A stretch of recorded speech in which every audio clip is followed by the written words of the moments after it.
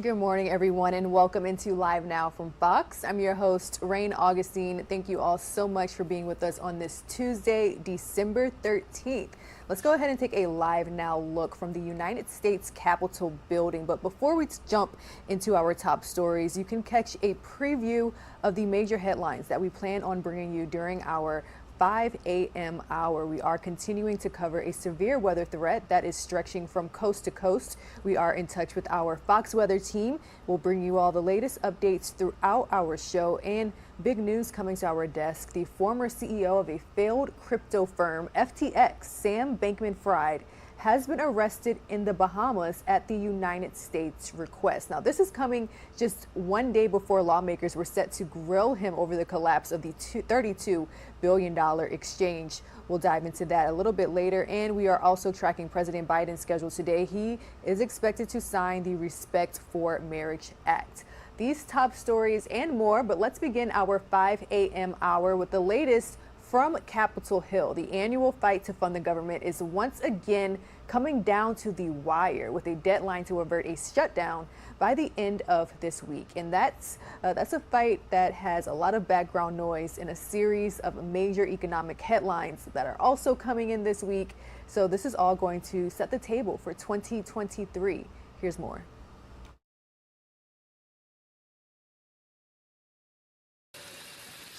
With government funding set to run out on Friday, the chances of Congress passing an omnibus spending bill in the next few days is looking more like a Christmas miracle. Democrats are still hoping to strike a deal with Republicans.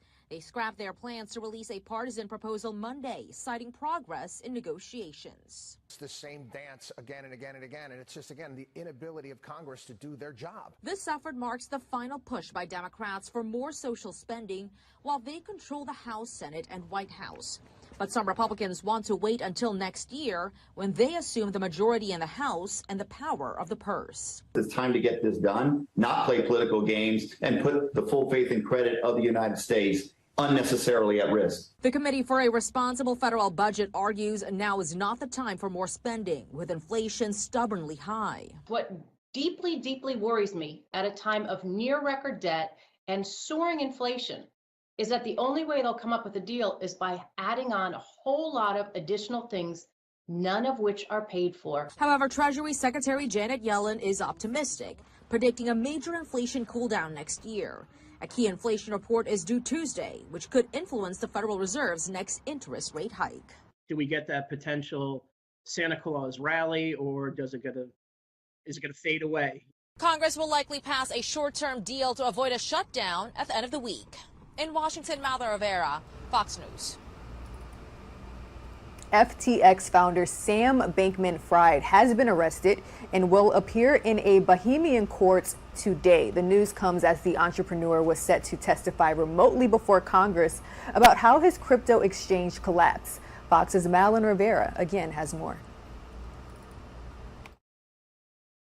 FTX founder Sam Bankman-Fried was arrested by Bahamian authorities after U.S. prosecutors filed criminal charges against him Monday.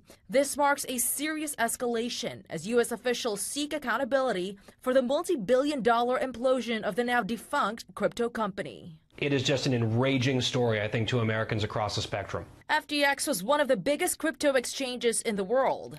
Last month, it filed for Chapter 11 bankruptcy protection after reports surfaced that FTX may have used customers' deposits to prop up Bankman-Fried's trading firm, Alameda Research.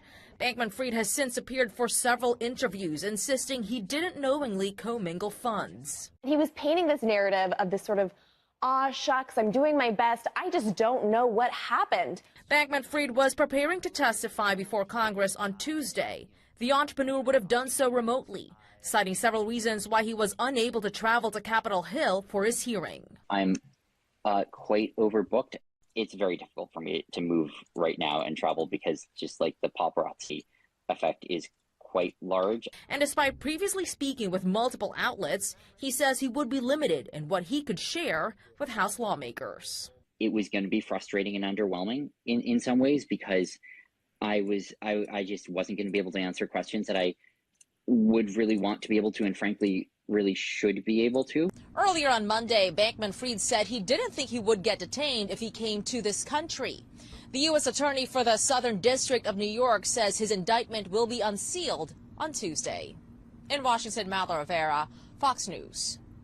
The major news today, we broke it here on the air. Sam Bankman-Fried arrested by authorities in the Bahamas. Let's talk about this even further, and let's bring in Fox News correspondent Jonathan Hunt, who's standing by. Jonathan, so maybe a lot of people thought this was going to happen, maybe not as quickly, but it has happened. What's going on here? Yeah, it caught us all a little unawares, I think, that it has happened this quickly. Obviously, Sam Bankman-Fried, Andrew, has been in the Bahamas. He's been giving interviews to a lot of media outlets while at the same time refusing to testify in front of the U.S. Senate. And he seems unfazed, essentially, by the collapse of that $32 billion crypto company FTX, as well as by all the questions about what he or someone else may have done with billions of dollars of investors' money. Obviously, he may be a little more concerned tonight now that he is under arrest, that arrest being announced by U.S. Attorney Damian Williams, who said, and this is a quote from a statement, quote, "Earlier this evening, Bahamian authorities arrested Samuel Bankman-Fried at the request of the U.S. government based on a sealed indictment filed by the United States Attorney's Office for the Southern District of New York. We expect to move to unseal the indictment in the morning, and we'll have more to say at that time." The New York Times reporting tonight, Andrew, that the charges will include wire fraud and securities fraud. Those are obviously going to be the center of this indictment when we get to hear the details in the morning, Andrew. Yeah, and of course, Jonathan, there's a lot happening on Capitol Hill, too, on whether or not lawmakers are going to subpoena him and whether or not he's going to show up and testify in front of some of these committees like House Financial Services, like Senate Banking. He hasn't accepted or agreed to do so just yet. Obviously, he has a lot more to worry about than what lawmakers want to ask him. What are our elected leaders saying? Obviously, they want to hold him accountable on Capitol Hill, but will we see him in front of them anytime soon, you think?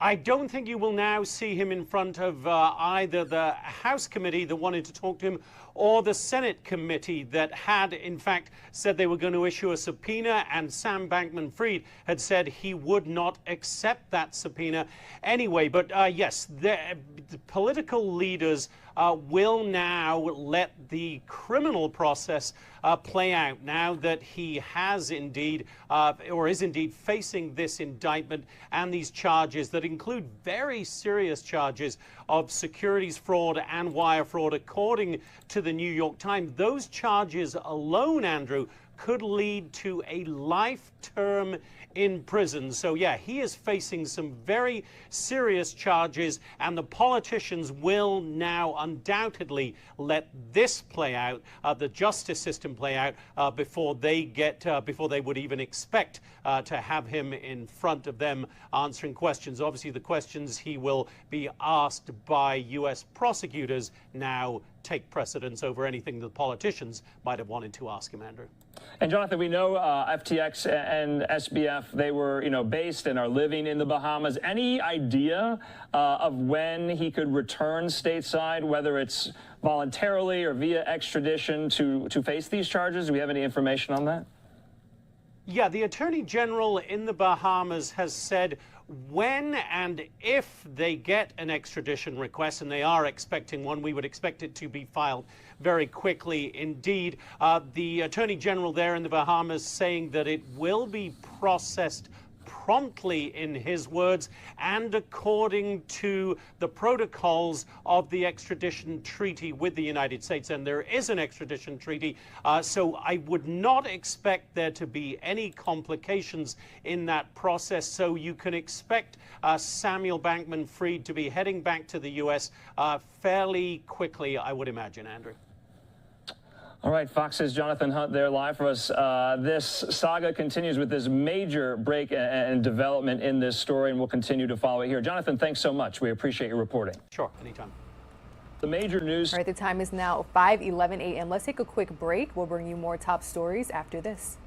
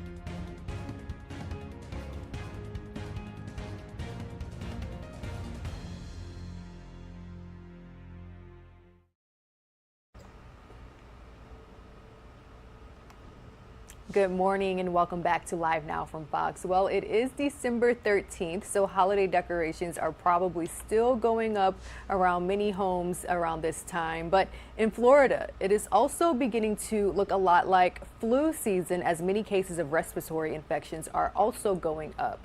The CDC is reporting an uptick in cases as people continue to travel or get with loved ones. Fox's Justin Matthews has more. 'Tis the season to travel, celebrate Christmas, and ring in the new year. For most people, that means meeting up in big groups with friends and family. That could be risky right now, though. Take a look at this data from the CDC. Almost every state is experiencing high or very high respiratory illness activity.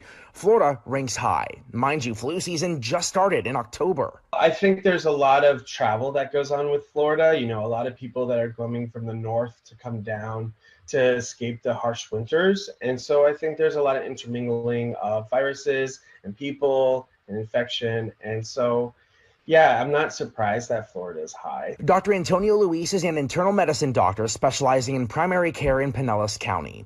He says he is seeing a lot of flu cases, COVID cases, and RSV cases, which is more common in kids. All of this while so many people are getting ready to travel. And the thing that can make it tricky, symptoms of these different viruses can be really similar. Dr. Luis breaks down the differences. The flu usually hits you pretty quickly with high fevers, sore throat, runny nose, headaches. It can sometimes be even like nausea and vomiting. And it kind of hits you like a ton of bricks. COVID, we've seen kind of like can creep up on people. Maybe they don't even know it. It can sometimes have fever, sometimes do nothing. It's just kind of does a lot of different things. He says start with getting vaccinated, the new COVID booster, and the flu shot. Dr. Luis says the flu shot looks to be more effective than last year's. It keeps you out of the hospital, keeps you from getting sick 40 to 60% of the time. It keeps you from getting severe illnesses and hospitalizations. Once someone gets the shot, Dr. Luis says it takes about 2 weeks for it to protect you, so plan accordingly. He also recommends measuring the risks of gathering with others before meeting up with family. If you're planning on going somewhere, 2 weeks beforehand, maybe make preparations to not be as social, maybe stay back a little bit, especially if you want to be and see your family. Medical experts also urge travelers to wear masks. Justin Matthews, Fox 13 News. Shifting our attention to the latest business news, Fox Business Network's Jerry Willis has more top business headlines in this morning's Fox News Business Reports. Twitter Blue is back. The social media platform has relaunched the premium service that allows users who pay a monthly fee to get a blue check mark next to their Twitter handle. Twitter had previously given blue checks to companies, government entities, celebrities, and journalists who Twitter had verified. After Elon Musk bought Twitter in October, the platform began the subscription service. Twitter shut the service down days later when imposter accounts began appearing. The relaunched service costs $8 for web users and $11 for iPhone users. New IRS rules will affect how money received through payment apps like PayPal and Venmo is reported. The companies will be required to report to the IRS users' business transactions if they're higher than $600 for the year. The previous threshold was $20,000, or if a user had at least 200 separate transactions for the year. The new rule only applies to taxable income payments for goods and services. And Ticketmaster is apologizing to fans who had tickets to a Bad Bunny concert and were turned away.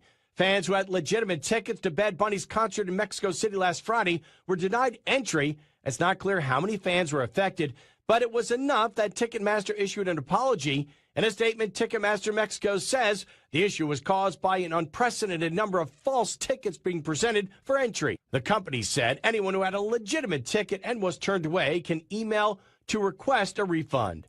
For more stories, log on to foxbusiness.com. I'm CJ Papa. Great news for San Jose, California residents. The city has announced that after years of debate, they are finally building thousands of affordable housing units. Here's more. Well, we have something to celebrate this Christmas. We had planned to build tens of thousands of units of housing in North San Jose. much of it affordable. The city of San Jose announced Sunday that its plan to add 32,000 housing units is moving forward. San Jose has been in a legal battle over the project with Santa Clara County and Milpitas since 2005. The biggest issue was the traffic and congestion new housing would create. But with homelessness becoming a growing concern in the South Bay, all sides agree making more housing available needs to be the priority. So coming to an agreement with the county is finally going to enable us to build housing, particularly the affordable housing that's near transit, the kind of housing that won't create a lot more traffic because we have a light rail line and a BART station nearby. 20% of the units will be designated as affordable housing units. It'll also include more than 25 million square feet of office and industrial space, 3 million square feet of retail and commercial space, and 1,000 hotel rooms. Transit-oriented development is really our future, both to make for more affordable housing as well as to make our community more sustainable and to keep people out of cars so they're not trapped in traffic for an hour or more in every commute. So the difference here is how we're building. The new housing will be built along the transit corridor along First Street and near the Berryessa BART station. In 2020, San Jose voters approved Measure E, which generated $110 million last year alone, and those funds will be used to help pay for the new housing. All right, that was the latest from Fox's LaMonica Peters, bringing us that story from San Jose, California. Let's stay on this topic of affordable housing, or a very similar topic, the issue of homelessness, specifically in Los Angeles County. Live Now from Fox's Andrew Kraft had a one-on-one conversation with our Fox 11 Los Angeles team. The mayor of LA, Karen Bass, has officially declared a state of emergency. Here's more. To be joined by Fox 11 LA reporter Phil Schuman. Phil, thanks so much for being with us. Okay, you covered this campaign very, very closely. This was a campaign promised by Karen Bass. What did you make of her doing this, like she said, on day one?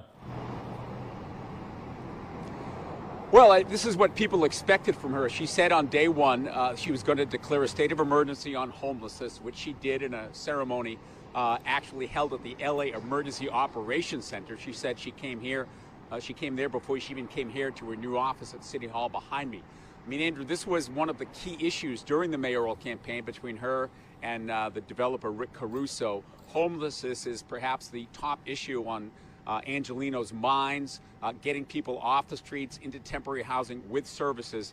And as you'll see in this report, in which Bass explains some of her strategies, there's a lot of work to be done. Asti Cisco spends his days in a makeshift encampment above the 101 freeway in downtown LA. It's not too bad. I don't do anything bad. Happy, he says, to fix bikes, cut hair.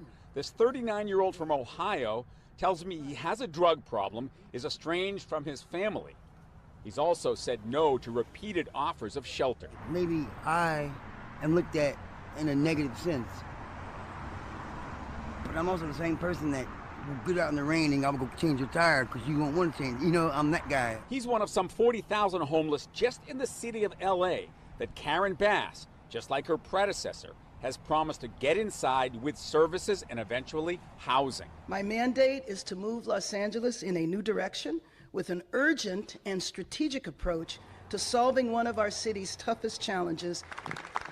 With city and county officials by her side, Bass at LA's Emergency Operations Center said this new declaration means do more faster. It will expedite new development, centralize leasing and purchasing, say, of motels for shelters, increase the supply of temporary beds, and suspend regulations that, for example, require someone to have an ID. It does not, however, mean overnight change. But if there's an encampment on my block today, what are you doing today that's going to get that person into housing faster? In the next couple of days, we will be unveiling the program that will deal with that encampment, and it's called Inside Safe.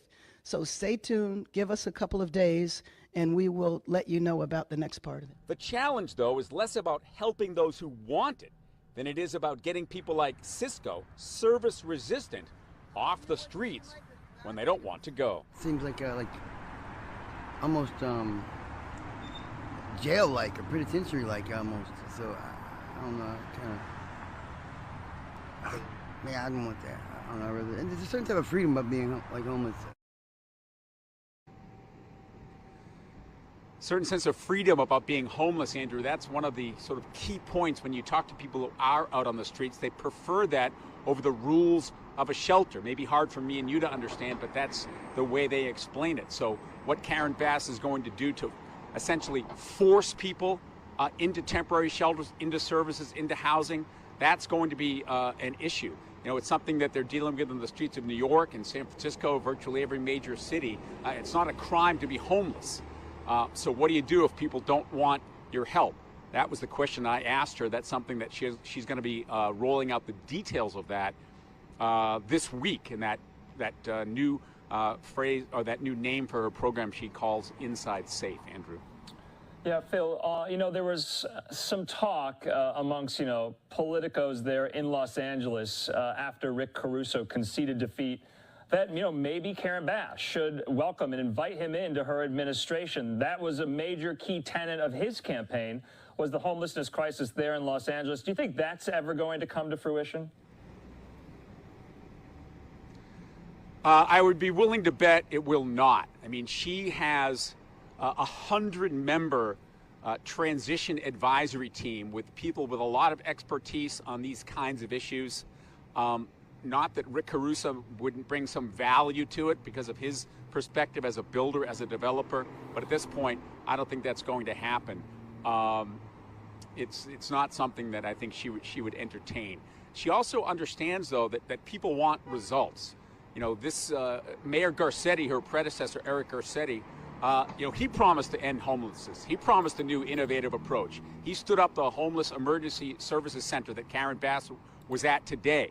But the problem persists because of a lot of reasons, which we don't have time to go into now. What she's saying, we need an emergency approach, cut through red tape, eliminate regulations, let the city buy apartment buildings, buy empty hotels and motels, and solve this problem at scale, especially where there's encampments. But we still get down to that basic issue of one individual, like that man I spoke with today here in downtown Los Angeles. If he doesn't want to come inside, then what do? Because the police don't want that problem. Yeah, I was going to ask kind of what you thought some of the differences and similarities between Garcetti's approach was and now what Karen Bass's will be. We're going to be joined by Fox 11 LA reporter. All right, we're taking a live now look from Phoenix, Arizona. Let's talk about the holidays, because they are not always a happy season for many people, especially those who are struggling with mental health. But a clinic in Arizona is trying to fight back against stigma surrounding mental health and help those who are battling with it. Fox's Anita Roman has more. According to the CDC, in 2020, suicide was the 12th leading cause of death in the U.S. Nearly 4 times as many men as women died by suicide, and suicide is the second leading cause of death in Arizona for ages 10 to 24 and 25 to 34. Happiness feels like just an impossibility. It's like an incomprehensible emotion at that, when you're in that darkness and like at that point of desperation. It's like happiness is just never going to be achievable again. That's how Winston Ellis described some of his darkest days. A year ago, the now 23-year-old says he didn't have the will to live. The stigma for sure affected me. It took me, I don't know, 7 years of dealing with pretty major anxiety and depression before I started to get treatment for it. This right here is our hyperbaric oxygen treatment. Dr. Kirsten Northup is a psychology postdoctoral resident who works at the Mental Health Center of America, based in Phoenix, where Ellis receives outpatient treatment. That stigma ultimately is a lack of understanding, and I think in that age group there's kind of that pressure from society to really be very self-reliant, and so I think young adults and adolescents, especially males, often feel that if I go in for help and I need help, that means I'm not self-reliant. Dr. Northup helps individuals use their own strengths and internal resources to achieve mental well-being. Treatment methods here are holistic. This is the cold plunge. So these are our 2 forms of cold exposure. And include cold plunges, red light therapy, one-on-one counseling, and psychiatric medication interventions, just to name a few. Some people really kind of have that aha moment, and I think for others it's really can vary in how they come to that point where they're free of some of those symptoms. I think just talking about it, I think one of the biggest things is like even if it's just one person in your life that you can find and confide in. Ellis encourages anyone who needs help to get it, never to be embarrassed to ask, because when he did, he says it saved his life. Anita Roman, Fox 10 News. Taking a live now look from our X-Rad weather radar, a major winter storm that dumped feet of snow across the western mountains over the weekend will create blizzard conditions in the northern plains during this week.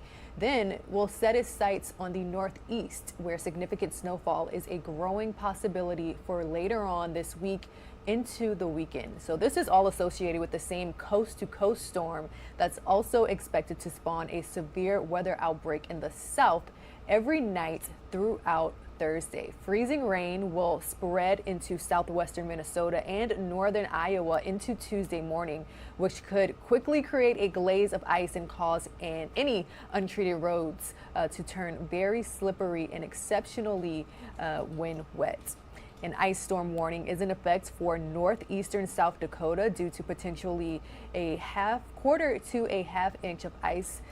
And it's also expecting, that area is expecting heavy enough ice that is heavy enough to pose threats of tree damage and power outages. Southwestern Minnesota and northern Iowa could also see at least a quarter inch of ice, also posing a danger to trees and power lines. So we are in touch with our colleagues at Fox Weather, and we'll be sure to bring you all any and all developments as we continue to track the forecast. The time is now 5:30. Let's take a 2-minute commercial break. We'll be right back.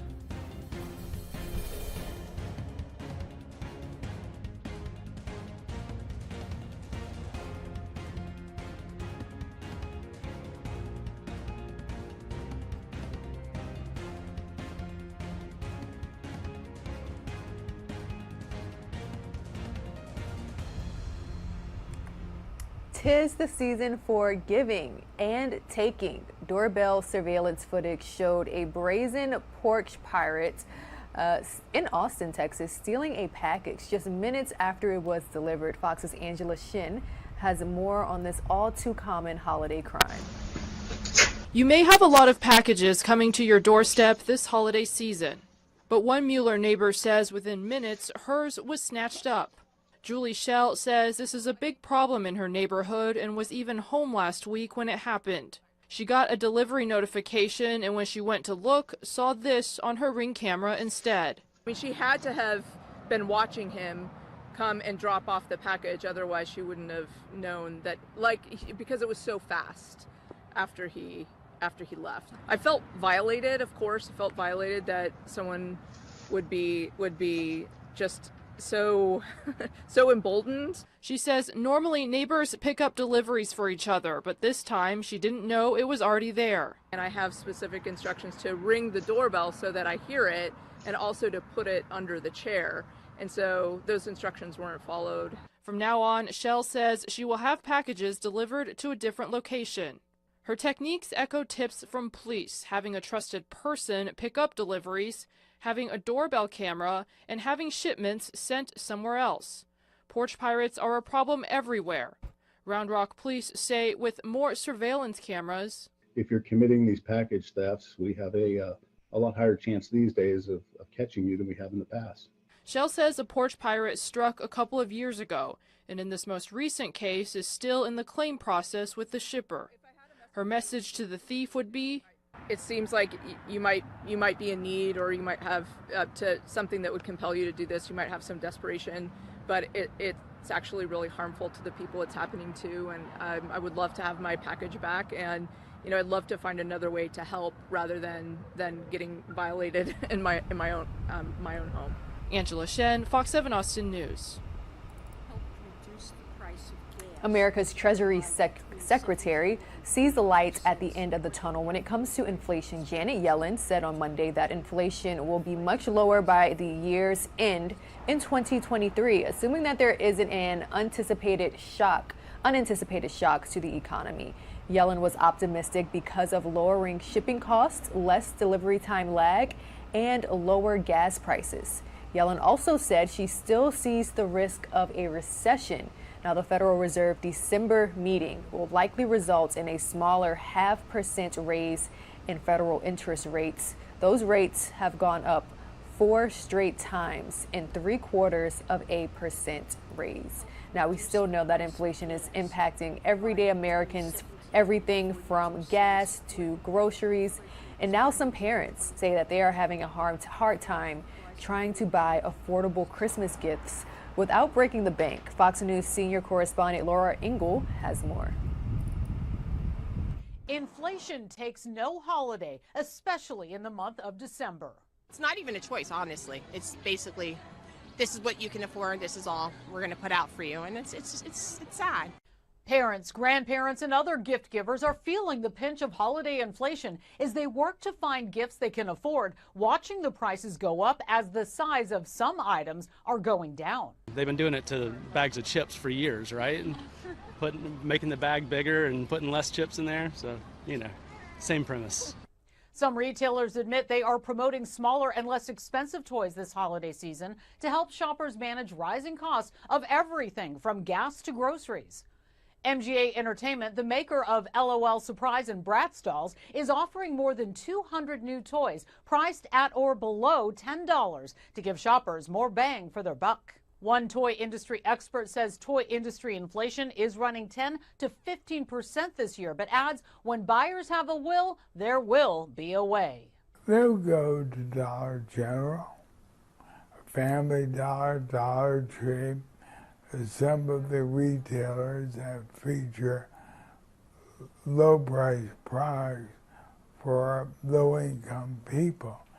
So they will do more business this year. I have a grandnephew I'm shopping for, so the name of the game with that is to find something that he's going to enjoy and to be entertained while we all eat and drink on Christmas. And reps with the industry's largest trade group, the National Retail Federation, reports Americans will likely lean on savings to be able to afford holiday gifts this season, with the trend of spending more and buying less continuing into the new year. In New York, Laura Ingle, Fox News. Spreading the holiday cheer, police in Tulsa, Oklahoma are offering the community a chance to clear their debts while helping community members in the process. Fox's Alex Cash has more. There's hope that these cans of carrots and corn can help people in Collinsville this Christmas. I'm hoping that this will help the community on just about every level. One, we're going to be providing food to those who may not be able to provide meals for themselves during this season. And on top of that, the people who have gotten tickets or warrants. That's Collinsville Police Chief Matthew Burke. With its Food for Fines campaign, they're offering people the chance to clear fines and warrants for less money. For every non-perishable food item donated, $5 is taken off a ticket, and the food items are given to food banks. Burke says it's a win-win. Everyone is saving every dollar they can for Christmas gifts and things like that, and you know, everyone makes mistakes. So if they've received a ticket, rather than having to dip into their Christmas money to pay for that ticket, they can go buy some food for the needy and get that ticket cleared up and do it much cheaper than they would have. And we get to help out the community with their help. Police say people can clear a warrant too. When you have a warrant on you, you really are kind of, that old saying, like an outlaw. Like if your car gets stolen or something, you can't go report it because you have a warrant and will be arrested.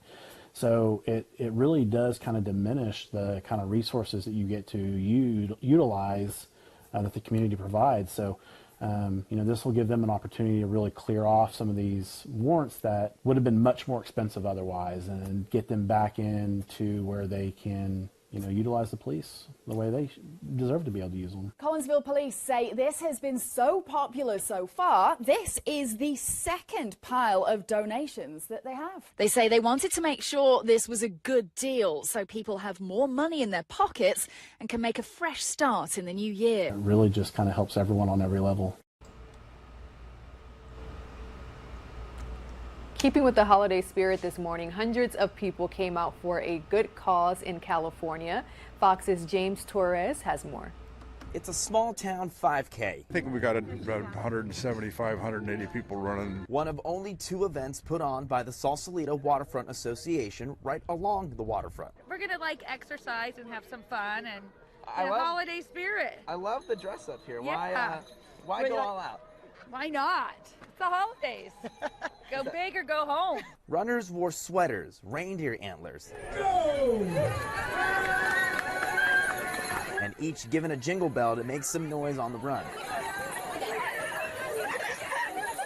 I am the only one this morning in my family that I could not get anyone to put any red or green on, but I did it. According to event organizers, a handful of registered runners didn't show up. I think it's the weather. Yeah, the weather probably We were a group of 8 and now we're 4. Luckily, everyone's Christmas wish for a little sun came true. The sun's out now, so we're lucky, but yeah, you know, you're hoping it's not going to rain. Obviously, it's a little nippy out here this morning. The town race for now, only in its 6th year, but organizers hope it will grow. First time running it. My husband's run it, and this year I said, I'll give it a try. Reporting in Sausalito, I'm James Torres, KTVU, Fox 2 News. Twitter is getting ready to relaunch its paid subscription service. We'll have this story and more right after this.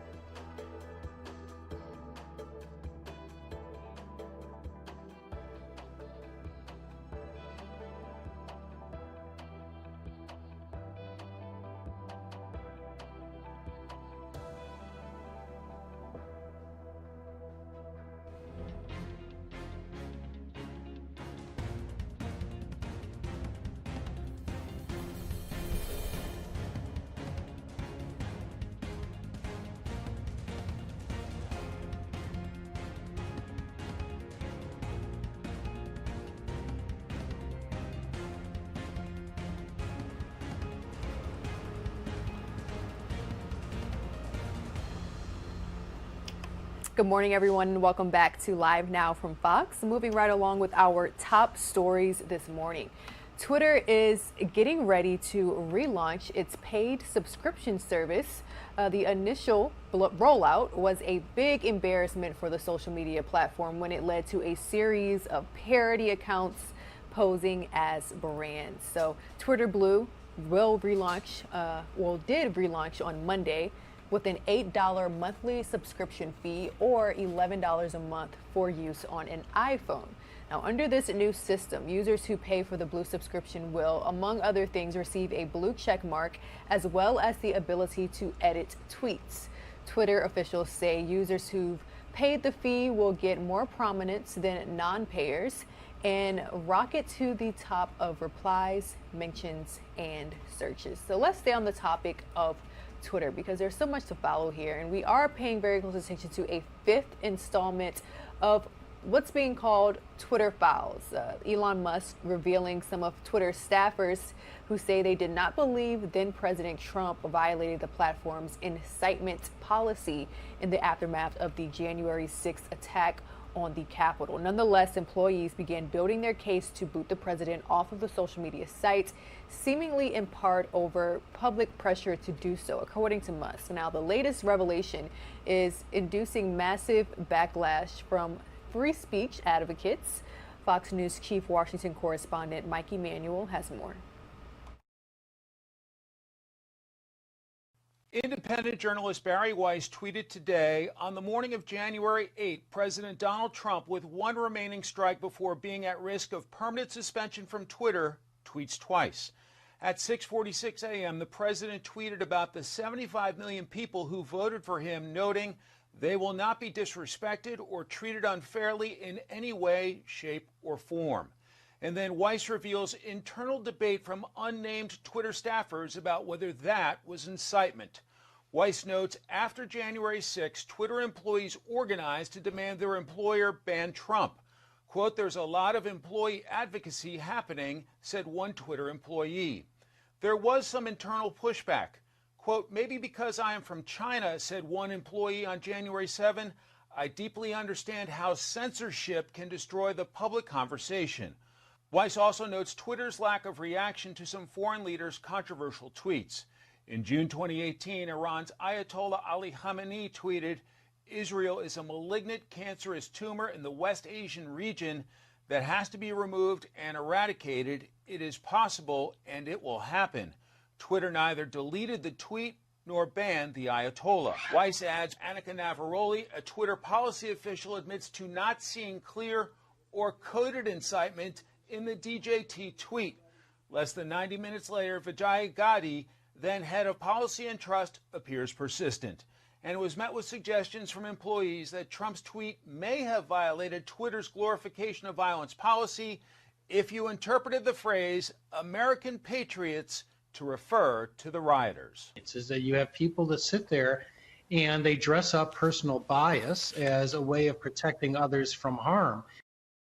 This latest installment also included Twitter employees who were ecstatic after Mr. Trump was banned, expressing happiness over that moment in history. In Washington, Mike Emanuel, Fox News. For the first time ever, United States scientists reportedly produced a nuclear fusion reaction resulting in a net energy gain, replicating the fusion that powers the sun. It's a massive step in the quest for an infinite source of clean energy. Fox News national correspondent William LaJeunesse has more. A breakthrough at the Lawrence Livermore Lab outside San Francisco. It's a major scientific achievement for the Department of Energy and the nation. Scientists for the first time reportedly producing energy from nuclear fusion. When we make this real, build the plants, this will be the biggest thing that happens in any of our lives. Unlike current nuclear plants, which split atoms, fusion combines them. A low-risk and unlimited carbon-free power that does not generate radioactive waste. Fusion is pretty much literally the power of the sun brought to Earth in a controlled manner. The raw material is water. There's no radioactive waste to have to bury in a mountain someplace. This video shows how the science works. A tiny hydrogen capsule about the size of a pencil eraser is hit with high-powered lasers. Atoms converge, generating the heat to produce steam to run turbines to generate power. Producing abundant fusion on Earth is considered one of the grand engineering challenges of the 21st century. Until now, the energy required to operate the reactor exceeded what it produced. While the lab itself says more study is needed, for the first time in some 80 years, nuclear fusion produced more energy than it consumed. We're talking about 10 years or less to get commercial electricity on the grid. And Helion and others in fusion right now in the private space are pushing very, very hard to get electricity to the consumer as fast as we can. Energy Secretary Jennifer Granholm is scheduled to announce the breakthrough on Tuesday and what it could mean for a clean energy grid in the future. In Los Angeles, William Lajeunesse, Fox News. Let's talk about this even further and why this is such a breakthrough right now. We're going to bring in the CEO of TAE Technologies, Michael Bindenbauer. Michael, thanks so much for being with us here. We appreciate your time. No doubt everyone is describing this as a breakthrough, and I'm going to distill it, and correct me if I'm wrong. What this means was the nuclear fusion produced more energy than what it consumed. How did we get here today, and what have you been following today? Yeah, I mean, we've been working on that as a field, and I say I wasn't part of the Livermore team that did the specific example you're just mentioning right now, this breakthrough achievement. We've been at it as a community, as a scientific community, for about 70 years now, right? And it is a very difficult to undertake project to get the power from the sun, so to speak, terrestrially replicated on a smaller scale for civilian power production. But the breakthrough really is, as you described it, is the fact that while we've been making steady progress towards the goal of eventually making energy out of fusion, we're now at a stage where, as demonstrated in case of the NIF at Livermore now, we actually get for the first time more energy than the energy we had to put in what's called a plasma. Plasma is that state that you need to affect fusion, where matter is super hot and it becomes sort of positive and negatively charged particles in a soup. We call that a plasma. And now we have a demonstration as a community for the first time where, as we put energy in, we eventually get more out that went into the plasma. And so this is a huge stepping stone in the direction of what I would sort of call the crack of the dawn of the fusion age, where we're now going to be in a position to really make copious amounts of power clean and environmentally friendly based on fusion. Michael, why did it elude, I guess, scientists like yourself for so long? I mean, what, I guess, technological breakthrough is at play here to allow for this to happen now? Yeah, that's a great question. I mean, and obviously, a lot of smart people, we stand on the shoulders of incredibly smart people before us that have been working for decades. And what is hard is basically you're trying to replicate the state in the interior of the sun to a degree, right? Our sun here is a good example of a fusion reactor in the sky, as your piece said. Every star is that, basically, and it works beautifully. 99% of all energy in the universe comes from fusion.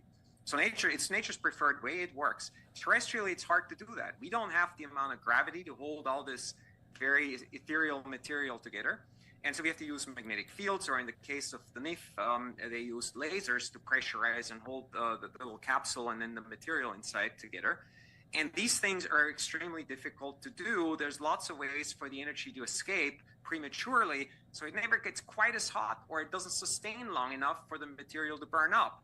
And so while we've been at the cusp of fusion for quite a while, where we get close to the conditions of temperature we need and so on, extracting the energy and getting more out has sort of eluded us.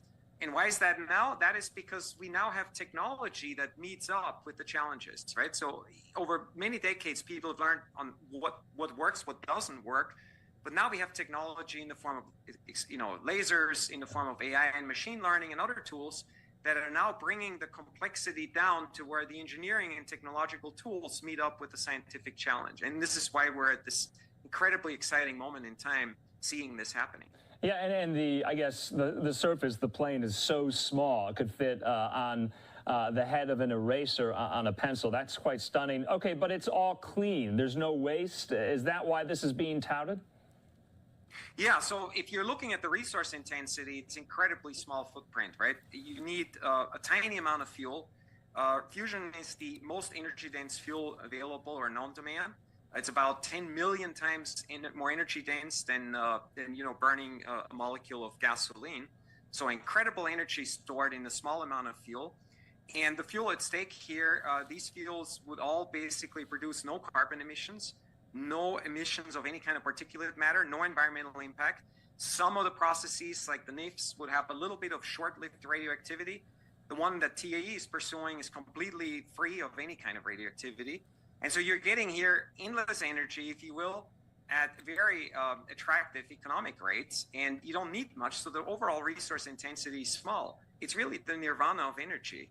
And if you look at what demand is coming our way, this is the perfect match to that. Yeah. You know, Michael, I think for, I guess, the lay person, the average American who's watching this, they see something of this magnitude, and they have a hard time kind of distilling how it's going to impact their everyday life, maybe years from now. We can't really, you know, see into the future. Obviously, hindsight is 20/20. But if you could maybe help us through that, why is this so significant? Yeah, so first of all, so it's a proof point, right? So the next step now is to turn this into power plants. That will take us about another 10-ish years or so, or maybe 5 to 10 years. Those of us in the private sector think we can do it a bit faster than the government would probably think. But somewhere within a decade, somewhere at the end of the 2020s, we should be at a point where we have a power plant of this type. Now, assuming you have that, here's what happens, right? Today, if you look at energy scarcity driving a lot of human behavior in politics, you just have to look at Ukraine and Russia, you look at other resource wars, it's about scarcity of energy. And if you look what infinite energy would do for us, it lifts everybody to a different standard.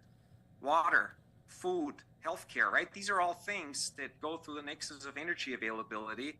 And most of the world today in the underdeveloped part of the globe is struggling. And so when you look at where the demand's going to come from and where the most needed lift is, it's in those parts of the world. And so if you have an unconstrained resource of energy, you can actually elevate the quality of life for everybody and bring everybody to a completely different level. And a lot of those sort of geopolitical tensions related to resource scarcity on the energy side would go away. And I think that is, in the end, that plus the benignness to the environment are the drivers that make this such an impactful event. Yeah, I mean, Michael, you're probably no stranger to the fact that there are some alternative energy sources that are looked on ambivalently by the wider public. Do you think this is going to catch on? Oh, I absolutely do. I think the difference, when you're looking today at, for instance, sources like wind and solar, right, which are fantastic in that they're carbon-free, the problem is we're a bit at the whim of Mother Nature and the weather. When the sun shines and the wind blows, you get more energy, and then you don't when it doesn't. And that variability is a huge problem technically and from a reliability perspective. Fusion is different. It's in our control. It's what we call base load. We turn it on and it runs, and it would run as long as we want it to run. And so it doesn't suffer those variable conditions. And so it really is the reliable, clean, perfect source to scale. And from the perspective of how much terrestrial fuel we have, it's essentially infinite. So it gets us out literally of our energy pickle and saves in a way further environmental deterioration as well. All right, Michael, we appreciate your time. We appreciate your insight into this. Thanks for at least making it a little less complicated. And we will be showing that announcement by Department of Energy Secretary Jennifer Granholm tomorrow about this breakthrough. And so maybe we'll be talking again. Thanks so much. Look forward to it. Thank you. Take care. Bye-bye. Let's talk about this even further and why this is right. A huge such thank you to Live Now from Fox's Andrew Kraft bringing us that story. Let's take a 2-minute commercial break, but when we return, we'll bring you all the latest on a bomb-sniffing dog shortage that we are seeing. That story and more right after this.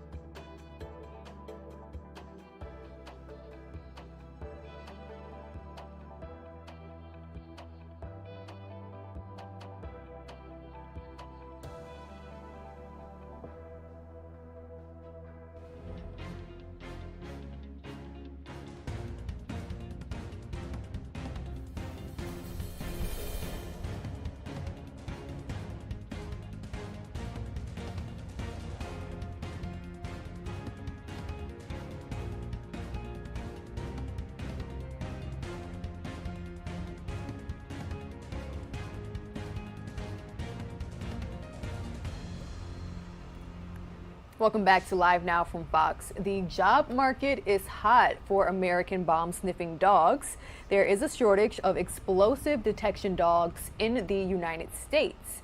Now, the executive director of the University of Pennsylvania's Penn Vet Working Dog Center says that right now the U.S. imports most of its bomb-sniffing dogs from other countries, and global demand for canines has been on the rise with the increasing amounts of terrorism threats.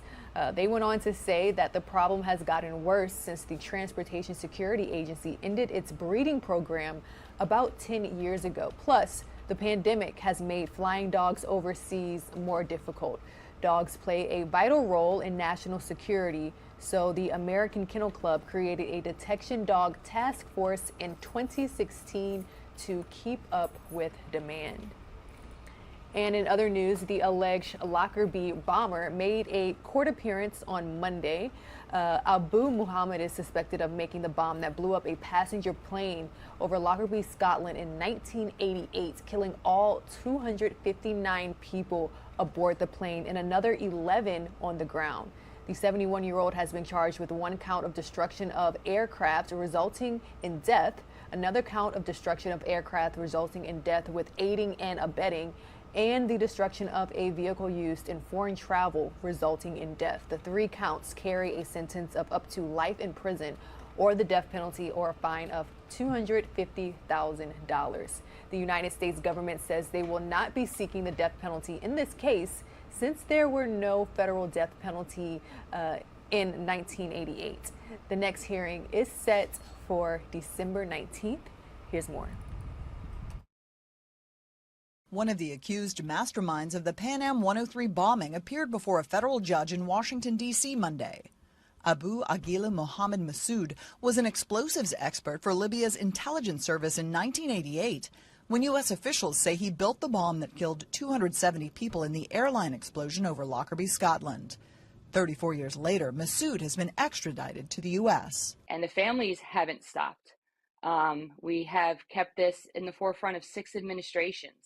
And yesterday he was brought into U.S. custody, another person responsible for the murder of our loved ones. 190 of those victims were Americans, including John Cummock. This was the love of my life, and I had promised him that I would make sure until my dying breath that I was going to do what I could to pursue justice. A breakthrough in the case came in 2017 when U.S. officials reported a tip from Libyan law enforcement that Massoud had confessed to making the suitcase bomb. It's just another reason why it's important for us to have a worldwide diplomatic, intelligence, and military presence so that we can conduct these sorts of operations. Then charges against Massoud were announced in 2020. We will always remember the victims of this heinous act. We have never stopped pursuing justice. Massoud is the third Libyan intelligence official to be charged in the case. Only one has been convicted. In Washington, Caroline Shively, Fox News. Taking a live now look from our X-RAD weather radar, the West Coast was hit hard with a winter storm system over the weekend. Now it's on track to make its way east across the United States just ahead of the holiday travel season. Fox News correspondent William LaJeunesse has more. A powerful winter storm blanketing the West Coast with rain and snow this weekend. A heavy downpour combined with strong winds led to dangerous flooding in Southern California. At least 2 had to be rescued from rushing water in Orange County. Recent wildfires and drought also creating conditions for mudslides. Further north, as much as 6 feet of snow fell in California's Sierra Nevada region, creating near whiteout conditions that meant slow going for drivers. I mean, slippery, we have all-wheel drive. We saw a couple people who were on the, in the ditches and stuff like that, so quite a few. A 70-mile stretch of I-80 near Nevada was closed due to zero visibility. Chains were required to drive on many major highways. What do you think of all of this? I don't want to be here. No, it's too much. I can't. The U.S. Forest Service issuing an avalanche warning for some mountainous areas. While snowfall was the source of headaches for some, for others, it was a huge hit. And we were amazed at the snow. You know, we were here last year and it was nothing like this. The National Weather Service warns the system could produce a blizzard across the northern plains this week and potentially spawn tornadoes further south in Oklahoma and Texas. The storm is expected to have a significant impact on travel ahead of the holidays. In Los Angeles, Wayne Lajeunesse, Fox News. Let's go ahead and head out to Fox Weather. They're bringing us the latest on tornado warnings across parts of the South. Let's listen in. This is not going to be the only time that we're going to see this. This threat is going to continue throughout the morning. Yes, and you know, as we're taking a look at this camera shot, I mean, really one of my big concerns is the rain factor on top of all of this. And so the fact that we're going to have a rain-wrapped tornado possibly moving through some of these parts of Texas and Oklahoma, it just does add that extra factor of danger, because before you know it, it's on top of you. And so if you do have a tornado warning that is issued this morning, you really do need to make sure that you're reacting immediately. Don't give it a couple minutes to try and figure out what's going on. Just get to that safe spot. As we take a look at the line, it really extends from Oklahoma City all the way down into central Texas. And along this line, we're seeing these spin-ups that are occurring. So again, we have 2 active tornado warnings, one of which is in Texas, and it looks like we have another one that just popped up in Texas, and then we're tracking the one in Oklahoma. Brian, if we can go up to Wichita Falls, where we're seeing that additional tornado warning box pop up, it looks like it might have disappeared, and then it goes back. Okay, so it looks like that one is clear. Keep in mind, this is a looped radar, so we're getting a lot of data popping up right in front of you. Brian, if you can go ahead and hop up into the tornado warning that's moving through portions of Oklahoma. This does impact possibly the town of Lindsay. And the rotation that we're seeing in particular with this supercell is a large concern, because we're seeing that it is becoming more tighter, better organized, and that increases the potential of the tornado actually being on the ground. Again, throughout the morning hours, I will be shocked if we have confirmations of a tornado on the ground unless we see an extremely strong signature on radar, because we do not have daylight and there's a lot of rain in the area. But this is a supercell, an independent thunderstorm. Taking a look at the last scan, the rotation is not as tight as what we saw about 2 minutes ago, which is wonderful. But sometimes what happens is it becomes very tight, it loosens up, and then it tightens up again. So although the trend that we're seeing is encouraging, it doesn't mean that that trend is going to be continuing. So we'll continue to watch the rotation on this. The rotation is just south of Lindsay. That does mean that this potential tornado would be moving into Neal at 5:13, Wayne at 5:30 in the morning, Lexington at 5:34. So again, if you live, around Lindsay, Oklahoma, this is south of the Norman area. Norman is right up here about 35 miles south or north of this area. It is very important that you're taking this seriously and finding that safe location.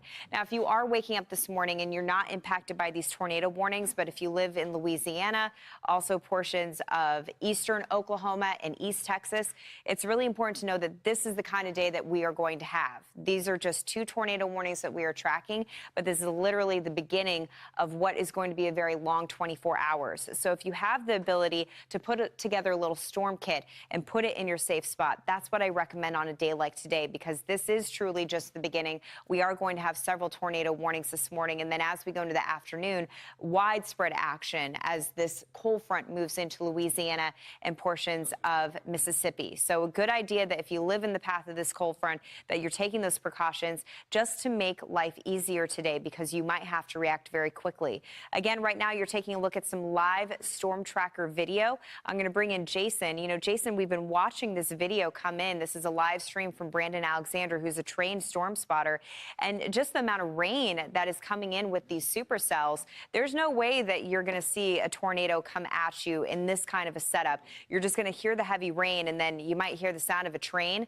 And if you do hear that sound of a train, that's the actual tornado moving through. So again, we have no confirmations of tornadoes on the ground, but particularly that cell that we're tracking south of Lindsay, Oklahoma, that one has some really tight rotation that we've been tracking for the past 45 minutes. And Jason, now the National Weather Service office is issuing a severe thunderstorm warning just to the south of that, really on the border of of Texas and Oklahoma. Yeah, and really no surprise here, because anytime you start to see these cells doing what I like to call that bow and arrow effect, which is where you have that little bowing that is indicated. This is just going to be just to the north of Ryan. That's usually an indication of where we're starting to see those winds really push out. So, I know that, some of you may also be watching our coverage, and particularly over in the Oklahoma area, and thinking, okay, well, Brandon's out. This is okay. Brandon is a trained storm spotter. So if you don't have to, don't go outside here. But again, one of the things that we've been monitoring is that bowing. And as you can see there, this is going to continue to move eastward. And my colleague, Brian, was just telling me that there is a new warning over in the Texas area here this morning. So let's zoom out here and let's just go just to the south of you, Brian. Thank you so much. So this is a new tornado warning. This is including those of you in Jacksboro. This is Jack County. This is going to be going on until about 7 o'clock Eastern Standard Time, 6 o'clock local time here. And again, this is going to continue to push north and eastward. So if you can, Brian, if you can just highlight what highway is that heading towards there over in the Decatur area. I just want to make sure, just so that, people know exactly where this is. So again, this is going to be heading to Jacksboro here at about 5:42. So you just said this was 380? This is 281 over here. Okay. And then we also have 380 up here. Okay, so we have 281 over here, and we also have 380 going in this direction here. So if you live on either of those routes, what I need you to do right now is I need you to get into your safe spot. So that safe spot is away from any of the windows. If you do have a basement, get to that basement. If you don't have a basement, get to the lowest level of your floor here, of your home, I should say here, and make sure that you stay away from any windows. Make sure that you also have something over your head and body to protect yourself from some of those flying objects here. So right now, when we just flipped to velocity there, we did see a little bit of intermingling between those reds and those greens, and that's usually an indication that the radar is slowly starting to pick up here on some rotation here. But again, if you're just joining us here, Jack County in Texas right now is our newest county that does have that warning here. All right, so let's take a look right now over in Lakota, Dakota here, over in Lakota, North Dakota here, where while all of this is happening, we're monitoring the threat for a blizzard and some additional snowfall here. So we are going to wrap up not only storm coverage for the opposite end of this storm here, which has a lot of cold air that's going to be coming up on the other side of this commercial break.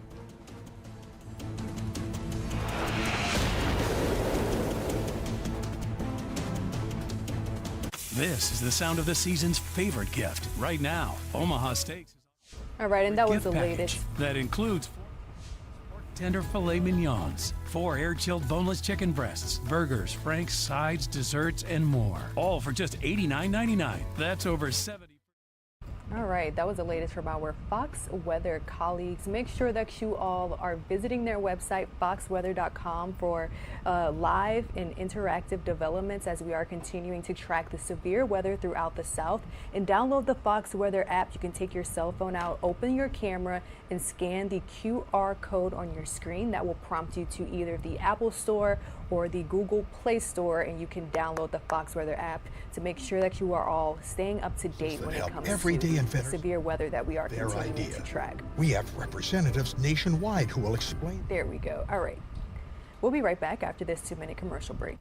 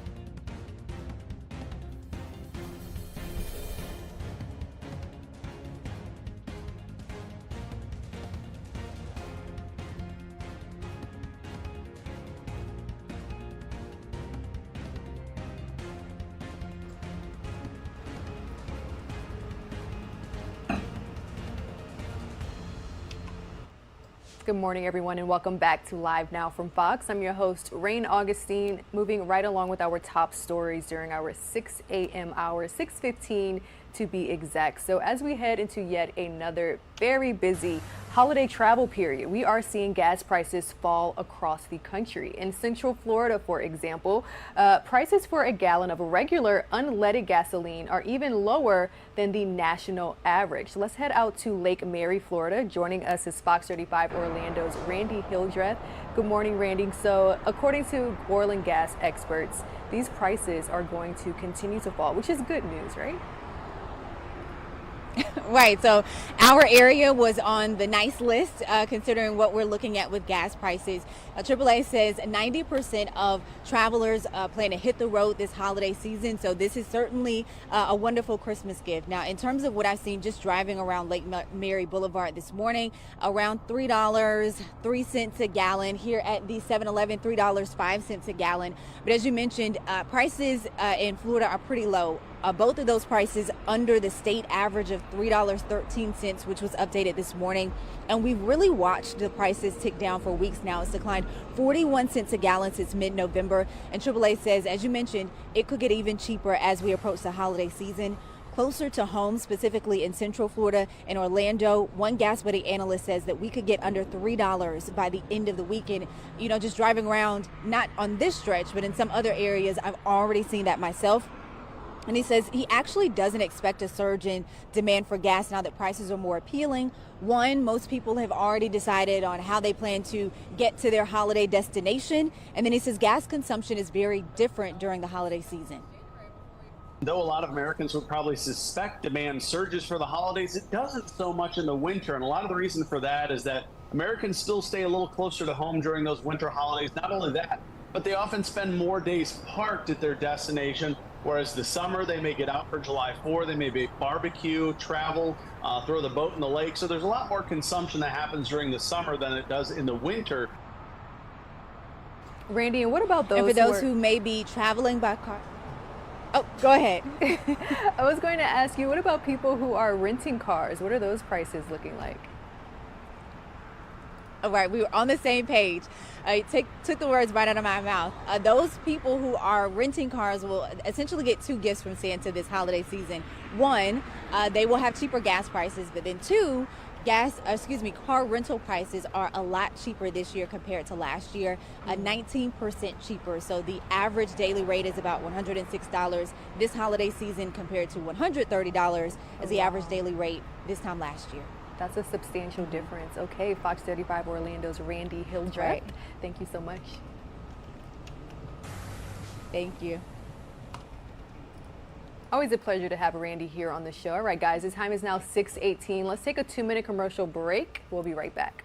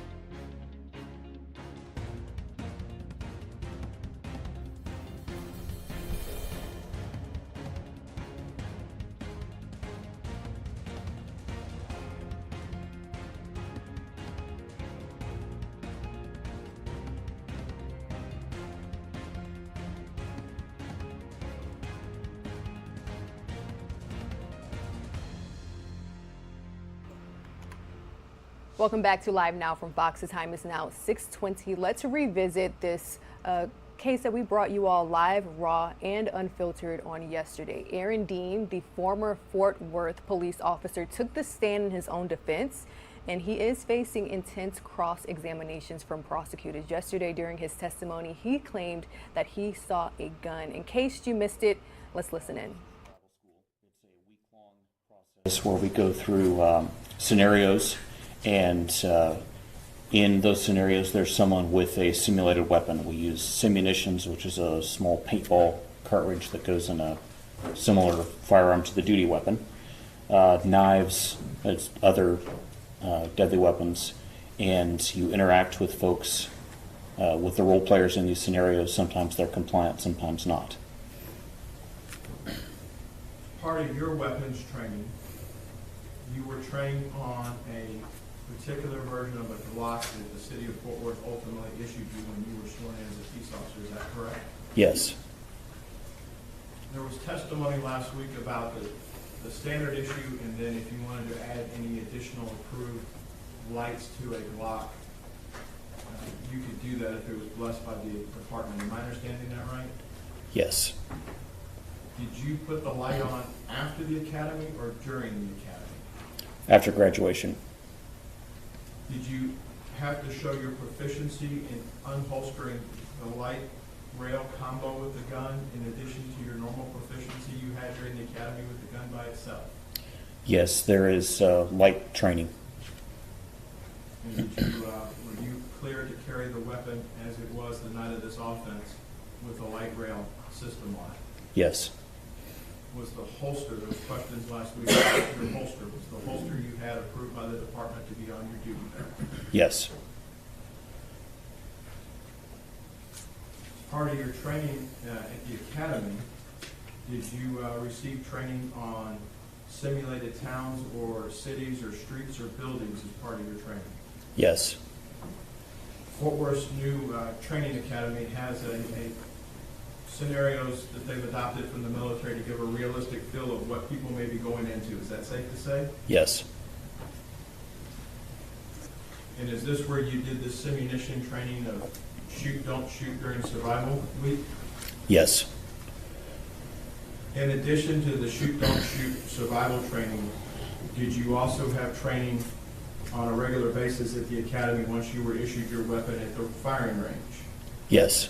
What sorts of drills did you cover at the firing range? Fort Worth's range is set up so that there are a number of targets that face you or come edge on, and that's your shoot, no shoot signal when it edges or faces. And from various ranges, various distances from those targets, you fire certain numbers of rounds. What are the ranges that you're required to be proficient at to be certified as a Texas peace officer? Drills go everywhere from 1.5 yards to 50 yards. And you would have to qualify with your Glock that you had that night at those ranges, is that correct? Yes. Range is probably a bad word. Those distances at the range. Yes.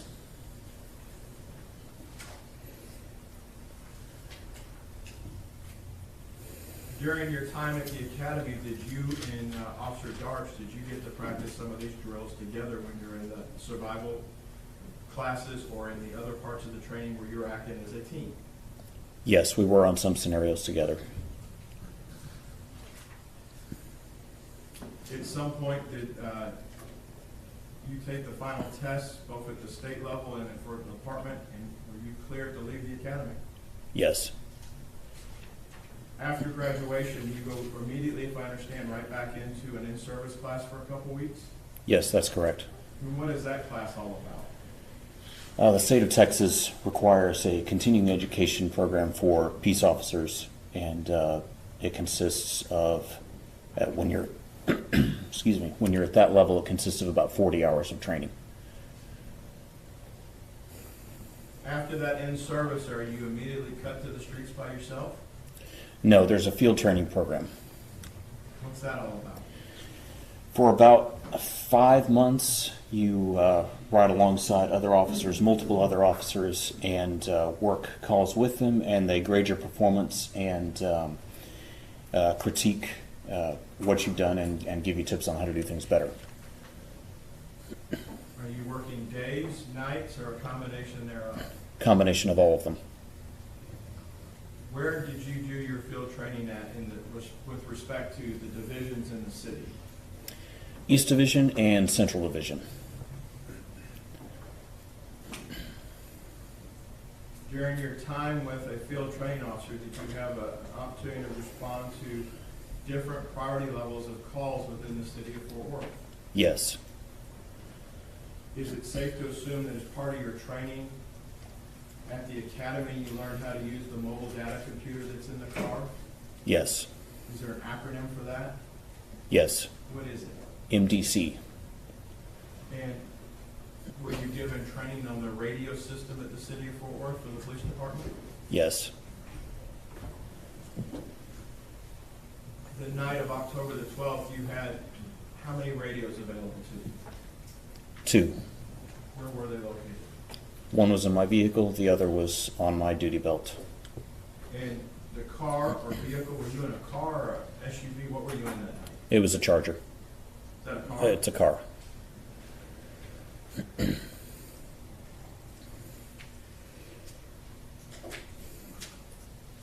What is your understanding of the difference between a priority 1, priority 2, priority 3 call in the city of Fort Worth? Priority 1 is a very high priority call. Usually someone's in danger. Something's actively going down. Someone's in danger. Priority 2, don't dilly-dally, but you don't have to run code. Priority 3, we'll take care of that when we can. What does code mean to you, Mr. Dean? Code, shorthand for code 3, it means lights and sirens. You've heard some extensive talk about general orders in the city of Fort Worth in the last week, have you not? Yes. As part of your academy class, are you supposed to memorize every page of the general orders? No. What are you supposed to have upon graduation? A working knowledge of the general orders.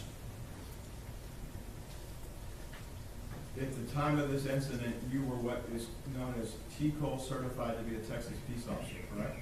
Yes. Much like we heard from the communications call taker, she was TCOL certified for her role, correct? Yes.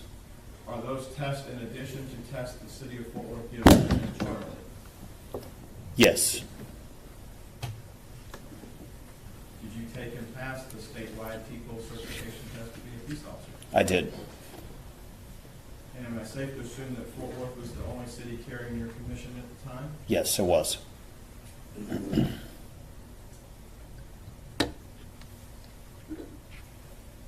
As part of your understanding and working knowledge of the general orders and the communication system in Fort Worth, at the time you went through the academy, signals were still prevalent for how they dispatch stuff, correct? Yeah. Yes. There are different numbers assigned to different types of calls. Is that a safe assumption? Yes. You have heard the term Signal 56 in this trial, have you not? Yes. What is a Signal 56 to a Fort Worth police officer back in October of 2019? A Signal 56 is an open structure call. And what at the time was your understanding for how that call needed to be processed or handled? Priority 1, 2, or 3? It's a priority 2 call. We've heard testimony that the city's divided into divisions and into beats. Is that correct? Yes. Do you recall back on the night of October 11th going into the 12th what your beat was? Yes. What was it? Baker 15. What did Baker 15 roughly entail? I-35 over to almost 287 on the east side, north to Rosedale and south to Barry. In addition to a beat designation, did you also, your charger or you yourself, get assigned a call sign for the radio? Yes. What are call signs used for?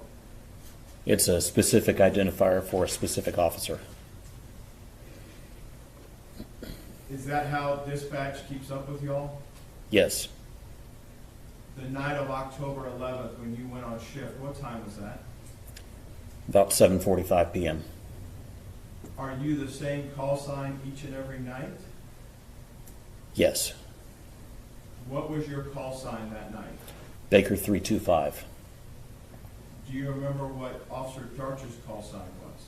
Baker 321. So though you may be in a beat of, I think it's D15, is that correct? Yes. Your call sign doesn't, the numbers don't match up perfectly, do they? Where you have a 3 series for your call sign. The first number is the shift, so third shift. The second number is the team, second team, and then the last number is the beat number. What's third shift to the city of Fort Worth back in 2019 when you were employed? It's roughly 8 to 6. 8 p.m. to 6 a.m. When you got to work on Friday night, October the 11th, what was the weather like, if you recall? It was cold. Had a front come through? Yes.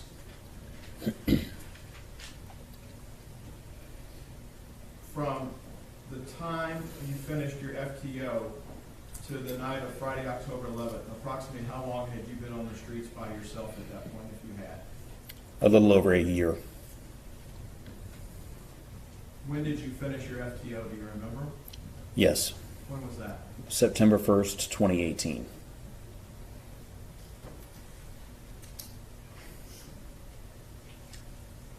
You go to duty that night, do you have, in the military they call it a quartermaster, you have a distinctive uniform on that night, correct? Yes. How does it work for the city of Fort Worth? Do you have to buy your uniforms? Are you given your uniforms? You're given 2 pairs of shirt and pants. There is an approved list then and an approved list of vendors. So an approved list of items and an approved list of vendors, and then you have to go purchase after that. Coach Whittisher? Yes, sir.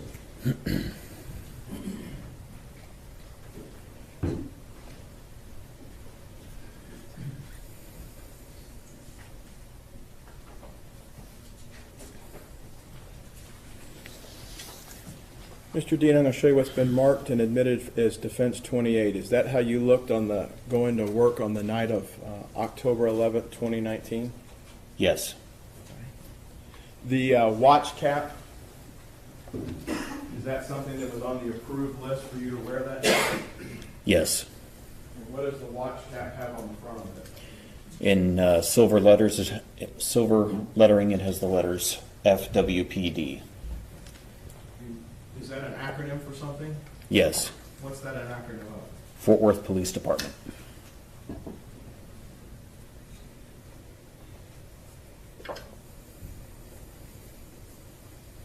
The jurors have had a chance to be in the building the last couple of weeks and see officers. We see officers in public. There's different ways to wear Kevlar at the city of Fort Worth at the Sheriff's Department. Would you agree with that? Yes. By the time you went through the academy, it's pretty much understood you have to wear Kevlar if you're going to be an officer, correct? Yes. What are the different ways that you can wear as a patrol officer at Fort Worth Kevlar?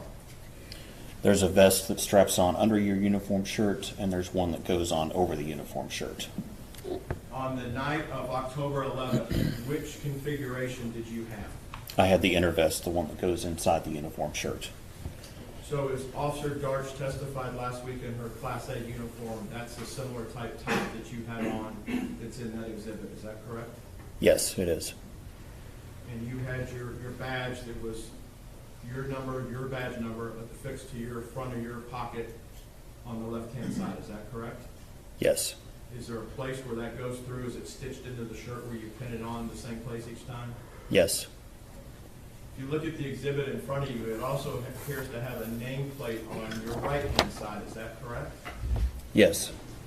And is that made out of a reflective metallic material as well? Yes. Anything wrong with how that's depicted? That's how you were that night, correct? It is.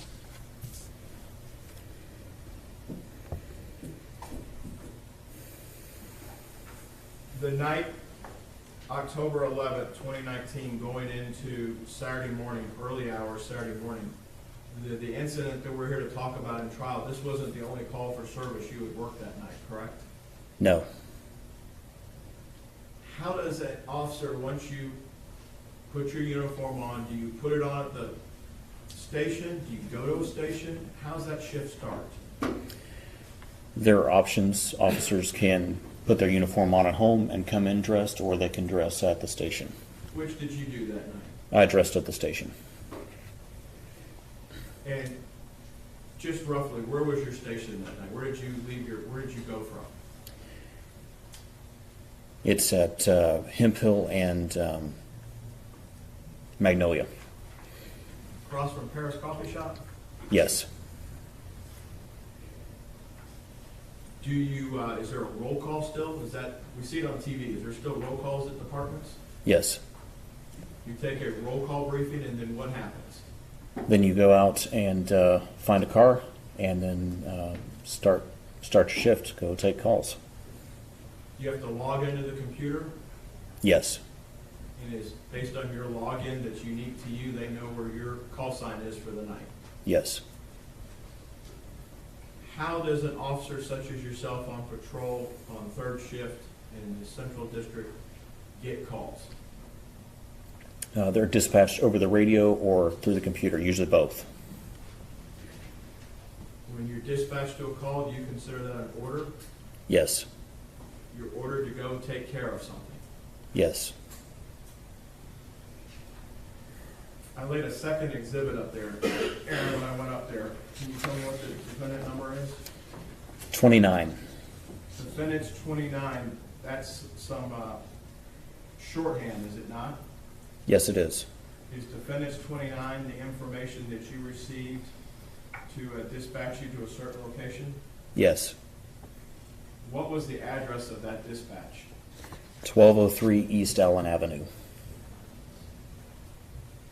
Do they tell you what priority level call it is as part of your dispatch or what you can see on the MDC? Yes. And if it, not this one, but if it was a priority one call, that's what gives you the permission to turn your lights and sirens on, correct? Yes. The department has procedures for how all that takes place. Yes. Priority two, you know there's got to be a second officer, is that correct? Yes. Do you see who's going to be your assist when you're assigned the call, or how do you go about learning that if you do it all before you get there? There's a couple ways. One will be the dispatcher will call it out over the radio. If they don't assign someone immediately, sometimes another officer says, calls up and says, so-and-so, I'll go with them. Or it's dispatched directly onto the computer and you can see who's going along with you. Do you recall this night whether it was the dispatch ordered to, or did somebody volunteer to go with you? Officer Darch called out, Baker 321, I'll go with him. So that assigns her to the case, to the call sheet as well, is that correct? Yes. When you, did you make it right to the residence? No. Who arrived first? Officer Darch did. Mr. Dean, when you got there, was Officer Darch in her vehicle still, out of her vehicle, or something else? She was already out of her vehicle. And where did you park? Right behind her on the west side of Mississippi Avenue, facing south. You just told us the call was on a different street. Yes, the call was at 1203 East Allen. We were parked at the intersection of Allen and Mississippi, just south of Allen Avenue. Aaron, why did you park there? Well, I was meeting up for two reasons. One, I was meeting up with Officer Darch, but we also don't want to park directly in front of a call location. Why? because we don't want to give away our position to a criminal actor who might be on scene. It's for officer safety.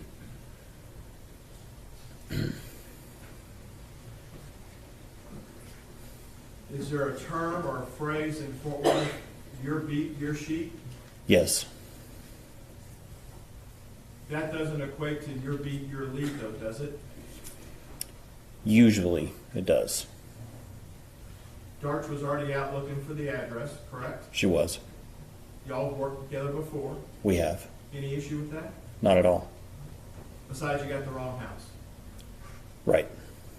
Did y'all come back to the car, either yours or hers, and figure out what the address should be? Yes. From where you're at Mississippi with your cars, because you're parked right next to each other? Yes. So you're behind Darch? Yes. Where do you and Carol walk next? We walked across the street from the southwest corner of Allen, Mississippi to the northwest corner of that intersection. Do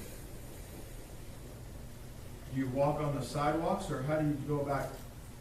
What's your training tell you for how you move up to a location?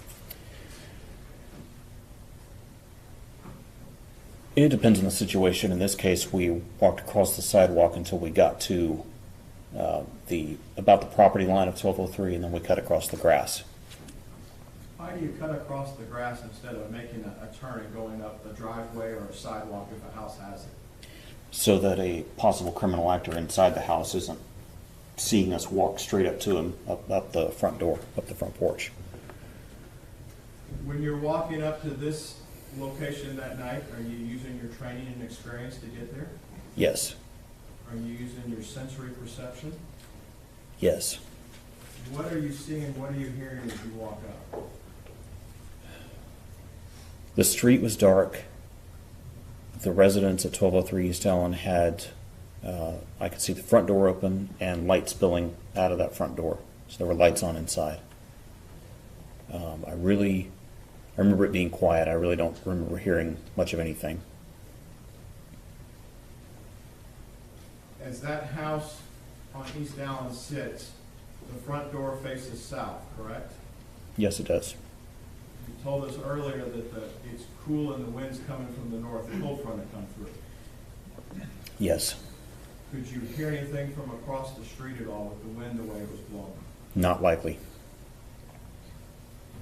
You've had a chance to look at the photos that have been admitted, and there is an empty field. If you're facing this address, there's an empty field to the right. Yes. You've looked at the street light there in the crime scene photos, and it appears out with some wire wound up high on it. Yes.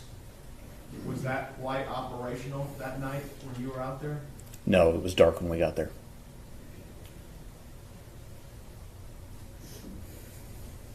When you, Aaron, when you and Carol walk up to the front door, do you stand right in front of the door? Not if you can help it. Why? Because for officer safety. When you look in, do you look in the front door, the addressable side, the front side of the house? Yes. What observations do you make, if any? I observed that the storm door, the glass door was shut. The inner door was open. Objects were just strewn about inside. I could see kind of straight back to what looked like a dining table, a little bit of living area, and a kitchen. I could see objects just strewn all over the floor. It looked ransacked. It was a mess. The call details that you have in front of you, I believe one of the lines that the call taker gave dispatch and then ultimately you is that door that you're looking at was never open. Is that correct? Yes. What was going through your mind at this point? That we had a possible burglary at that time. Did you take steps to record evidence at that point? Yes, I did. Explain that to the jury. Fort Worth police officers are equipped with an what's called an Axon Flex 2 camera. It's a body-worn camera. There are several different ways to wear that camera. Some officers get glasses. You can wear it on your shoulder, which is what I did. I had it mounted on my shoulder. And there's a little control pack for it as well. It's a battery and an on-off switch and a record and mute switches. And I carry that on my belt in front of me. So I saw all of these things going on inside and looked down to make sure it was on. It was not, so I flipped it on and started recording. Aaron, is it a wireless connection from your shoulder to your utility belt? No. Is it a cable connection? It is a cable connection. So you have a lot of stuff underneath your uniform shirt then. You have a vest plus a wire? Yes. What do you do next, Aaron? We then stepped around to the side door to see more of the house. As I stepped to the side door, I took a quick peek at the car that was sitting there. I didn't see anybody in it. I looked through that side door. First, on the door itself, there was some of the frame looked like on the screen was kind of pulled apart. Looking through the door now, I could see more of the living area and more of the kitchen. And again, there were just items just spilled everywhere. Kitchen cabinets and drawers were open, and items all over the counter. It looked like items had been pulled out. It looked like someone had gone through the cabinets and the drawers looking for valuables to steal. Based on your training under the general orders, how are you supposed to run a Signal 56? Well, you're supposed to examine the whole structure for signs of forced entry. So you're gonna walk around the structure and look for signs of forced entry. Tell me about this screen you just mentioned. What do you mean by that it looked like it wasn't intact? I don't recall noticing much about the screen itself. It's just the frame. It looked like over something around the edge of the frame was just kind of pulled back. At the base of the door, did you make any other observations? Yes, I observed a screwdriver laying there and some lawn equipment. Why would a screwdriver catch your attention on an open structure call? It could be an implement of burglary, something to pry a door or a screen off with. What did you and Carol do next, sir? We continued on around the house because the procedure says we have to inspect the structure. So we continued on towards the back of the house, towards the backyard. You're streaming live now from Fox. In case you missed it, we are revisiting witness testimony in the Aaron Dean trial. As you see here, Mr. Dean testifying in his own defense. The former Fort Worth police officer said he wanted to testify in his own defense as he faces murder charges for shooting and killing Tatiana Jefferson back in 2019. Now, Dean was the first witness called by the defense team on yesterday morning. When asked why he decided to waive his Fifth Amendment right, Dean said, quote, "The jury needs to hear from me and hear the truth," end quote. We do expect testimony to resume today, which again will bring you all live inside of this courtroom as this all unfolds.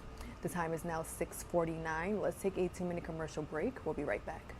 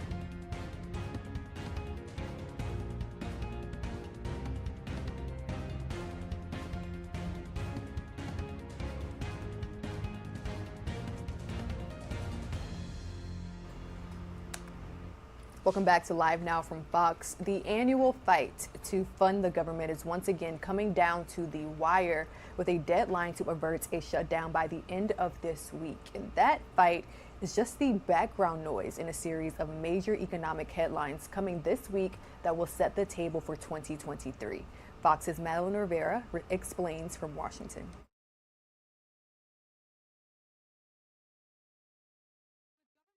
Set to run out on Friday, the chances of Congress passing an omnibus spending bill in the next few days is looking more like a Christmas miracle. Democrats are still hoping to strike a deal with Republicans.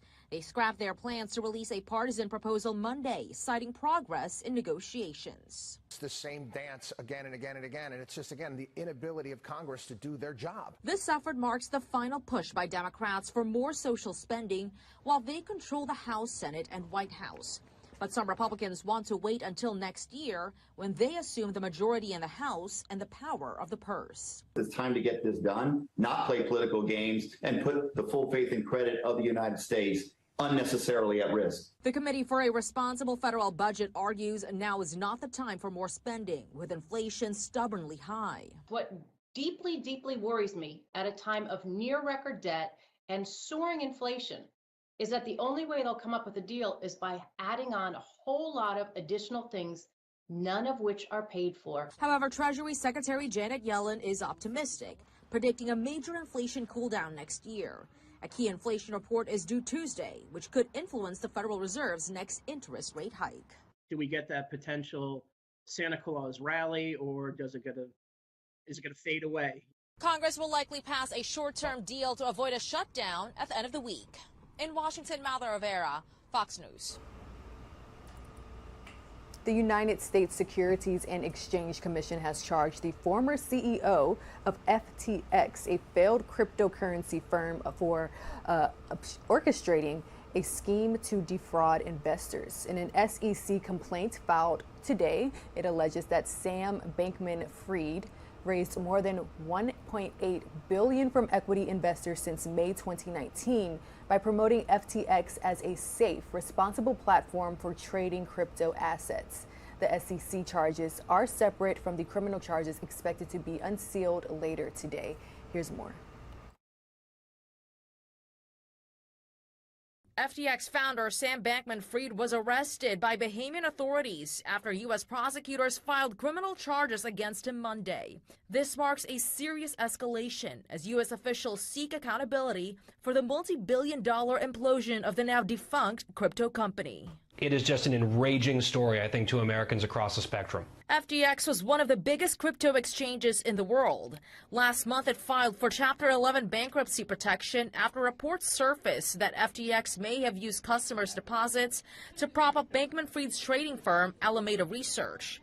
Bankman-Fried has since appeared for several interviews, insisting he didn't knowingly commingle funds. He was painting this narrative of this sort of, aw, shucks, I'm doing my best, I just don't know what happened. Bankman-Fried was preparing to testify before Congress on Tuesday. The entrepreneur would have done so remotely, citing several reasons why he was unable to travel to Capitol Hill for his hearing. I'm quite overbooked.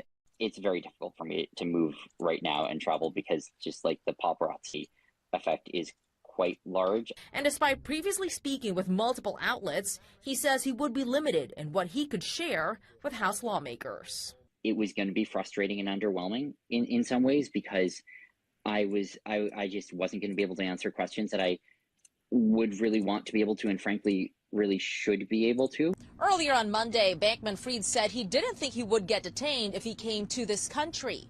The U.S. Attorney for the Southern District of New York says his indictment will be unsealed on Tuesday. In Washington, Madeline Rivera, Fox News. The major news today, we broke it here on the air. Sam Bankman-Fried arrested by authorities in the Bahamas. Let's talk about this even further, and let's bring in Fox News correspondent Jonathan Hunt, who's standing by. Jonathan, so maybe a lot of people thought this was going to happen, maybe not as quickly, but it has happened. What's going on here?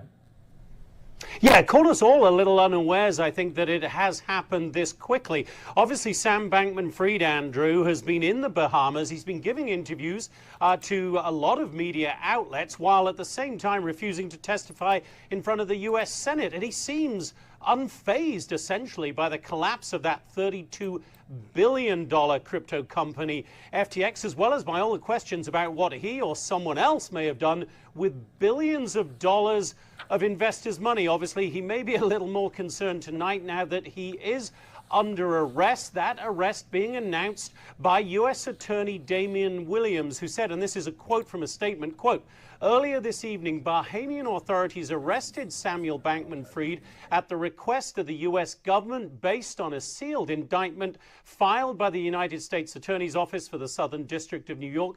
We expect to move to unseal the indictment in the morning, and we'll have more to say at that time." The New York Times reporting tonight, Andrew, that the charges will include wire fraud and securities fraud. Those are obviously going to be the center of this indictment when we get to hear the details in the morning, Andrew.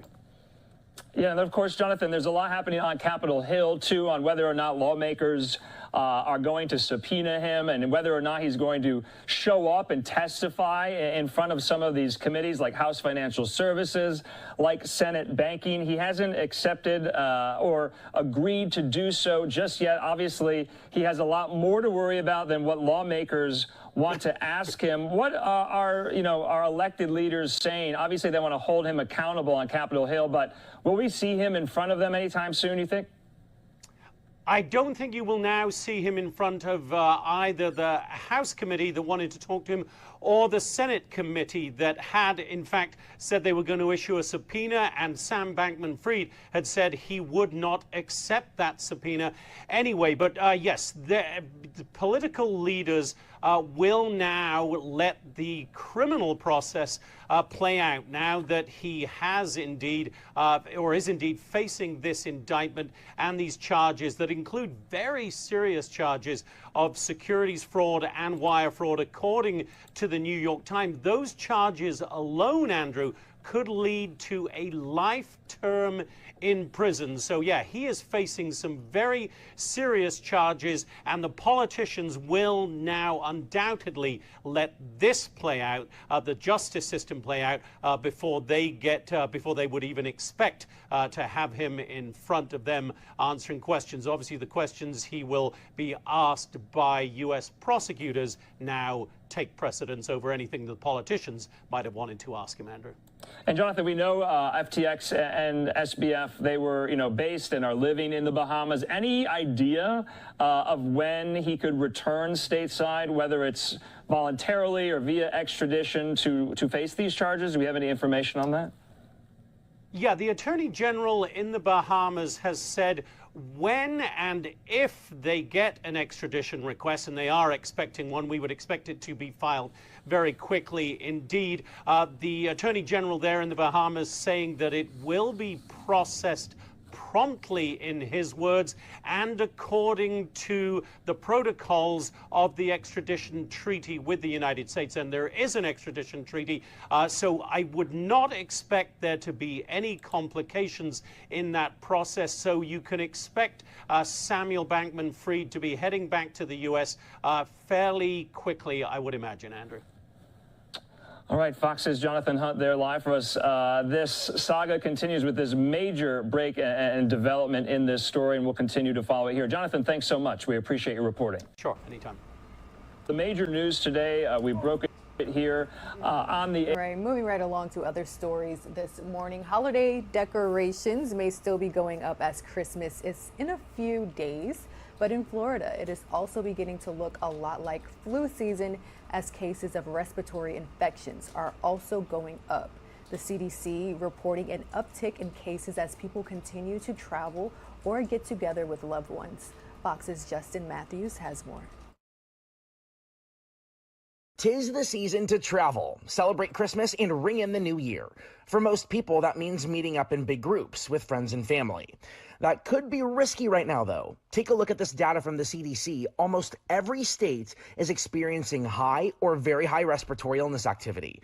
Florida ranks high. Mind you, flu season just started in October. I think there's a lot of travel that goes on with Florida. You know, a lot of people that are coming from the north to come down to escape the harsh winters. And so I think there's a lot of intermingling of viruses and people and infection. And so, yeah, I'm not surprised that Florida is high. Dr. Antonio Luis is an internal medicine doctor specializing in primary care in Pinellas County.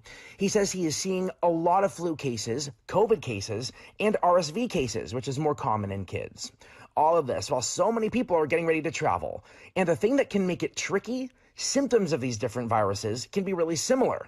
Dr. Luis breaks down the differences. The flu usually hits you pretty quickly with high fevers, sore throat, runny nose, headaches. It can sometimes be even like nausea and vomiting. And it kind of hits you like a ton of bricks. COVID, we've seen kind of like can creep up on people. Maybe they don't even know it. It can sometimes have fever, sometimes do nothing. It's just kind of does a lot of different things. He says start with getting vaccinated, the new COVID booster, and the flu shot. Dr. Luis says the flu shot looks to be more effective than last year's. It keeps you out of the hospital, it keeps you from getting sick 40 to 60% of the time. It keeps you from getting severe illnesses and hospitalizations. Once someone gets the shot, Dr. Luis says it takes about 2 weeks for it to protect you, so plan accordingly. He also recommends measuring the risks of gathering with others before meeting up with family. If you're planning on going somewhere, 2 weeks beforehand, maybe make preparations to not be as social, maybe stay back a little bit, especially if you want to be and see your family. Medical experts also urge travelers to wear masks. Justin Matthews, Fox 13 News.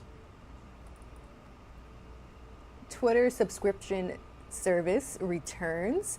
Updated tax rules for payment apps and Bad Bunny fans get turned away. Those top stories, and we're also talking inflation in this morning's Fox Business Report.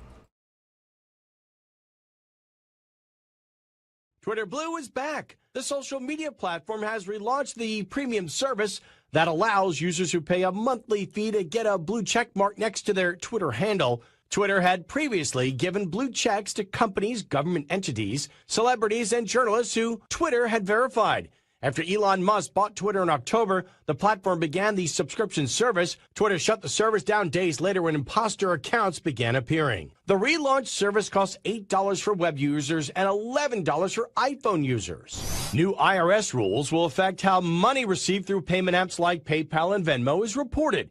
The companies will be required to report to the IRS users' business transactions if they're higher than $600 for the year. The previous threshold was $20,000, or if a user had at least 200 separate transactions for the year. The new rule only applies to taxable income payments for goods and services. And Ticketmaster is apologizing to fans who had tickets to a Bad Bunny concert and were turned away. Fans who had legitimate tickets to Bad Bunny's concert in Mexico City last Friday were denied entry. It's not clear how many fans were affected, but it was enough that Ticketmaster issued an apology. In a statement, Ticketmaster Mexico says the issue was caused by an unprecedented number of false tickets being presented for entry. The company said anyone who had a legitimate ticket and was turned away can email to request a refund. For more stories, log on to foxbusiness.com. I'm CJ Papa. All right, and great news for San Jose residents. The city announced that after years of debate, affordable housing units are finally in the works. Fox's Lamanika Peters has more on that story. Well, we have something to celebrate this Christmas. We had planned to build tens of thousands of units of housing in North San Jose, much of it affordable. The city of San Jose announced Sunday that its plan to add 32,000 housing units is moving forward. San Jose has been in a legal battle over the project with Santa Clara County and Milpitas since 2005. The biggest issue was the traffic and congestion new housing would create. But with homelessness becoming a growing concern in the South Bay, all sides agree making more housing available needs to be the priority. So coming to an agreement with the county is finally going to enable us to build housing, particularly the affordable housing that's near transit, the kind of housing that won't create a lot more traffic because we have a light rail line and a BART station nearby. 20% of the units will be designated as affordable housing units. It'll also include more than 25 million square feet of office and industrial space, 3 million square feet of retail and commercial space, and 1,000 hotel rooms. Transit-oriented development is really our future, both to make for more affordable housing as well as to make our community more sustainable and to keep people out of cars so they're not trapped in traffic for an hour or more in every commute. So the difference here is how we're building. The new housing will be built along the transit corridor along First Street and near the Berryessa BART station. In 2020, San Jose voters approved Measure E, which generated $110 million last year alone, and those funds will be used to help pay for the new housing. And staying in California for this next story, Los Angeles Mayor Karen Bass has officially declared a state of emergency due to the homelessness crisis in Los Angeles. Live now from Fox's Andrew Kraft caught up with our Fox 11 Los Angeles team. Here's more. We'll be joined by Fox 11 LA reporter Phil Schuman. Phil, thanks so much for being with us. Okay, you covered this campaign very, very closely. This was a campaign promise by Karen Bass. What did you make of her doing this, like she said, on day one? Well, this is what people expected from her. She said on day one she was going to declare a state of emergency on homelessness, which she did in a ceremony actually held at the LA Emergency Operations Center. She said she came here, she came there before she even came here to her new office at City Hall behind me. I mean, Andrew, this was one of the key issues during the mayoral campaign between her and the developer Rick Caruso. Homelessness is perhaps the top issue on Angelino's minds, getting people off the streets into temporary housing with services. And as you'll see in this report, in which Bass explains some of her strategies, there's a lot of work to be done. Asti Cisco spends his days in a makeshift encampment above the 101 freeway in downtown LA. It's not too bad. I don't do anything bad. Happy, he says, to fix bikes, cut hair. This 39-year-old from Ohio tells me he has a drug problem, is estranged from his family. He's also said no to repeated offers of shelter. Maybe I am looked at in a negative sense, but I'm also the same person that will get out in the rain and I'll go change your tire because you won't want to change. You know, I'm that guy. He's one of some 40,000 homeless just in the city of LA that Karen Bass, just like her predecessor, has promised to get inside with services and eventually housing. My mandate is to move Los Angeles in a new direction with an urgent and strategic approach to solving one of our city's toughest challenges.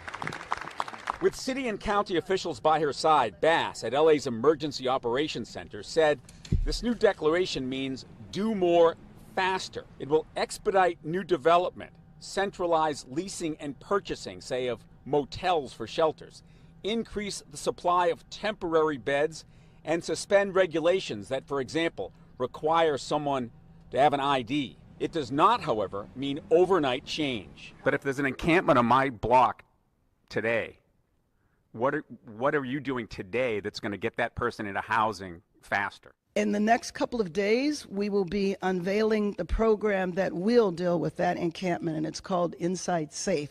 So stay tuned, give us a couple of days, and we will let you know about the next part of it. The challenge, though, is less about helping those who want it than it is about getting people like Cisco, service resistant, off the streets when they don't want to go. Seems like almost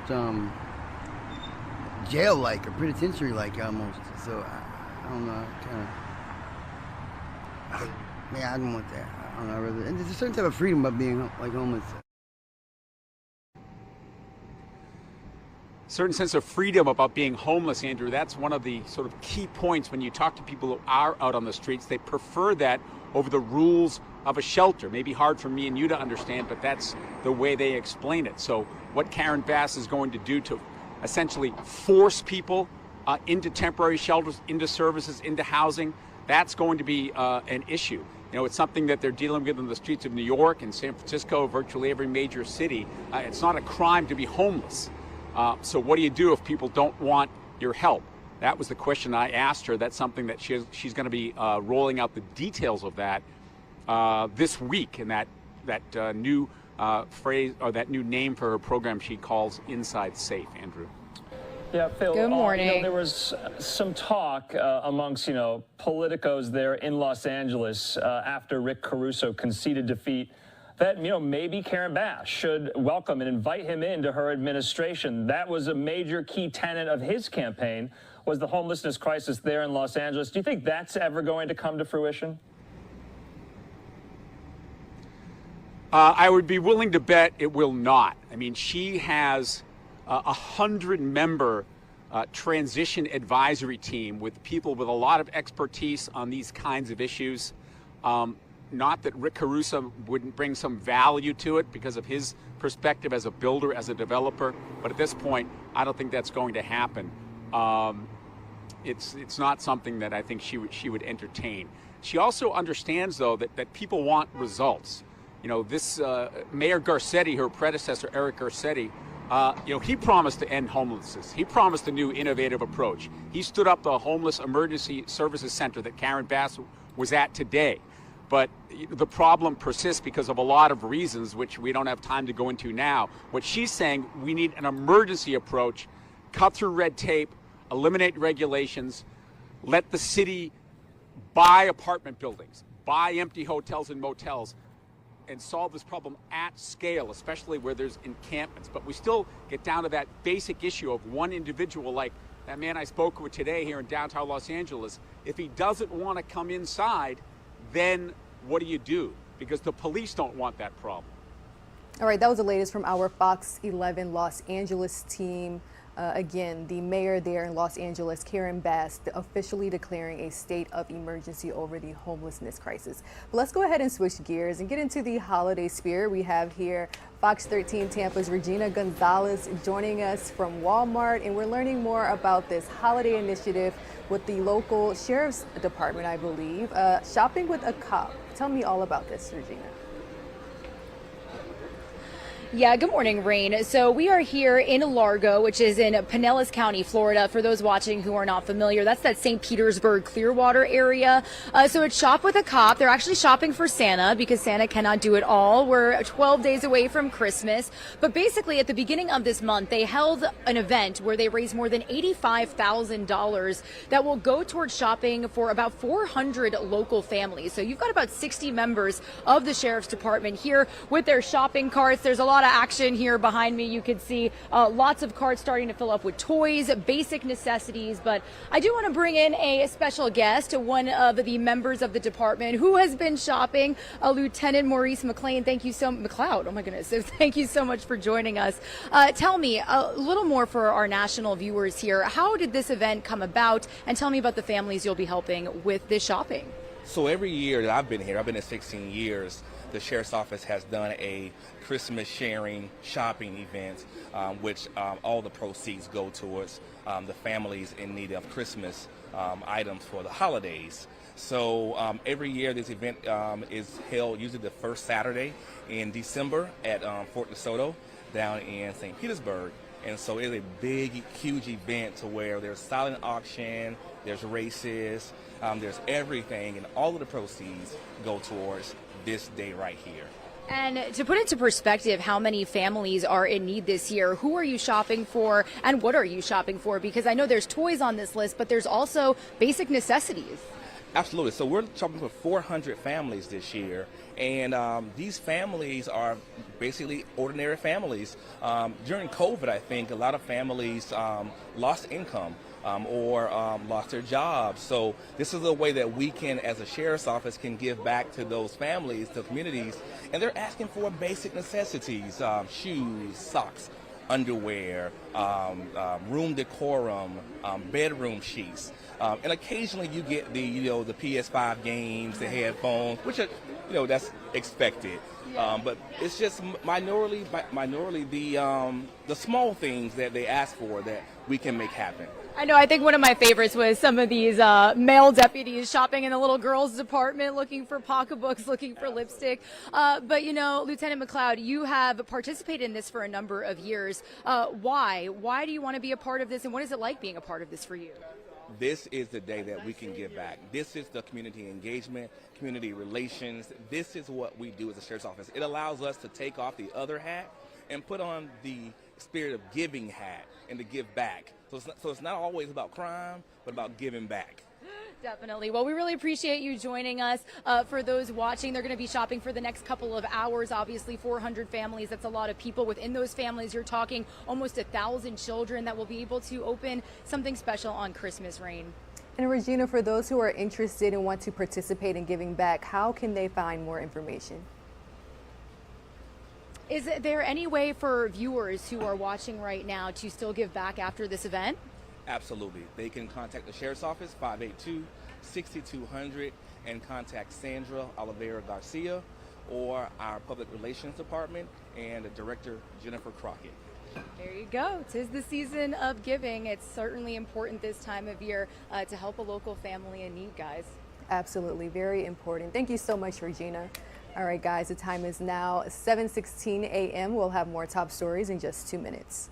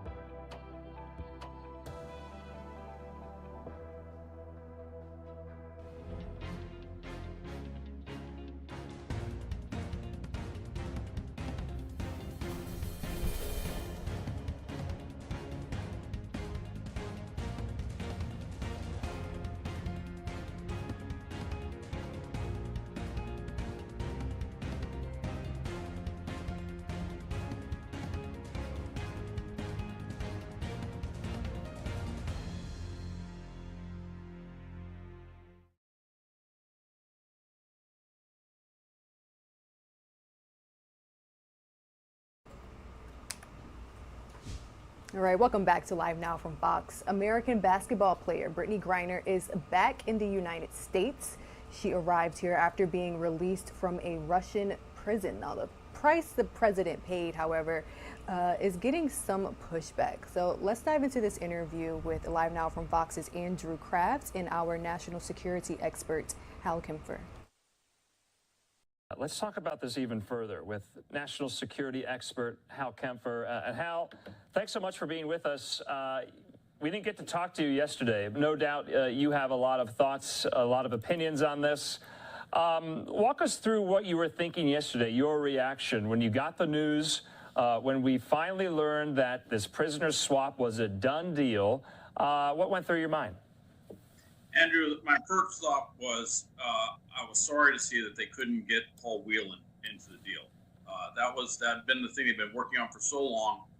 And Russia, all reports are, and it's been consistent with everything we've gotten, Putin wanted to do a one-for-one.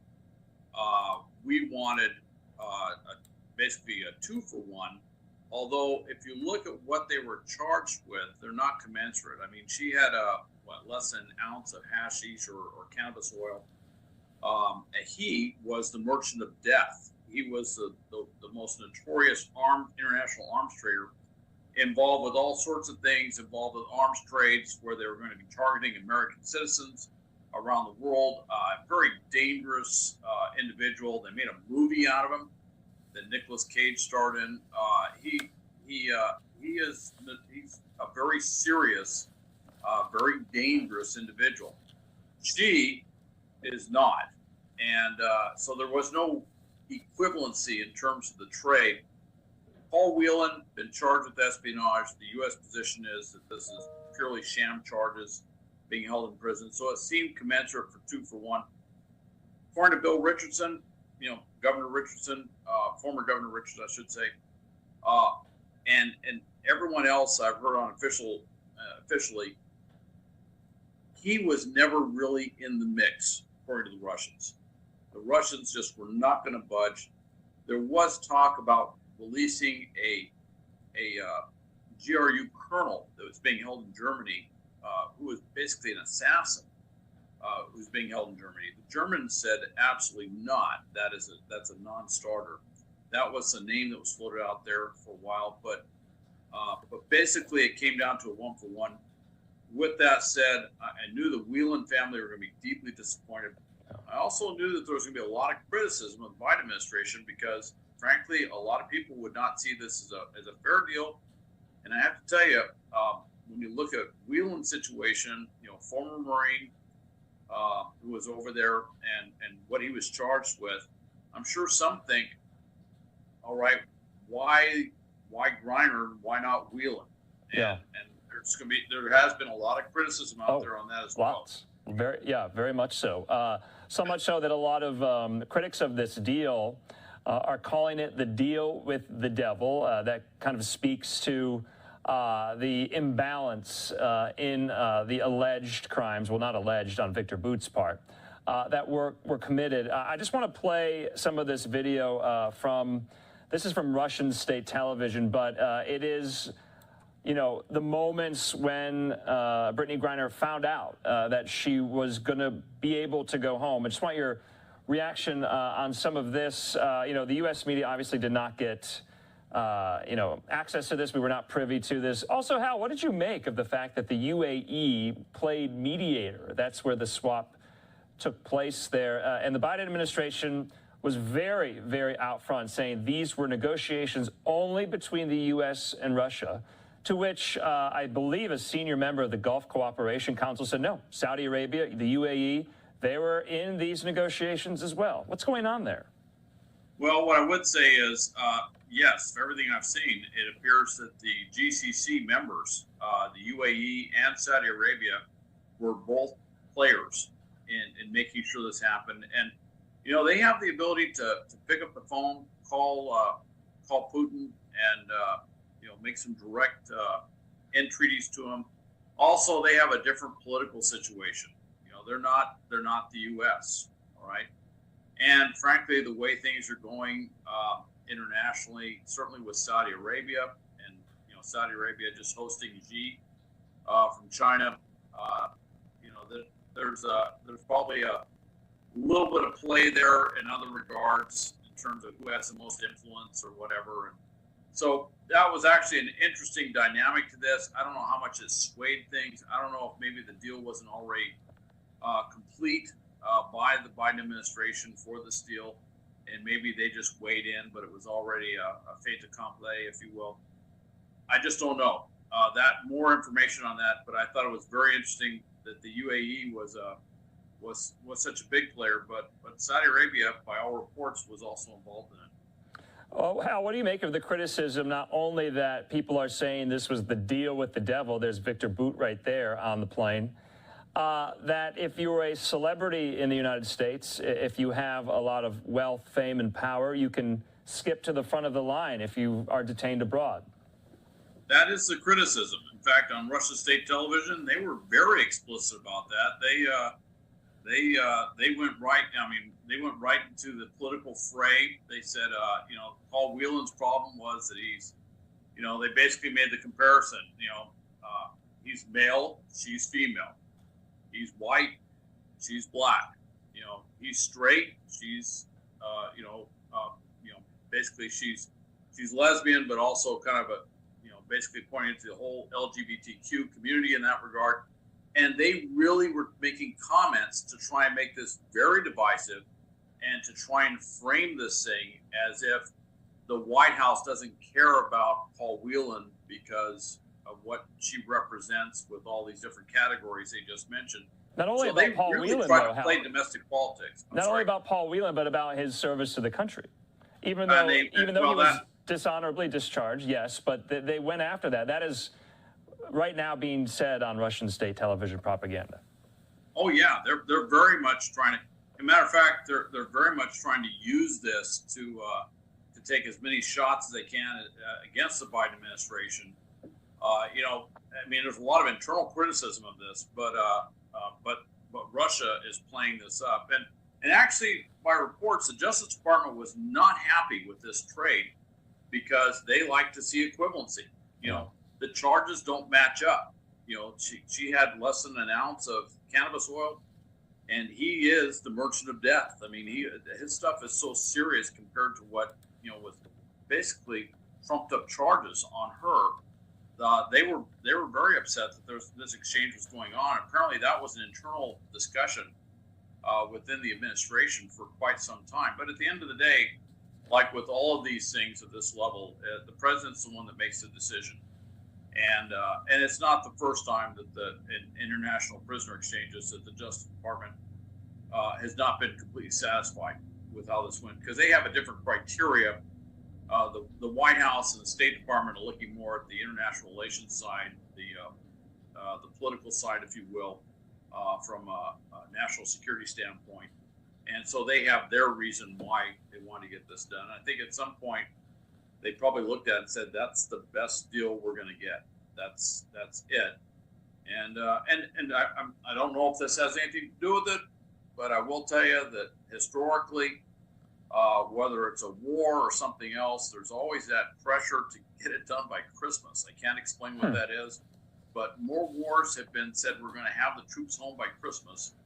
And it may be with Christmas approaching, the holidays being here, that maybe there was a little impetus, just let's get this done, do the best deal we can. But gosh knows, there is no equivalency between the alleged crimes of Brittany Griner and then what Victor Putin did. Those are not equivalent. But then again, I wasn't a negotiator, and everything I've heard from this indicates that this may have been the only deal that they were able to pull off. Yeah, Hal, no doubt. For Griner's family, friends, relatives, fans, this is a Christmas miracle. To your point, though, about other agencies, departments within the Biden administration that might behind the scenes have balked at this deal. You were hearing yesterday from some defense reporters that members, senior officials at the Pentagon are concerned that Victor Bout's just going to get out there again and start selling arms illicitly like he has been known to do. Hal, I also want to bring up this comment because Putin did refer to this today. He said that today, further prisoner exchanges with the United States could be possible. The comment was made at a news conference one day, of course, after this. So I wanted your thoughts. Are we seeing kind of this flourishing of prisoner swaps as kind of the, de facto de jure way to get Americans detained abroad back home? What other recourse does the U.S. government have? Why are they prioritizing prisoner swaps, do you think? It's interesting if you frame it in just that way, because we've seen the same thing with Ukrainian and Russian prisoners. And actually, Putin has taken a lot of criticism at home for the prisoner exchanges he's been doing with the Ukrainians, which, frankly, there's been a number of really big prisoner exchanges, ones that actually, there's one that really took me by surprise when they announced it. I'm not quite sure. This may be the one area where Putin can actually do something. So he may try to get more Russians out of prison. I listened to Paul Whelan's brother's comments about there's plenty of Russians that we can arrest, and and maybe use them for prisoner exchanges, which, frankly, there are a number of Russians that have done stuff that we probably could arrest more at any given time. But with that, when I kind of look at this, I don't want us to, devolve to the same level as Russia, with Brittany Griner, where they basically gave her this, unbelievable 9-year sentence for something so trivial that's not even a crime in the U.S. or many other countries. So I think we need to maintain our moral and ethical, bearing on this in terms of how we do things. But Putin is kind of opening that up, and he may want to do this. And actually, if you look at Putin, he is playing, and we saw this with Russia state television.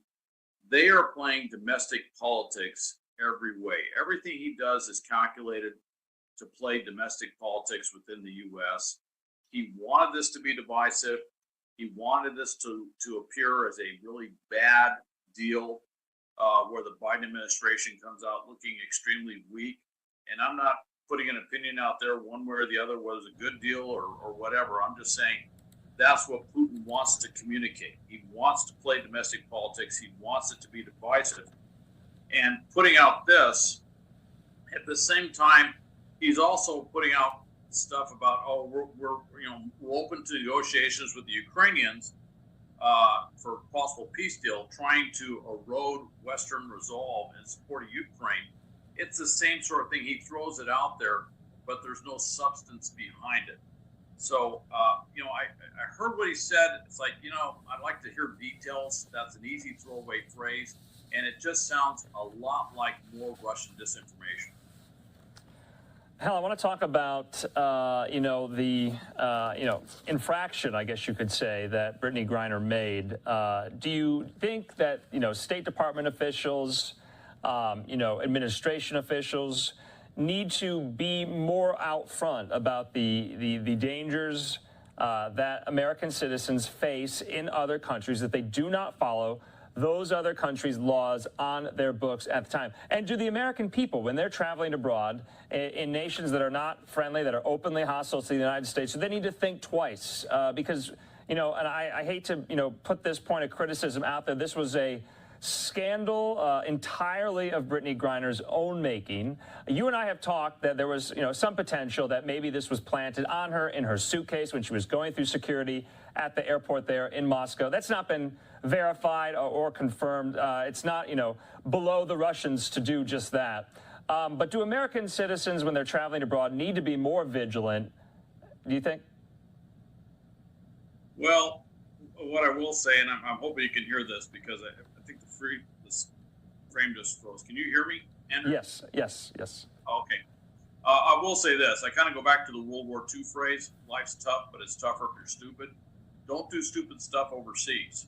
I think there's, and really, sincerely, there's things that are permissible in the U.S. that are not permissible in other countries. It's not just Russia. One of those things that the rest of the world does not agree upon is we have been legalizing marijuana, cannabis across the board. That is not reflected in other countries. And people need to be very careful when they're traveling that they're not taking prohibited substances through the airports or with them. And I think perhaps what happened, assuming that Brittany Griner's, cannabis oil was in fact something that they found on her, and that she did forget, as she stated that she had forgotten about it or wasn't paying attention to it. If that was in fact, and it wasn't planted or anything like that, it was extremely careless. And when you're traveling across borders, careless can get you arrested and get you charged with things. And people have to be very careful. They even have to be careful if you're traveling to certain countries, even if you're carrying, like books or literature or whatever that are perfectly permissible here, they may not be permissible in other countries, and people have to be very careful when they're traveling. And that's just generally something to be very smart about. Now, I think in general, there's certain countries, and I got to tell you, sometimes I run into American citizens who think that we can travel around the world with complete impunity for some reason, without having to, as if somehow we don't have to worry because the U.S. is behind all American citizens traveling. Look, when you go into another country's sovereign territory, you are subject to their laws and their rules. And I think people need to be more cognizant of that, because this appears to be a classic case where someone, was traveling in Russia, basically operating on American rules, if you will, for what she was allowed to carry. Now, if she'd been traveling within the United States, that would not have been, I can't imagine that would have ever been an issue at an airport. But she was traveling into Russia, and they made it an issue.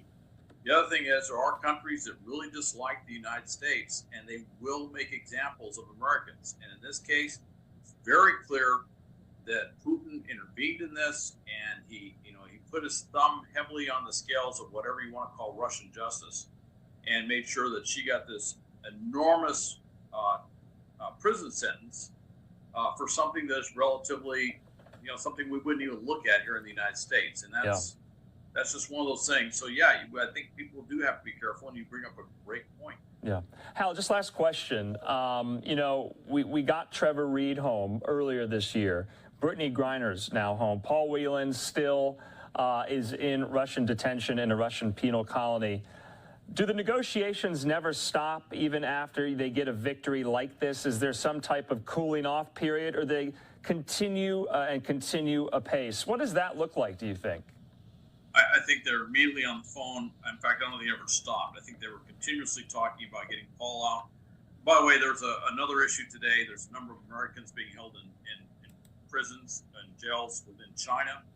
Their families are being very, very, very, articulate. I should say, they're basically putting their feelings forward, which is, hey, don't forget about China. Don't forget about some of these other countries where we feel that Americans are being unjustly held. I think you're going to see a full throttle on this. And actually, I wouldn't be surprised if all the criticism the White House is getting on this deal doesn't actually put a little wind in the sails of those who are trying to really push hard to be push the negotiations harder on getting others back as well. And they may even actually get creative and look for maybe another option to do a trade for Paul Whelan. I don't rule anything out at this point. All right, Hal Kempfer, we appreciate your time. Thanks for being with us as always. Have a good weekend, Hal. We'll talk again. Okay, you too, Andrew. Thanks. Let's talk about this even. Right, the time is now 7:38 a.m. Let's take a quick commercial break, and in 2 minutes we will revisit this live update coming from the Prime Minister of the United Kingdom.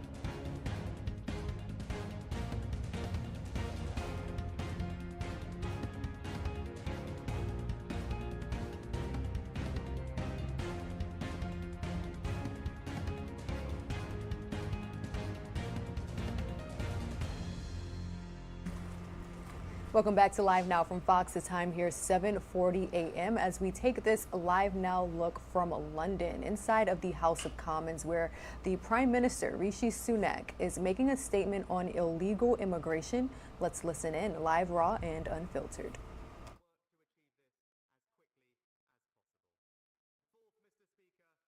We need to process claims in days or weeks, not months or years. So we will double the number of asylum caseworkers, and we are radically re-engineering the end-to-end process with shorter guidance, fewer interviews, less paperwork, and introducing specialist caseworkers by nationality. We will also remove the gold plating in our modern slavery system, including by reducing the cooling-off period from 45 to 30 days, the legal minimum set out in the ECAT Treaty. As a result of all of these changes, we will triple the productivity of our caseworkers, and we expect to abolish the backlog of initial asylum decisions by the end of next year. Fifth, Mr. Speaker, and most significantly, a third of all those arriving in small boats this year, almost 13,000 people, are Albanian. And yet Albania is a safe, prosperous European country. It is deemed safe for returns by Germany, France, Italy, Sweden. It is an EU accession country, a NATO ally, and a member of the same treaty against trafficking as the United Kingdom. The Prime Minister of Albania has himself said there is no reason why we cannot return Albanian asylum seekers immediately. Last year, Germany, France, Belgium, Sweden, all rejected almost 100% of Albanian asylum claims. Yet our rejection rate is just 45%. That must not continue. So today, I can announce a new agreement with Albania and a new approach. First, we will embed Border Force officers in Tirana Airport for the first time ever, helping to disrupt organised crime and stop people coming here illegally. Second, we will issue new guidance for our caseworkers to make it crystal clear that Albania is a safe country. Third, one of the reasons we struggle to remove people is because they unfairly exploit our modern slavery system. So we will significantly raise the threshold someone has to meet to be considered a modern slave. For the first time, we will actually require a caseworker to have objective evidence of modern slavery rather than just a suspicion. Fourth, we have sought and received formal assurances from Albania confirming they will protect genuine victims and people at risk of re-trafficking, allowing us to detain and return people to Albania with confidence and in line with the ECAT Treaty. As a result of these changes, the vast majority of claims from Albania can simply be declared clearly unfounded, and those individuals can be swiftly returned. And lastly, we will change how we process Albanian illegal migrants with a new dedicated unit expediting cases within weeks, staffed by 400 new specialists. Over the coming months, thousands of Albanians will be returned home, and we'll keep going with weekly flights until all the Albanians in our backlog have been removed. And in addition to all these new steps, Mr. Speaker, let the House be in no doubt that when legal proceedings conclude on our migration and economic development partnership, we will restart the first flights to Rwanda. So those here illegally who cannot be returned to their home country can build a new life there. But, Mr. Speaker, even with the huge progress we will make with the changes I've announced today, there still remains a fundamental question: how do we solve this problem once and for all? It is not just our asylum system that needs fundamental reform. Our laws need reform too. We must be able to control our borders to ensure that the only people who come here come through safe and legal routes. However well-intended, our legal frameworks are being manipulated by people who exploit our courts to frustrate their removal for months or years on end. Mr. Speaker, I said enough is enough, and I mean it, and that means I am prepared to do what must be done.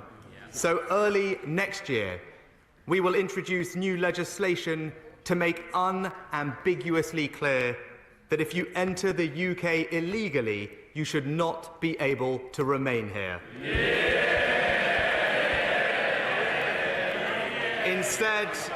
Instead, you will be detained and swiftly returned either to your home country or to a safe country where your asylum claim will be considered. And you will no longer be able to frustrate removal attempts with late or spurious claims or appeals.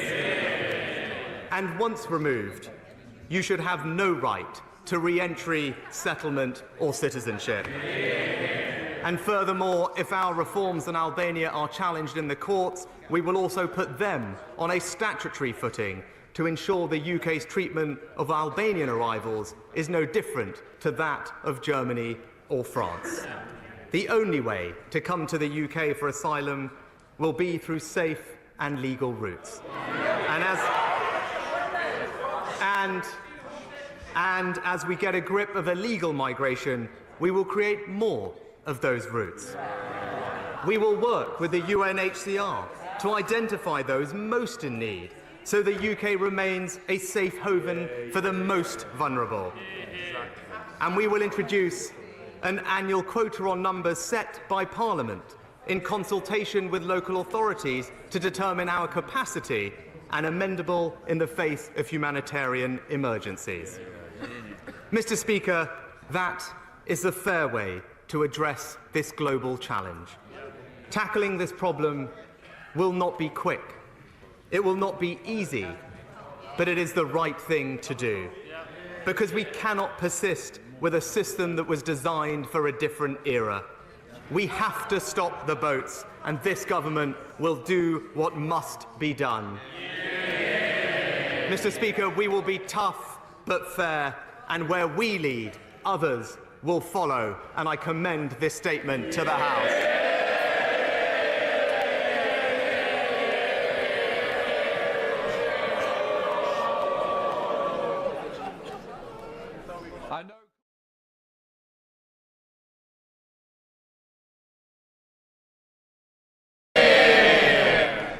Can I thank the Prime Minister for advance sight of his statement, and can I join with him in the comments about the tragic loss of life in Solihull, which is unimaginably unbearable for the families, the friends and the whole of the community.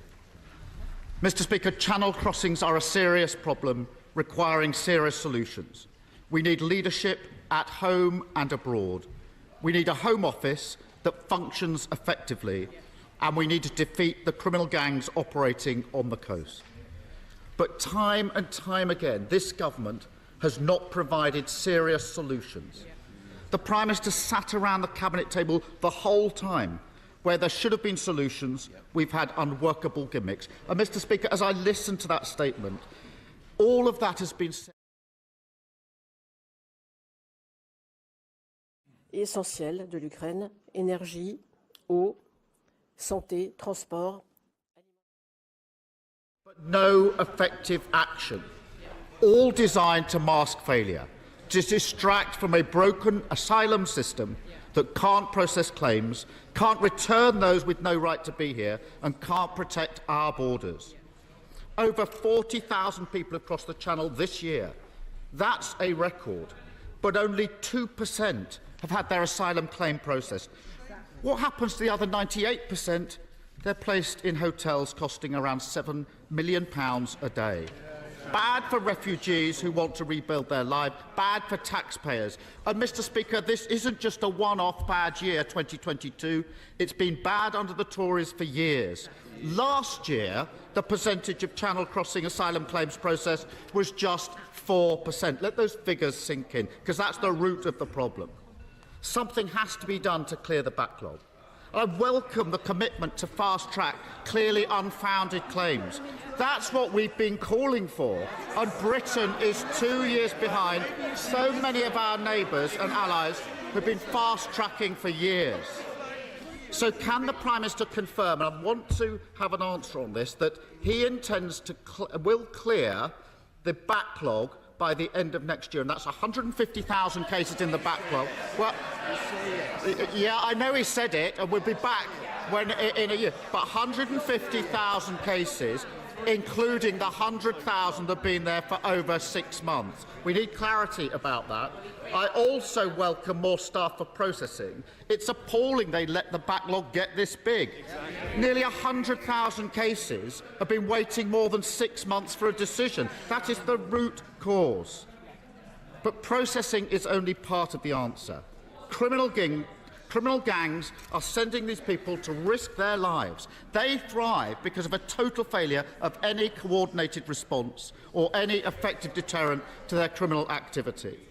For months, we've been calling for action to tackle this root cause. A specialist cell in the National Crime Agency, to catch, prosecute and disband criminal gangs. We need to be working internationally to end this cross-border crime. Again, new staff are welcome, but can he guarantee that will result in prosecutions for those who put lives and national security at risk? And, Mr. Speaker, money is being wasted on the unworkable, unethical plan to deport people to Rwanda. £140 million wasted already, not a single deportation. And the most senior civil service in the Home Office is the only one in government to tell the truth. It doesn't even work as a deterrent. Exactly. The Prime Minister's promised more legislation. But the last time the government legislated to tackle the broken asylum system, they made it work. They made it work. Mr. Speaker, since the Nationality and Borders Act came into force, crossings and delays have increased. 18,000 cases have been put through the new process, adding an additional 6 months, with only 21 returns. That's slow track, not fast track. How can he have any credibility to say new legislation is going to be the answer? The unworkable gimmicks go on. So do the crossings. We need to bring this to an end. That means a proper plan to crack down on the gangs, quick processing, return agreements, serious solutions to a serious problem, and that is what Labour will offer.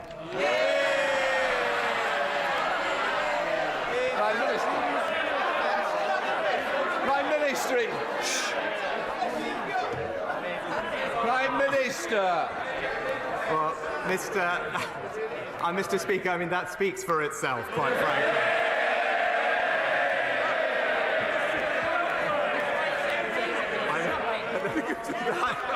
Mr. Speaker, we're not going to take any lectures from the Labour Party on tackling.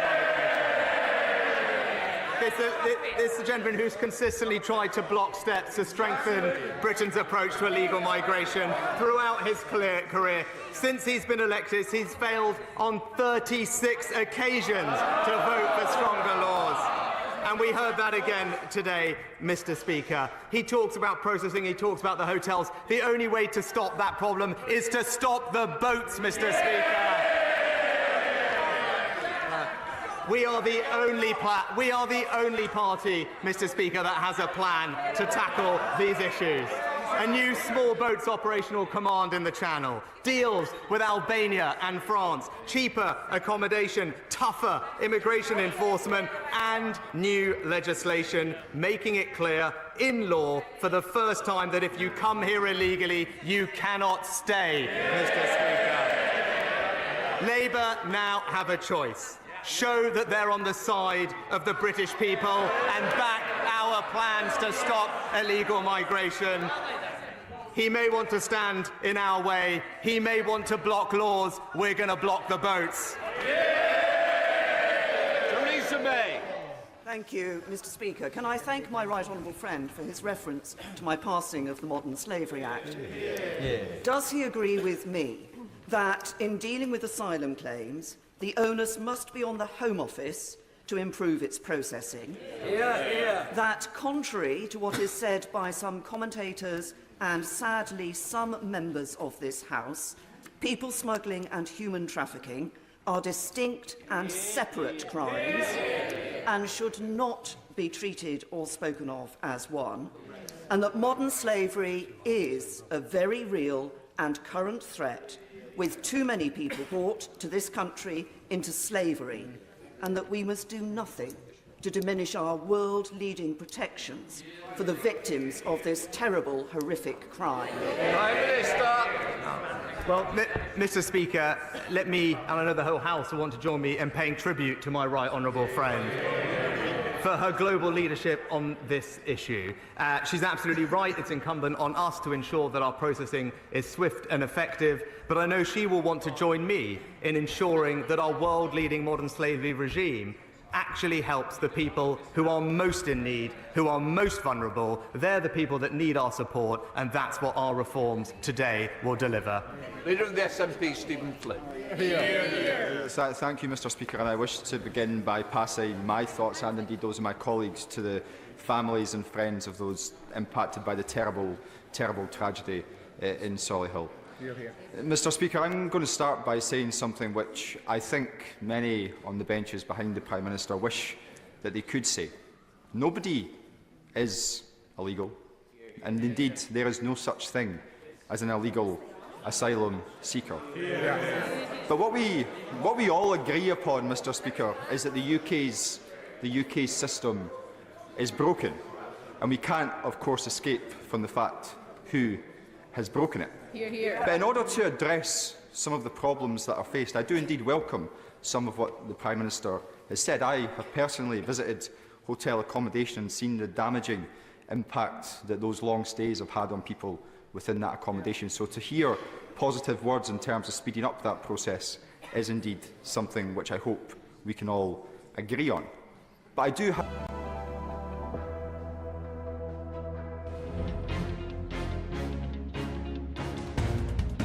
of accommodation and grave concerns about the one-size-fits-all approach to asylum seekers emanating from Albania. So in that regard, I would like to ask the Prime Minister a very simple question.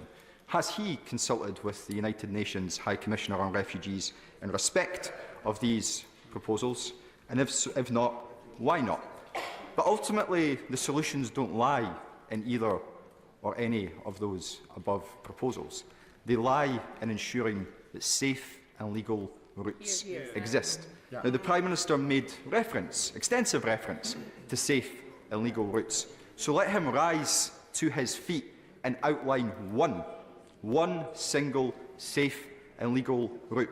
Maybe perhaps for a family member of an asylum seeker in Afghanistan, in a way, of course, that the Home Secretary could not just last week. And finally, Mr. Speaker, it would be remiss of all of us in this chamber not to reflect upon the Independent Migration Advisory Committee's report from this morning, which detailed how important migration is to our public sector, to our private sector, and indeed to our economy.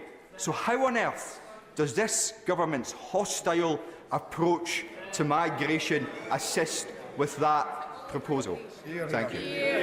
Minister. Well, Mr. Speaker, I'm happy to tell the honourable gentleman that the Development Secretary met last weekend with the UN High Commissioner for Refugees. But what I would say, Mr. Speaker, it's a point of difference between us and the parties opposite, is we shouldn't need the permission of someone outside to control our own borders. Mr. Speaker.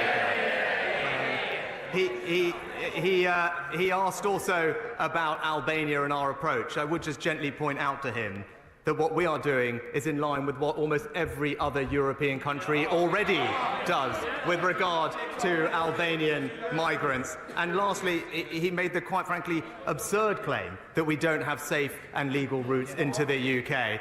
Mr. Speaker, in the last few years, we have made offers of over 450,000 to welcome people from Afghanistan, from Syria, from Hong Kong, and most recently from Ukraine. And that's because this is a compassionate, tolerant country, Mr. Speaker, and it always will be. Member of the House, Sir Peter Bottomley. The parliamentary leader of the SNP can put down a debate on legal migration for next week. This subject is illegal immigration. The question in front of the House and the country is how people can be safe, how their status can be determined. Will the action work? Is it necessary? And is it right? I think most people listening to this debate, whether they normally support the SNP or Labour or Conservatives, will say yes, it is necessary, it will work, it should go ahead.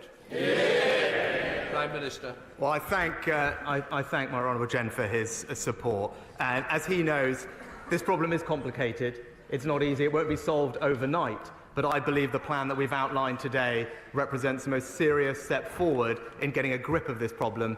The task now for us is to deliver on it, but with his support and everyone else's, I'm confident that we can.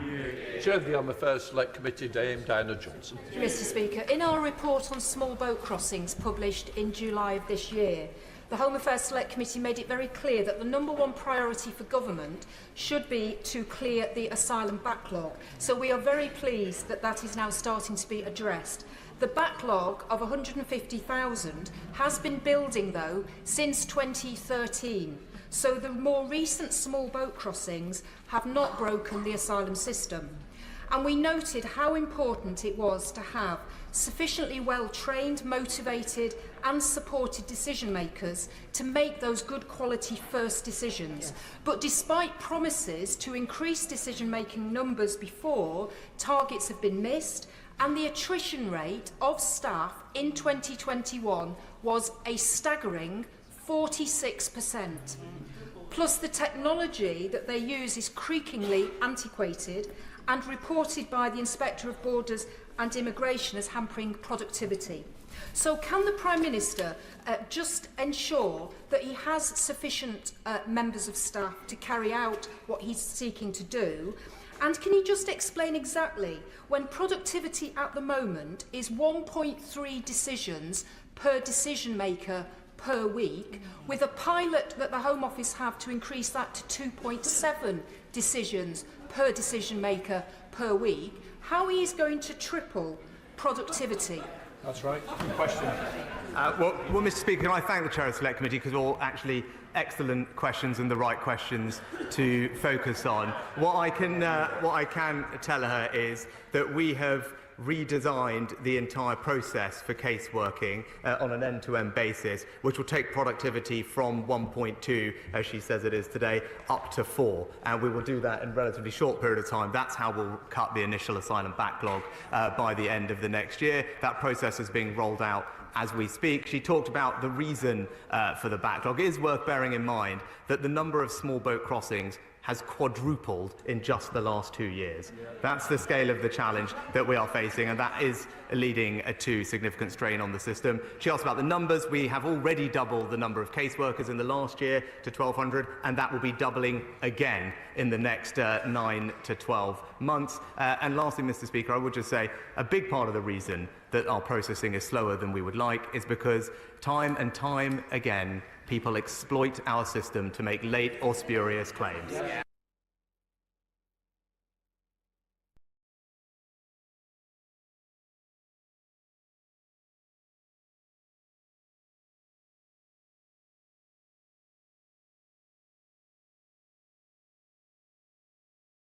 Commitment to do everything we possibly can to see the release of wrongfully detained Americans released. And of course, Paul Whelan does remain wrongfully detained in Russia, as in all cases. Unfortunately, the other side gets a vote, the other side gets a veto.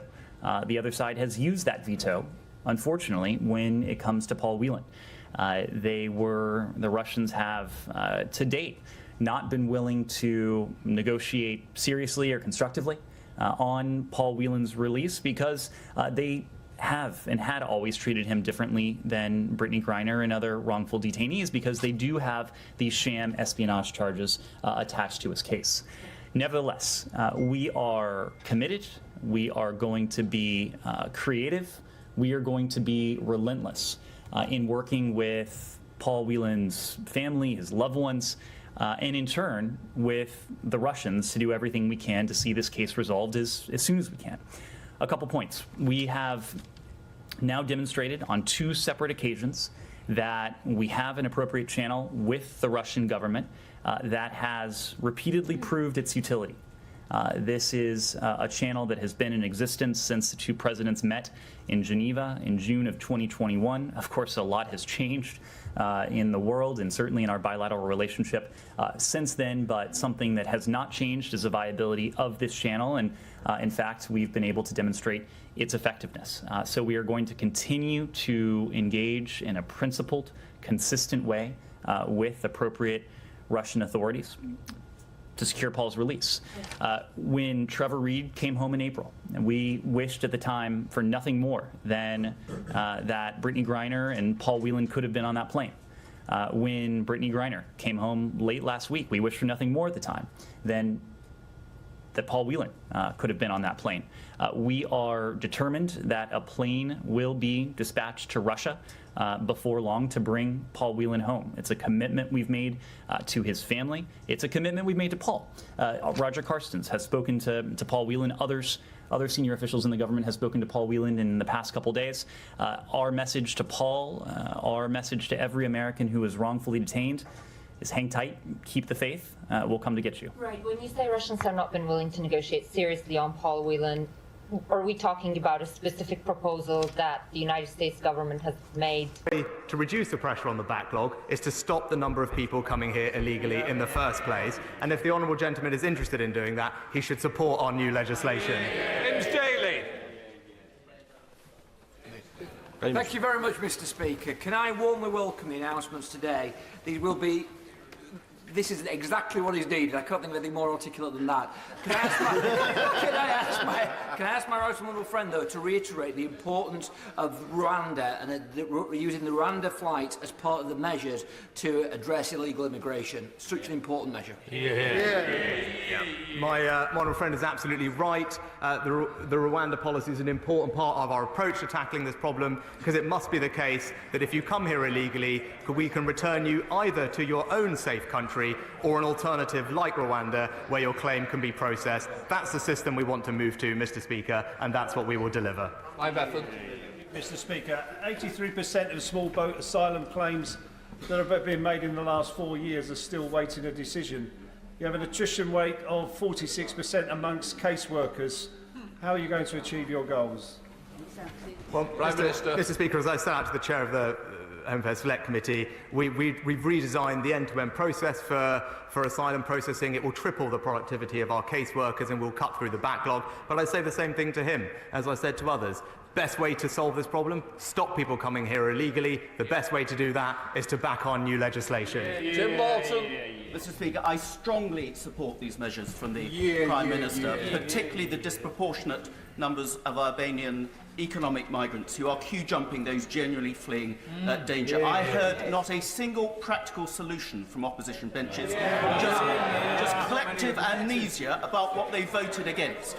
The Prime Minister knows I favour safe and legal routes as a counterbalance to having tougher and swifter measures. Will he therefore, in those safe and legal routes we need to develop, have a Dubs 2 scheme specifically aimed at unaccompanied children in peril, and a proper family reunion scheme with those with close links to the United Kingdom legally here, so we can control and welcome those genuinely in need of safety here?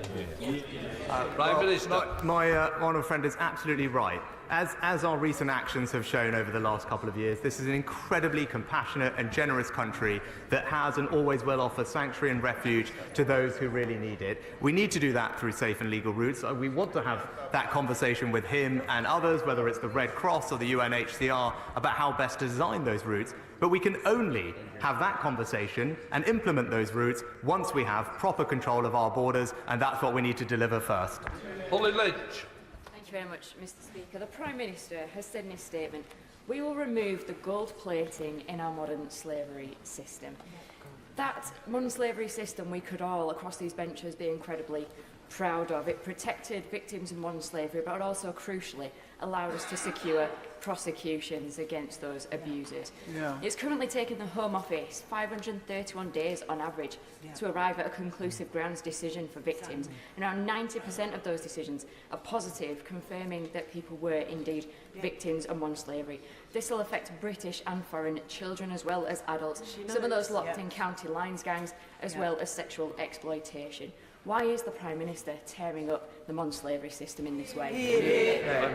Mr. Speaker, that's simply not right. We're very proud of our modern slavery system, and we want to make sure that it protects those genuine victims of modern slavery. And it's absolutely right that they get their cases considered properly. The reason that is not happening at the moment is because the system is being deluged with far more claims than it was ever designed to cope with.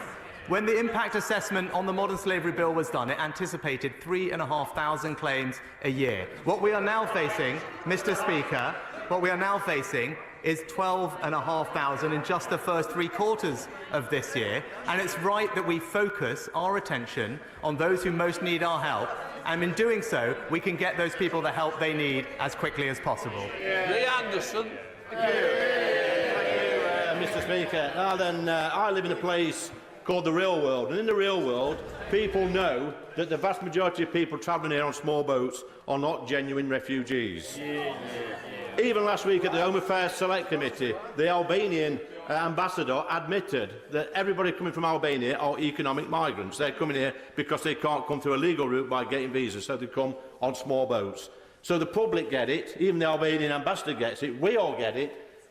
Prime Minister, when will the opposition get it and realise that the vast majority that are coming over are not genuine asylum seekers? Well, Mr. Speaker, my honourable friend is a fantastic champion on this issue, and he's absolutely right. We on this side of the House are on the side of the British people. It's as simple as that. The opposition today have put forward no plans, no action, and have not at all complied. And we'll soon see, Mr. Speaker, when we bring forward legislation to stop the boats, they have a choice. Do they want to back our legislation and be on the side of the British people? Gavin Robinson. Thank you very much, Mr. Speaker, and can I thank the Prime Minister for an important suite of proposals that he's outlined this afternoon, and indicate that we will constructively engage with his ministers on any legislation that is brought forward. He has rightfully highlighted Syria, Afghanistan, Hong Kong, Ukraine, and the pressures that have been in the Home Office over the last number of years, where staff are moved continually from one place to another and then to passports and back again.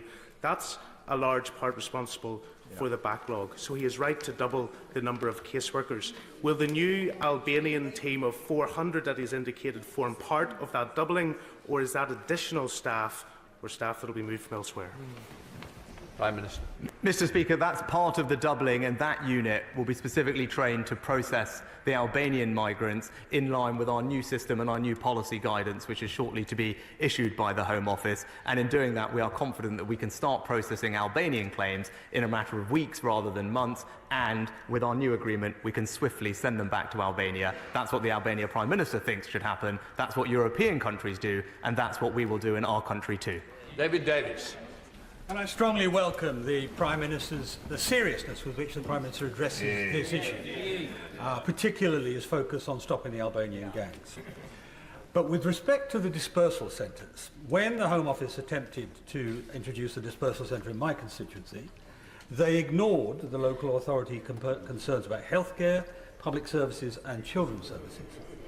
They then also ignored the existing level of Albanian organised crime in Hull, and did not even consult the local police chief before they moved on the matter. Needless to say, they didn't consult any of the local MPs either. If we continue in this mode, the Home Office will face serial judicial review after judicial review, and the policy will not work. So can we please see a radical improvement of decision-making in the Home Office in this process? Prime Minister.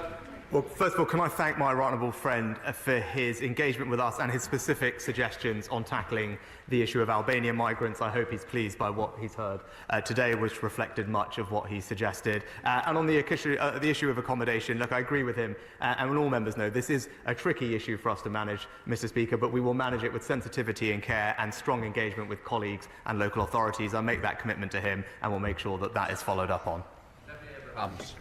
Speaker. Mr. Speaker, the Prime Minister mentioned that he wanted to work with the UN High Commissioner for Refugees, and also that the Foreign Minister had already met with the High Commissioner for Refugees. Did the High Commissioner support these measures and their efficacy? Mr. Speaker, as I said earlier, we believe in sovereignty on this side of the House, and when it comes to controlling our borders, we will of course act in line with our legal obligations, but we will do what must be done to fix the unfairness and make sure we stop illegal migration. Sir Robert Butland. Mr. Speaker, I commend my right honourable friend for his practical approach to a problem that needs practical solutions. Can I, in urging him to press on with the work to improve the efficiency of the system, including the tribunal appellate system, urge the government to work with the Tribunal Procedures Committee to reactivate the detained fast-track procedure, which has been suspended now for 7 years and which I think could be a reasonable part of the solution to this problem. Well, my right honourable gentleman friend obviously has expertise in this issue. He's absolutely right about that process and the help it can provide. If you please know, the Immigration Minister and the Attorney General met recently with the authorities, and we'll look forward to taking forward his suggestions. Dame Meg Hillier. Thank you, Mr. Speaker. Mr. Speaker, in 17 years as a member of this House, I have never known backlogs in every avenue of Home Office processing to be so great and so slow. And the Prime Minister asked for suggestions. If he really wants to reprocess the Home Office's procedures, he could take out the ridiculous rule that people have to renew their indefinite leave to remain every 30 months, putting the same people back through the system to come out with the same outcome. He could, in one fell swoop, reduce the backlog. Will he do it? Prime Minister. Mr. Speaker, I just gently point out to the honourable lady that the backlog now, difficult as it is half as big as it was under the last Labour government. So, unlike then, we will not resort to giving people blanket amnesties, Mr. Speaker, because that's not the right approach. Simon Fell. Thank you, Mr. Speaker. Can I warmly welcome this statement? Tackling the backlog is absolutely key to getting the heat out of this issue and dealing with it fairly and firmly. And I think the same approach on Albania is welcome too. But would my right honourable friend agree that whilst Albania is the issue of the moment, this will move around the globe and actually going upstream and tackling the issue with the criminal gangs who have imported their dangerous business model from the Aegean to the Channel is absolutely crucial. I wonder if you could share his thoughts on that. My honourable friend is absolutely right, and that's why we're doubling the funding for Operation Invigor at the National Crime Agency, which will mean that they can disrupt twice as many organised crime gangs upstream. That is a European effort, and it's proven to be very successful in the past. It will get double the amount of resources to help disrupt the gangs upstream in the first place. Sir Macdonald. Thank you, Mr. Speaker. A very, very simple question for the Prime Minister. Will he agree with me that any proposed bill or policy that breaches the UN Refugee Convention or the European Convention on Human Rights should be rejected out of hand? Mr. Speaker, what our legislation will do is ensure that if you come to this country illegally, you will not have the right to stay here. It's a simple proposition, it's a fair proposition, and it's one that is supported by the vast majority of people across our country. Chris Grayling. Thank you, Mr. Speaker. Can I warmly welcome my right honourable friend's statement today? This is a huge step in the right direction. I'm particularly encouraged by what he says about Albania and tighter guidance for those processing decisions. But will he extend that process of tightening guidance to other countries where we have an issue of people arriving, but too often they simply get through the system? I think particularly of a country like Vietnam, which is a fast-growing, prosperous country, where the case to be an asylum seeker is considerably weaker than it was in the past. So will he strengthen guidance for countries like that as well? Prime Minister. Yes is a simple answer, Mr. Speaker. The 2002 Immigration Act already has, in Section 92, the ability for the Home Secretary to designate safe countries. Many are already there, and we will continue to add to them as appropriate. Stella Creasy. Thank you, Mr. Speaker.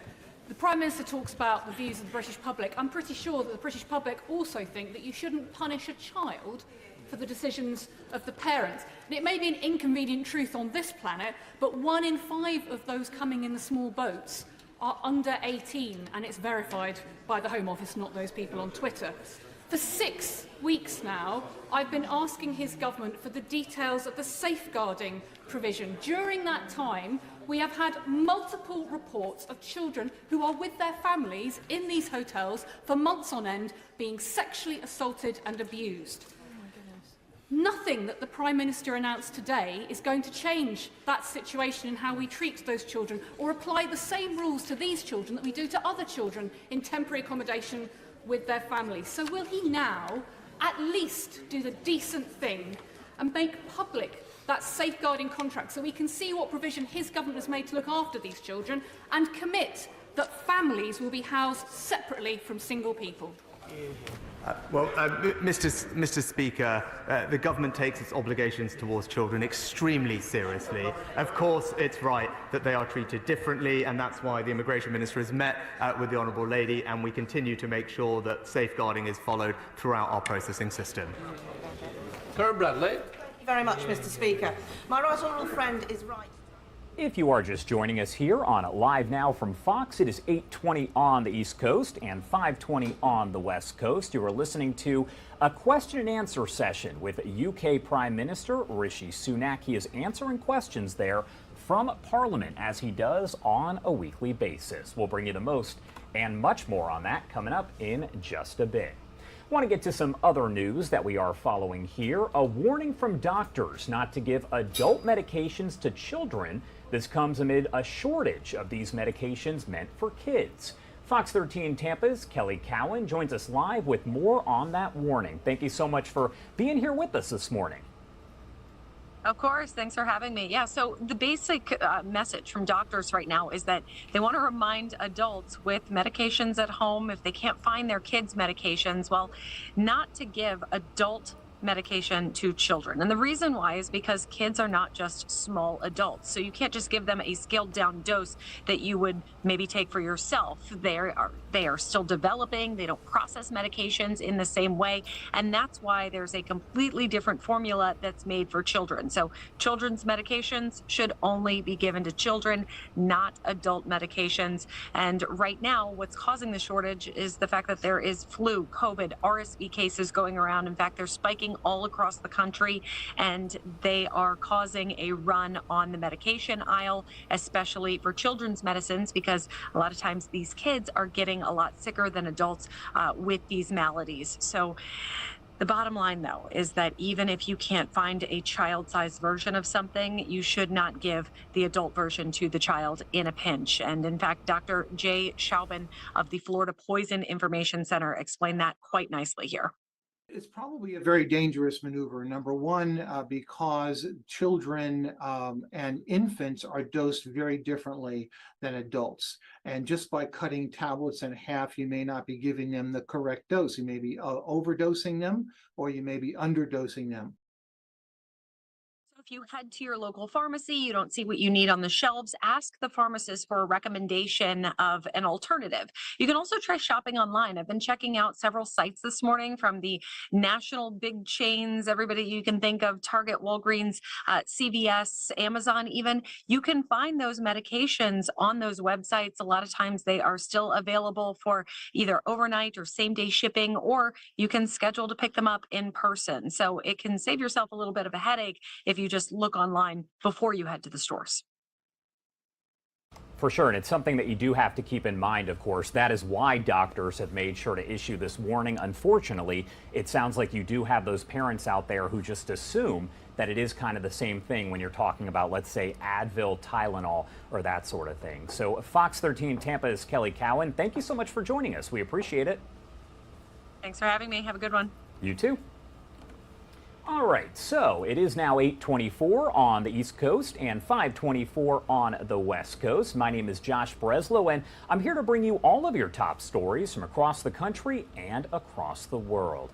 I do want to take a quick commercial break here, but on the way out, let's take a live look at Gatlinburg, Tennessee. This is one of my favorite shots here. That is the beautiful Christmas tree as people visit my favorite aquarium across the country. We'll be right back with a look at headlines from across the country and the world.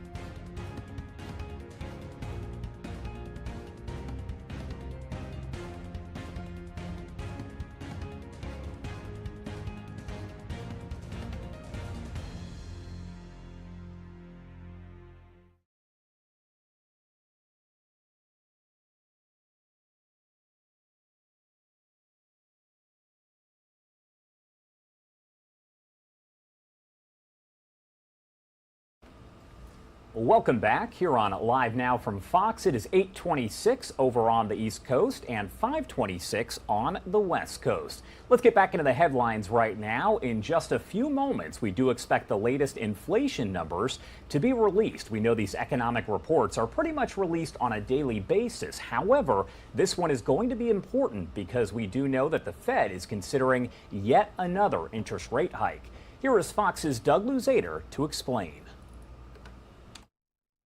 Well, there is hope that inflation has peaked, but the Federal Reserve will be watching these numbers very closely today as they decide whether more needs to be done. Gas prices, on average, fell almost another 2 cents overnight, according to AAA. It's still high, but lower than they were even a year ago.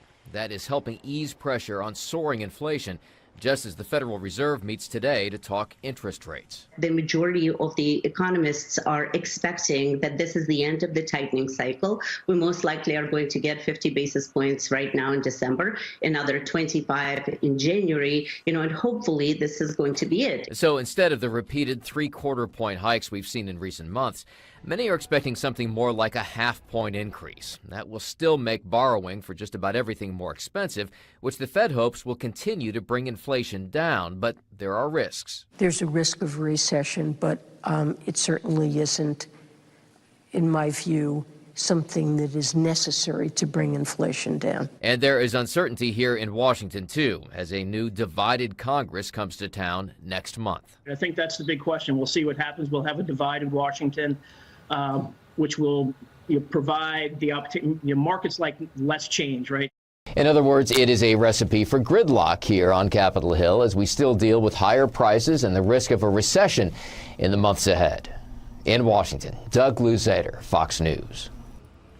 And as we've mentioned, inflation has been hitting Americans from everything to gas and groceries. And now some parents are having a tough time trying to buy affordable Christmas gifts without breaking the bank. Fox News senior correspondent Laura Ingle with the story. Inflation takes no holiday, especially in the month of December. It's not even a choice, honestly. It's basically, this is what you can afford. This is all we're going to put out for you. And it's sad. Parents, grandparents, and other gift givers are feeling the pinch of holiday inflation as they work to find gifts they can afford, watching the prices go up as the size of some items are going down. They've been doing it to bags of chips for years, right? And making the bag bigger and putting less chips in there. So, you know, same premise. Some retailers admit they are promoting smaller and less expensive toys this holiday season to help shoppers manage rising costs of everything from gas to groceries. MGA Entertainment, the maker of LOL Surprise and Bratz dolls, is offering more than 200 new toys priced at or below $10 to give shoppers more bang for their buck. One toy industry expert says toy industry inflation is running 10 to 15% this year, but adds when buyers have a will, there will be a way. They'll go to Dollar General, Family Dollar, Dollar Tree, some of the retailers that feature low-price products for low-income people. So they will do more business this year. I have a grandnephew I'm shopping for, so the name of the game with that is to find something that he's going to enjoy and be entertained while we all eat and drink on Christmas. And reps with the industry's largest trade group, the National Retail Federation, reports Americans will likely lean on savings to be able to afford holiday gifts this season, with the trend of spending more and buying less continuing into the new year. In New York, Laura Ingle, Fox News. Laura, thank you so much. And again, we do expect those numbers to be released momentarily. So we'll bring those to you live, raw, and unfiltered right here on Live Now from Fox. Let's go over to California now. Some great news for San Jose residents. The city announcing that after years of debate, thousands of affordable housing units are in the works. Fox's LaMonica Peters has more on that story that does impact people nationwide. Well, we have something to celebrate this Christmas. We had planned to build tens of thousands of units of housing in North San Jose, much of it affordable. The city of San Jose announced Sunday that its plan to add 32,000 housing units is moving forward. San Jose has been in a legal battle over the project with Santa Clara County and Milpitas since 2005. The biggest issue was the traffic and congestion new housing would create. But with homelessness becoming a growing concern in the South Bay, all sides agree making more housing available needs to be the priority. So coming to an agreement with the county is finally going to enable us to build housing, particularly the affordable housing that's near transit, the kind of housing that won't create a lot more traffic because we have a light rail line and a BART station nearby. 20% of the units will be designated as affordable housing units. It'll also include more than 25 million square feet of office and industrial space, 3 million square feet of retail and commercial space, and 1,000 hotel rooms. Transit-oriented development is really our future, both to make for more affordable housing as well as to make our community more sustainable and to keep people out of cars so they're not trapped in traffic for an hour or more in every commute. So the difference here is how we're building. The new housing will be built along the transit corridor along First Street and near the Berryessa BART station. In 2020, San Jose voters approved Measure E, which generated $110 million last year alone, and those funds will be used to help pay for the new housing.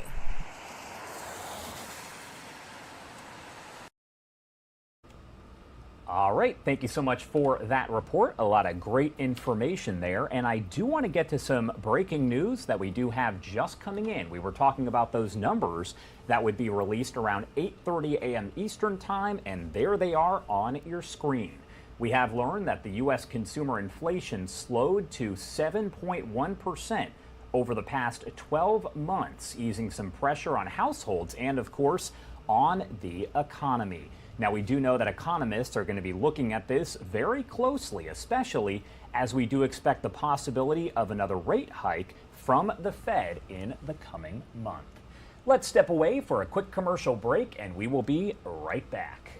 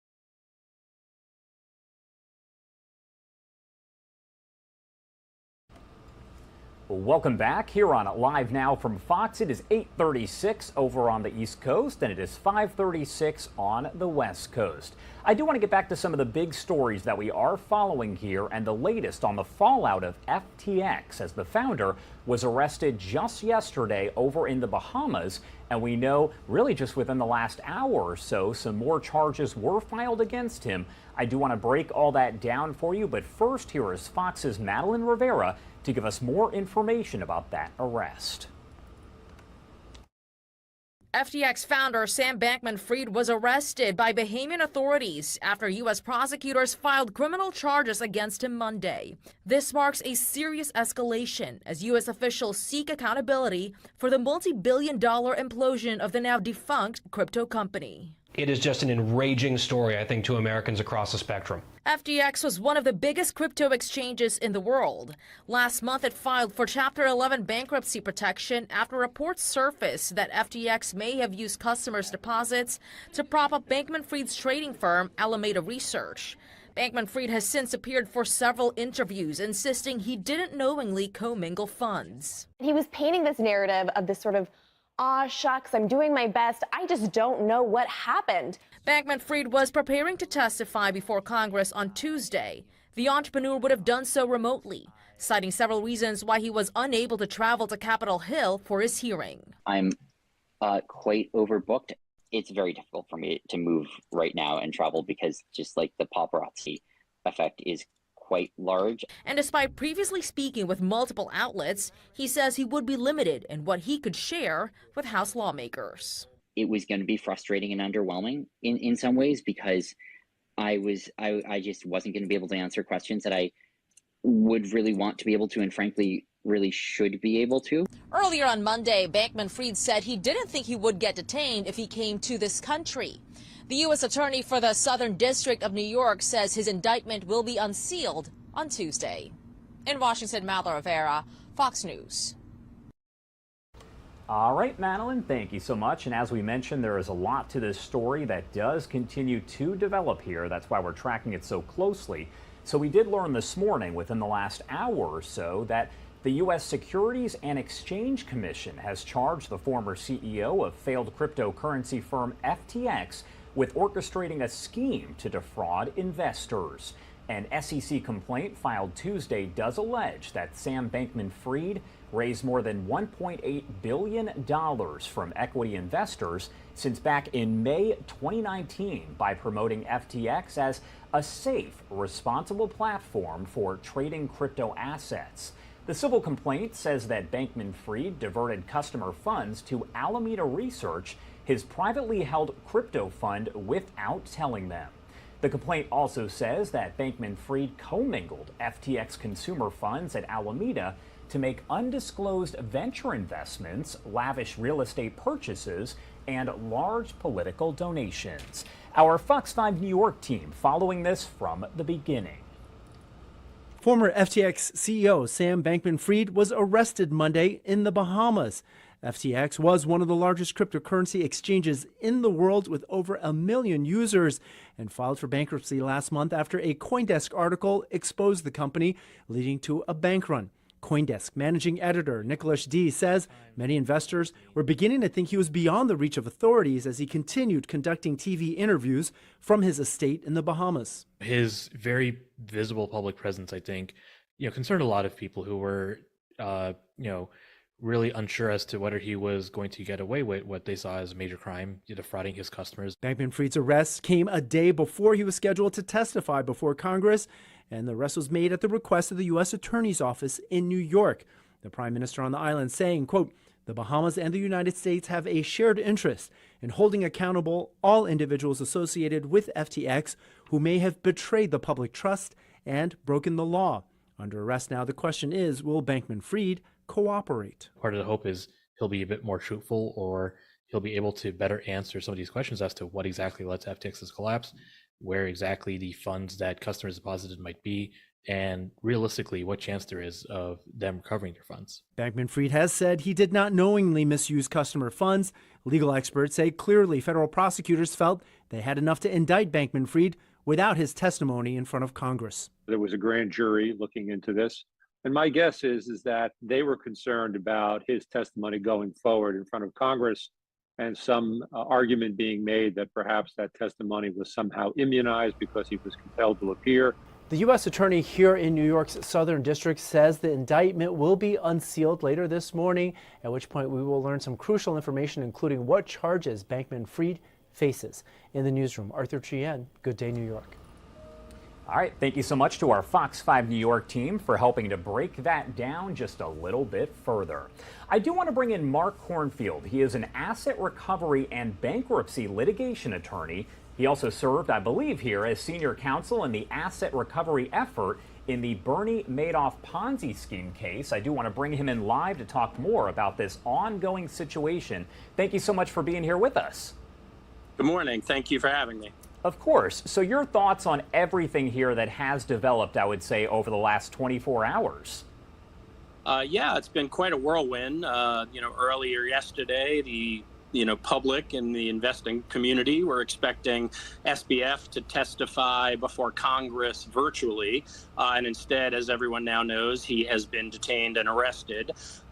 In the interim, overnight, we also have seen the SEC, as was just reported, filed a complaint against SBF. And there's also been a publication of what would have been his testimony before Congress in something of a 16-page manifesto with his perspective on how this all came to pass.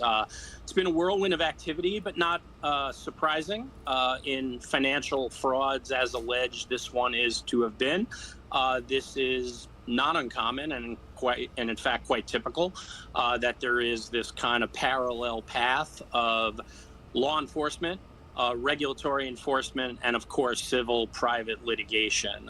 So we're seeing all of these various lanes being driven in here in parallel, and no surprise.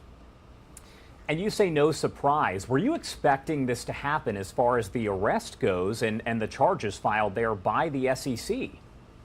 I was. Earlier in the week, I had spoken to some folks in the media who were asking similar questions that the investors were asking, which is why hadn't he been arrested to date? And I'm not surprised, as I cautioned folks, that the people who are in law enforcement and who prosecute financial fraud for a living are very, very conscientious, very important stewards protecting victims. And they move at a speed in which they feel they have a case in which an indictment can be brought, in which they have probable cause, and which they feel they can ultimately one day prevail beyond a reasonable doubt. So they operate on a time frame that isn't driven by media. It's not driven by frustration in the market, but as fiduciaries and responsible public officials, and I believe that he would be arrested in due course, and he now has been. So no, I'm not surprised that he's been arrested. There were logistical issues, obviously, because he was offshore, not in the United States, and that involved some level of cooperation between the government in the Bahamas and the U.S., which I imagine is happening, outside the public purview here in terms of those conversations and administrative coordination, if you will. If he were to eventually testify in front of Congress, what would you specifically want to hear? What questions do you have about this whole situation? Yeah, so to my modest surprise on that score, he wrote out a lengthy explication of his perspective of things. But, I would never pretend to be someone who serves on the banking committee of Congress. But if we were playing the hypothetical, what would I as a congressperson want to know? Not particularly, detouring from what the average person would want to know, which is the who, what, when, where, why, and how of how we arrived at this point. Specifically, I would want to build a chronology of events, kind of starting, even as far back as 2020, but certainly with the collapse in price in the crypto market in the summer of 2022. That's one kind of piece of it, but more micro, I'd want to get into the nuts and bolts of the admissions that he's now made of failures of corporate governance, corporate control, administrative and risk management oversight, and how we got to this place. I'd be focused very heavily on the lack of compliance, internal controls, segregation of customer money, the way the entities, FTX US, FTX Bahamas, and Alameda Research all interacted.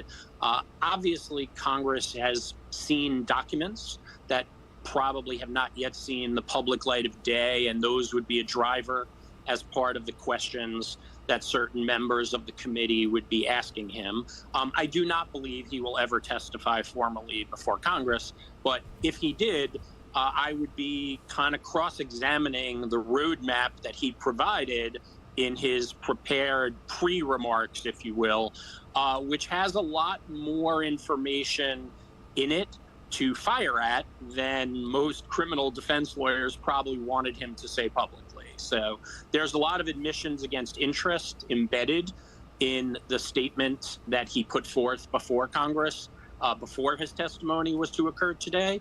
And I would have used that along with whatever documents and interviews and cooperating testimony that may or may not have already been received as kind of the architecture or outline of my questions to Mr. Fried. And I do have to ask, Mr. Bankman-Fried here, how does this whole situation compare to the Bernie Madoff Ponzi scheme that pretty much everyone knows about?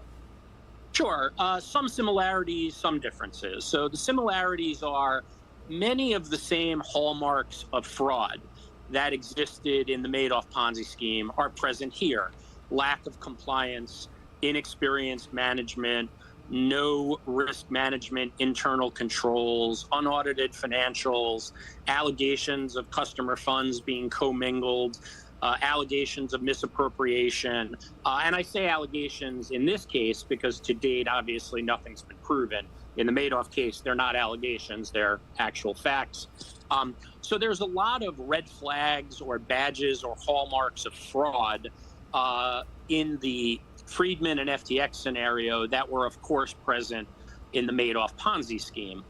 It's not 100% clear that the FTX circumstance is a full-blown Ponzi scheme. So that's one kind of arguably superficial difference. At the end of the day, if there's misappropriation or misallocation or the disappearance of tens of billions of dollars in assets that belong to investors and who have been just dramatically damaged by all of this, doesn't really matter what label of fraud you attach to it.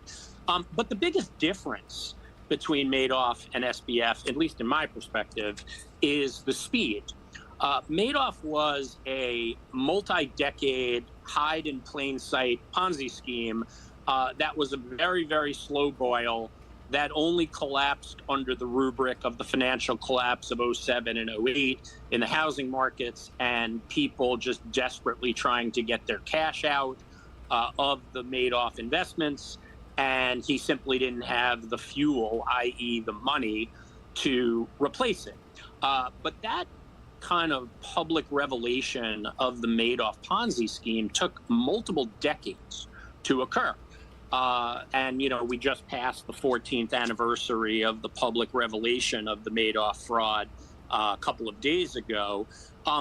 In this case, SBF went from arguably the poster child of good and the poster child of best practices and perceived as a trustworthy steward for crypto trading and platforms to, you know, public enemy number one right now. And that happened in arguably record time. And, you know, I think part of that is the difference in the market in which we're operating. Crypto is, by its nature, inherently opaque.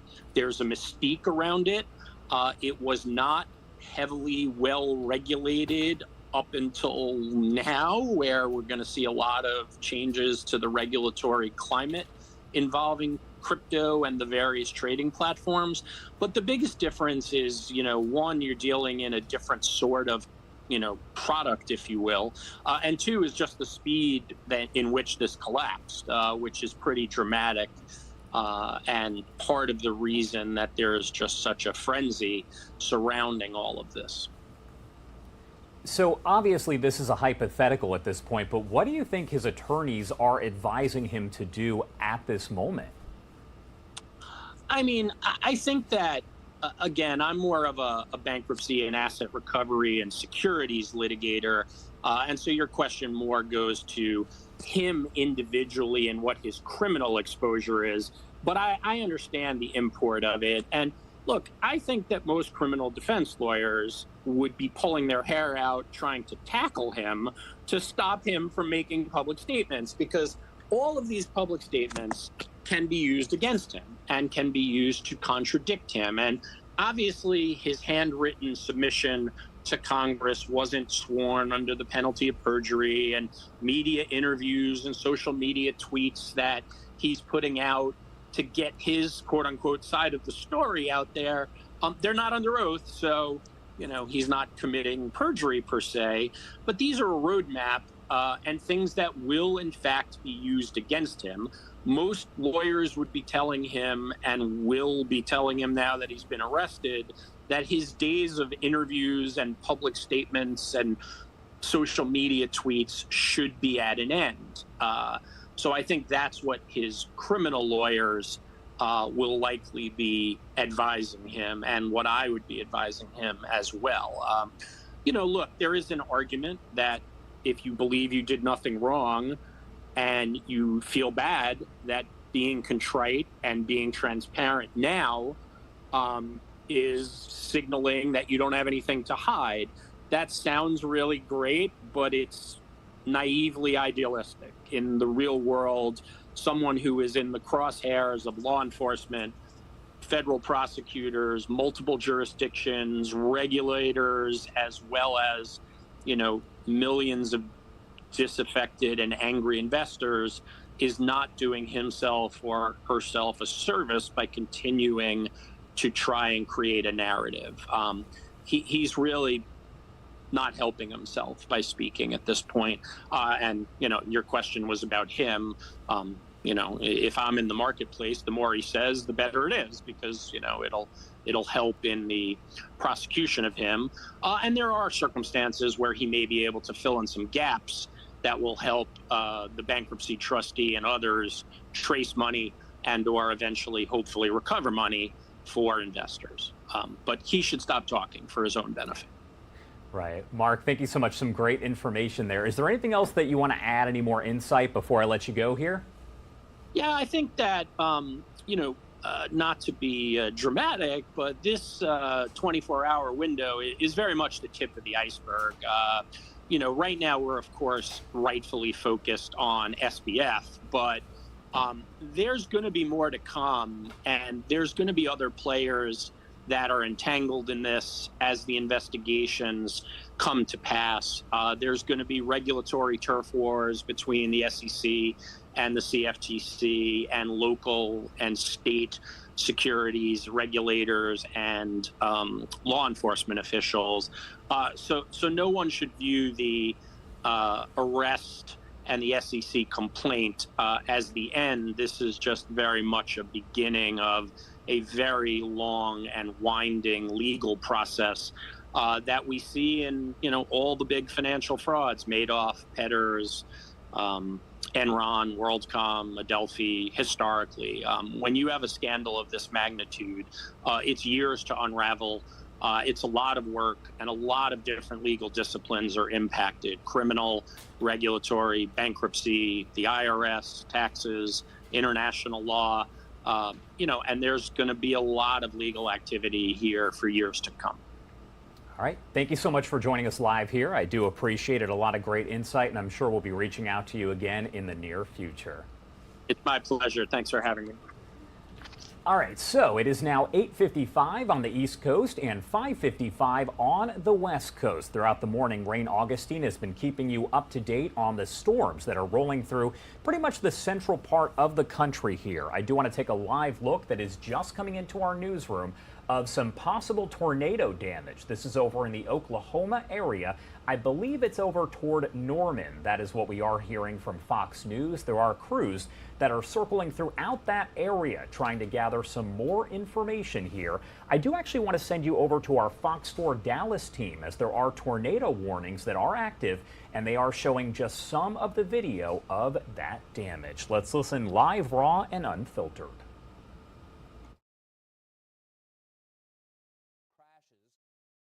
Of concern in the last few minutes has been along I-35W in the area, specifically moving southbound down around the interchange of Keller Hicks. So again, potential issues in this area that I'm circling. So just please note that. A little bit to the northeast of here in the Keller. And it does appear right now they are doing a traffic report. Not sure if they are planning to stay on the air here, as there are possible tornadoes that have touched down over in Texas and in Oklahoma. They're taking a live look here at their TDOT camera that does show the extent of some flooding, as it is still raining in that area.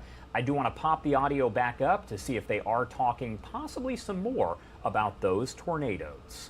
Over in the Louisville area, coming over from the Hebron area of Carrollton and Louisville, trying to move southbound on the Sam Rayburn Tollway, approaching the Business 121 merge. Again, major concerns trying to move through that busy area. As you can see, that multi-mile backup is going to take drivers about 45 minutes to sit through from beginning to end, with the average speed under about 10 miles an hour. And just trying to get to the Sam Rayburn Tollway southbound in Denton County, going across the Louisville Lake Bridge. Wanted to quickly mention that we have a crash.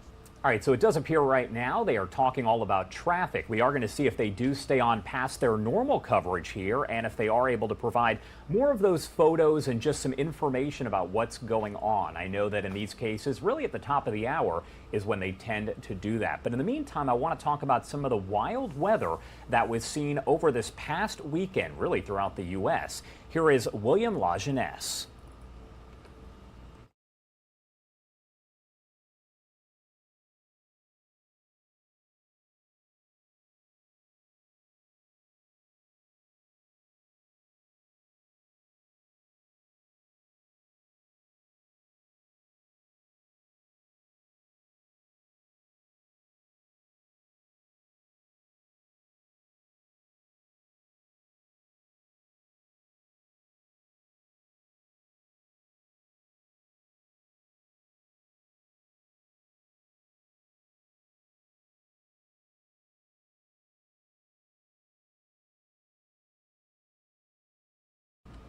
All right, so it appears that story there does not have any audio. We're going to work to get that for you. But right now it is 8:58 on the East Coast and 5:58 on the West Coast. I want to see if we can go back to actually our Fox weather friends are talking about this as well.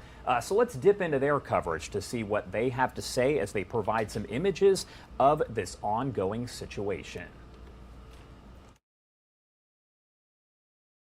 Louisiana as well as Mississippi need to be on alert here. So let's bring in our colleagues, Craig Herrera and Kiana Lewis.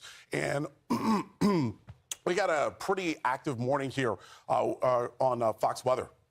Yeah, these images coming in right now, Jason and Britta, you have been on this all morning long with the tornadoes, and one confirmed there. We've got that large tornado, Decatur, Texas. But look at the damage that's coming in right now. You have been warning everybody, and we continue the coverage right now.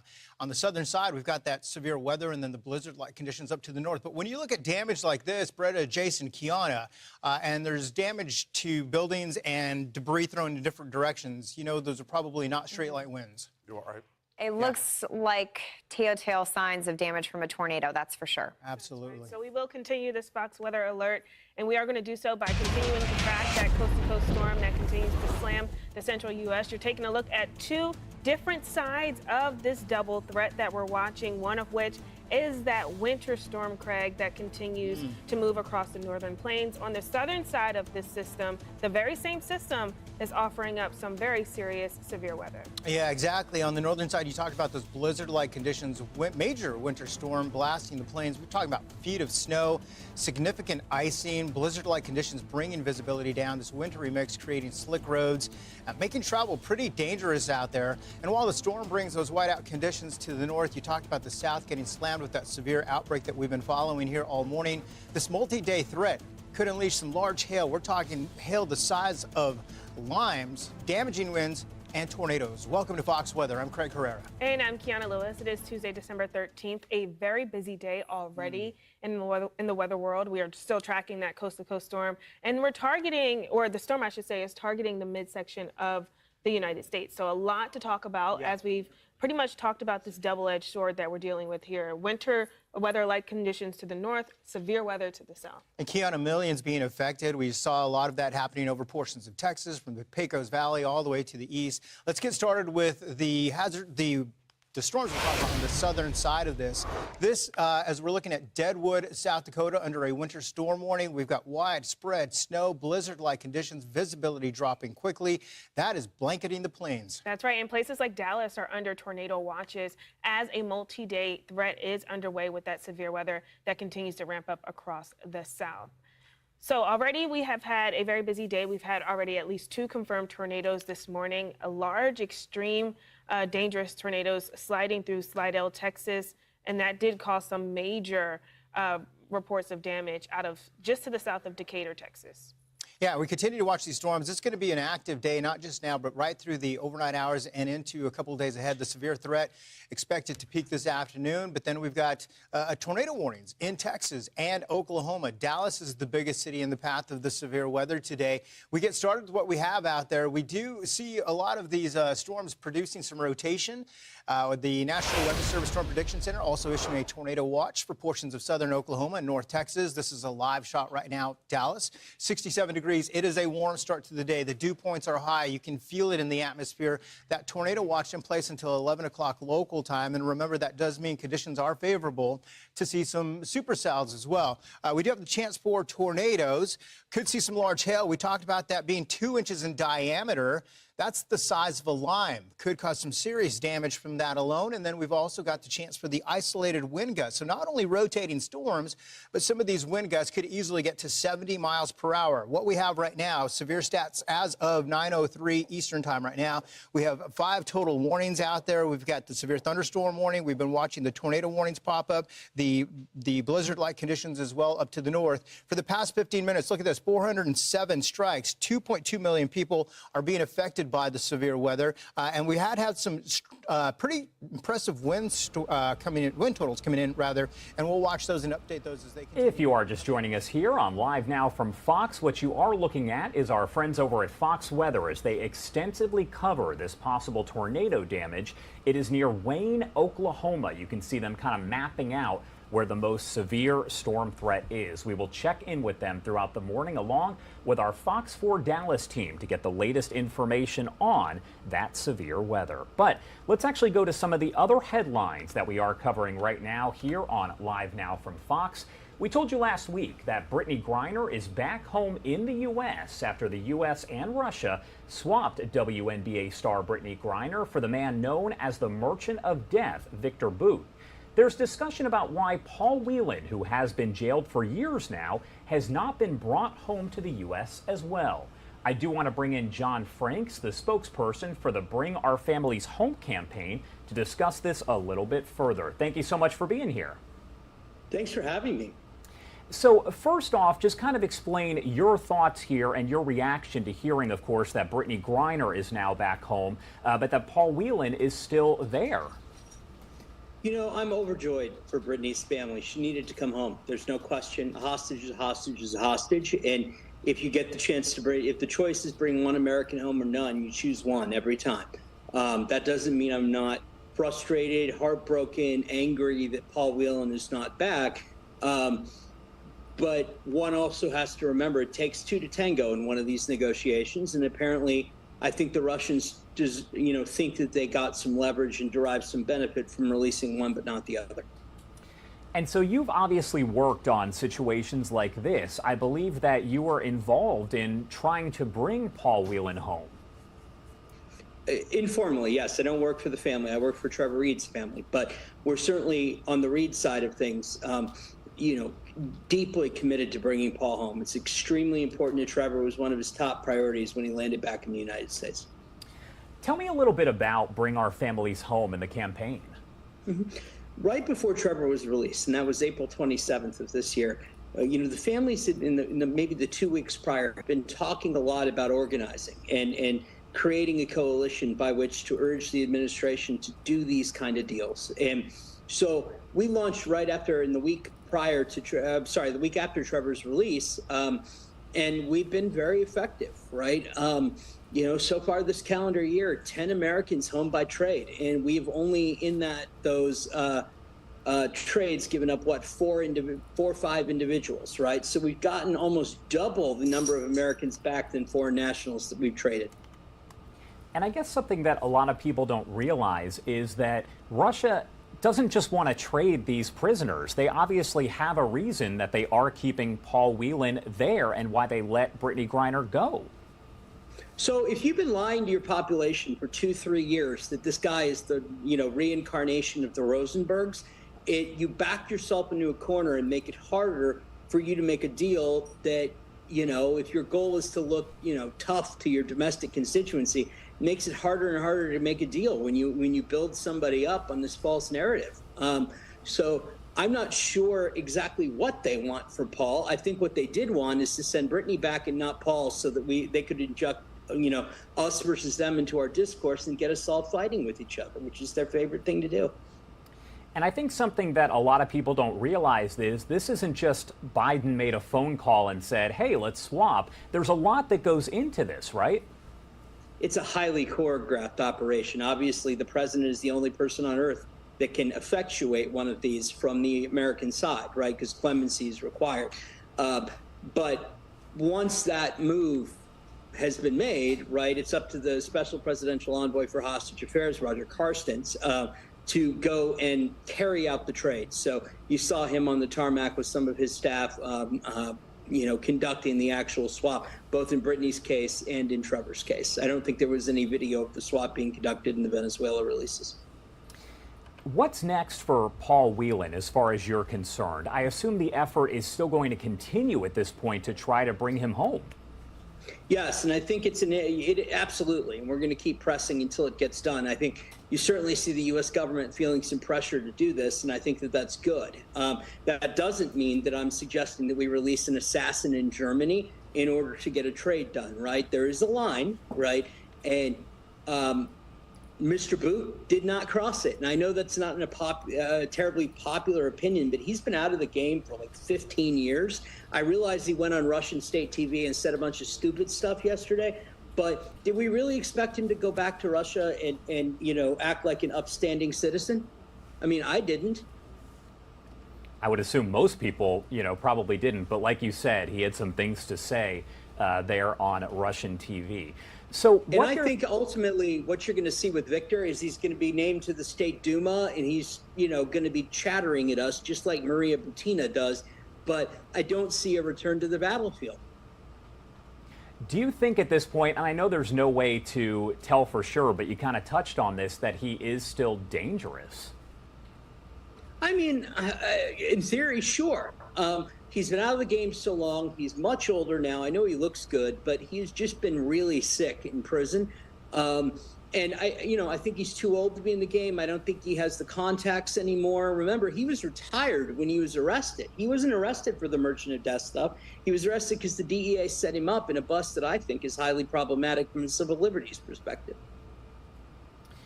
What do you think is next for Brittany Griner now that she is back? There's been a lot of discussion about what happens to her, what she might have endured there while she was in Russia, and how she, I guess, acclimates back to being home. Well, she's getting the best care in terms of reintegration that the world has ever known at Fort Sam Houston in San Antonio, Texas, right? I have had clients go through this program, and in fact, I tell all my hostage clients, if you don't go through this program, you're not going to succeed. Period. It's that simple. All right, John Franks, thank you so much. A lot of great information there. Is there anything else that you want to add about all of this before I let you go? I just want to, kind of make a plea to people, right? There's a real danger in politicizing these cases and politicizing the methods by which we recover the American, right? And, we can, go to our partisan corners and, beat each other up all day on stuff that doesn't matter, right? This is a life or death issue. And when we, kind of demagogue it, like I've seen from some of the Republicans in Congress that I'm really frustrated about, we put our other hostages in danger. All right. Thank you so much, John Franks. We appreciate you joining us this morning, live, raw, and unfiltered. Thanks for having me. All right, a story that we will keep on top of here. It is now 9:11 if you are on the East Coast and 6:11 over on the West Coast. I do want to step away for our first 2-minute commercial break of the hour, but much more of your headlines coming up, including a dip back into our Fox 4 Dallas team as they take a look at this ongoing severe weather situation around Texas and Oklahoma. Stay with us here on Live Now from Fox.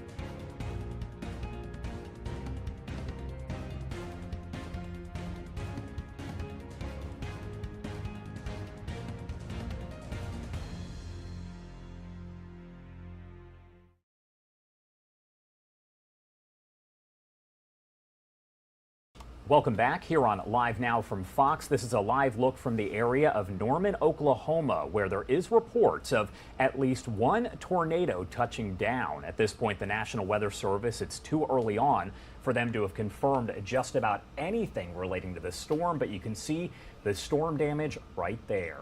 I do want to send you over to our Fox 4 Dallas team. They are live, raw, and unfiltered on the air right now, talking about the tornadoes that are believed to be touching down throughout that area. Certainly, based on this, Dan, if you want to jump in, feel free. I'm just trying to bring up if someone has a Fort Worth tower camera that they can bring up here for us, and we have one. Hold on, I can pull it up for you here. So, there's your Fort Worth tower. All right, all right. So we'll try to get that storm better into view right now. And if you're joining us right now, tornado warning just issued for Tarrant County. The storm looks like it's ramping up for sure over the last couple of radar scans. Let us go back to the radar here. And Evan is kind of honed right in to the most dangerous portion of this thunderstorm, this severe thunderstorm. We've got a tornado warning now in effect for Tarrant County. What's the expiration time on that, Evan? Yeah, the warning that they just threw out is going to be lightning right there. 8:45 this morning. So you've got about another 30 minutes. It's a relatively short warning, but at the same time, this is obviously ramped up. There's rotation there for sure. Okay. If we'll get back, we'll kind of go back and forth if we can between the tower camera here and the radar. Let's go back to the radar if we can. Evan, you probably need to punch that up because we got weather 5. There we go. This is the area that we're honed in on here. This is the Sansom Park area. And you can see this couplet here just near Roberts Cutoff Road, and that's Loop 820 sitting up there to the northwest of there. This is confirmed now, so confirmed tornado. So if you live in the Sansom Park area, you need to take shelter right now. That means the lowest floor available, away from exterior walls or windows.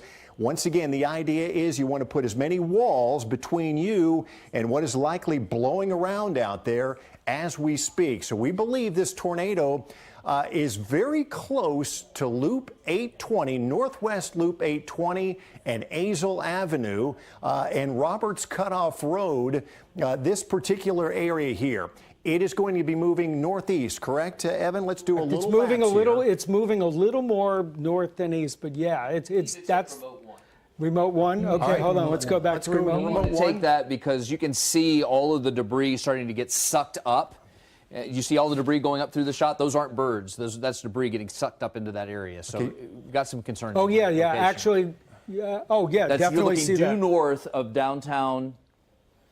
Right where you were mentioning. Yes, right, and so actually, Dan, I just want to show you this. This just came up. Here's obviously our and that's more than likely some debris right there. Right there, you see it go. Absolutely, right yeah. And what we're looking at here is where the blue colors and the yellow colors are amidst all the red. This is our debris tracker, and we are likely showing debris right now just between Lake Worth and River Oaks, the Sansom Park area. So this is north of Fort Worth. This is a tornado, we believe a confirmed tornado. On the ground, it is moving north-northeast, so it's likely going to be moving in the direction of Saginaw here. Very dangerous situation, folks. We want you right now in your safe shelter. That means lowest floor available, away from exterior walls or windows, in a closet or a bathroom. A bathroom is often a very good place because you've got the plumbing in the wall to help reinforce the wall itself. Some estimated arrival times here. Sansom Park, literally right now. Keller, 8:39. Southlake, 8:49. Flower Mound, 8:58. And Carrollton, 9:14. Let's go back real quickly if we can. Let's look at that Fort Worth tower camera. We're looking north, really into the teeth of this storm right now. Sheets of rain falling. We believe we were seeing some debris just a few moments ago on camera. Chip noticed that. He pointed it out to us. But a very dangerous situation here in Tarrant County. Folks are going to be out in the roadways as well. This is rush hour, the height of rush hour. So if you're still at home, stay put where you are. Don't go out on the road in the general vicinity of Sansom Park and areas north of Fort Worth. These are really, really heavy-duty storms that are going to be moving through. Better to stay where you are, stay put, stay safe in your home than to venture out on the roadways here. Once again, this tornado warning is in effect until 8:45 this morning. Here's the couplet that we're looking at showing counterclockwise rotation. We believe we've got a confirmed tornado in the Sansom Park area, north of Fort Worth, moving, Evan, northeastward or north-northeast? It's moving more north-northeast. The box itself, the tornado warning box is off on this. I mean, this is moving definitely more in this direction, more towards the north-northeast. It'll be pushing, if it continues, up 35 and then over towards 377 by Keller. So certainly we are talking about areas from Lake Worth to Saginaw to River Oaks, east towards Haltom City, North Richland Hills, Keller. You're kind of in the immediate concern area here as this storm moves off to the northeast. Again, tornado warning in effect until 8:45.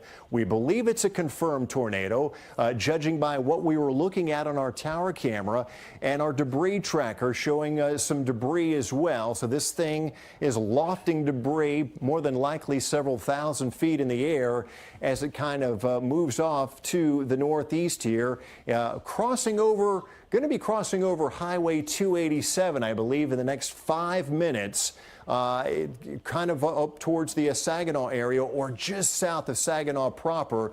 Certainly, if you live in this area, we want you in your safe shelter as we're speaking. Anything new from the chat session there, Evan? Any new information? The main circulation is what you just said. It's northeast of Sansom Park, south of 820, and east of 199. The thing about as I said, they're going to have to put this tornado warning a little farther north based on the way we're seeing. I am just also going to scan up and down the line for folks, just because we do want to look and see, these circulations go back and forth.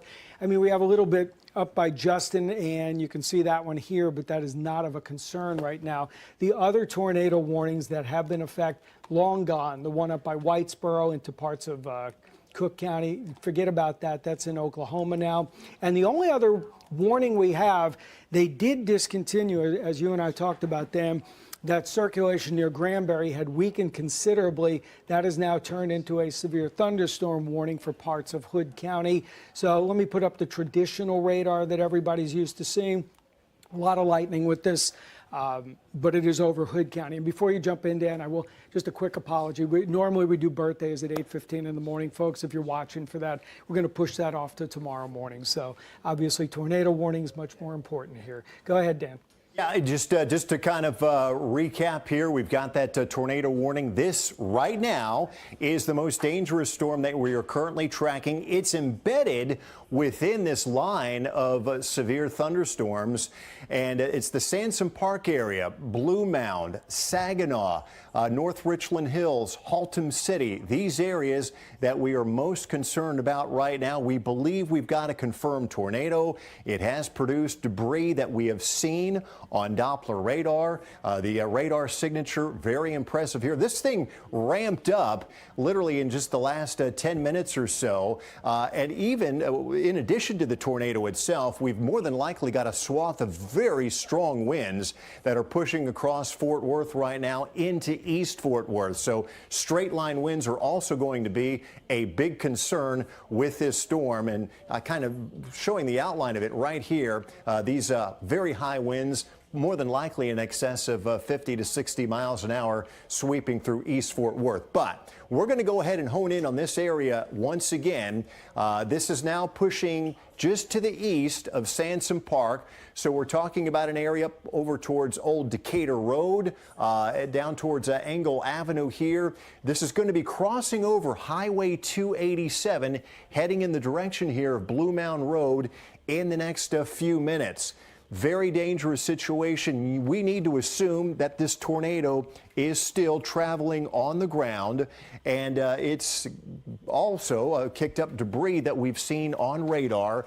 Tried to get a look at it through our Fort Worth tower camera, but as you can imagine, we are looking through a lot of heavy rain, curtains of very heavy rain. Tracker, a little bit hard to see anything there that sticks out, although right there, yep, there you go. Sansom Park. That's our debris right there. It's more than likely moving to the east-northeast of Sansom Park. Yeah, it's up around 820 right now. And moving up around the 820 area. So there's more than likely some debris still up in the air associated with this particular storm. Evan, anything new from the chat there? No, but we're going to obviously have to watch because this tornado warning, because a lot of folks just go based on what they hear. And this tornado warning is if the storm does continue on its merry direction, it's going to track out of the tornado warning box and up to the northeast. So may have to extend that a little farther north towards the Keller area. You folks were under a tornado warning earlier, which was canceled. Obviously, Dallas, we're going to end up watching Dallas to see if we end up with this the actual storm going into Dallas County. Let me put this up for you, and you can take it here. But we're not seeing anything new, Dan, in terms of what we've got. Let me give you the whole line. This is the entire line. So you can see we've got a squall line. It's covering all of North Texas. Moving northeast. What you are watching right there is coverage from our Fox 4 Dallas team. They are watching tornado warnings that have popped up not just around Texas, but also in Oklahoma. We did see just a bit earlier some of the footage showing both the rain that is going through that area, that is a driver traveling through the Dallas area, but also if you look here on this screen, this is some of the damage that is believed to have been caused by a tornado. We will make sure to keep our eye on this and bring you the latest information as we do get it. I want to get to some other news now. Tomorrow marks 10 years since a gunman opened fire at Sandy Hook Elementary School in Newtown, Connecticut. In all, 20 students and 6 educators were killed, and among the victims, Josephine Grace, known as Joey. Her mother, Michelle Gay, joins us now to talk more about her legacy. Thanks for being here. Thanks for having me. Tell me about your daughter. That's how I want to start this off, because it is her legacy that you are protecting, along with the other victims as well. Absolutely. Yeah. So purple was her favorite color. So this week, in celebration of her life, it's all about purple. Every day we're doing something purple just to keep her, you know, kind of top of mind and close to our hearts as she is every day. But yeah, she was full of joy and mischief and very, very girly. Loved her friends, loved her neighbor, really loved everybody that she encountered. She was known for her smile and her ability to connect with people, which is pretty amazing because she was a nonverbal child. She was a child with autism and many challenges and many gifts that she brought to our lives and our community. We know that obviously there were other victims as well. On your screen right there is part of the memorial that was set up for them. What goes through your mind when you see this beautiful memorial here? You know, it warms my heart. It touches my heart. It's just such an important milestone for many of us, for my family, to have been able to go to have a place, you know, to go and just reflect. And it's such a beautiful, peaceful place. The footage is beautiful that you have, but I promise it's just so much more beautiful and tranquil in person. And you see the kind of the water moves in a circular, never-ending circular pattern around that beautiful sycamore tree. But what you probably can't tell by looking is how much hard work lots of people put into, you know, championing to get this memorial in place. And many of those folks were families of loss that really dedicated themselves to this work, really picked up that mantle for the rest of us and for our community. So it's a really special place, and it's really beautiful. And as we mentioned, tomorrow is 10 years since that horrible attack. We want to make sure that the other children, the other victims, as well as the educators are remembered here. How do you want to make sure that all of them are remembered? So we encourage folks to go to a little known website called mysandyhookfamily.org. And there you can learn, it's very simple, but there's a page for each of the precious lives lost that day. Every one of the 26 has a page that has been created by their family, and it shares a little bit about them, and how their family would like them to be remembered and honored. And that's really important. Anyone who's ever lost a loved one, especially somebody so close, like a child in our case, or in some of the other families, a spouse or an adult daughter. We lost 6 educators as well as 20 beautiful children.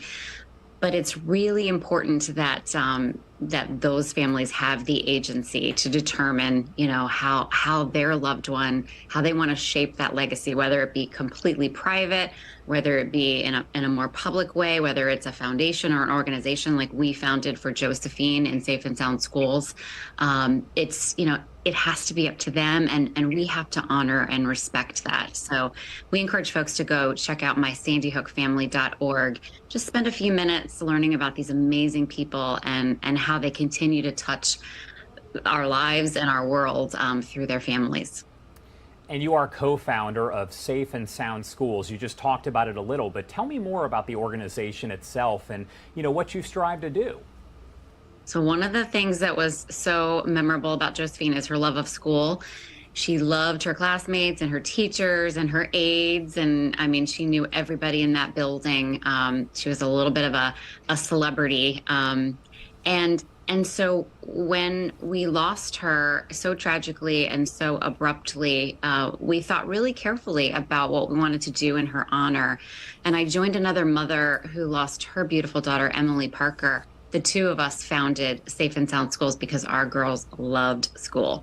So it seemed only fitting that their legacy be devoted to protecting the place that was so important to them for other children and other educators around the country. So that's the work that we do. Our mission is to support schools through crisis prevention, response, and recovery, making sure that they have the best practices and information and resources and programs.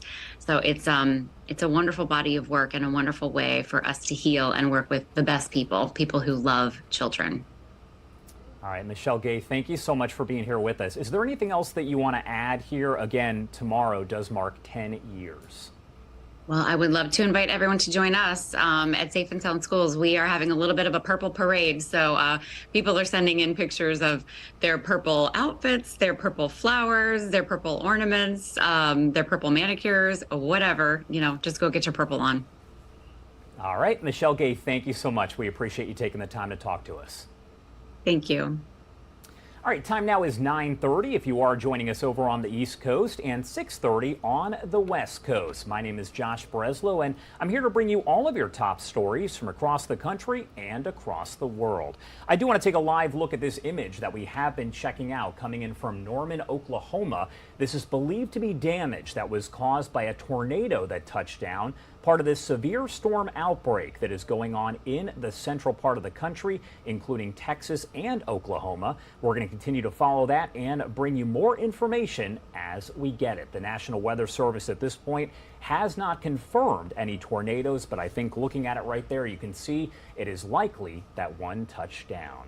Let's step away for a quick 2-minute commercial break, and we will be right back.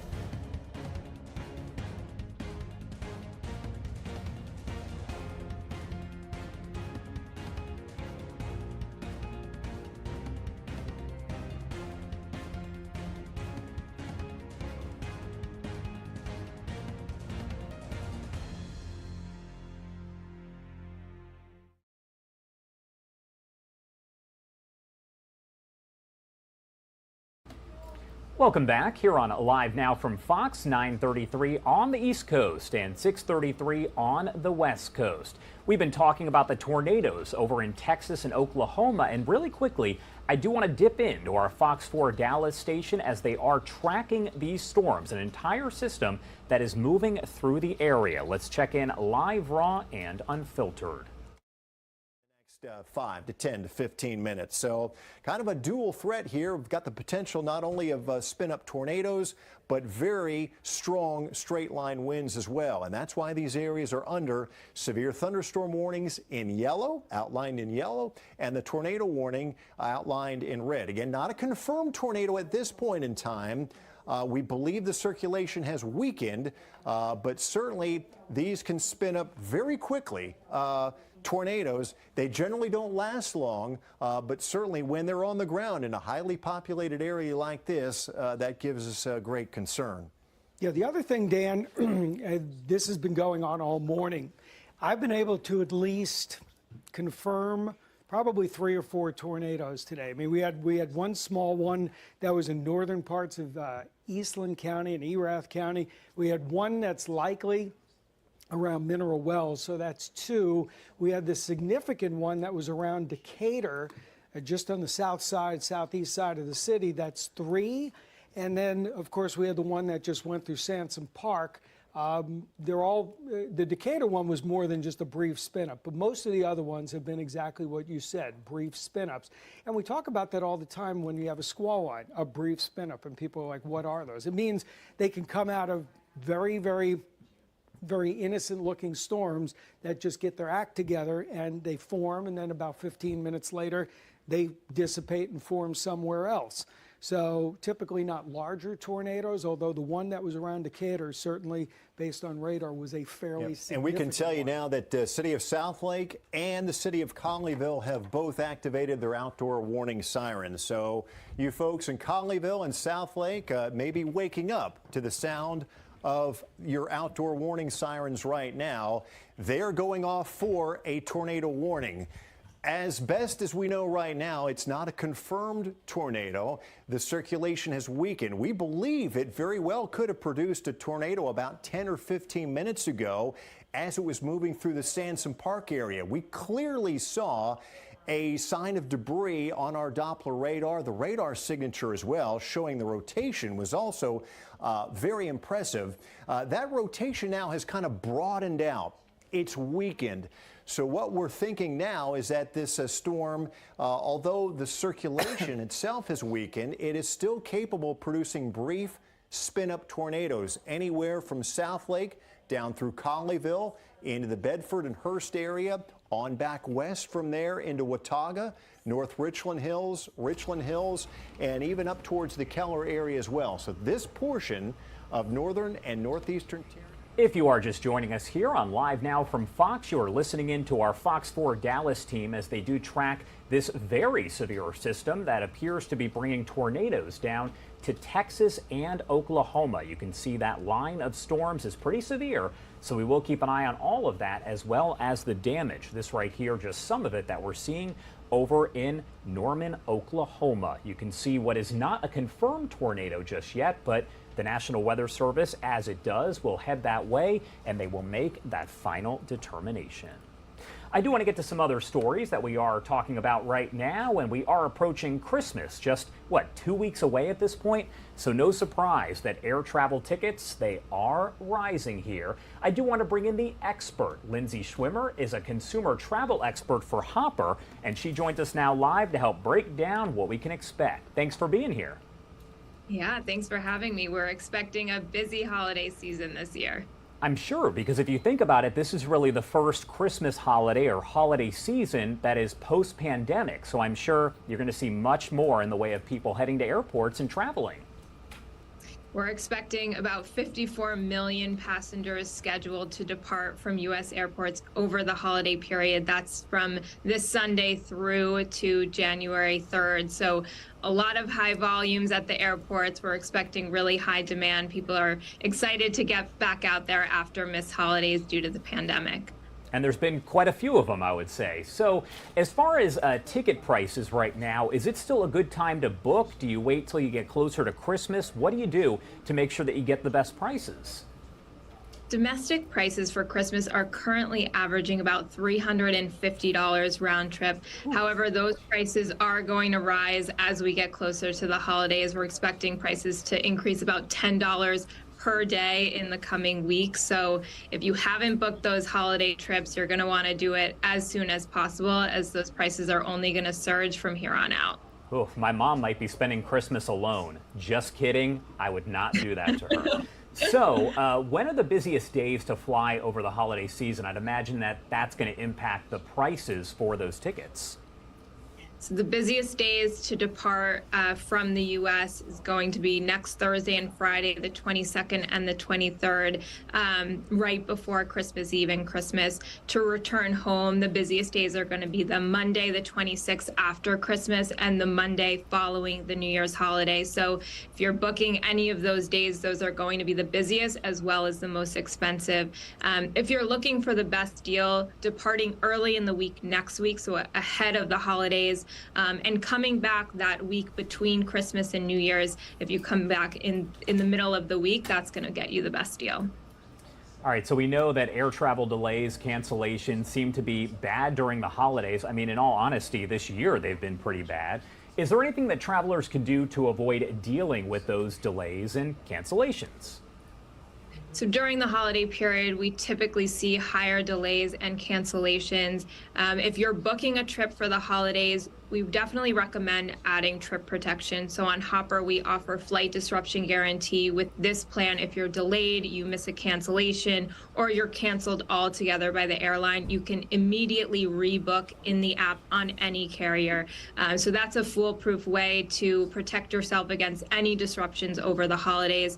Other things you can do, take the first flight out. So we always recommend taking the earliest flight of the day. That way you're not impacted by delays that occurred earlier in the day of the travel day. If you can get to the airport early, that's always our best piece of advice. That way you give yourself enough time to get through security and avoid those high traffic periods. And as well, if you can build in a buffer day, that way, you give yourself peace of mind and a little bit of wiggle room to make sure you get to your Christmas destination on time. I mean, the most important question, can you get everyone watching here a discount since you work at Hopper?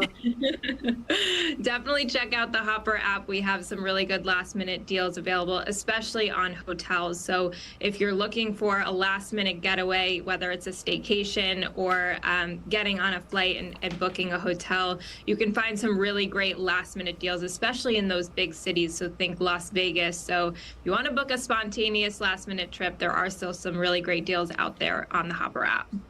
All right, Lindsay Schwimmer, thank you so much for being here. Anything else that you do want to add before we let you go? No, I think definitely pack your patience and get to the airport early this year because it's going to be busy out there. That is a true statement. Thank you so much for being here. We appreciate it.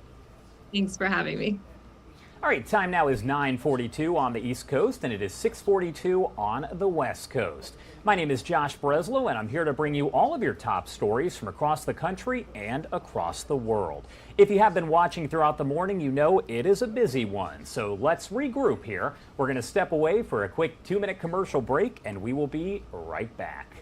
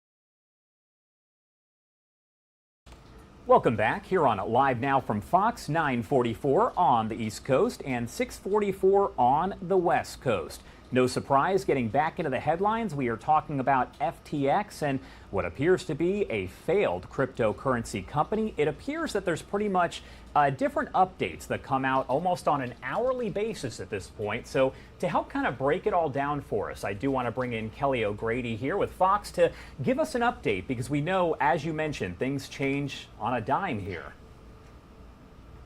Oh gosh, they do. I'm really curious who's going to play him in the movie, because you have to think some streaming service is already thinking about that.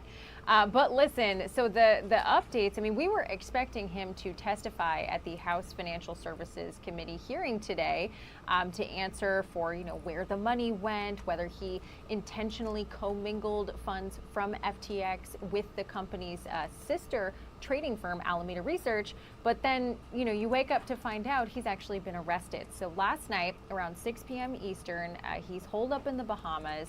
The Bahamian police, they came to his residence and they arrested him. And originally, it was a sealed indictment. It was charges that were filed by the U.S. Attorney's Office in the Southern District of New York, which is right where I am now. And but that actually just came out right before I came on the air with you. I was just reading through it. So I want to give you a couple of updates here. So it's 8 counts that the grand jury is bringing forward. And they focus on everything from wire fraud, conspiracy to commit wire fraud, securities fraud, commodities fraud, money laundering, as well as some fraud when it comes to campaign financing. So remember, Sam Bankman-Fried, he's also been in the news a lot for how much he's donated to political campaigns this past midterm election season. So that's where we are on the criminal charges. In addition, the SEC and the CFTC have also brought forth their own set of charges. They're alleging that he intentionally moved customer funds, that he defrauded and misled equity investors. So many things happening this morning.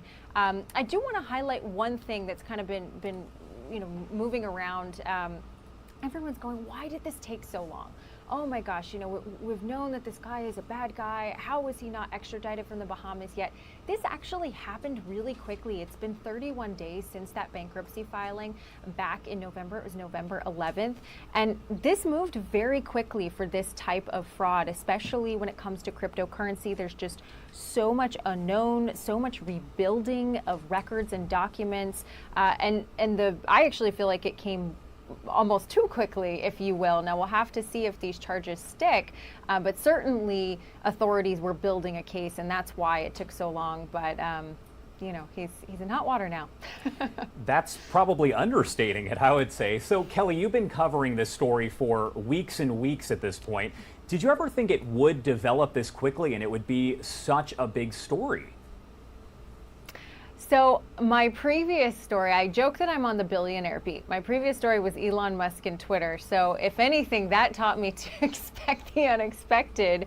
And so with this, I did expect it to develop to the magnitude that it has grown to, because this is the first major fraud when it comes to cryptocurrency. And over the past couple of years, cryptocurrency has really come to the forefront. First as this magical thing that everyone wanted to invest in. And then over the past year, we've just seen this continued collapse even before the FTX collapse. So I think there's just been so much skepticism about this space, especially with regulators wanting to have more regulation on it, that, okay, all of a sudden we have that gotcha moment that everyone who said, crypto, it's not real, is able to point to this. And so I'm not surprised that it's being built out and he's sort of being held up as an example. Now, whether a jury believes everything that we just went through in terms of those counts is another separate issue. And it's going to take a long time to figure out. I sort of referenced the Elizabeth Holmes Theranos trial to give people a perspective of how long something like this could take. But certainly it's not over yet. I'm sure by the time we get off talking, there will be another development. I mean, probably was just one. So Kelly O'Grady, I've been thinking since you said it about who could play him in the movie, because that's where my mind goes. I'm just going to go with Jonah Hill. Oh, that's interesting. Right? I like that. Yeah, that's a possibility. We have to have also a younger him as well, but I like that sort of post-collapse. I get the Jonah Hill vibes. There you go. All right, Kelly O'Grady, thank you so much for joining us. A lot of great information, and we'll be checking back in with you as more developments do happen. Thanks so much for having me. All right, it is 9:49 over on the East Coast and 6:49 on the West Coast. I do want to step away for a quick commercial break, and we will hear more about cryptocurrency coming up in Congress, where we were expecting Sam Bankman-Fried to be testifying this morning, but there will still be testimony in about 10 minutes on cryptocurrency. We'll bring that to you live, raw, and unfiltered right here on Live Now from Fox.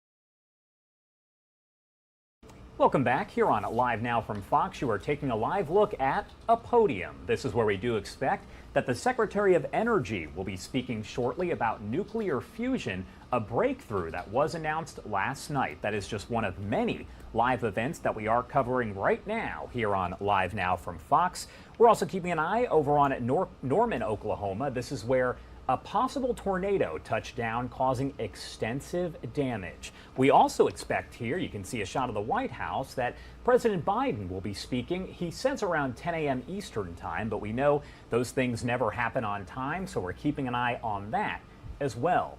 We also know that Sam Bankman-Fried, the founder there of FTX, was expected to testify in front of Congress at 10 a.m. Eastern time. That testimony very unlikely to happen. However, we know that FTX will still be discussed, and they could possibly talk about his arrest and charges. So we'll bring that to you live, raw, and unfiltered. As I mentioned, the Secretary of Energy is going to speak about this nuclear fusion breakthrough. I do want to give you some more information on that. So here is Fox's William LaJeunesse.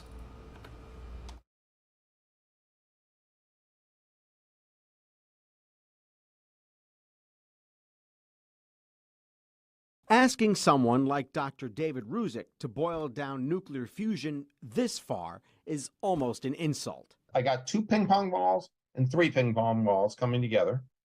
I end up with something that has 4 ping pong balls plus an extra ping pong ball that goes running off. But as this 40-year nuclear fusion professor explains it, fusion creates power by forcing together 2 kinds of hydrogen atoms at high speed. The power is all the balls at the end are moving faster than the balls at the beginning. The problem for scientists has been getting more energy out of the collision than they started with, like hitting a baseball faster than it was pitched. That is, until now. Science website The Debrief says the multi-billion-dollar Department of Energy lab used lasers to create 14% more energy than was put in. The 100-mile-an-hour fastball just went out at 114. Sounds simple enough, right? Nah. Just because I, quote, make more energy, have I really successfully, can I capture it? And then in the end, even if all those answers are yes, can I do it economically? Details, details. But promise, fusion, unlike the very common fission with an I, doesn't create dangerous waste. If it could be harnessed, fusion power could offer a long-sought alternative to fossil fuels. This great facility was built in part to try to do these experiments and show that this is possible. And if they have, then that's definitely a good thing. Being able to make and sell the energy for a reasonable cost could be decades away. How do you make the reaction last long enough to capture the power? Imagine if a hit baseball disintegrated after half a second. I like to make sure that the world recognizes that putting money, not really that much money, into science and into engineering and into the ability to create new things is an important effort of humankind. Evan Axelbank, Fox 13 News. Very good. All right, taking a live look here once again as we continue to track these severe storms that are moving through the area of Texas and Oklahoma as we approach the 10 o'clock hour here on the East Coast and 7 o'clock hour on the West Coast. I want to pop this audio back up from our Fox 4 Dallas team to get the latest information. Through there, but the tornado warning continues for northeastern Tarrant County, including Southlake and Grapevine, into Flower Mound, Louisville, Coppell, all the way up northeast into the Colony. This is our circulation that we're showing right here. It's heading basically right up Highway 121 here. So if you live in this area, we want you to be in your tornado safe shelter right now. Here's a live look in Coppell right now. Let's bring that shot up if we can. Just some very heavy rain falling there, not much wind, but again, the wind from these storms can be very, very localized. You can only go a few miles, and it looks like the world may be coming to an end. But certainly torrential rain, that's a live shot right now in Coppell, which is very close to this circulation that we continue to track that has prompted the National Weather Service to issue a tornado warning, and that warning continues until 9:15 this morning. Certainly flooding is going to be another big concern as well. There's a big view of the line of storms that extends literally from southern Oklahoma, the Sherman-Denison area, all the way down now into northeastern Tarrant County. DFW Airport is being pounded by these strong to severe storms, and it continues down around Johnson County. South of Johnson County, not a whole lot going on. The storms are trying to get their act together. We're seeing some development down around the Waco area. But if you folks are joining us now, Walnut Springs, Hillsborough, Corsicana, Athens, nothing going on at the present time. All the main action is happening right now in the Metroplex here. We've got very strong straight line winds that are causing some damage. And embedded within this line of storms, we've got circulation that could potentially be the signs of a developing tornado. So anywhere from literally the Colony all the way down through Arlington here. Heads up, this line of storms is likely producing some damaging wind and may also be capable of spinning up tornadoes. Evan? That cell down by Arlington, especially south of Arlington, got to watch that one just a little bit closely as well. I mean, we're starting to see some minor rotation on that one. What did you just say? Arlington. Okay, we got some video from Arlington. Go ahead, take that. Obviously, the storm itself that's over Arlington doesn't have the rotation right now, but it has produced some 40 and 50 mile per hour winds and the very heavy rainfall. Ben, let's go back to the radar for a second because there are reports of some debris in Coppell as well. So if the tornado isn't still on the ground, let me get you your bearings here. I got Carrollton, Coppell. This is 121 that runs up through the Colony. This is your tollway that's running through Addison. So you're getting up to 121 and the tollway. This area right here is where the circulation is. And there's probably, if there's not a tornado out of this, it's questionable as to whether it's still on the ground. There was some debris that was just up there, as we saw based on the correlation coefficient, or basically what we call the debris tracker. So whatever's left of this is working its way up to the northeast. It's in Denton County. It may end up in Collin County, Dan. Yeah, this storm has been kind of cycling, pulsing up and down, if you will. So it has a tendency to get better organized very quickly, produce perhaps a quick tornado, and then the circulation weakens a bit. We believe that we're still seeing the circulation here.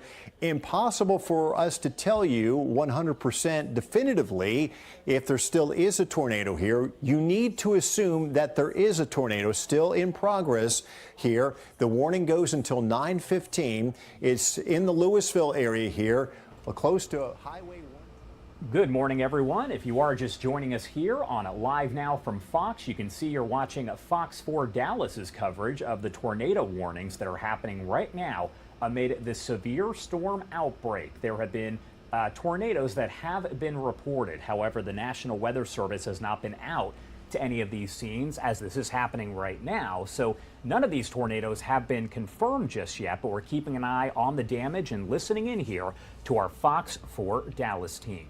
We're also keeping an eye on several other feeds that are coming into our newsroom right now. I want to take you to this one. This is where momentarily we do expect to hear from President Biden. He's expected to speak in just a few minutes. They just took the shot down. That right there on your screen is not President Biden, but he will be speaking in the next few minutes about inflation and the latest report that was released. Also want to take a look at one of the other screens that we are tracking here, and this is going to be a speech by the Energy Secretary speaking about some updates here in nuclear infusion. So we want to get that to you a little bit later on this morning, but not sure exactly when that is going to happen. Over here on this feed, this is the hearing underway in Congress relating to FTX. It is where FTX founder Sam Bankman-Fried was expected to speak later on today. That is not going to happen as he is jailed now in the Bahamas, but we are expecting more testimony related not just to FTX, but also to cryptocurrency. I do want to pop up the audio here to see if anyone is speaking just yet. It sounds like they are not. So I do want to head back over to our Fox Dallas team for more of their weather coverage. Once this hearing gets underway or President Biden heads to the podium, we will head over that direction. It actually appears that the Energy Secretary is speaking right now. So while we wait, let's dip into this live, raw, and unfiltered. Well, Congressman Fleischman, Jerry McNerney, thank you so much. Well, I don't think Congressman Lofgren, is she? Not yet. Okay. Connor Lamb, of course, and Jamal Bowman, thank you so much, all of you, for your support of this. And I know there are others who are supportive as well, who were not able to make it, but this is a great day. Today, we're here to talk about fusion, combining two particles into one. Last week, at the Lawrence Livermore National Laboratory in California, scientists at the National Ignition Facility achieved fusion ignition. And that is creating more energy from fusion reactions than the energy used to start the process. It's the first time it has ever been done in a laboratory, anywhere in the world. Simply put, this is one of the most impressive scientific feats of the 21st century. Or, as the president might say, right?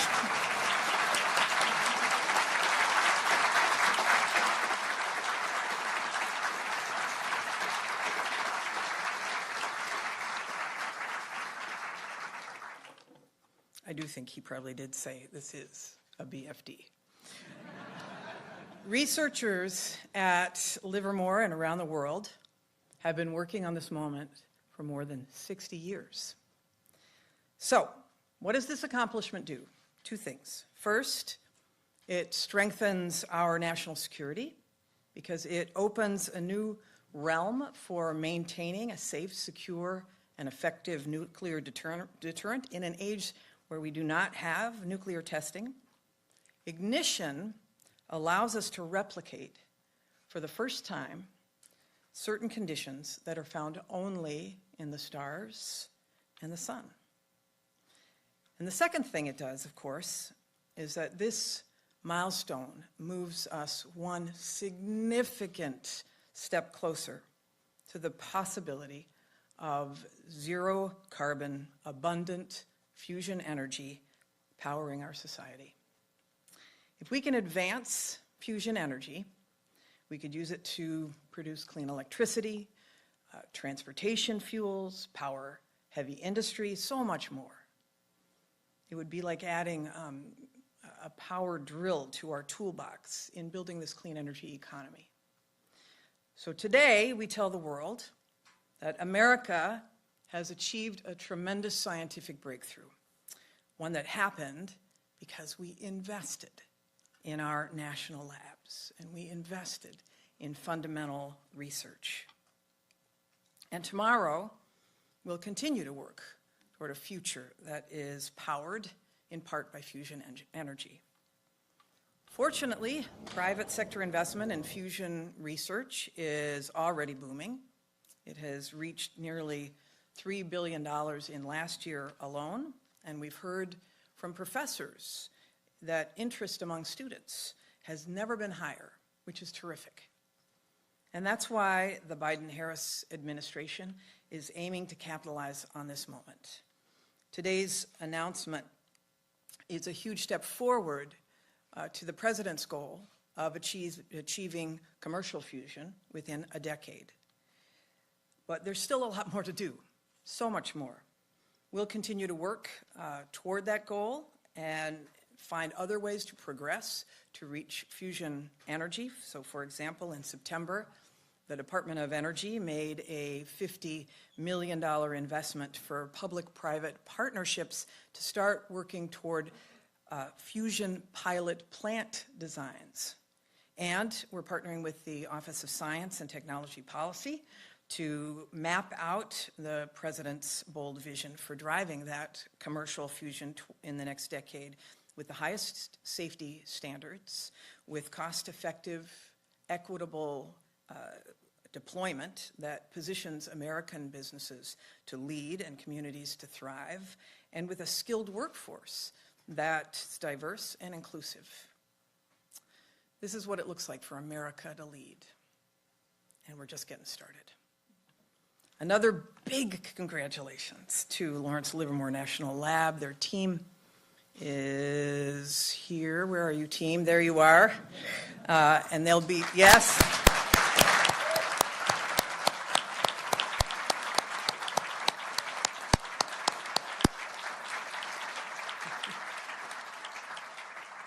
They'll be joining us after this for a technical panel for those of you who wish to stay to learn more. Big applause and thank you to the NNSA, the National Nuclear Security Administration.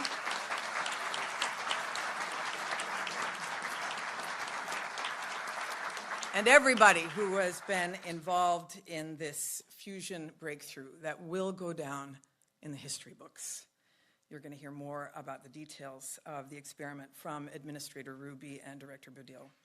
But first, I'm going to turn it over to the President's Science Advisor and Director of the OSTP, Dr. Arati Prabhakar. Dr. Prabhakar. Thank you so much. Thanks, Secretary Granholm. What a pleasure to be invited to come celebrate this amazing moment here at the Department of Energy. It's really a privilege to be here. So when I heard this news, for me, the years fell away, and all of a sudden it was 1978. I was a summer student in the middle of my college years, 19-year-old kid, and I got the chance to go work at Lawrence Livermore National Laboratory. And I showed up, And so you got to picture this. I'm wearing my bell bottoms. I've got long black hair, and I show up, and I'm a 19-year-old kid, and they give me a laser to work on. And I said, this is cool. I like lasers, but what's this laser all about? And they said, we think that if you point enough lasers at a pellet of fuel, we want to see if we can get more energy released from fusion than the amount of energy that the lasers deliver into that pellet. And I said, well, that's cool. And I spent 3 months working on this. If you are just joining us here on Live Now from Fox, you are listening into the Energy Secretary speaking about this nuclear fusion breakthrough. If you look off to the top right-hand side of your screen, that House hearing getting underway on the collapse of FTX. We know that Sam Bankman-Fried was expected to testify this morning, but that is not going to happen at this point. I do want to pop up the audio to see if they have begun their discussion just yet. We also know that President Biden is expected to speak any moment now on inflation, so we will make sure to cut in there and interrupt whatever's going on your screen at the time to bring you the president's full remarks. At this point, I do want to step away for a quick 2-minute commercial break, and we will be right back.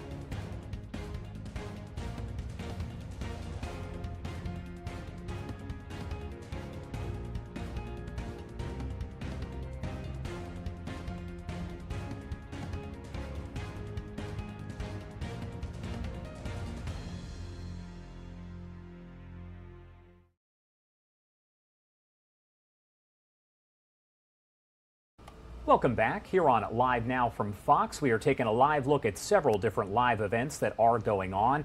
It's possible that President Biden is expected to speak any minute now as the podium is set up, and he will discuss inflation. So once that happens, we will take it live. But it sounds like that House committee hearing on FTX is now underway. So I do want to listen in live, raw, and unfiltered on that one.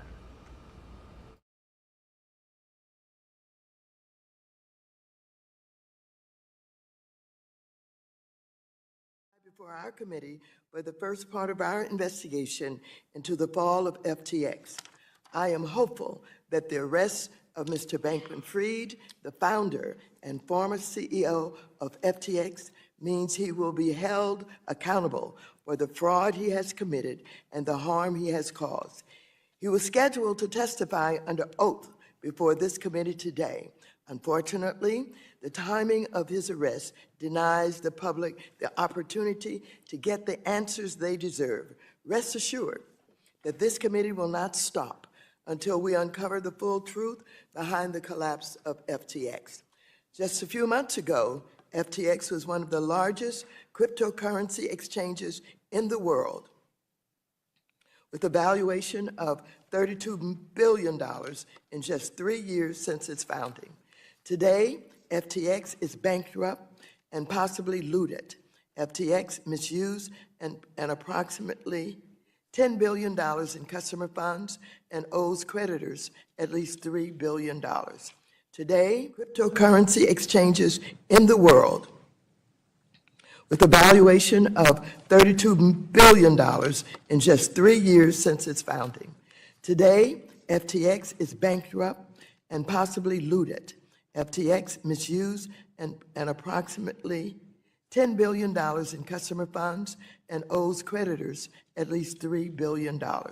Today, as many as 1 million people, many of whom are here in the United States, are locked out of their FTX accounts and may recover only a fraction of their hard-earned investments, if any at all. But this failure is not just noteworthy for its size, but for the company's total disregard for standard business practices, governance, risk management, and criminal conduct. Mr. Ray, who also oversaw one of the largest corporate bankruptcies in United States history, Enron, declared that he had never in his career seen such, and I quote, complete failure of corporate controls and such a complete absence of trustworthy financial information as occurred here, end of quote. I'm so deeply troubled to learn how common it was for Bankman-Fried and FTX employees to steal from the cookie jar of customer funds to finance their lavish lifestyles. Today, this committee will dig deeper into Mr. Ray's findings with the hopes of piecing together the events that led to the collapse of FTX and the subsequent harm to millions of customers who put their trust in the platform. We will also look at FTX's deep ties with Alameda, a crypto hedge fund predominantly owned by Bankman-Fried that gambled away billions of dollars in customer assets that were inappropriately transferred from FTX.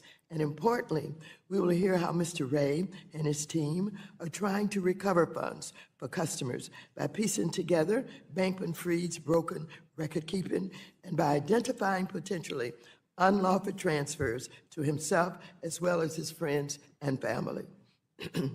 Under my leadership over the past 4 years, this committee has closely focused on the growth and popularity of crypto precisely because of the many concerns that the failure of FTX has highlighted. Last year, I created a digital assets working group comprised of Democratic members of the committee with the goal of learning more about the underlying technologies, applications for finance, and the risk they pose to customers, consumers, and the economy.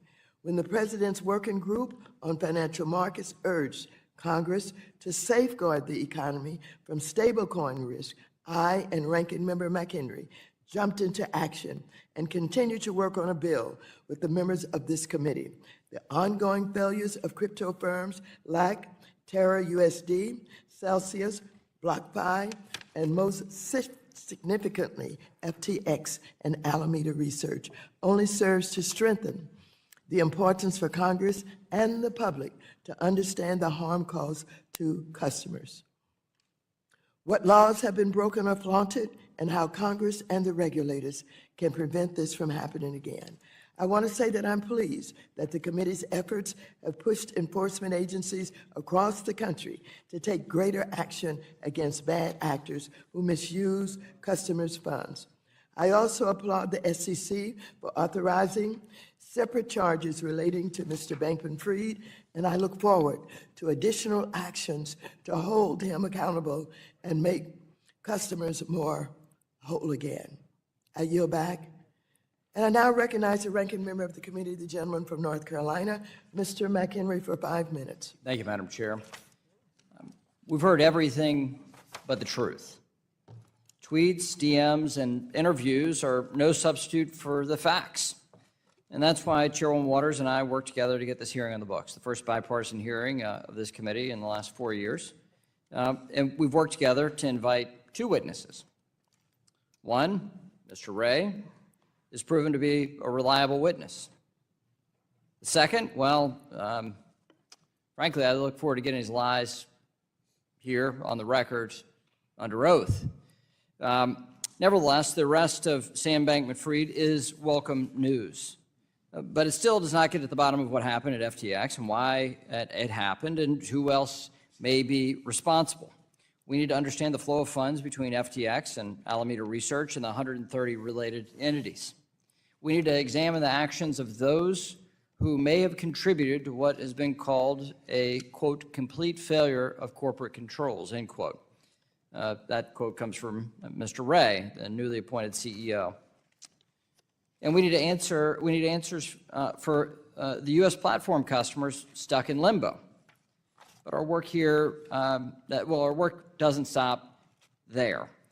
We have an obligation to do everything in our power to ensure this never happens again. But let's face it, there's an old saying, there's nothing new under the sun. And it's safe to assume that fraud and fraudsters have been around just as long as that phrase has been around. Bankman-Fried's play is nothing new. We've seen it before. In the late 1800s, when the Union Pacific purposefully inflated the price of railroad construction to line its executive pockets.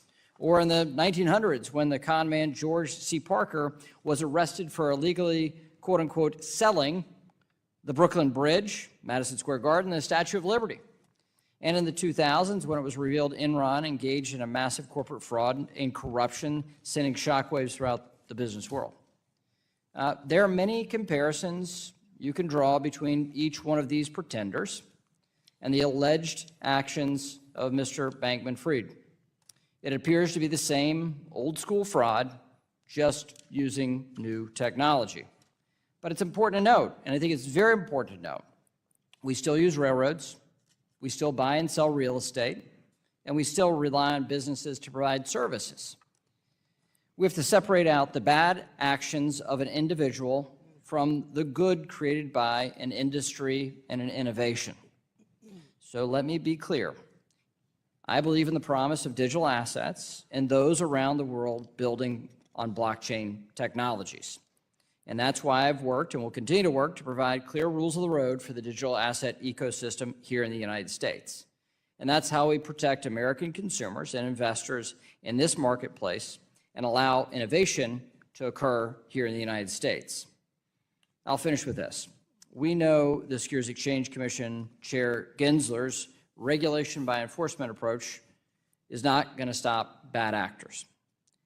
Next year, I look forward to hearing from Mr. Gensler early and often. And we'll hear from him on how we can provide clarity on the application of our securities laws to trading platforms, which he has failed to do.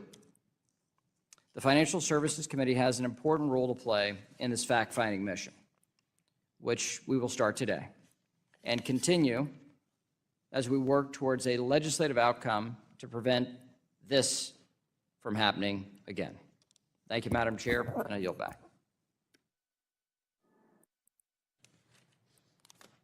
I want to welcome our witness for this hearing, John J. Ray III, who is the Chief Executive Officer of XTX Group. Without objection, your written statement will be made part of the record. You will have 5 minutes to present your oral testimony. You should be able to see a timer that will indicate how much time you have left. I would ask you to be mindful of the timer so that we can be respectful of everyone's time. Mr. Ray, you are now recognized for 5 minutes to present your oral testimony. Chairwoman Waters, Ranking Member McHenry, distinguished members of the committee, thank you for your invitation to appear today. I truly appreciate your interest in this matter, and I hope my testimony can be helpful to you as the committee continues its inquiry into the collapse of FTX and the efforts that are underway to help those who have been harmed. I accepted the position of Chief Executive Officer of FTX in the early morning hours of November 11. Immediately it became clear to me that Chapter 11 was the best course available to preserve any remaining value of FTX. Therefore, my first act as CEO was to authorize the Chapter 11 filings. I've implemented a 5-part bankruptcy plan, which is detailed in my written statement. Our overarching objective is to maximize value for FTX customers and creditors so that we can mitigate to the greatest extent possible the harm suffered by so many. The FTX Group's collapse appears to stem from absolute concentration of control in the hands of a small group of grossly inexperienced and unsophisticated individuals who failed to implement virtually any of the systems or controls that are necessary for a company entrusted with other people's money or assets. Some of the unacceptable management practices identified so far include the use of computer infrastructure that gave individuals in senior management access to systems that stored customer assets without security controls to prevent them from redirecting those assets. The storing of certain private keys to access hundreds of millions of dollars in crypto assets without effective security controls or encryption. The ability of Alameda to borrow funds held at FTX.com to be utilized for its own trading or investments without any effective limits whatsoever.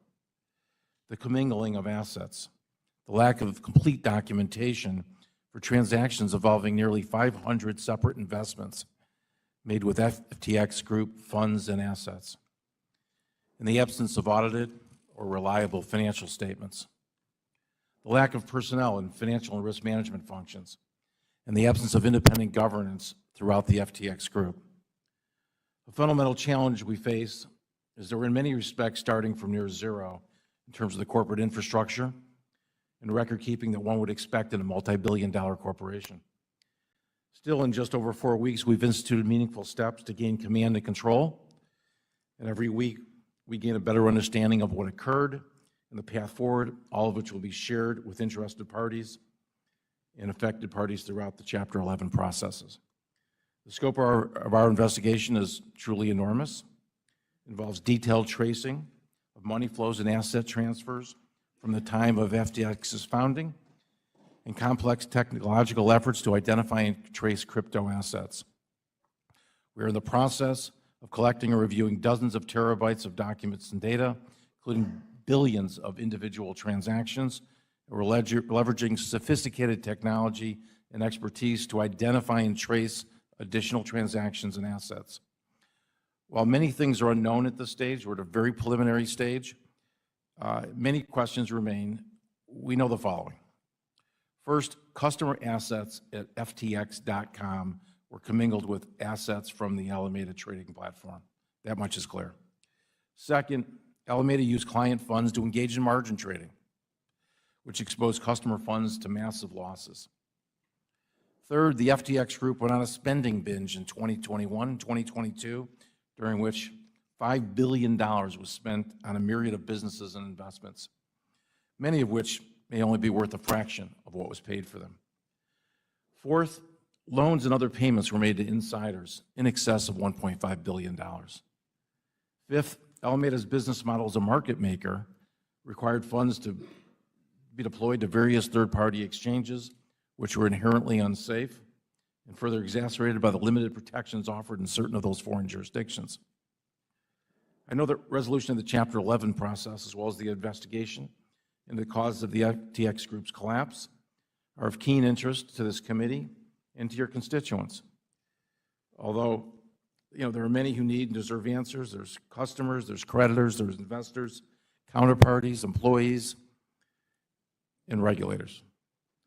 We're positioning ourselves to provide each of these constituents with answers that they deserve. Although a bankruptcy proceeding of this unprecedented nature will take some time to run its course, I'm committed to working as quickly as possible to investigate what happened, formulate conclusions, and hopefully inform the committee's work here. I should note that my ability to comment on certain of the matters today will be inherently limited by the state of FTX's records, ongoing bankruptcy proceedings, and of course the numerous ongoing investigations by the U.S. law enforcement regulators.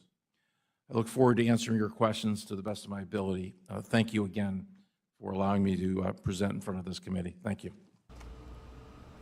If you are just joining us here on Live Now from Fox, it is 10:28 on the East Coast and it is 7:28 on the West Coast. You're listening in to that House committee hearing on FTX's downfall. We know that we were expecting Sam Bankman-Fried to actually testify and provide a little bit more information answering questions from Congress. However, as you probably know, he was arrested last night in the Bahamas, so that is not going to happen.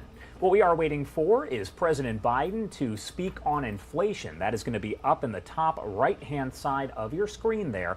It appears that we may have gotten a 2-minute warning just about 1 minute ago. So when he does start speaking, we will bring that to you live, raw, and unfiltered here on Live Now from Fox. Let's step away for a quick commercial break, and we will be right back.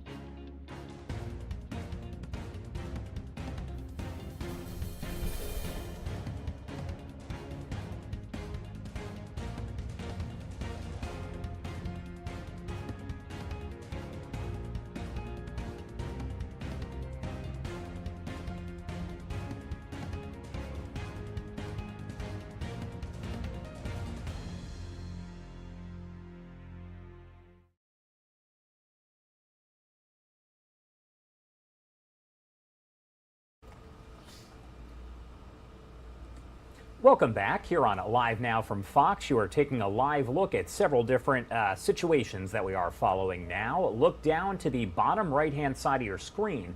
That is video of a possible tornado, one of many spotted here in a severe storm outbreak, both in Texas and in Oklahoma. No reports of any fatalities or injuries at this point, but quite a bit in the way of damage. This video captured by Daryl Barton, provided via Storyful from Decatur, Texas. Now, you will know up to the top right-hand side of your screen, President Biden expected to speak, and there he is right now, I believe. So let's listen in live, raw, and unfiltered as he provides comments on inflation. Some welcome news in my view, and I think the view of most economists on the economic front. News that provides a reason for some optimism for the holiday season, and I would argue for the year ahead. We learned last month's inflation rate came down more than experts expected. In a world where inflation is rising at double digits in many major economies around the world, inflation is coming down in America. In fact, this new report is the 5th month in a row where annual inflation has fallen in the United States. Inflation outside of food and energy, a key measure that economists use, also fell. Make no mistake, prices are still too high. We have a lot more work to do, but things are getting better, headed in the right direction. Most Americans can see the progress driving down the street, finding relief at the pump as gas prices fall. Gas prices are now lower than they were a year ago, and half the gas stations selling gas at $3.09 or less. The most common price for gas stations across the country is $2.99. The decline in gas prices is giving consumers a break they need, helping them keep our economy going. When you have a two-car family, they're saving hundreds of dollars a month. It's a big deal. Today's report contains another piece of good news.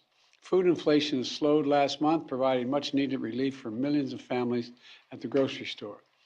This is welcome news for families across the country as they get ready for the holiday celebrations and for family dinners.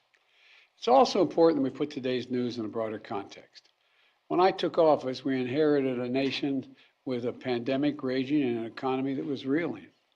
We acted quickly and boldly to vaccinate the country and to put in place a new economic strategy. A strategy built on an economy that was based on from the bottom up and the middle out. Now, 21 months later, we can see how our economic plan is working. We've added every single month of my presidency, we've added jobs, a total of 10,500,000 new jobs. 750,000 of them are manufacturing jobs. Where is it written, as I've heard me say it before, and I apologize for repeating it, where is it written that America can't lead the world once again in manufacturing? And by the way, remember I talked at length about the need to continue to invest in research and development. Look what's going on from the Department of Energy and the nuclear front. There's a lot of good news on the horizon. The unemployment rate is down to 6.4% when I was sworn in, down from 6.4% when I was sworn in. It's now 3.7%, near a 50-year low. We've done all of this while lowering the federal deficit in the 2 years we've been in office, $1.7 trillion. Let me say that again, $1.7 trillion we've lowered the federal debt. No administration has ever cut the deficit that much. Now inflation is coming down as well. Prices of things like televisions and toys are going down. It's good news for the holiday season. Used car prices fell for the 5th month in a row. New car prices didn't go up this month. That savings is critical to so many families. It gives them just a little bit of breathing room for the holiday season. And all of this means that for the last several months, wages have gone up more than prices have gone up. Wages have gone up more than prices have gone up. I want to be clear. It's going to take time to get inflation back to normal levels as we make the transition to a more stable and steady growth. But we could see setbacks along the way as well. We shouldn't take anything for granted. But what is clear is that my economic plan is working and we're just getting started. My goal is simple: get price increases under control without choking off economic growth. Bring inflation down while keeping our labor market resilient. Build an economy from the bottom up and the middle out, an economy with good jobs, good wages, and for the long run, not a boom or bust economy. Because of my plan, we're beginning to see historic investments that are leading companies to invest hundreds of billions of dollars. Let me say that again, hundreds of billions of dollars to build semiconductor factories and other advanced manufacturing right here in America. It's going to create tens of thousands of good-paying jobs in the years ahead. And by the way, a significant number of these jobs are expected to be jobs that pay an average of $125,000 a year. Many don't require a college degree, so things are looking up. So what's next? Because of my plan, we're taking powerful actions to lower prescription drug costs and health insurance premiums and energy bills. In just a few weeks, starting in January, families will get a little more breathing room.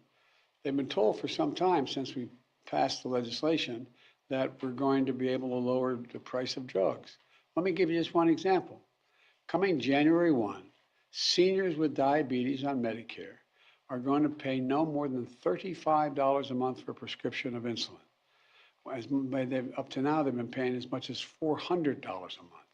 That's a genuine savings for seniors. This matters so many families with loved ones who have diabetes and rely on insulin to survive, going from an average of $400 down to $15 or $35 a month.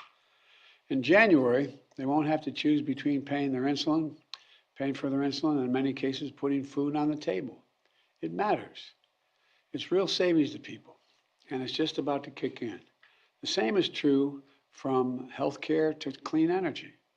By taking action, we're making real progress in strengthening and stabilizing our economy, giving Americans across the country some breathing room in the process. Look, I know it's been a rough few years for hardworking Americans and for small businesses as well. And for a lot of folks, things are still pretty rough. But there are bright spots all across America where we're beginning to see the impact of our economic strategy. And we're just getting started. I've said it again, I've never been more optimistic about America's future. And today's news gives me another reason to be optimistic about that future. We're building a better America, an economy from the bottom up and the middle out, not the top down. When the poor have a shot, the middle class do well, the wealthy always do very well. We just have to keep going. I know we can get this done. God bless you all, and may God protect our troops, and I'll take questions. I'm going to be seeing you all a little later this afternoon. I'm not taking any questions right now. Thank you very much. Can you say when you expect prices to get back to normal, Mr. President? I hope by the end of next year, we're much closer, but I can't make that prediction. I'm convinced they're not going to go up. I'm convinced they're going to continue from there. Do you plan to veto the NDAA over the vax requirement? All right, everyone, that was President Biden speaking fairly briefly there on the new inflation numbers. And you can see off to the right-hand side of your screen, that is a live look at Wall Street. The Dow Jones up slightly. It is 10:40 on the East Coast and 7:40 on the West Coast. Let's step away for a quick break, and we will be right back.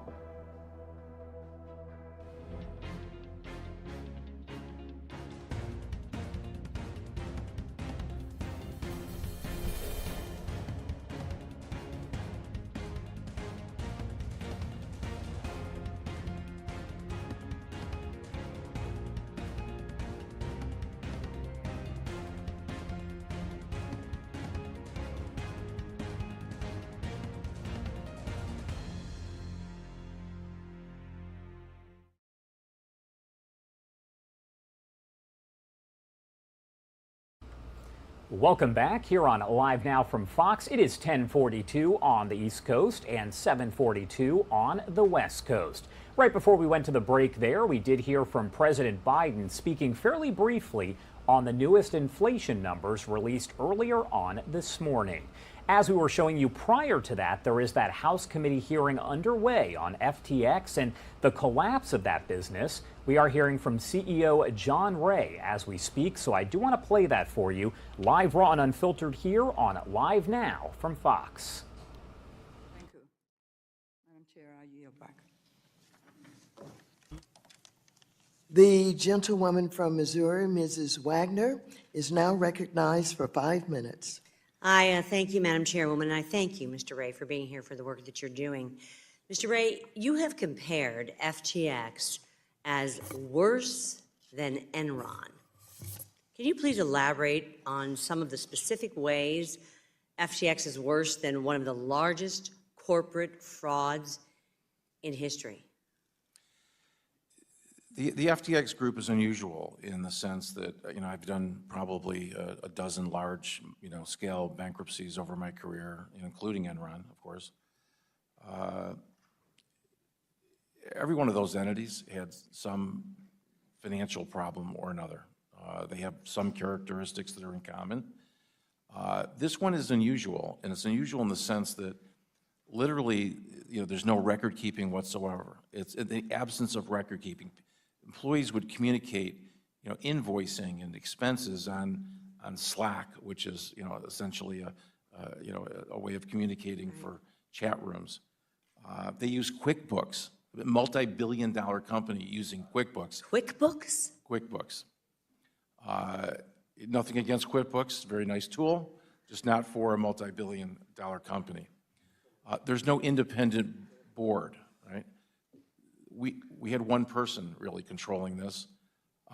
No independent board. That's highly unusual in a size company this is. And it's made all more complex because we're not dealing with, widgets or something that's tangible. We're dealing with crypto. And the technological issues are made worse when you're dealing with an asset such as crypto. Mr. Ray, Mr. Bankman-Fried has apologized. I'll subquote here, for mistakes he has made. Based on your review, is there a way to know if the transfer of FTX customer funds to Alameda Research was done by mistake? I don't find any such statements to be credible. Reports suggest that FTX.com transferred more than half of its customer funds, roughly $10 billion, to Alameda Research. Is that accurate, sir? Our work is not done. We don't have exact numbers for you today, but I will say it's several $billion in that range. So we know that the size of the harm was significant. Mr. Ray, FTX.com held itself out as having a sophisticated risk management system commensurate with the size of its operations. You've touched on this a little bit. Based on your work to date, is this accurate? And can you explain the, quote, sophistication of its risk management system? I can say that's absolutely false. There was no sophistication whatsoever. There was an absence of any management. Mr. Ray, Mr. Bankman-Fried has been able to confuse interviewers by talking in circles around the multiple business activities of FTX.com. Mr. Ray, would you break down for us the different business, quote, activities of FTX.com? Much of this I've described. Essentially, they had two exchanges for allowed users to trade crypto. And then there was the hedge fund. It's as simple as that. The users, were allowed to make a variety of investments. They had a more expansive ability to trade crypto if you were a non-U.S. citizen on the .com exchange. But I know it's been described publicly as very complex, and it is to some extent. But essentially, you had two exchanges, and you had a hedge fund. Inside both the U.S. silo, as I've mentioned, and inside the silos for .com, there were regulated entities. We have regulated entities that are, for example, in Japan that are solvent. We had regulated entity LedgerX that was solvent. Those are sort of distinct from the other basic operations that we had, which was the two exchanges. I thank you, Mr. Ray. And Madam Chairwoman, I'd like to submit an op-ed for the record describing an existing SEC rule that could have prevented customer assets from being misused.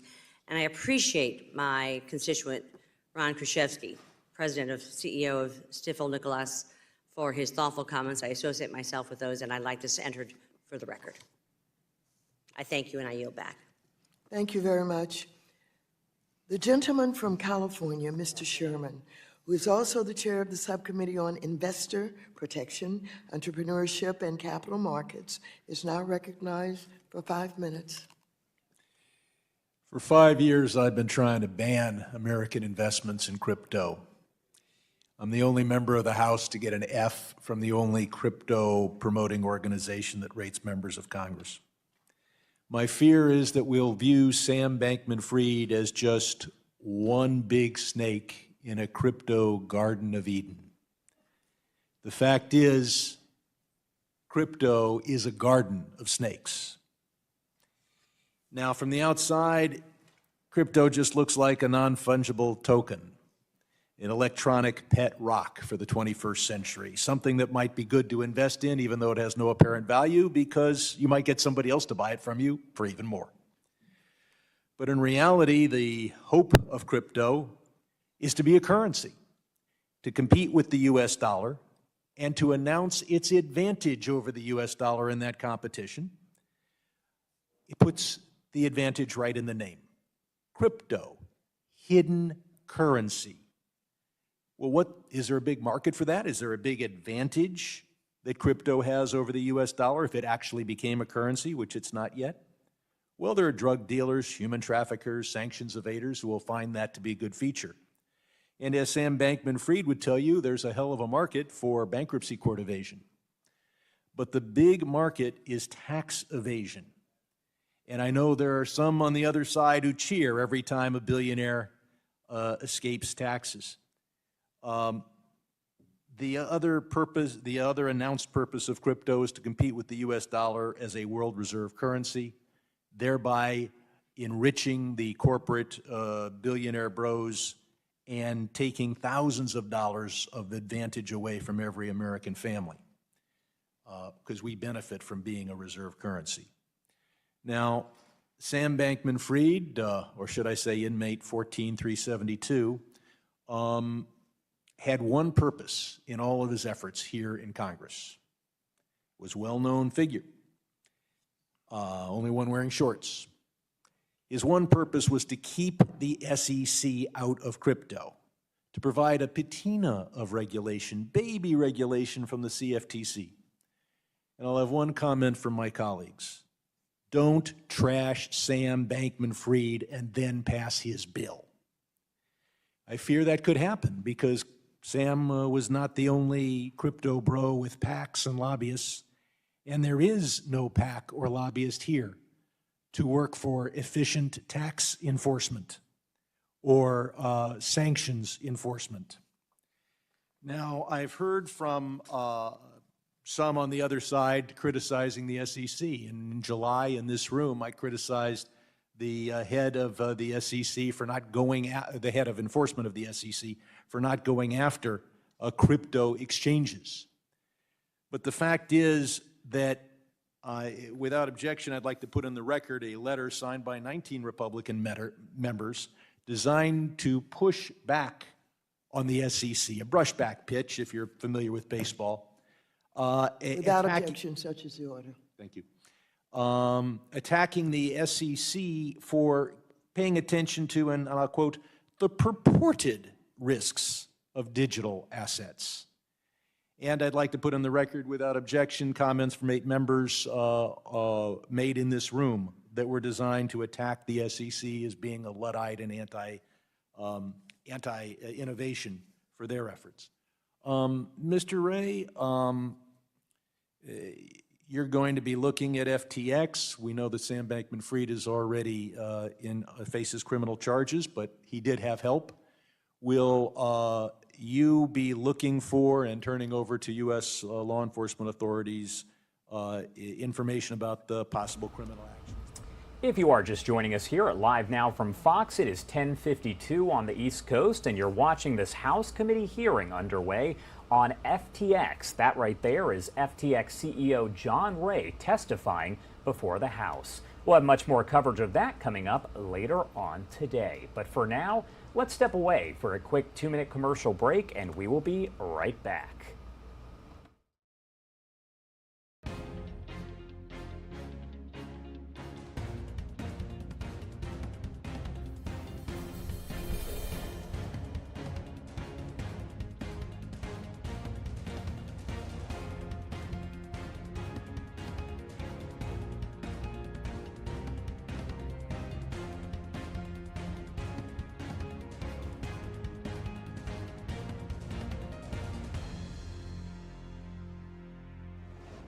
Campaign contributions. Can we count on you to do that? Yes, I can confirm that. My time has expired. Thank you. The gentleman from Oklahoma, Mr. Lucas, is now recognized for 5 minutes.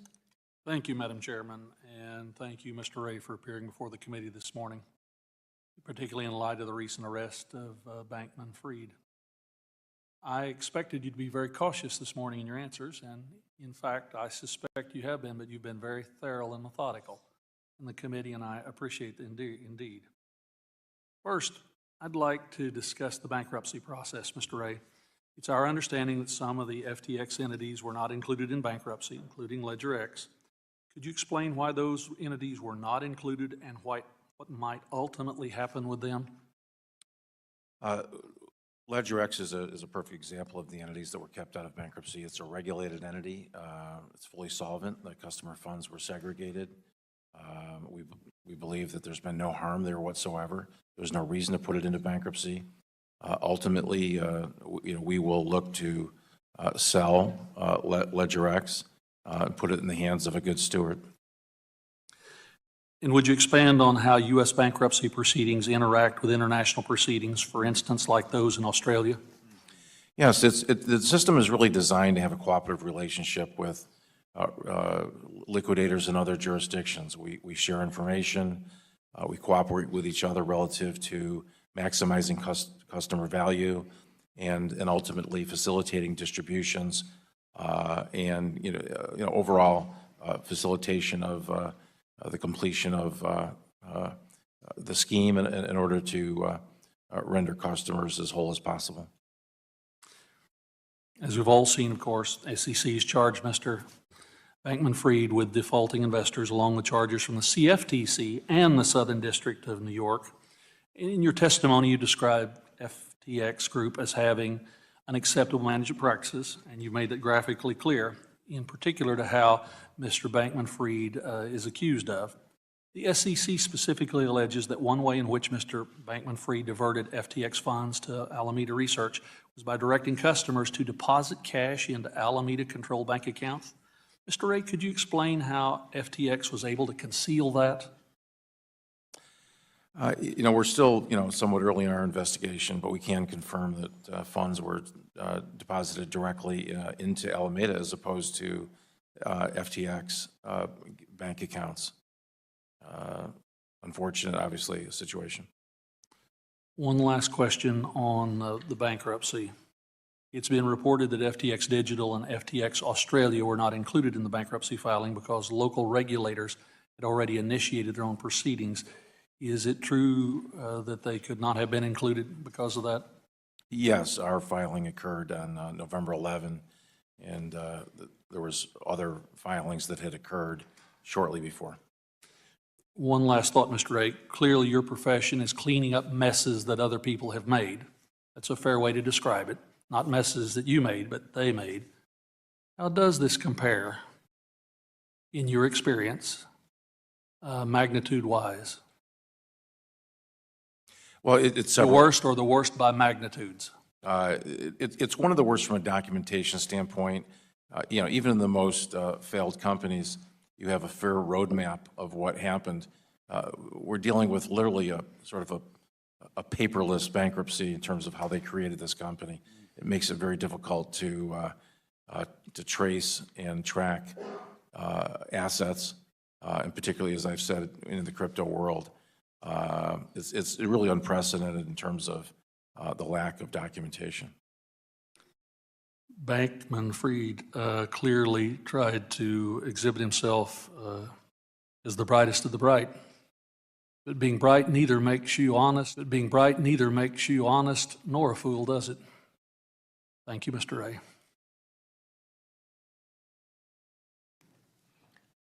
Thank you. The gentleman from Texas, Mr. Green, who is also the chair of the Subcommittee on Oversight and Investigations, is now recognized for 5 minutes.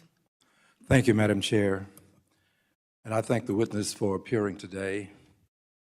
Sir, I have in my left hand a sealed indictment from a grand jury as it relates to Mr. Samuel Bankman-Fried, and in my right hand, the Securities and Exchange Commission's complaint that has been filed against the same defendant.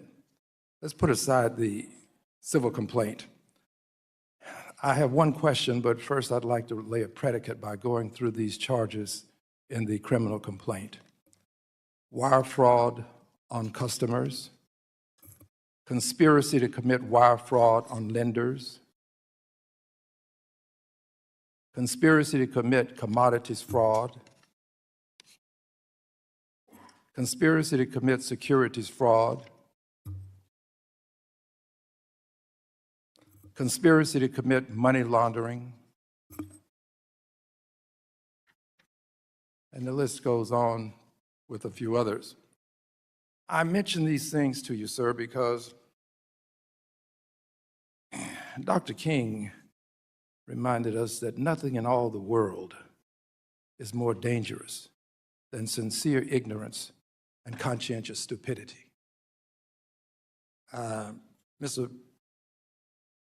Bankman-Fried has pretty much indicated that he just made a big mistake, that he was doing the best that he could to be a servant and of great service to humankind. But I would also mention this: he did attend Canada USA Math Camp, a summer program for mathematically talented high school students.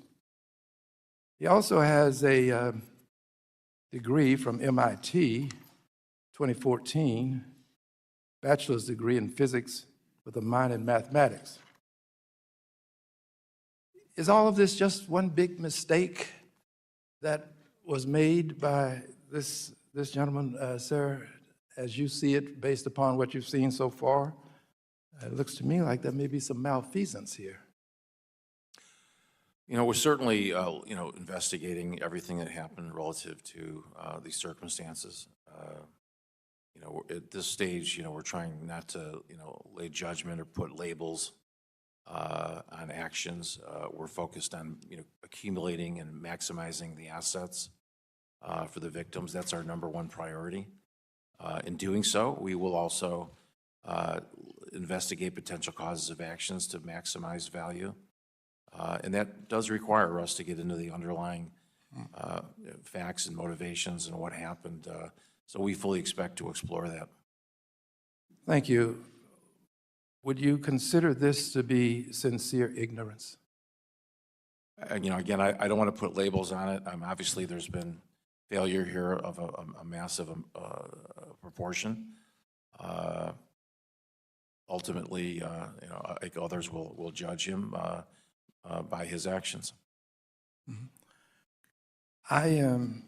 I find it difficult to believe that we're dealing with conscientious stupidity.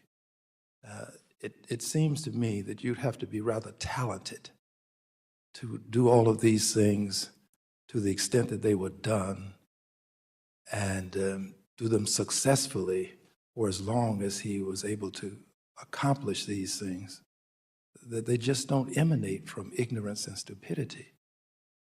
And a lot of people have been hurt. And aside from the civil actions, I think that we have to send a message to the others who would take advantage of people that this is not going to be tolerated. And I thank you for what you've done. You've been very direct. I read your testimony. And based upon your testimony, it just seems to me that we have more than sincere ignorance and conscientious stupidity. I yield back the balance of my time. Thank you. The gentleman from Texas, Mr. Sessions. Madam Chairman, thank you very much. Mr. Ray, thank you very much for being here. I think each of our members have been sincere in saying thank you for your professionalism and adding this to your career of other restructuring that you have not only experience in, but bringing to bear. I've got several questions, and perhaps you can answer them, which would help me. At its best, largest point of investor exposure by an American investor, what amount of money do you think that was held in FTX? I'm not in a position really to give you individual numbers at this point. We do know with the U.S., there's hundreds of millions of dollars that were at stake. And of course, on the .com, which is the international exchange, that's in the billions of dollars. There's one of the difficulties we have is that there's millions of accounts. Some of those accounts, could be by multiple users. So we're in the process of really analyzing how those accounts roll up to individual customers. Are you aware of the SEC at any point asking questions, coming to visit, providing paperwork about these hundreds of millions or billions of dollars that drew some attention from the SEC about this American investment, or what I would say exposure? I'm not, but you have to recognize that I, parachuted in on November 11th, so I have no history with the company whatsoever. So you do not know about any questions, interaction? Have you heard about whether there was an attempt to avoid any of this? Was any of it ever discussed by any of the people that you have gained information from? I'm not privy to anything on a pre-petition basis. Thank you. Do you have an idea about the value of assets that was lent to FTX, by FTX or Alameda to Mr. Bankman-Fried, the amount of money that they loaned him? Well, we know that the size of the loss, measured essentially, at this period of time is several $billion, but you have to remember that, asset values, fluctuate. So how much the assets are worth at the time that they may have been transferred to FTX.com may be a different number than the loss as of any particular date. We do, of course, know that we have several $1 billion of losses, and we know that there was billions of dollars lent out, billions of dollars of other investments, so that we essentially have a roadmap to figure that out. The roadmap that you're speaking about, in your past, I don't claim you necessarily know it now, were IRS forms that were filled out by the company, were they properly filled out? Have you looked at those to see that they were complying with the IRS law? We are looking into that very thing. We've hired Ernst & Young. They are taking a comprehensive review. They're going backwards and starting with the earlier years. We're reviewing the return that was filed in 2020, 2021, and of course they're looking at all the transactions within 2022. So that review is ongoing, and we certainly will look at that in detail. As an expert, I would consider you an expert in this arena. Would you think that it would be important that the SEC, and I don't know the law, but would have access to, as part of their any due diligence they were doing, to look at that IRS filing to determine perhaps whether someone was or was not following the law? Would that be part of a due diligence? Well, we certainly would make anything like that available to any of the regulatory agencies, whether it's the SEC or the IRS. We're fully cooperative to them. Anything that would aid in their investigation, it would be available to them. Do you think it would be pertinent for this committee to be able to receive that IRS information going back so that we would make a determination about whether proper utilization of oversight was being done? We certainly, we want to be cooperative with the committee as well, and we can certainly work with staff to address what you might need. Thank you very much. Thank you, Chairwoman. Thank you. The gentleman from Missouri, Mr. Cleaver, who is also the chair of the Subcommittee on Housing, Community Development, and Insurance, is now recognized for 5 minutes. Thank you, Madam Chair. Mr. Ray, thank you so kindly for being here today. Have you read the full testimony that was planned by our missing guest? I have not read his full testimony. Some pieces of it have been relayed to me, but I've not read it. I've not read one word of it, actually. Yeah, I don't know him personally and probably don't want to, but his testimony is so disrespectful. I mean, there's not a person up here who would like to show this to their children in line 2. of this missive. He says, and I quote, "I would like to start out by formally stating under oath." You can't say it. And I can't even say it publicly. The next two words, absolutely insulting. This is the Congress of the United States. And I'd like to submit this, Madam Chair, for the record. Without objection, if you're inserting that into the record. Without objection, such is the order. I want to follow up on what Mr. Sessions, on the discussion Mr. Sessions was having with you on this, the issue. And if you are required, we have one requirement that you are supposed to submit to each customer and the IRS the Form 109B, right? Yes. What else are you required to do? I'd have to defer to the tax folks. They're experts in that field, and I'm sure they'll do a thorough review of what should have been submitted. No, what do you know now that you are supposed to submit other than the 109D to every customer and to the Internal Revenue Service? I don't know personally at this point, what was required to be submitted. That's part of our review with our independent accountants. Well, could you expand or maybe even update us on the extent of the poor controls in the areas previously identified in your November 17th declaration? It's an extensive list. It really crosses the entire spectrum of the company, from lack of lists of bank accounts, hundreds of bank accounts dispersed all over the world,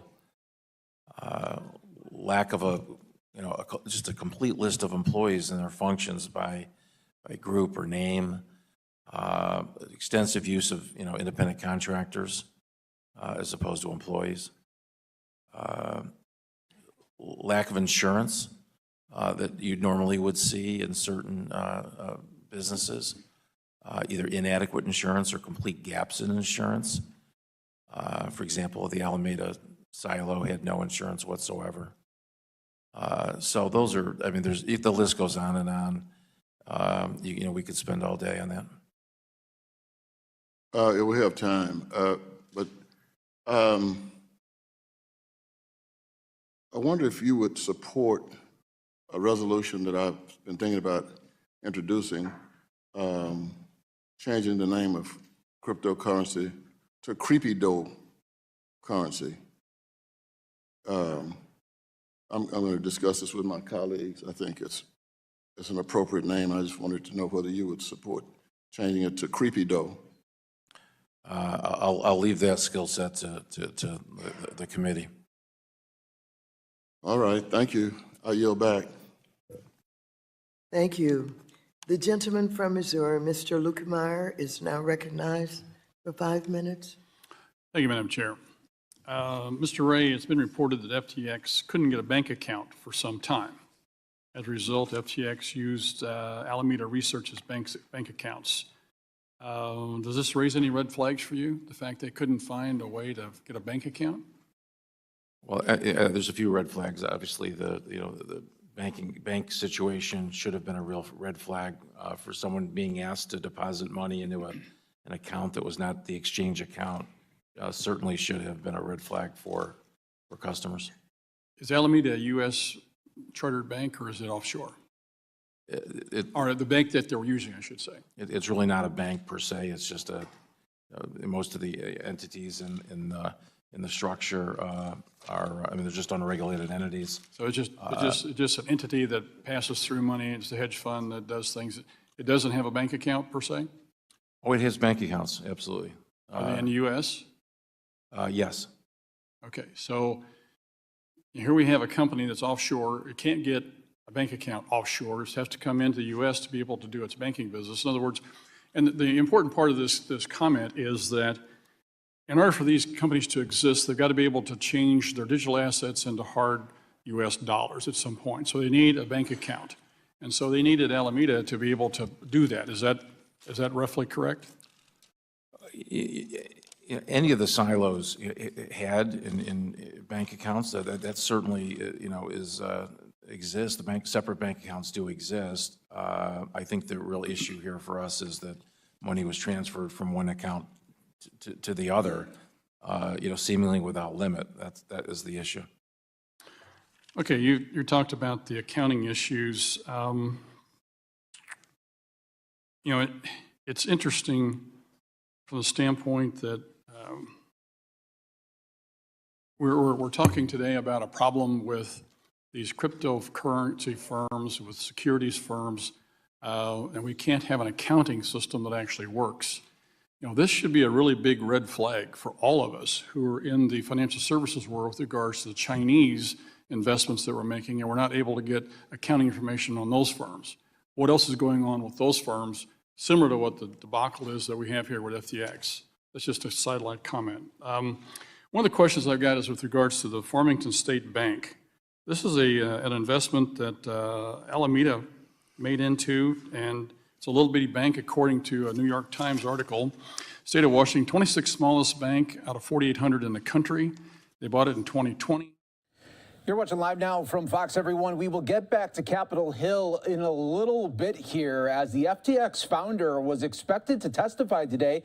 Instead, he was arrested in the Bahamas facing fraud charges and other charges as well. We'll have full breakdown in the next hour for you right here on Live Now from Fox. But we want to continue to showcase the weather alert, an active system pushing in Texas where a tornado was on the ground near Grapevine, Texas, and you could still see severe weather alerts going through the Texas area right now. And now joining me on the phone right now is Bill Bunting with the Storm Prediction Center. Thanks so much for joining us here on Live Now from Fox and giving us some insight of this December storm. Yes, it's certainly an active weather pattern. We've had tornadoes already this morning in the Dallas-Fort Worth area, also just south of Oklahoma City. That threat, unfortunately, is only going to increase as they go through this afternoon and overnight, and unfortunately again tomorrow. So this is far from over. Really important that folks in the threatened areas take action, listen for warnings, and activate their severe weather plan if they're in the path of a storm.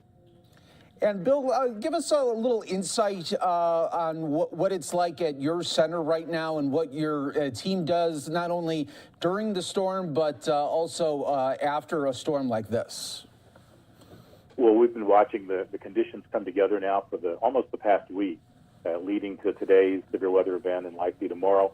We're putting out information not only within the National Weather Service, but also to broadcast meteorologists and emergency managers, making sure that everyone is playing off the same sheet of music, if you will, understanding what the potential is, the threats are, and trying to update those forecasts with as much detail as possible. As today plays out and tomorrow begins to set up, we'll be watching how storms move today, what influence that will have on tomorrow's potential, and then just trying to put out the latest information and tornado watches to help keep everyone informed and safe. And Bill, some of our viewers are thinking, this is mid-December and we're talking still about tornadoes. How unusual is this, or is it, or could a tornado really spark at any month of the year? Yeah, we always say that the tornadoes can occur when the atmosphere has the conditions in place to produce them. While December isn't typically as active as the spring months are, you just have to think back to last December, which was historic. Over 200 tornadoes, and unfortunately, considerable loss of life. So wintertime, December tornadoes certainly occur, and this pattern is very similar in terms of the potential for strong tornadoes. Really important that folks are paying attention and prepared to take action. Yeah, absolutely. And when we talk about these severe types of storms, so much different than a hurricane where you have much more lead time. Here with a tornado, I mean, you really only have sometimes minutes to react. And you guys obviously try to give the most warnings and ahead of time for people to take action. That's exactly right. Our mission at the Storm Prediction Center is forecasting days and hours in advance, and we do that in concert with local National Weather Service offices, which we have 122 across the country. And then those local offices will be monitoring Doppler radar, integrating that information with spotter reports, and then issuing the warnings that are the most detailed and up-to-date information that we can offer regarding what storms are likely to be severe, where they're likely to hit, and what actions folks need to take. And lastly, Bill, as we look here at the live radar, what are you monitoring now with this storm as it continues to push through right now? Well, certainly the storms that are just moving east of the Dallas-Fort Worth Metroplex are the most intense. And we're getting reports still coming in of sporadic wind damage and large hail. As these storms move east across East Texas and the southwest to Arkansas and eventually northern and central Louisiana, they're going to continue to intensify, become more widespread in nature, posing a threat for not only tornadoes, but damaging straight-line winds and also some large hail. It's going to continue into the overnight. And fast-moving storms, such as what we're seeing today, overnight in areas where the visibility is reduced due to hills and trees, really difficult to see. So you've got to take action when the warnings are issued, not wait until you can confirm the danger. Great insight there, as always. Bill Bunting with the Storm Prediction Center. Thanks so much for calling in on a very active weather day. We appreciate it. We know you're busy, and thanks so much for calling in and giving our viewers the latest here with this storm in Texas. My pleasure. Thank you. No problem. And we'll continue to bring you always the top stories and headlines from across the country right here on Live Now from Fox. Let's slide away for a quick 2-minute break.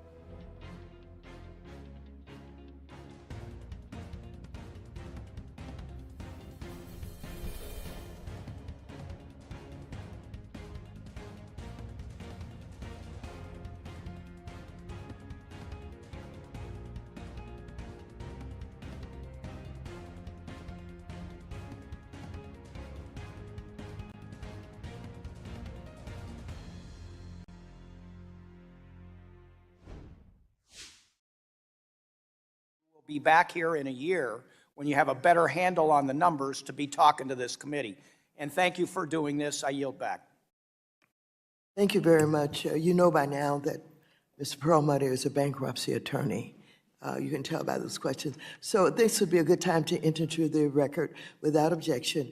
I would like to enter into the record the indictment of Sam Bankman-Fried by the Southern District of New York that was unsealed this morning, and the separate filings from the Securities and Exchange Commission and the Commodity Futures Trading Commission, both of which were filed this morning. Thank you. With that, the gentleman from Michigan, Mr. Huizinga, is now recognized for 5 minutes. Thank you, Madam Chair and Mr. Ray. I'm going to get my colleague to shift a little bit or get up. Thank you. One quick question. Have you been sharing your findings with the SEC at all as you've been going through this? Yes. Okay. How about the Southern District of New York? Yes. Okay. I'm going to get to a couple of practical questions because I think these were the things I was going to ask you and then also ask Mr. Bankman-Fried.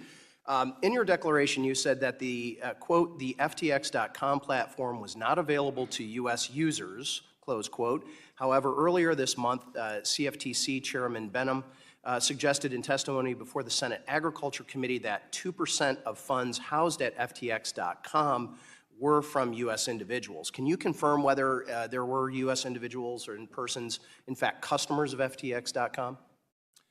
Yes, we found that there's a small number of U.S. Customers that had engaged in as customers at. Is 2% small in your estimation, or is it less or more? We don't have those kind of numbers on an investor basis. We have it on a customer basis, but you're talking about less than a couple hundred. But it could amount to billions. I mean, you said earlier it is billions of dollars that was in there, or at least it could be millions or hundreds of thousands. We don't know that number, or do you know that number? I don't know. I don't know that number. Billions would sound very, very high. Okay. Well, you had mentioned that there was billions in it. Yes. Yeah, but clearly, I'm giving you the range. Yeah, So clearly, as U.S. customers, there we don't have an accounting of what those particular customers had in the .com exchange. Will determining this be part of your work through this bankruptcy process? Oh, absolutely. Yeah. Okay. Will part of your work be determining which assets belong to which customers, more specifically U.S. customers of FTX.com? Yes, we will do really a tracing analysis that will try to identify both the sources and the uses of all the funds. So whether it's 10 customers that had a lot of money or 1,000 customers that had some money? Absolutely. Yeah. Okay. Can you provide some indication of whether customer funds from FTX.com were in fact transferred to Alameda Research? Well, it's definitely assets of customers in the .com silo were transferred to Alameda, no question about it. We have not seen this at this stage from the U.S. silo. But of course, we do have one concern, and that's the concern we're chasing down, which is whether or not there's commingling between the .com silo and the U.S. silo exchanges. And the reason for that is we know that there was sort of common control and access of authorized users at this most senior management level amongst all of the assets. So it's something we have to focus on. We haven't seen evidence right now of that, but certainly that's something that we need to investigate and trace. Okay, and my remaining 2 minutes, I want to turn a little bit to operations. Is there any evidence of his parents' involvement in the operations? We're investigating that, as well as any other players in the email, Slack. Signal. It's billions of records. It's a very vibrant environment. So I hear that you haven't discovered that. I mean, it would seem interesting that that they didn't either give legal advice or business advice or parental advice, maybe. Well, certainly, clearly, I think in our first day papers we indicated that that Mr. Bankman had given legal advice. Okay, had he been an employee of FTX, as has been reported? I don't know if he actually had an employee status, but he certainly received payments from, the family did receive payments. Okay, that sounds like employment to me. You got a payment for, okay. Well, I raise that because on December 8 of 2021, I met with Sam Bankman-Fried in my office, which I will note was just immediately before he came down to the hearing. He was at least 15 minutes late, and his father accompanied him in that meeting. I asked and focused on what types of regulation he was under, his engagement with regulators, and how that affected FTX. But it seems to me that there's a lot more to uncover here. Certainly, Mr. Bankman-Fried has let's say, wooed many in New York, Silicon Valley, around the world, and yes, certainly here in D.C. He was, they loved, I think everybody loved the exciting idea of a politically progressive, smart entrepreneur who was going to reimagine capitalism and change the world, feeling better about themselves, all while making them gobs of money. And I'm glad to see it's finally unraveled. So my time is up, and I yield back. Thank you. The gentlewoman from Ohio, Mrs. Beatty, who is also the chair of the Subcommittee on Diversity and Inclusion, is now recognized for 5 minutes. First of all, let me just say thank you to Chairwoman Waters and our ranking member, and certainly to you, Mr. Ray. We have heard a lot. A lot of this has been difficult to digest, primarily because of what has happened to so many people and so much money involved. Mr. Ray, you mentioned in your testimony that one of your primary goals is to limit to the greatest extent possible the harm suffered by FTX customers. Hundreds and hundreds of $millions have been removed from crypto wallets, and in its estimates that about 1 million people have money frozen in the exchange. Can you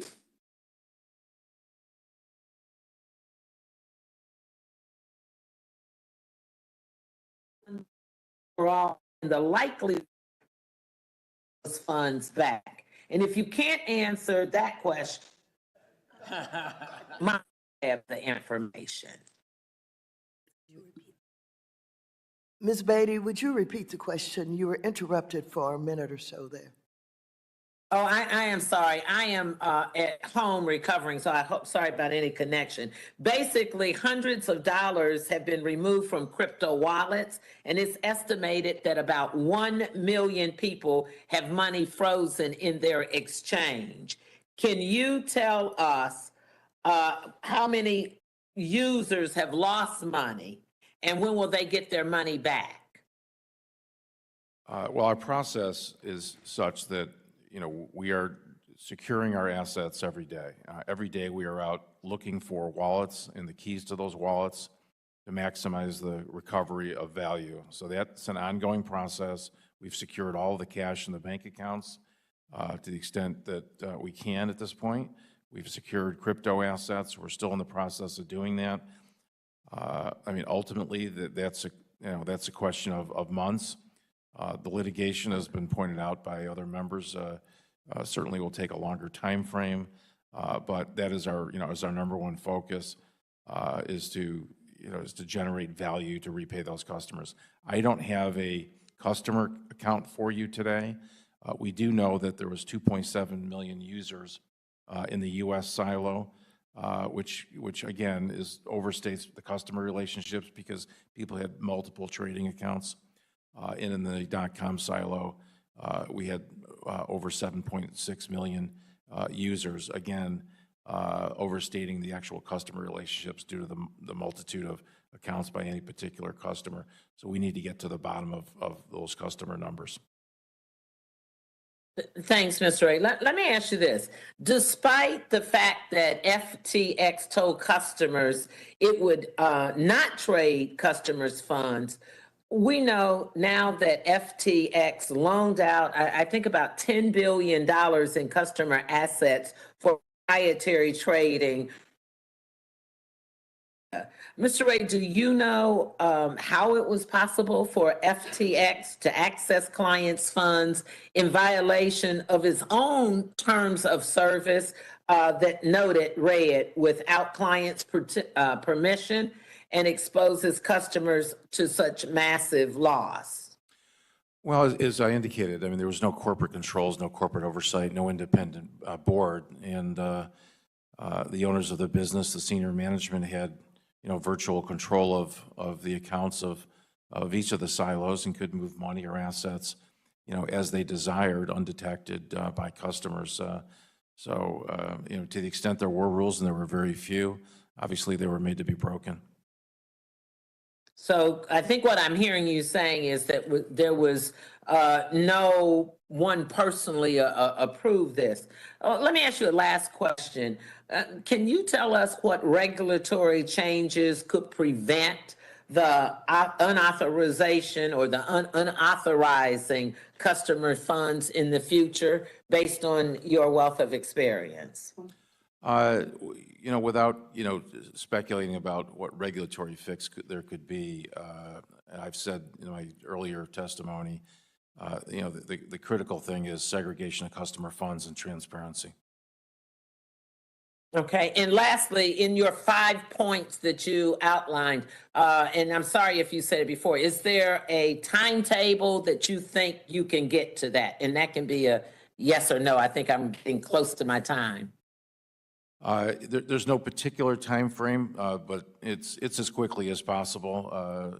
In my experience with Enron, And is that months? Is that weeks? Quickly as possible. it certainly isn't weeks. It's definitely months. And the causes of action, could take longer. But we will marshal assets on a weekly basis and on a monthly basis, and we'll do that as quickly as possible. Thank you so much for taking the time to try to help us out. I yield back. Thank you. The gentleman from Kentucky, Mr. Barr, is now recognized for 5 minutes. Thank you, Madam Chair. Mr. Ray, in your declaration, you said that many of the companies in the FTX group did not have appropriate corporate governance and that this situation is unprecedented. You also, in your testimony today, said that the FTX collapse stems from the lack of an independent board and a complete failure of any internal controls or governance whatsoever. Can you elaborate in describing the governance structures for FTX.com that led you to make those comments? Well, first and foremost, there's no independent board of directors. So one of the first things that I did was put on an independent board of directors led by our chairperson, who's the former U.S. attorney, and Honorable Joseph Farnan, former U.S. District Court judge. So put in a corporate structure of independent directors, put in separate officers, the new officers of the company. I put in a new CFO, a new chief information officer, a new head of administration, all independent, with some background and experience in these sectors. None of the employees, there's a lot of titles in the company, but no experience to back it up. Can you explain how the FTX.com governance structure differs from the governance structures of FTX US? Virtually no difference. There was no structure. Mr. Ray, in your work so far, have you examined the governance structure or the flow of assets to the FTX Foundation or its various affiliates, including FTX Community, FTX Climate, or the Future Fund? We are digging into that. We've not completed our review. I am curious in your work whether or not you will determine whether those entities were established properly as non-profits or whether or not the funds received were improperly transferred customer accounts. Do you have any visibility into that yet? We're looking at that right now. We've asked our folks at Ernst & Young to look at the tax side of it, and we're investigating the money transfers. So you can be sure we're going to dig into those details. Was the FTX Foundation and those other not-for-profit, ostensibly not-for-profit entities, were they completely separate from any of the for-profit entities? They were owned by Sam Bankman-Fried. I can't tell you that they were separate because they got funds from Alameda. So we know the source of their funding was from the FTX group. There was separate ownership, but not separate, funding. So commingled assets in that case as well? Absolutely. Okay. At least one ESG ratings firm gave FTX a higher score for governance than ExxonMobil. Given your testimony that FTX's collapse stems from the absolute concentration of control in the hands of a very small group of grossly inexperienced and unsophisticated individuals who failed to implement virtually any of the systems or controls necessary for a company that is entrusted with other people's money or assets, what would you say about this ESG governance rating, which rated FTX higher than ExxonMobil? I'd get my money back. Can you identify which entities had audited financial statements? Yes, I can. So there was no audit at Alameda, no audit at the venture silo. There was audit at the U.S. silo and also audit at the .com silo. I can't speak to the integrity or quality of those audits. We're reviewing, obviously, the books and records. And as I've said earlier, much of those books and records were maintained on, fairly unsophisticated ledger workbooks.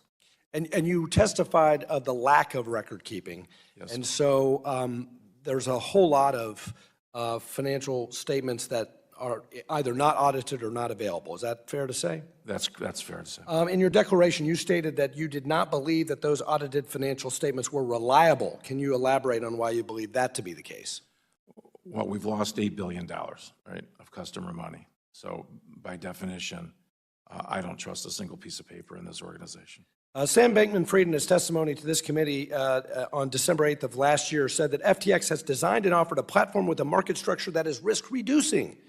To be sure, there are irresponsible actors in the digital asset industry, and those actors attract the headlines, but FTX is not one of them. Was that statement incorrect? False, yes. Thank you. And let me conclude by describing what is going on here by a popular crypto commentator. If you set up an exchange where you're the market maker, you're the issuer, you're the prime broker, and then you trade against your own customers, you have a vested interest in creating the assets, promoting the assets, and manipulating the price of the assets. What you have is a crypto casino. I yield back. Thank you. The gentleman from California, Mr. Vargas, is now recognized for 5 minutes. Thank you very much, Madam Chair. I'd like to begin by thanking you once again for taking the lead to hold bad actors accountable and pursue transparency in the cryptocurrency space. And also, Mr. Ray, I want to thank you for being here today to testify. I think I start off a little bit like Paul Krugman does in the New York Times. I don't get the point. I really don't get the point of blockchain and cryptocurrency. It's like keeping track of how many times you chew gum, like who cares? There's other ways that are, I think, less fraudulent to make transactions. But anyway, that being said, how many times have we talked here about the potential for abuse, of fraud in the crypto market? Quite a bit. We've had a lot of cheerleading from some people, especially on the other side of the aisle. I don't hear it today. Haven't heard it yet, but I do want to hear it like we normally hear it, how wonderful it is and how they shouldn't be regulated by the SEC, that they're too tough on them. Imagine we're not going to hear that today, especially after what we saw with FTX. But we do want to see order and transparency in this industry and throughout the financial markets. If you are an issuer of cryptocurrency or a manager of cryptocurrency exchange, and you conduct business with U.S. customers, consider this FTX collapse as your public service announcement.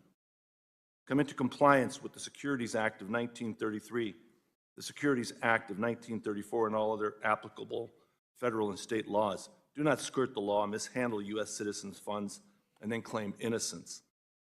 For the cryptocurrency industry to continue, citizens need to be informed, regulators need to uphold the laws, and companies need to comply. Now that wasn't happening, was it, Mr. Ray, under this particular company? No, sir. Why wasn't it? Again, you have control in a small group of individuals without any oversight whatsoever, from an independent board or experienced managers. It's just a recipe for problems. What government entity is responsible for this fiasco? That's not for me to say. No, it is for you to say. You're right there, and I'm asking you.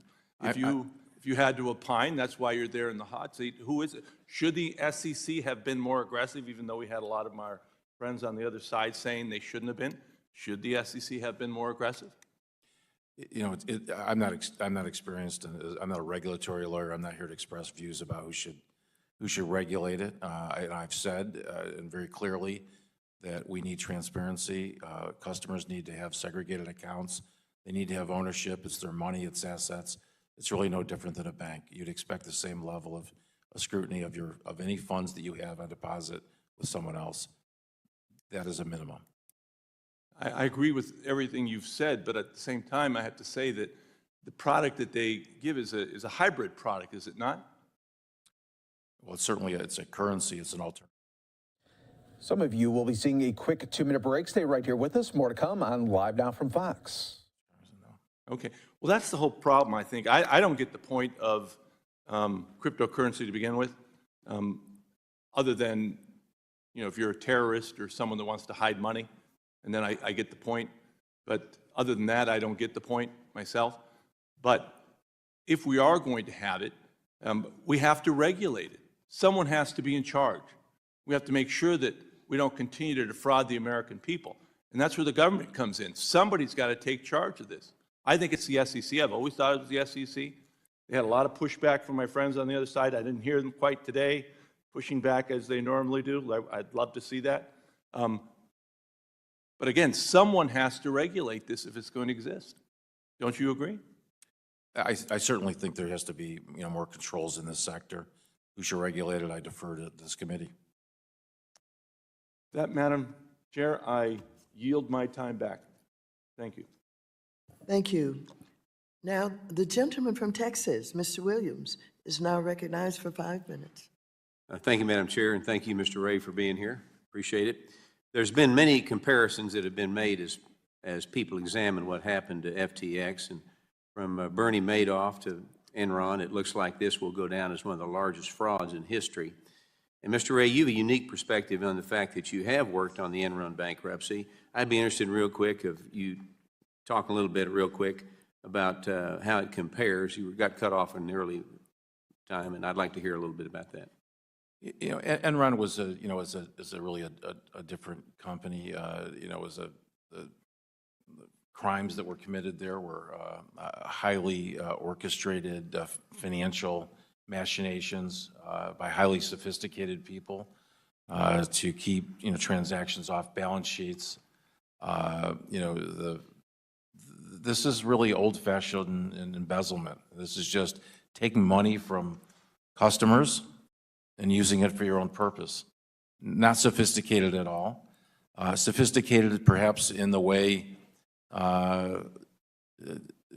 they were able to sort of hide it from people, frankly, right in front of their eyes. But this isn't sophisticated whatsoever. This is just plain old embezzlement. Old school. Old school. There you go. It seems like Fried has some interesting ideas on how he can stay relevant in the FTX world, and even after stealing customers' money and driving the company into bankruptcy. And I have read that he wants to be retained as an outside consultant, and been very critical of your own appointment, quite frankly, into this position. So after his arrest last night, all of his wishes seem even more unlikely. So what role, if any, should he play in FTX moving forward? The role he's currently playing. Okay. Zero. Good. You stated that FTX was a platform allowing for users to trade digital assets. Were users engaging in simple exchanges of assets, or were users permitted to engage in leveraged complex transactions? Yes. I'm sorry. Could you repeat your question? Sure. You stated that FTX was a platform allowing for users to trade digital assets.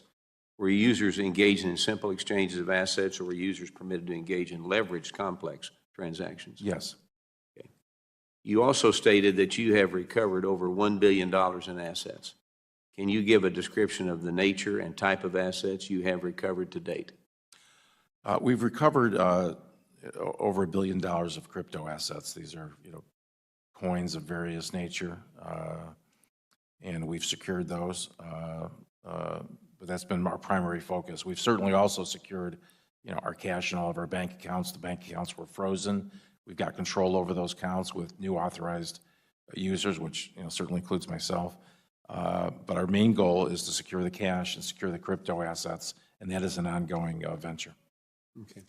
Thank you for being here, and I yield my time back.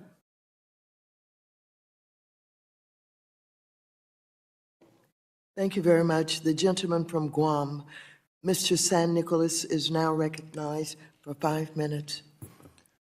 Thank you, Madam Chair. Mr. Ray, thank you for being with us here today. There's a lot of people following this trying to understand what happened for a variety of reasons. Of course, your primary responsibility will be to make sure that the creditors are made whole, as well as depositors and everybody else who has a stake in varying degrees within the company. My first question is, have you been able to pinpoint the specific cause for FTX's collapse? I know that there's all kinds of stories about loans to the owner and no internal controls, loans to Alameda, commingling. But is there a specific trigger point or a specific cause that has resulted in the FTX collapse? I think I've described it. It's really just the unlimited ability of those in control positions to borrow customer funds or take customer funds and then deploy them for their own use. That use involved margin trading, which is inherently, risky.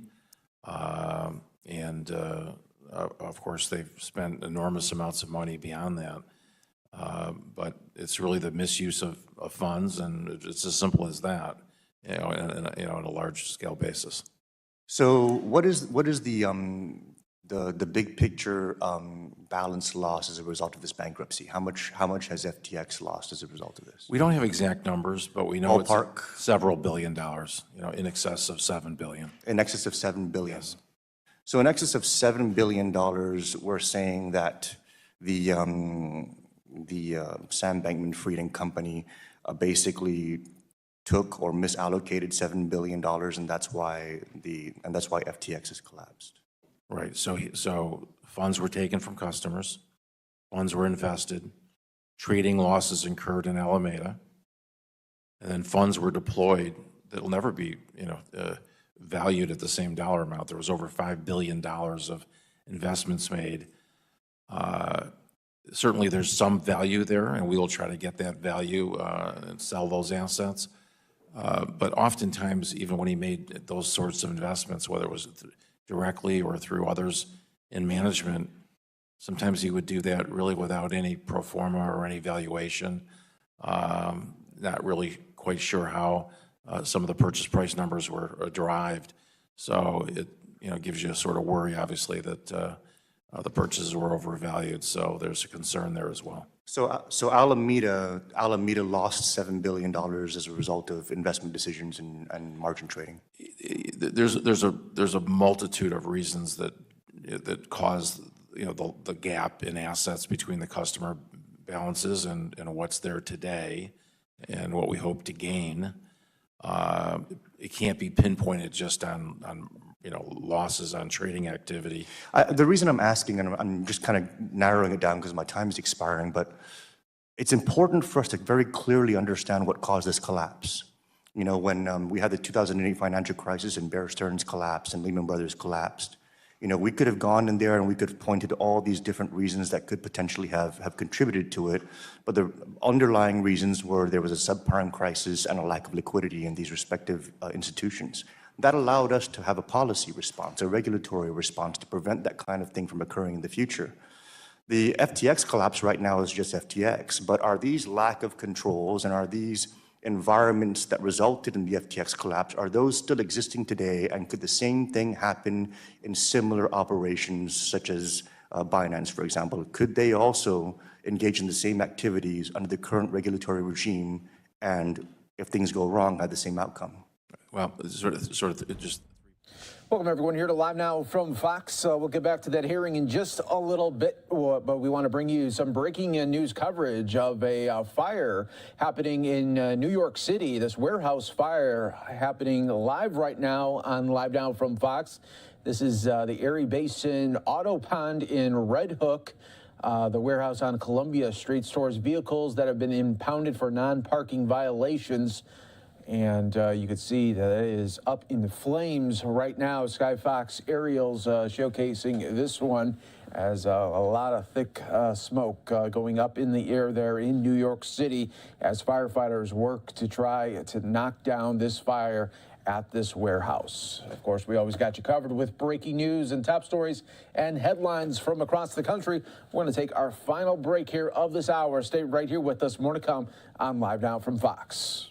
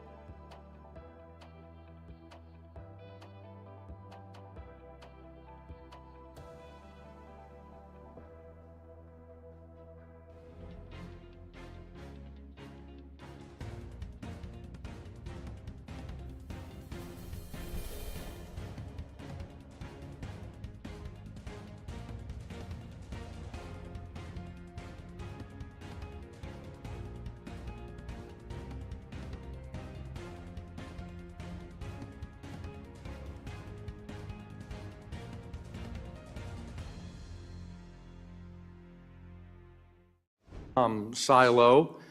Their website says they're the first ever CPA firm in the metaverse.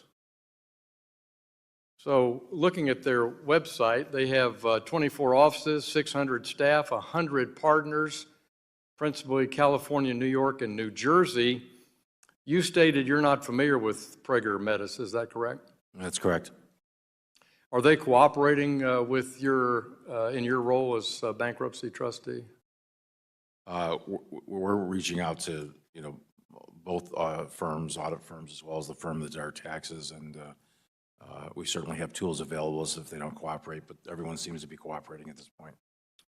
And are they, you anticipate they'll actively participate in the forensic accounting work you're doing with Ernst & Young? Absolutely not. No, we are taking information that we get from the prior auditors and accountants and tax professionals, and then we're going to take our investigation from there on an independent basis. Can you tell us who the partner in charge is of the audit at that firm? I can't tell you. I can't tell you off the top of my head. Is it Jerry Etel, Brian Goldblatt, Michael Williams? Those names ring a bell? No, it's not. I can get I can get your staff. Would you provide that to us, please? Absolutely. Yeah. Thank you. And then the second auditing firm, Manino, you say you are familiar with them, and that's part of a London-based firm, is that right? Yes, that's correct. And so do you feel the same way about their performance based on the books and records you've seen, that they also were inadequate in serving as an auditing firm? I don't want to, I certainly don't want to disparage that firm. We do have to look through the books and records and look at the audits themselves and see how comprehensive they were, to see if the audit would have picked up anything that we see. And certainly we're going to look at the related party disclosures that are in those audits, whether there's any footnotes or exceptions. We need to go, we need to go back and look at all those audits just from a look back perspective to determine what maybe could have been done that wasn't done. Do you anticipate the United States being a creditor in these proceedings, either for tax purposes? It's premature to tell. I mean, we're certainly looking at that ourselves, and to the extent that we find any irregularities in the tax area, we'll certainly be notifying the IRS, but nothing we've seen at this point. But again, our investigation is so early. You state that the internal controls were the weakest that you've seen sort of in your experience, but FTX US and FTX.com, essentially there is no distinction between those. And so whether you were an international investor or a domestic investor, it's all the same pot. Is that fair to say? I mean, that is certainly our worry. I mean, there's a limited amount of U.S. customers in the .com exchange, but we are focused on, commingling, and we're worried that that the silos weren't respected for purposes of the crypto assets. Gentleman's time has expired. The gentleman from Connecticut, Mr. Himes, who is also the chair of the Subcommittee on National Security, International Development, and Monetary Policy, is now recognized for 5 minutes. Thank you, Mr. Chairman, and thank you, Mr. Ray, for being here and for undertaking this remarkably complicated task. At the end of the day, our job here is to learn from the mistakes that were made, who made them, and what we can do going forward. Like it or not, we're moving into a crypto assets, crypto world, and we really do need to learn. This whole thing has the feeling of a Hollywood blockbuster. That's why the cameras are here, right? We've got a 30-year-old gazillionaire who raised billions of dollars, living in some condo with a bunch of young people, exotic products, tokens, and crypto assets. It feels to me, though, as I look through particularly the SDNY indictment unsealed this morning, that a lot of what we're seeing here is as old as the hills. It's wire fraud. It's misleading investors. It's commingling of funds. This is as old as the hills. There is something that I really do want to ask you about, though, which is a little different here. All the good work you've done with other companies, you were dealing with, by and large, money in banks or in other financial institutions. Here we've got tokens, which evidently were things of, quote, value, valued in some way or another, that were used as collateral, living in places called wallets, not in banks. So my question for you, that feels to me like what's exotic and different about this. How much more challenging is your job going to be because you're now operating in a world of tokens and wallets as opposed to dollars and banks? And what might, I know you're hesitant to get into regulatory questions, but what should we be thinking about, if nothing else, to help with more smooth unwindings of the inevitable bankruptcies that will occur in this industry moving forward?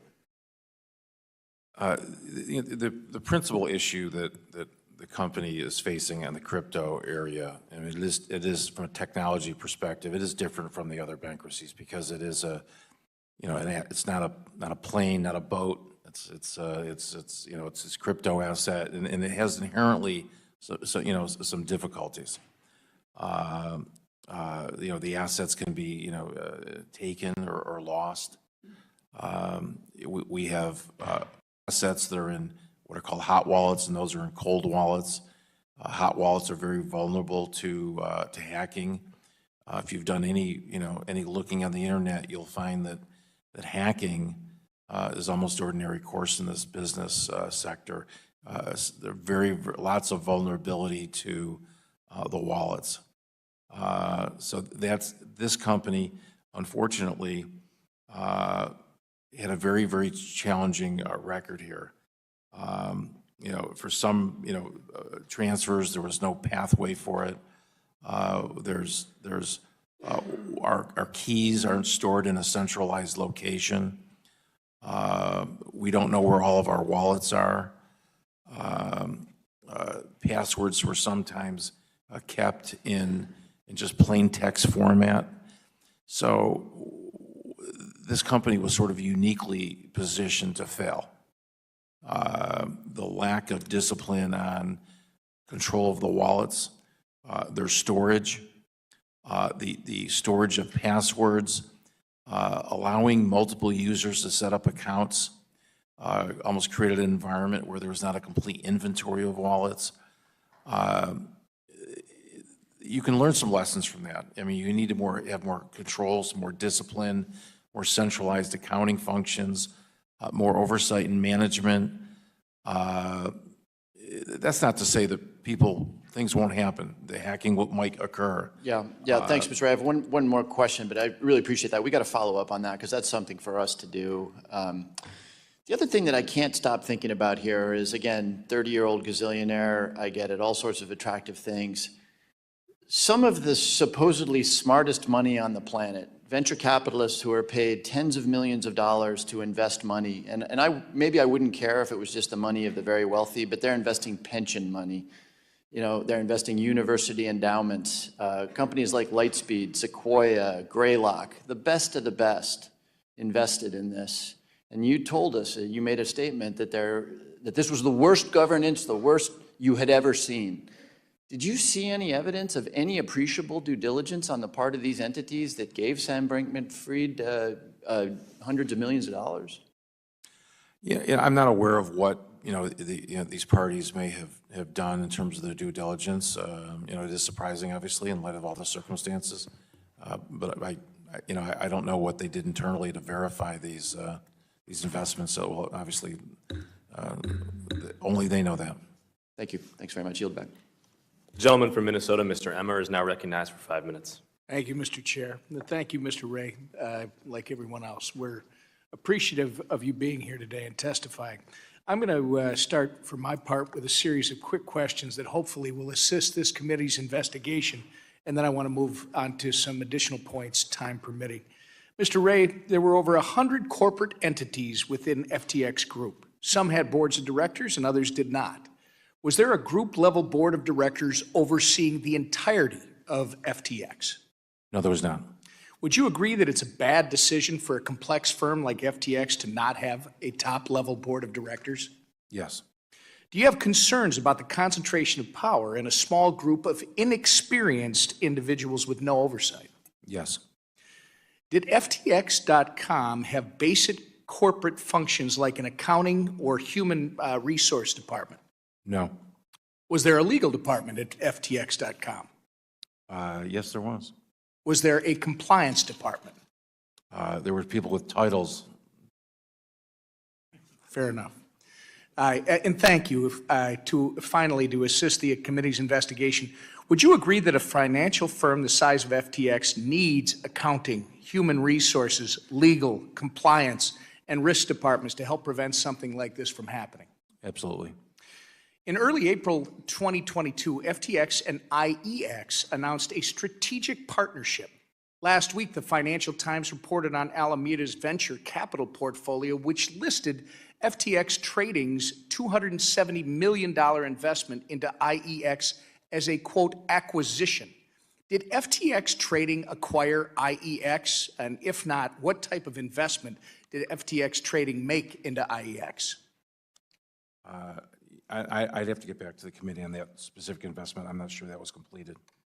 Can you provide us with some information on it? Absolutely, I can get back to you on the staff on that. We know that Chair Gensler had more meetings with FTX than anyone else in the crypto industry.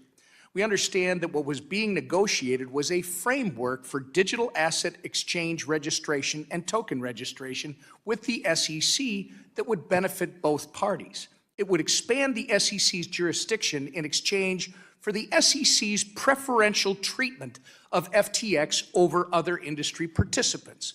We understand there was a lot of activity to move this idea forward, including the circulation of draft short-form disclosures that would enable filers to get tokens listed on this newly formed bespoke exchange. Mr. Ray, I know you're handicapped with the information you currently have obtained, but Chair Gensler refuses to answer our questions or testify before this committee. Will you commit to sharing with this committee any internal documents you come across regarding communication between FTX and Mr. Gensler or others at the SEC? We'll fully cooperate, with the committee and the regulatory authorities with respect to our investigation. Again, specifically, I just want copies, that this committee will want copies of those communications to the extent they exist. We can certainly work with your staff to get you what you need. Thank you. And Mr. Ray, I appreciate you mentioning your concerns in the beginning of my questioning about the concentration of power in a small group of individuals with no oversight.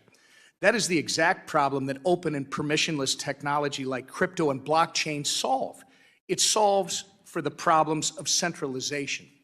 You stated in your testimony that you've never seen such a, quote, utter failure of corporate controls at every level of an organization, from the lack of financial statements to a complete failure of any internal controls or governance whatsoever, close quote. FTX had disastrous or even non-existent systems for accounting, audit, cash management, cybersecurity, human resources, risk management, and other unacceptable management practices that currently make your job to uncover the facts quite difficult. Fortunately, the immutable characteristics of public blockchains that some people would care not to understand in this committee allowed the crypto community to reveal Sam Bankman-Fried's fraud, and the on-chain public record will assist law enforcement moving forward. I encourage my colleagues to understand Sam Bankman-Fried's con for what it is: a failure of centralization, a failure of business ethics, and a crime. It is not a failure of technology. I've worked across the aisle since I came to Congress, so the future of crypto reflects American values, the same way the internet does today. For the most engaged members of Congress on crypto policy, the FTX collapse reminds us of why we care so deeply about this technology. Decentralization is the point. Thank you, and I yield back the balance of my time. The gentleman from Illinois, Mr. Caston, who is also the vice chair of the Subcommittee on Investor Protection, Entrepreneurship, and Capital Markets, is recognized for 5 minutes. Thank you, Mr. Chair. And Mr. Ray, thank you so much for this. I'm struck by a lot here, not least Mr. Perlmutter's comment that this is going to take a long time to untangle. Maybe your comment to Mr. Lucas that this is a paperless bankruptcy saves you time because you run out of paper, but I appreciate your service. A bunch of questions. One, I just want to clarify because it's all been implicit. All this bankruptcy is dollar denominated, correct? So as you go through to chase down values? Yes. Okay. Yes. I ask that because we've talked about commingling, we've talked about customer losses. There's been some public reporting suggesting that there may have been some inflation or misrepresentation of the value of FTT tokens. Is that, and I'm not asking you to opine on that right now, but to the extent there is some customer loss claimed from that, is that also one of the categories of losses you're going after? Well, FTT, I'm sorry, was on that balance sheet of Alameda, and it certainly was served as effectively sort of collateral, and it was largely controlled by Alameda, so it was a very illiquid token. It was effectively a token created, by the company itself with a limited float. So inherent in the, in the token itself was the illiquidity, and certainly the size of the position the company had in its own token, contributed to this problem. But if a customer were to buy that token at some value that because of its illiquidity could be manipulated, would the customer not effectively be sitting on, for lack of a better word, a Forex risk? Well, there's certainly, all the crypto, like any asset, it has a certain volatility to it, and some are more volatile than others, and FTT was very volatile.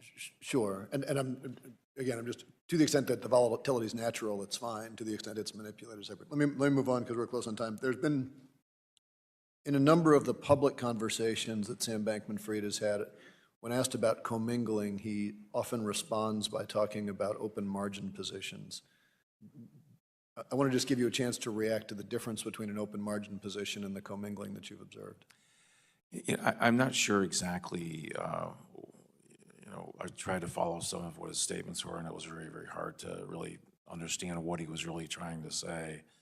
We do know that they had, open margin positions at various times in Alameda, and Alameda was a customer, if you will, of the exchange, and it's through that customer relationship plus other arrangements that allowed Alameda to borrow those funds and then take positions on the exchange like anyone, who would hedge, an asset in the market. He had unusually large positions, of course, and sometimes they were wrong in those positions and they resulted in big losses.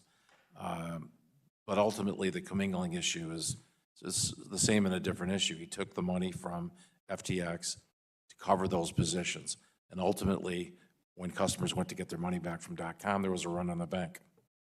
Okay.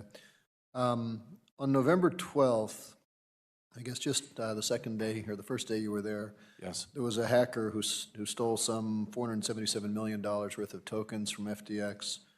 There was a November 29th interview with Mr. Bankman-Fried with Tiffany Fong when he said he's narrowed it down to like 8 people, quote. Have you had any discussions with him? Do you have any sense of do you have any more visibility since November 12th on that hack? Have you had conversations with him about who those 8 people might be? What's your, $477 million? I have not had any conversations with him. We're relying on forensic and cybersecurity experts who are tracking the crypto. It is an open interface, so you can see, you can ultimately find where the crypto ends up. We've had law enforcement involved, so we're tracking it. I think we've got all the help we need in that front. Okay.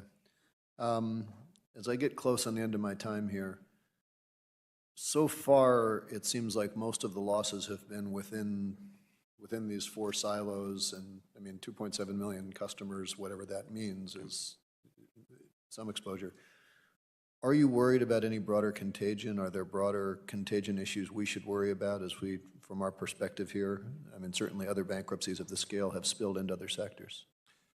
Look, I think the industry, we've made a number of investments in the crypto sector. If you look at that portfolio of $5 billion, one of our major investments, top 20 investments were in the crypto sector. So it's a very trying time for the crypto sector, and what I worry about is the impairment to that portfolio of $5 billion, because obviously that's a recovery pool for our customers. Thank you. Yield back. The gentleman from New York, Mr. Zeldin, is now recognized for 5 minutes. Thank you. Mr. Ray, I know you referenced earlier that you had not yet read Sam Bankman-Fried's testimony that was prepared for today. I had a question that I wanted to ask, and I was going to read you something that he had included in his remarks. In late 2021, I believe that Alameda Research likely had a net asset value of substantially over $50 billion market to market. I believe that Alameda was likely leveraged long, perhaps about 1.1 times leverage. That is, it had corresponding assets for roughly 90% of its position, borrowing the remaining 10%. That was roughly 1/20th of the maximum leverage FT allowed and roughly 1/3 of the leverage assumed by the average FT margin trader. In early November 2022, over a 3-day period, the market value of assets that Alameda Research had held declined dramatically, I believe, by more than 50%. Have you yet seen any evidence of a market value drop in Alameda's assets before November 2022? We haven't gone back to trace, the actual, to compare his statements with what actually happened in the marketplace. I mean, clearly there was volatility and a huge market drop in crypto over that 12-month period. So it wouldn't surprise me that, his leverage numbers changed, perhaps even dramatically during that time period. I think the problem at the heart of this is that, his positions, the collateral he had behind that, he didn't have the same auto liquidation provision that a margin account would normally have. You usually can't lose, if it's structured properly, you shouldn't be able to lose more than your collateral. Otherwise, the position closes out and there's no harm. In the brokerage firm, if it's a brokerage account, for example, they wouldn't be short cash. They wouldn't have to go out to get the money from you. You close out the position. None of that existed with the Alameda positions. They had almost a complete ability to lose money beyond their collateral. Are you yet in a position to be able to describe, summarize the assets that Alameda had? We do have an inventory of the investments we made. That's pretty clear. We've got those in the hands of our investment bankers at Perella, and we're trying to understand those investments. Ultimately, we'll market those investments. You'll see this week that some of those investments will be put up for sale. The crypto assets, a little bit different. What's on the exchanges we can see. There's exchanges, about 24 exchanges across the world where we know we have crypto assets. They're in our name. We're securing those and are moving those into cold storage. We have, other positions in cold wallets and hot wallets. Some of you are going to see a quick 2-minute break. Stay right here with us. More to come on Live Now from Fox. Certainly that is the potential, because the way this company was organized, there may be wallets that don't have our names. We don't know where they are, and that's going to be a difficult task ahead of us. But what we can see and what we have visibility to, we're grabbing control over. So we'll learn more this week. We should learn more in the coming weeks. Mr. Ray, you mentioned the documentation that you don't have earlier during your testimony. Can you share what documents you have uncovered with respect to the transfer of funds from FTX to Alameda? It's voluminous. The record keeping, wasn't very clean in the company, but we should be able to trace the movement of crypto assets. I mean, inherently in the nature of the crypto, you should be able to see the movement and where it started and where it ended up. We'll obviously track, the banking information. We do have bank records. Sometimes we have to go right to the source, right to the bank to get historical records because they're not, in hand, if you will, at the company. But one way or another, we'll get the banking records and we'll be able to trace the sources of cash, how that cash was utilized to buy assets. Once we can identify the assets, we can then trace the asset from either, transfer to other currencies or ultimate, payment outside the company. So it's just a very intense forensic process, but we'll have the records ultimately to do that.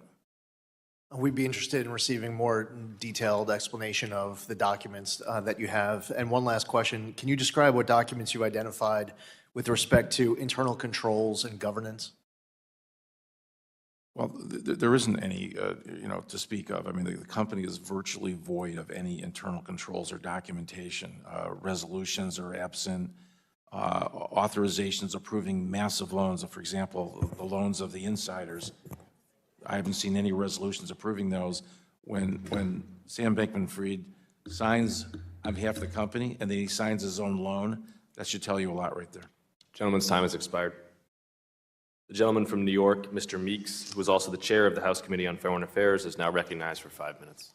Thank you, Mr. Chairman. And Mr. Ray, thank you for your testimony here today. And if you've been a member of Congress as long as I have been, it just seems eerily it was you that had to take over Enron when I was sitting here at that particular time. And we were looking at that as being one of the biggest scandals that we've ever seen. And now believe in your testimony today, you said this may be even bigger, of which is really concerning to me, particularly since, I do believe that blockchain technologies have a role in fostering financial inclusion and facilitates cross-border transactions. But what we didn't have and what we don't have are the real safeguards against misuse by bad actors. As a result of that, I know I've been intricately involved with New York State. And New York State was one of the first nations to create a virtual currency license and supervisory framework. And so in your testimony, you were very frank about the total lack of internal controls in FTX and critical of their governance structure. So I guess my first question to you is, in your estimation, how much did the lack of a board of directors attribute to the failure of FTX? And do you believe there would have been an opportunity to change course if this defunct structure were identified early on? Yes, I do. I think the lack of an independent board was a critical aspect of the failure. And also in New York State, there are capitalization requirements for licensee holders to have highly liquid capital to ensure that financial integrity and to protect against outside shocks. Now, in this instance, how would a capital requirement have changed the outcome of the FTX failure? Yeah, I'm not a regulatory expert. I mean, what I've set forth in my testimony is that I think it's important for customer accounts to be segregated and for there to be transparency in what people can visualize in their account, and they have some strict rules relative to using customer assets. That's the extent of my my views about the regulatory scheme. I defer to others who are obviously more experienced on the regulatory side. That's one of the issues that we're trying to deal here, is how do we get the appropriate and the proper regulation so that we can make sure that individuals are protected. For example, do you know and to what extent were U.S. persons trading on the FTX exchange? And do you believe that the controls were adequate in restricting access for U.S. persons? Because, FTX.com was listed in the Chapter 11 bankruptcy. And despite it being publicly reported that the U.S. subsidiary was a stronger position than its parent because of the narrowed offerings and oversights, there still seemed to be this direction toward U.S. persons. So what do you think? Do you think that there should be, or the restricting access for U.S. persons or the controls were adequate? Well, certainly there was a limited number of people that invested on the .com, which was not the intended use of that exchange. How that happened, obviously, we'll have to investigate, and where the breakdown was, internally in our controls that would have allowed that to happen. So I'd like, at some point, I know you're not a regulatory expert, but to have conversation with you about looking at some of the rules and the regulations that we put in place in the state of New York, because the debate that we have here at times is ceilings and floors and what would be appropriate to make sure that people are protected.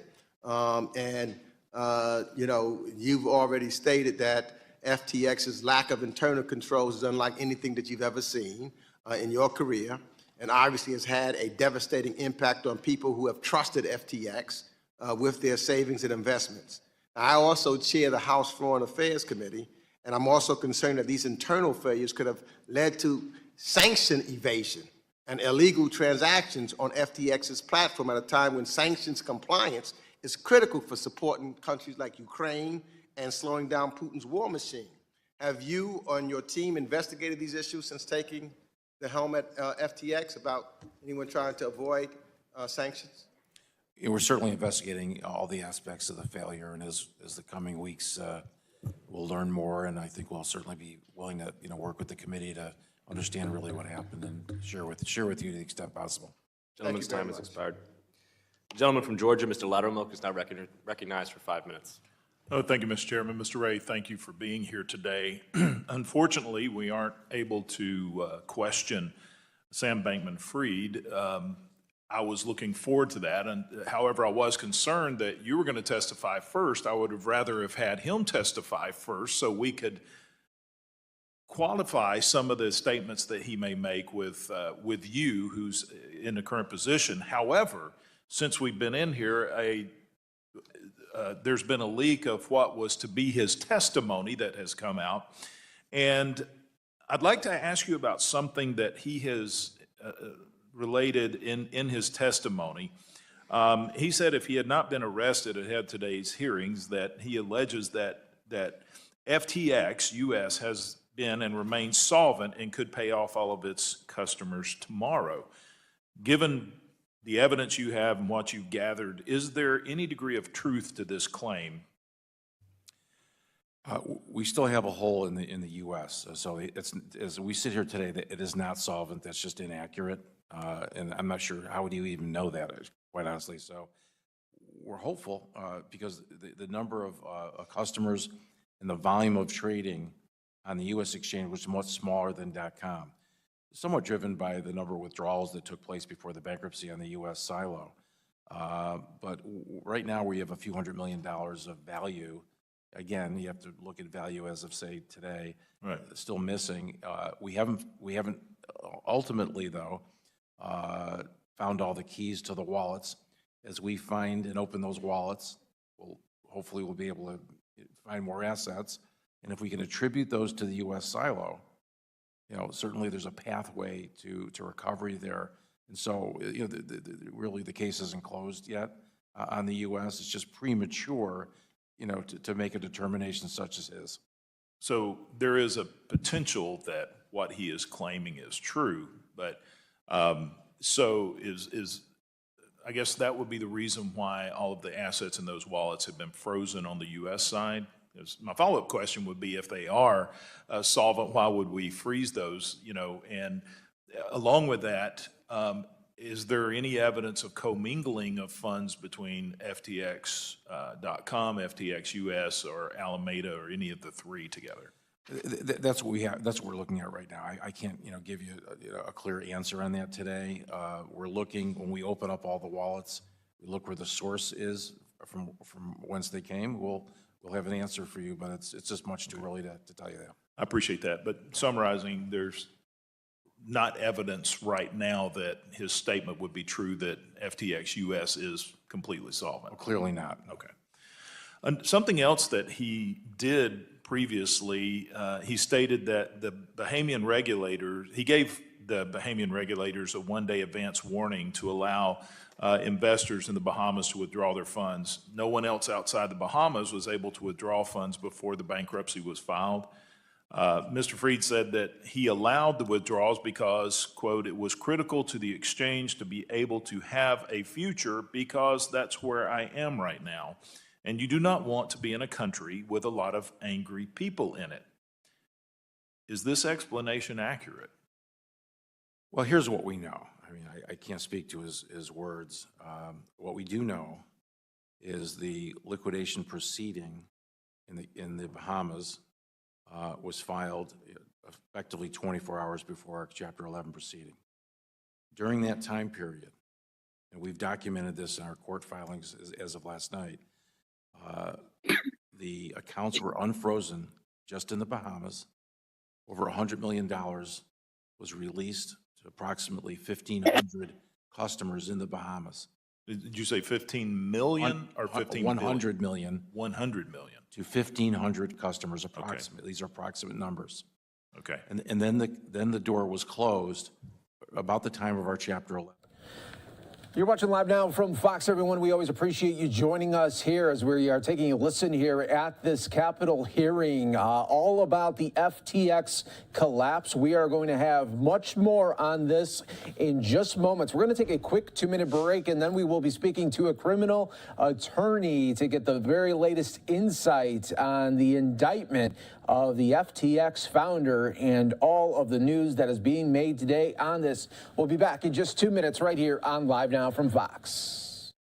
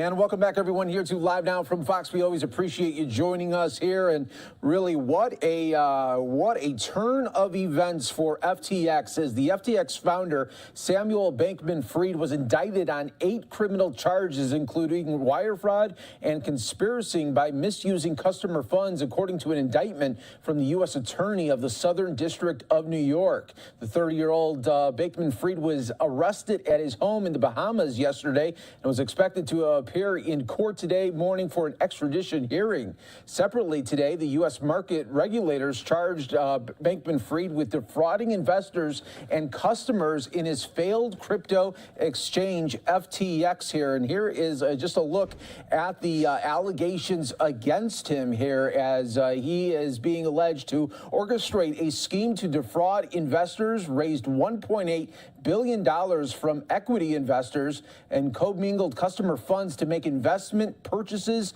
and donations. And to really help us dive right into this and get some insight on this really fascinating story, let's join in right now criminal attorney David Gelman. Thank you so much for joining us here on Live Now from Fox. And first off, I just want to get your thoughts when you heard the news yesterday and today of this.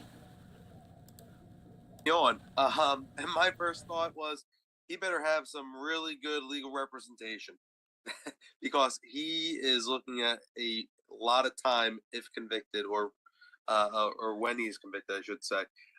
People don't really understand that when the federal government, the U.S. attorneys are the ones that are involved and they are pressing charges, they don't take cases that are not going to be a slam dunk. So they already have their ducks in a row, if you will. They have everything that they possibly need, and they already know what the outcome will be. Now, for him, it's really going to be just mitigating his exposure, because he could be looking at the rest of his life in behind bars if he is convicted. And David, let's just look at this right now as the allegations, those 8 counts. And what this is really, what the government is alleging is that this is a house of cards Ponzi scheme style, where taking funds from one account and putting it into your own personal investments, as well as giving out lavish dinners, lavish parties, and giving it to donations as well. So when the government zeroes in on these types of charges, what's the paper trail look like in something like this? Well, they're going to look at from the beginning. So every transaction that he ever had, or the FTX, I should say, ever did, or any deposit, any investment, if you will, they will see exactly from where it started to where it went. So in the 8-count indictment that was unsealed earlier today, it's pretty much showing that billions of dollars from the investments that people made in the FTX were taken from there and put into pretty much his personal piggy bank, if you will. He had a fund, which he took out all the money from and put it into the fund. And then in the fund, that's where he did his purchases, bought real estate, did donations, and so forth, which obviously you can't do. Yeah, absolutely. So going forward here, as he was arrested in his mansion at the compound there in the Bahamas, what is it going to look like next here? Obviously, the U.S. wants to bring him back. What does that process look like right now?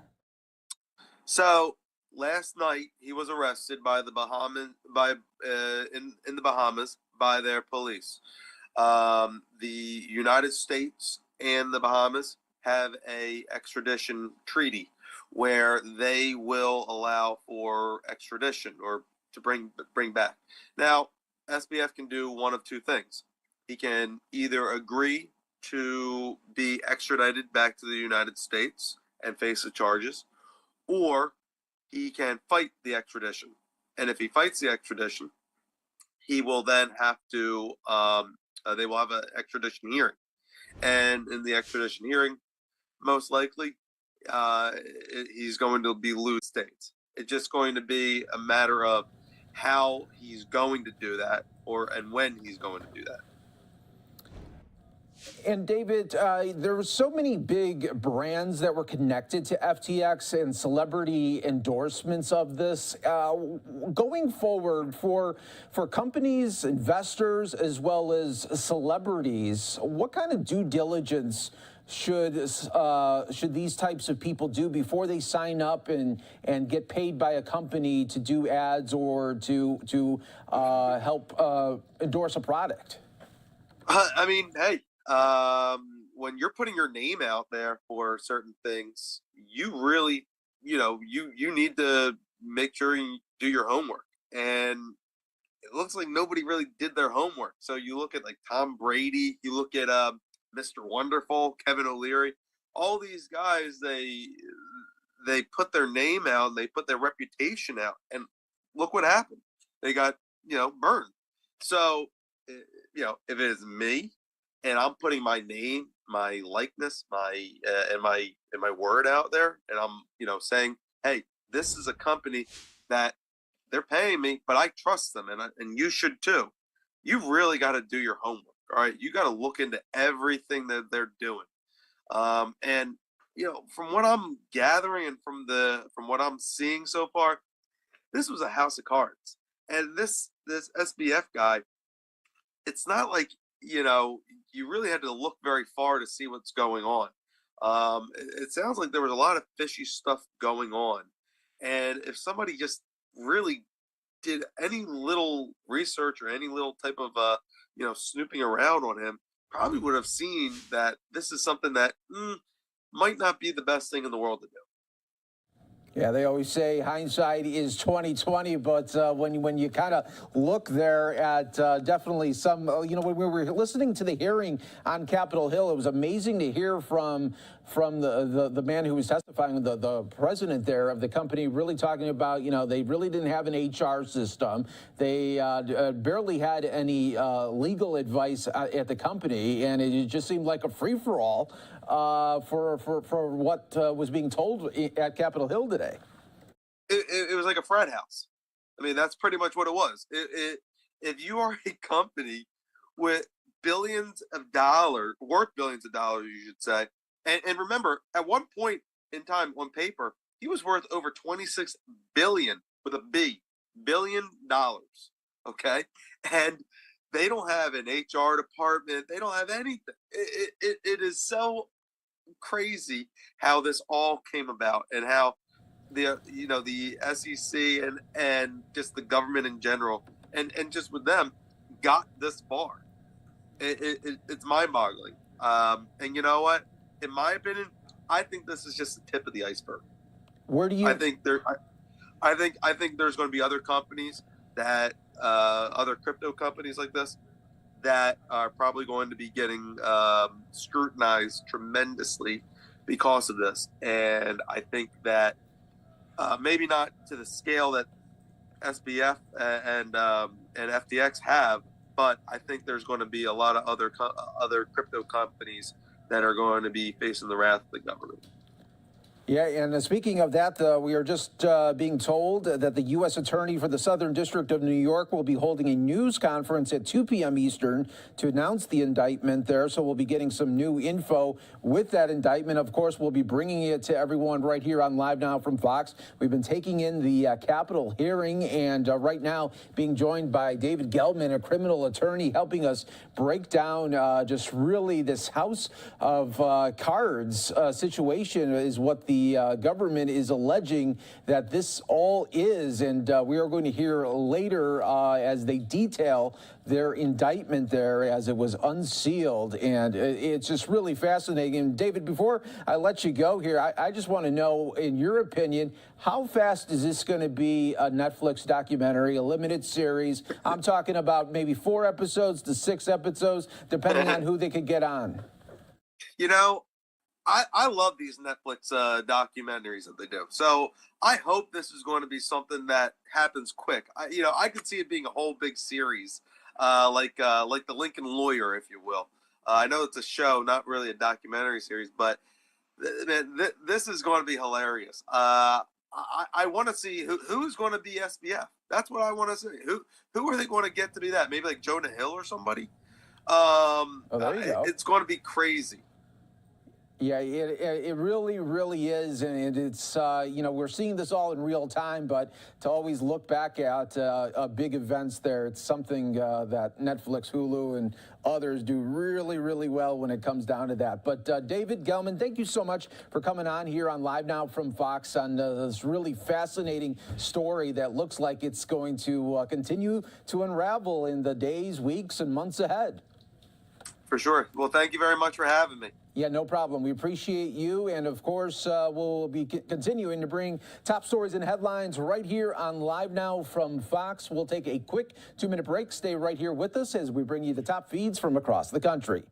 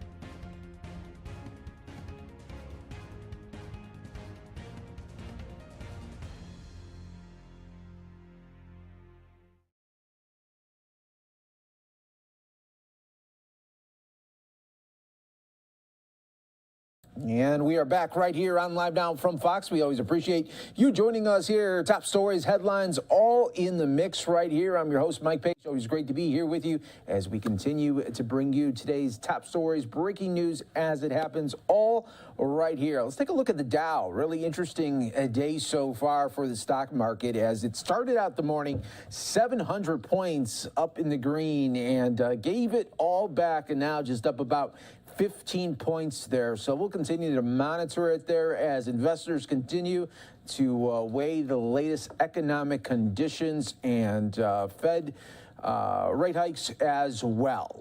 Let's now go out to the Capitol. We do have House Democrats speaking right now. We queued it up from the beginning so you didn't miss anything right here on Live Now from Fox.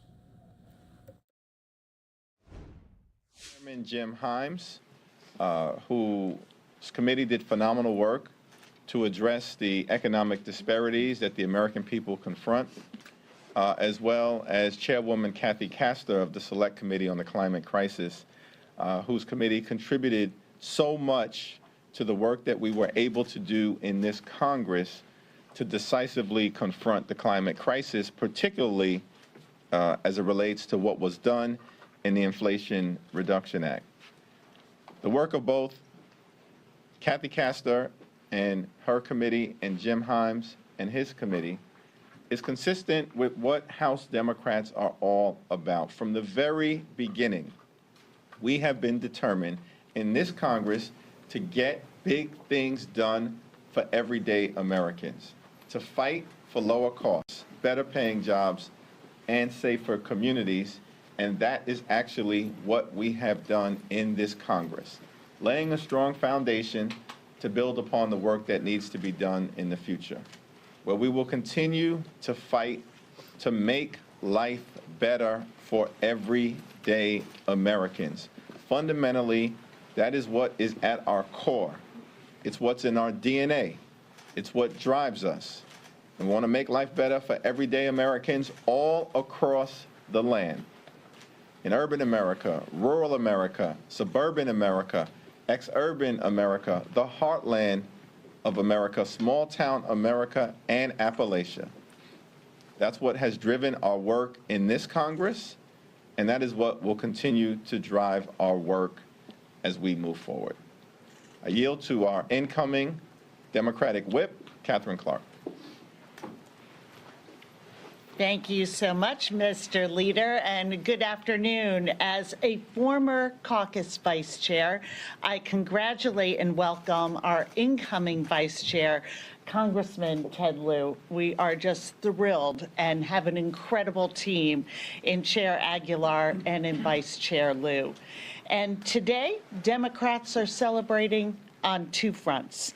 This morning, we received welcome economic news from the November Consumer Price Index report. Inflation is coming down. In fact, it has fallen for 5 straight months and is at its lowest level in nearly a year. What's more, gas prices are down, unemployment is down, the GDP is up, and jobs are up, including a total of 10.5 million jobs created under the leadership of President Biden. And this afternoon, President Biden will sign the Respect for Marriage Act, a major civil rights achievement in our march towards LGBTQ+ equality. These twin achievements are the pillars of the Democratic agenda: building an economy that works for working families and building a future where every American has the same access to justice and opportunity. The Republicans, however, remain uninterested in supporting the progress and prosperity of the American people. They voted against the American Rescue Plan and the Inflation Reduction Act, the laws that paved the way for our economic recovery and revitalization. And just last week, 169 House Republicans voted against protecting interracial and same-sex marriage. While they say no to opportunity and equality, Democrats will never walk away from our commitment to the American people. And with that, I'm proud to yield to Caucus Chair-elect Pete Aguilar. Thank you, Whip-elect Clark. It's just a collection of vice chairs up here, past and present, the ghost of vice chairs past. We had a productive caucus meeting today. House Democrats are still concerned that a Republican-led shutdown will severely impact the VA and our veterans, but we have full faith in Chairwoman DeLauro to deliver an omnibus that protects both our veterans and our priorities within this Congress. Democrats are united while Kevin McCarthy is making deals behind closed doors to flip Republicans to help him become Speaker. He's assured prime committee spots for a member of Congress with a history of anti-Semitic statements. This same member said over the weekend that if she had organized January 6th on the Capitol, we would have won. He's promised that they will begin every day with a pledge and a prayer, which we already do. He's going to investigate the January 6th Select Committee, citing conspiracy theories about the attack that day. And after failing to comply with a lawfully issued subpoena from that same committee, he's made promises to his MAGA-hungry extremists that they will issue their own subpoenas.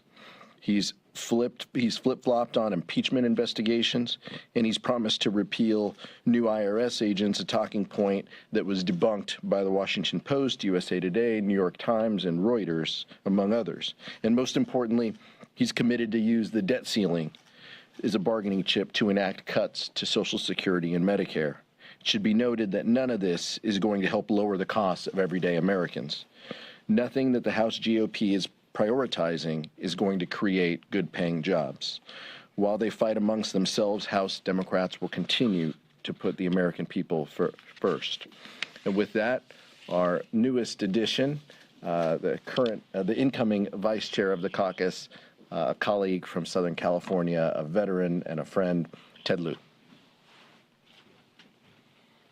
Good afternoon. I'm so thrilled to be here with Hakeem Jeffries, Catherine Clark, and Pete Aguilar, and we look forward to making sure that we continue to move American families forward, and we stand ready to work with Republicans in the House.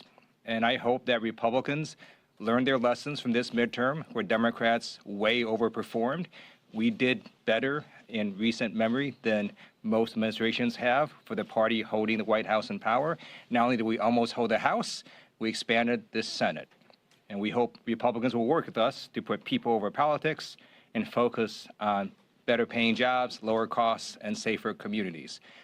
Unfortunately, the GOP leader has not been sending those signals. So recently, he put out a statement on social media saying what he's going to focus on is Hunter Biden's laptop. Actually, it's even more irrelevant than that. He's actually concerned about what Twitter was saying about Hunter Biden's laptop. So how does that move the American family forward? It doesn't. He also went on media and talked about how he wants to kick off members like Adam Schiff from the Intelligence Committee. So a focus on revenge, a focus on irrelevant committees, and a focus on irrelevant investigations does not help the American family. And so we urge that he doesn't go down these stupid, dark paths and work with Democrats as we continue to build upon the prosperity that we've had in these last 2 years. So again, I'm thrilled to be here with Hakeem, Catherine, and Pete, and I have much to learn from two of the former vice chairs. Thank you. Feeling left out is not being a former vice chair myself. Questions? When is the last time that you've spoken with Kevin McCarthy, and do you plan to have regular communication with your Republican counterparts in the new Congress? Yeah, to the extent that the Republicans are successful in organizing on January 3rd, I look forward to having conversations with the new Republican leadership. And some of you will be seeing a quick 2-minute break here on Live Now from Fox as we listen to questions from the media to House Democrats. On international affairs, but I'm hoping that now you're elected as Democratic leader, I can get your first reaction to protests in Iran and the wave of executions that is happening. The Iranian regime executed the second protester yesterday. Activists are worried about another wave of execution. New York Times says more than 44 minors have been killed so far during the protest. Do you and the Democratic Party support the idea of sanctioning those who are repressing the Iranian people and breaking any international laws and norms to repress their own people? Well, thank you for that question. First of all, I would respectfully disagree with the assessment that I've been reluctant to comment on international affairs. I have one of the most diverse districts in the country. In fact, about 33% of the people I represent came from other parts of the world. We deal with international affairs every day on the ground in the community back at home. With respect to your question, I would just suggest my own personal position is that we should find ways to stand with the Iranian people in their efforts at self-determination, respect human rights, and the fight for decency and freedom and liberty that is underway, and push back against the totalitarian regime in the strongest way possible.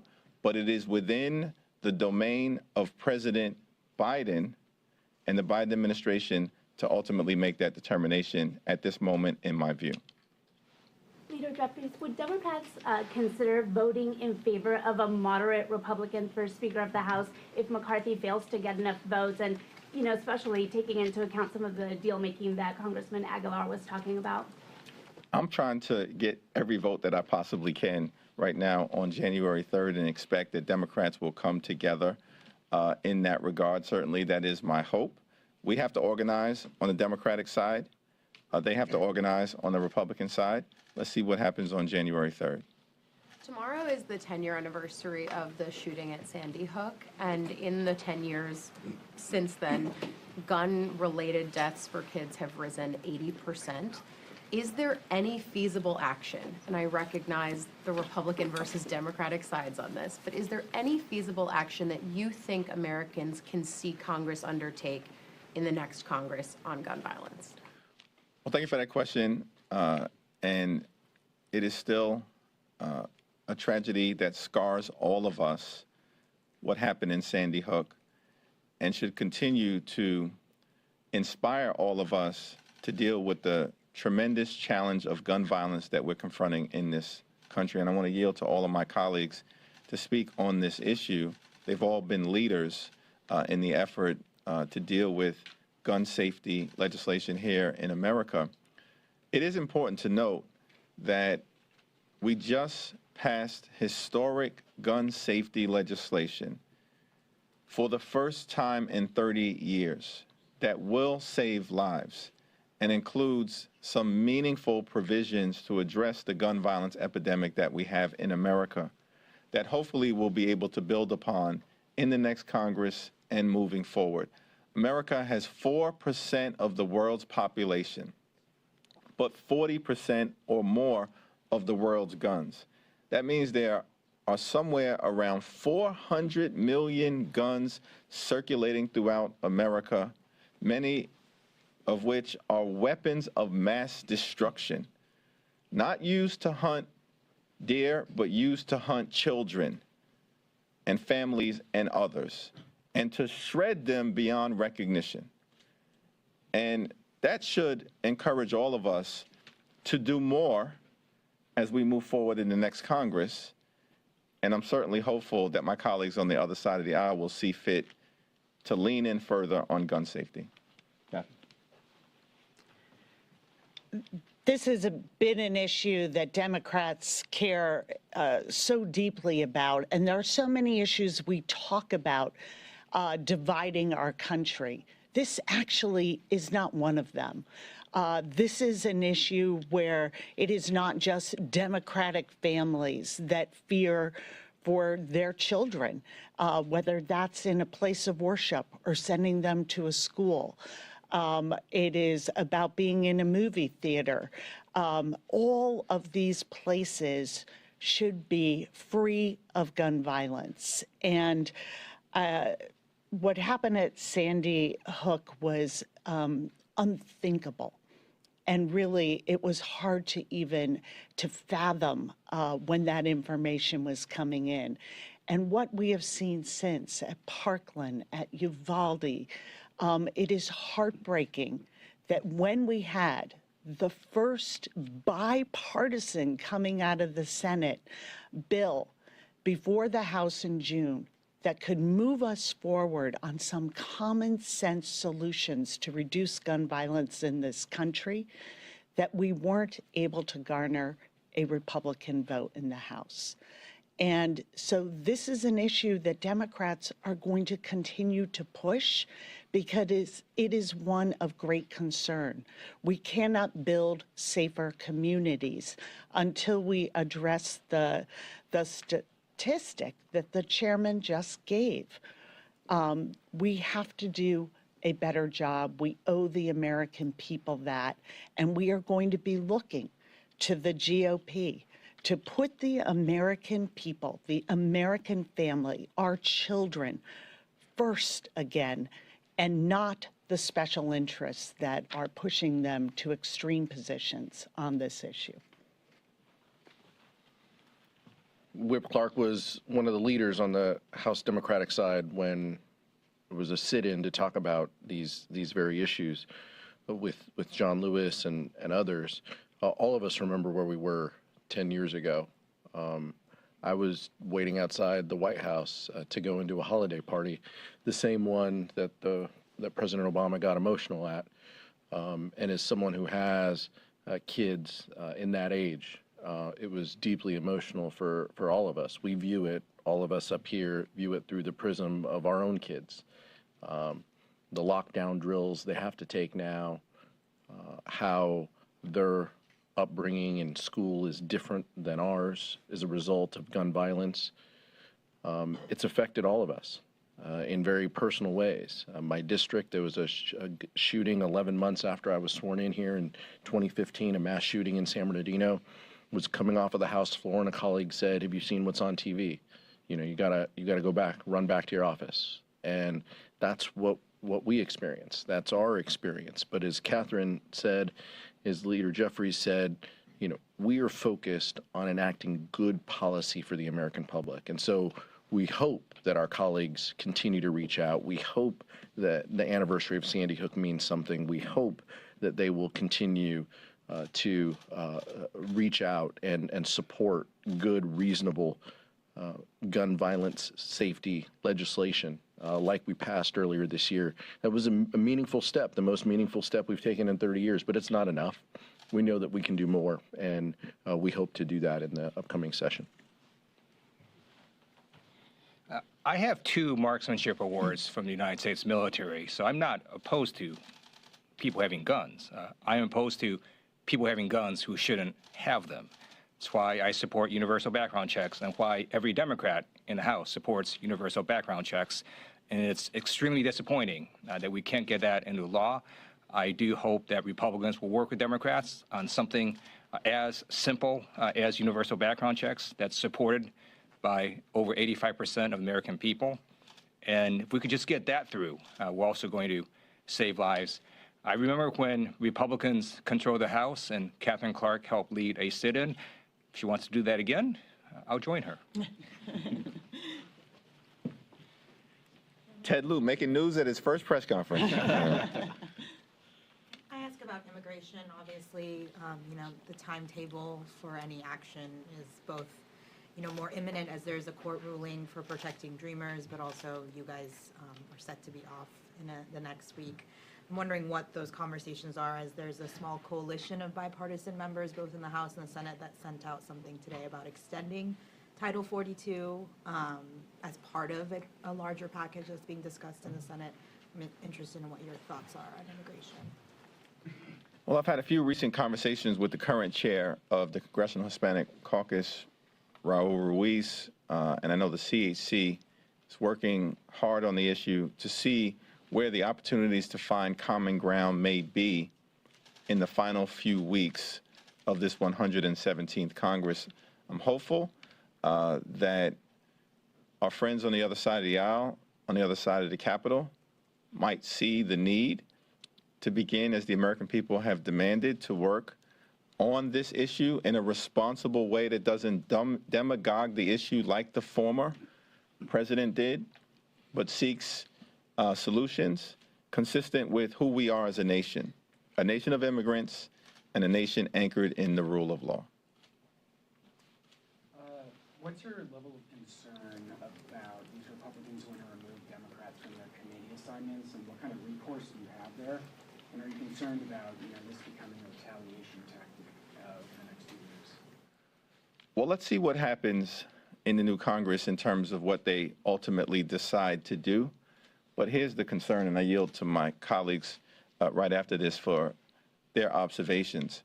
Democrats are going to continue to focus on kitchen table, pocketbook, bread and butter issues related to making life better economically for everyday Americans and improving their safety and security in their communities. That's our focus.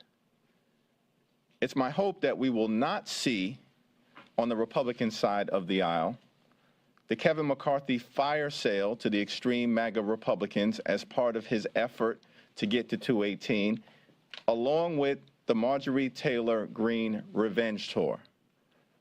But if this weekend's events are any indication of what to expect, where Marjorie Taylor Greene seems to have an outsized platform in the Republican conference, then the American people are in for a reckless legislative joyride in the next 2 years led by the extreme MAGA Republicans, that is sure to crash and burn.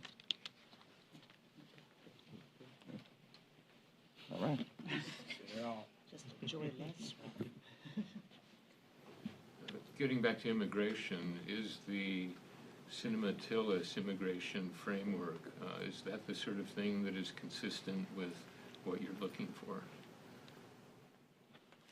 Well, the leadership right now, led by our historic Speaker Nancy Pelosi, as well as Chairwoman Rosa DeLauro, have their hands on the steering wheel, and we've got great confidence in them to navigate through this issue and every other issue that is before us right now in the 117th Congress, along with the work that's being done by the Congressional Hispanic Caucus under the leadership of Raul Ruiz. And I will certainly at this moment defer to their efforts. And one more question on that topic, or really two. Given what we are seeing right now, the influx that has overwhelmed local authorities in El Paso, the potential end of Title 42 in just weeks, is the Biden administration doing enough right now? And for that matter, Democrats are about to leave the majority in the House without having taken action on larger comprehensive immigration reform. Was that a failure? It was not a failure. We in the House of Representatives have passed several bills supported by the American people on the immigration issue, including the Dream and Promise Act, legislation also to deal with TPS recipients, and legislation that is bipartisan in nature as well, to make sure we address the issues connected to farm workers in this country so that they can be treated with dignity and respect and continue to be an essential part of our ecosystem here in America. The Senate has failed to take up any of those bills because of Republican opposition, and that's problematic. Let me yield to Pete. If Republicans were serious about these issues, they could take them up in the Senate, the Dream and Promise Act, the Farm Worker Modernization Bill, but more importantly, our funding bill. They haven't passed a single appropriations bill, and we are where we are. We're negotiating. They haven't passed a single appropriations bill, and some of those resources in the appropriations bills would go desperately to state and local governments for aid as they navigate what they are experiencing. It would also go to Customs and Border Patrol and Homeland Security. So if Republicans were serious, we would do better than a CR. We would pass a full-year funding bill. But as the chairman mentioned, the policy matters for the House Democratic Caucus. If there is more than just the framework that we've seen, if there is language that we can look at and see, we are open to that. But right now, that's all we have. And so we are anchored in our support as a nation of immigrants and anchored in the rule of law, as the incoming leader said. That is the prism by which we view this issue, but we look forward to working with our colleagues to see if there's more that we can accomplish within this legislative year. Last question? Last two questions. Kevin McCarthy said that there will be a select committee on China. He's also announced who the chairman will be. I just wanted to ask you if you know who the ranking member will be, what Democrats will likely be on that committee. If you haven't made that decision, is that something that we should expect at the end of the year, early next year? Well, we're going to continue to organize in the most responsible fashion possible. What's in front of us next are making sure that the current committee chairs are reaffirmed, those who are unopposed, in terms of continuing to be the lead Democrats moving forward on their standing committees, as well as addressing, as we will, both before steering and policy, and ultimately the caucus under the leadership of Chairman Aguilar and Vice Chair Liu, those contested committee races, including, as of the present moment, Transportation and Infrastructure and the Oversight Committee. That's what's immediately in front of us, and that's what we're going to deal with next. Last question. I'm curious to hear your thoughts on the child tax credit, on the future of the policy, given that I know that's something that the White House and congressional Democrats have been working behind the scenes to see if it can fit in the omnibus, but it doesn't look like Republicans are interested, even in exchange for the R&D credit. So I'm just curious to know what your thoughts on the future of the policy, if it has a future in the next Congress, given Republicans are about to take the majority. Yeah, and I want to yield to my colleagues on this, all of whom have worked on this issue. Catherine Clark has taken a particular lead in driving this forward in connection with her membership on the Appropriations Committee. But the child tax credit is a historic accomplishment of the Biden administration that dramatically reduced child poverty throughout America for every community, and perhaps in the most significant way in the Latino community and the African American community, and in Appalachia. That's an incredible accomplishment and something to be built upon. It's unfortunate that the extreme MAGA Republicans on the other side of the aisle would rather use the tax code to benefit the wealthy, the well-off, and the well-connected. That's what they did when they passed the GOP tax scam, where 83% of the benefits went to the wealthiest 1%. But in connection with our effort as Democrats to stand up for low-income families, working families, and middle-class families, the extreme MAGA Republicans have a problem with the child tax credit. That's the difference between who we are as Democrats and who they are as Republicans. And it's my hope that in the next Congress, there will be an opportunity, if we're not able to deal with the issue over the next few weeks, to actually come together and support an effort within the tax code to benefit working families, low-income families, middle-class families in a way that addresses their economic concerns. Catherine. Thank you. We halved child poverty with the child tax credit. This is the way forward for us to support families, and families are at the center of our work in Congress and for the American people. And I just want to share with you briefly two stories from constituents that I've met. One was a mover, a single dad. His wife died in childbirth, raising a toddler daughter. And he talked about the relief to him to have money to enable him to be able to buy new clothes for her for the first time as a dad. And then I met an Uber driver, a single mom, who we ended up talking a little bit about politics, and she said, if I had 5 minutes with someone powerful in Washington, I have something to say. I said, well, what would you say? And it was the child tax credit. And it was the first time she had any breathing room with the bills that she paid. It was the first time she was able to give her daughter a birthday party without fearing she wouldn't be able to make rent, wouldn't be able to feed her or get her the other things that she needs. This is how we build strong families. This is how we build strong communities. And this is how we build a strong economy. This will continue to be where we center our work as Democrats. And I hope that the Republicans will see that this investment is how we enable opportunity to grow in this country.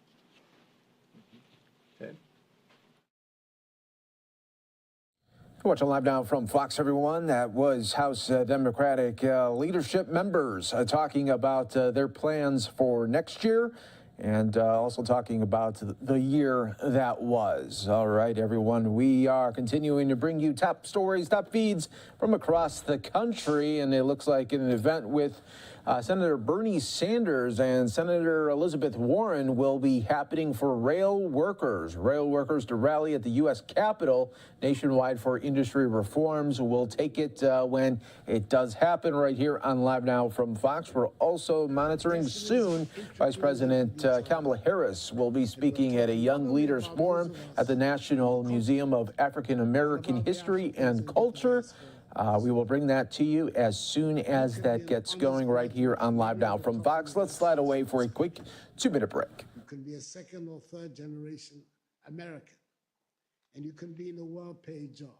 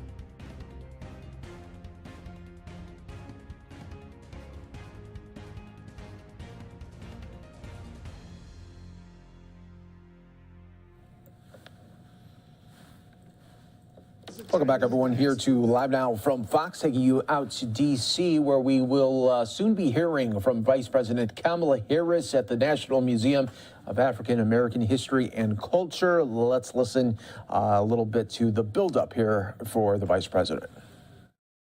China into a manufacturing powerhouse in the 1990s originated from the Chinese diaspora. That is the rationale of Ghana's initiative of Beyond the Return, which is building on the considerable success of the Year of Return and the renewed enthusiasm around building Africa together. We must work to help change the African narrative, which has been characterized largely by a concentration on disease, hunger, poverty, and illegal mass migration. Let us all remember that the destiny of all Black people, no matter where they are in the world, is bound up with Africa. We should never forget that famous admonition of the celebrated Jamaican reggae star Peter Tosh, when he said, and I quote, "Don't care where you come from. As long as you are a Black man, you are an African," unquote.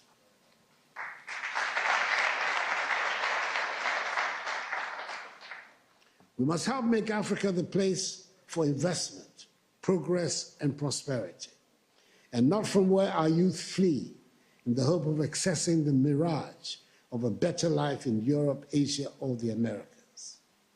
That is what the Beyond the Return seeks to do, so we can derive maximum dividends from our relations with the diaspora in mutually beneficial cooperation and as partners for shared growth and development.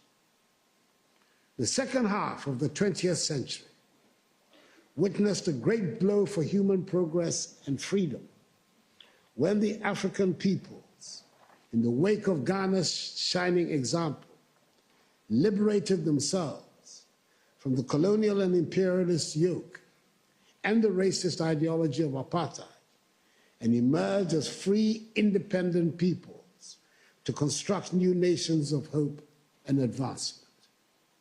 The first half of the 21st century should consolidate this development and see the growth of modern, prosperous, technologically advanced nations within a united Africa, which would make a reality of the dream of the 21st century as the African century and bring dignity and respect to Black people all over the world. We've done enough talking, and dare I say we've had enough conferences and workshops.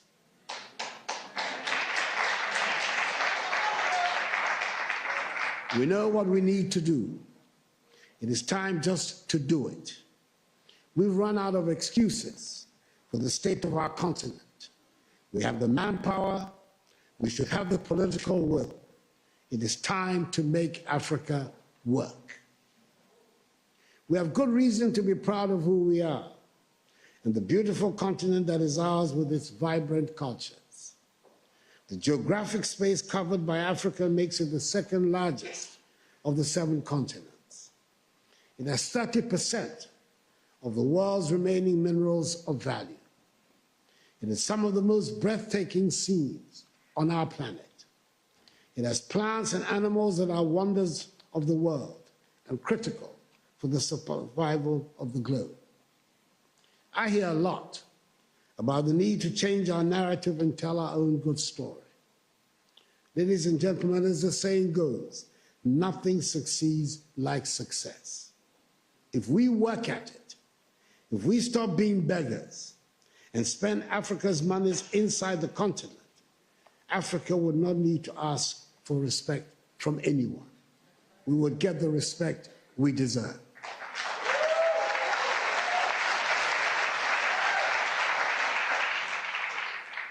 Over 30 years ago, one of America's most prestigious Ivy League universities offered a course in Mandarin, which for years had virtually no takers. Today, there is standing room only. And it is not because the course is any easier. It is because the position of China has changed. 30 years ago, 20 years ago, China was nowhere near where it is today. China does not ask for anyone for respect now. She does not need it. Let us make our continent the prosperous and joyful place it should be, and the respect would follow. I thank you for your attention.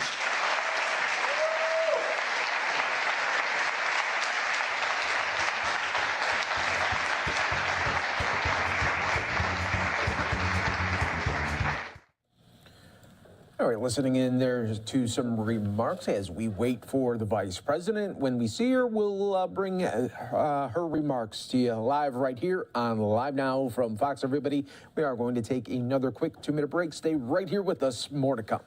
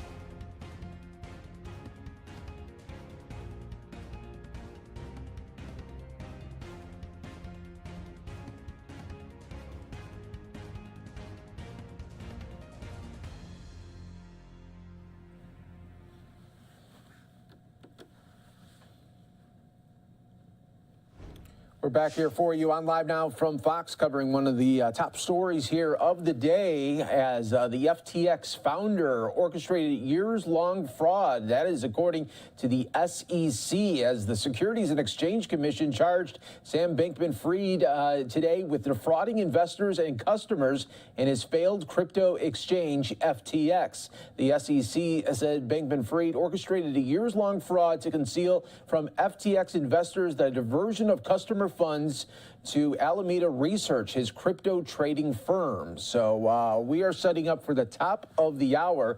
There is going to be more updates to this story as the U.S. Attorney for the Southern District of New York will be holding a news conference to announce the indictment of Fried, the founder of the now bankrupt FTX cryptocurrency exchange. So, of course, we will be bringing that to you at the top of the hour. But happening right now on Capitol Hill is a hearing on this collapse. Let's listen right here. System and maybe exist in a thumb drive that we just don't have knowledge or possession of. I thank you, Mr. Ray, and thank you for your team's work.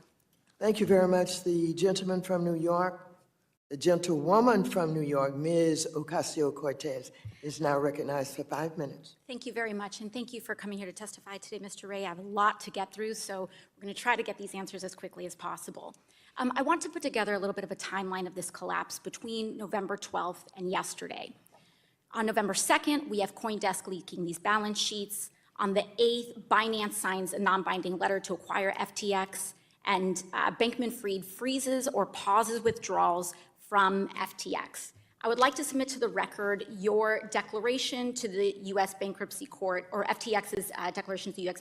Bankruptcy Court that was filed yesterday. Now, on November 9th, the day after those assets were frozen, Binance announced it would not go through with the purchase, and according to this filing, the same day, Bankman-Fried emailed the Bahamian Attorney General with an offer. That offer stated that he would offer to unfreeze withdrawals just for Bahamian customers on FTX, quote, so they can tomorrow fully withdraw all their assets. Correct. Is that correct? Yes. Now, on November 10th, FTX DM, the next day, was placed into a foreign provisional liquidation in the Bahamas, correct? Correct. The next morning. Now, after that, Bankman-Fried then made good on his offer, on his previous day's offer, in that email to the Bahamian AG, opening withdrawals just in the Bahamas for a period of 25.5 hours. Is that correct? Correct. Now, during that period, $100 million was withdrawn in the Bahamas from FTX by 1,500 individuals, correct? Correct. And this was the day before you were set to take over. So he was still in control. This was like right before he was supposed to hand this off. Now, I think what we have here is that, or rather afterwards, on November 12th, we have what Congresswoman Dean was just asking about with this additional minting, these questions around this additional minting. And then on November 16th, the Bahamian appointed joint provisional liquidators did something very interesting. They came here to the United States Bankruptcy Court and sought an entry to recognize the Bahamian liquidation as the main foreign proceeding. Would that additional control be of any potential value to Mr. Bankman-Fried for that Bahamian proceeding to be the main one? Well, clearly, there seemed to be an effort by the Bahamian Commission to get control of the bankruptcy process, and I think that was evident by their filing, which, by the way, was made up in New York, not Delaware. Oh, thank you. Thank you for that correction. Now, did you uncover any evidence that demonstrates that this window, that 25.5-hour window, opened in exchange for any consideration offered to Mr. Bankman-Fried by the Bahamian Attorney General or any state official, including a promise to initiate liquidation proceedings which might offer a path towards Mr. Bankman-Fried retaining some control or influence over FTX.com? We intend to investigate that very thing. Thank you very much. Now, I'd like to dig into a little bit of the timeline of yesterday. Yesterday, you filed that same declaration that revealed some of this explosive information. What time did you file this? That was late. Around what time? Yeah, 3 or 4 o'clock. Around 3 or 4 o'clock. Now, when you file this information, that essentially discloses that you are sharing this information, and it discloses that to opposing counsel, correct? Yes, we docket it, and the world knows about it. Now, if opposing counsel essentially becomes notified of this, that would mean that Bankman-Fried and potentially Bahamian officials would have been potentially privy to that information starting around 3 or 4 p.m., correct? Correct. What time was Mr. Bankman-Fried arrested yesterday? I believe it was in the early evening hours, after 4 o'clock. I believe it was 7 o'clock, perhaps. It was in the evening, after that filing. 6, 7 o'clock, yes. I would like to submit to the record the statement from the Attorney General of the Bahamas issued yesterday on the arrest of Mr. Samuel Bankman-Fried. And after submitting that to the record, I would like to note that in this statement, they stated at such time as a formal request for extradition is made, presumably by the Southern District of New York, but they do not state when that request for extradition was made. Do you believe that information is important for us to understand in order to piece together a timeline, Mr. Ray? Yes, sir. I certainly don't have that full timeline, and that's something that we look forward to learning. Thank you very much. Thank you. The gentlewoman from Texas, Ms. Garcia, who is also the Vice Chair of the Subcommittee on Diversity and Inclusion, is now recognized for 5 minutes. Thank you, Madam Chair, and thank you, Mr. Ray, and thank you for your patience today as we come towards the end of this hearing.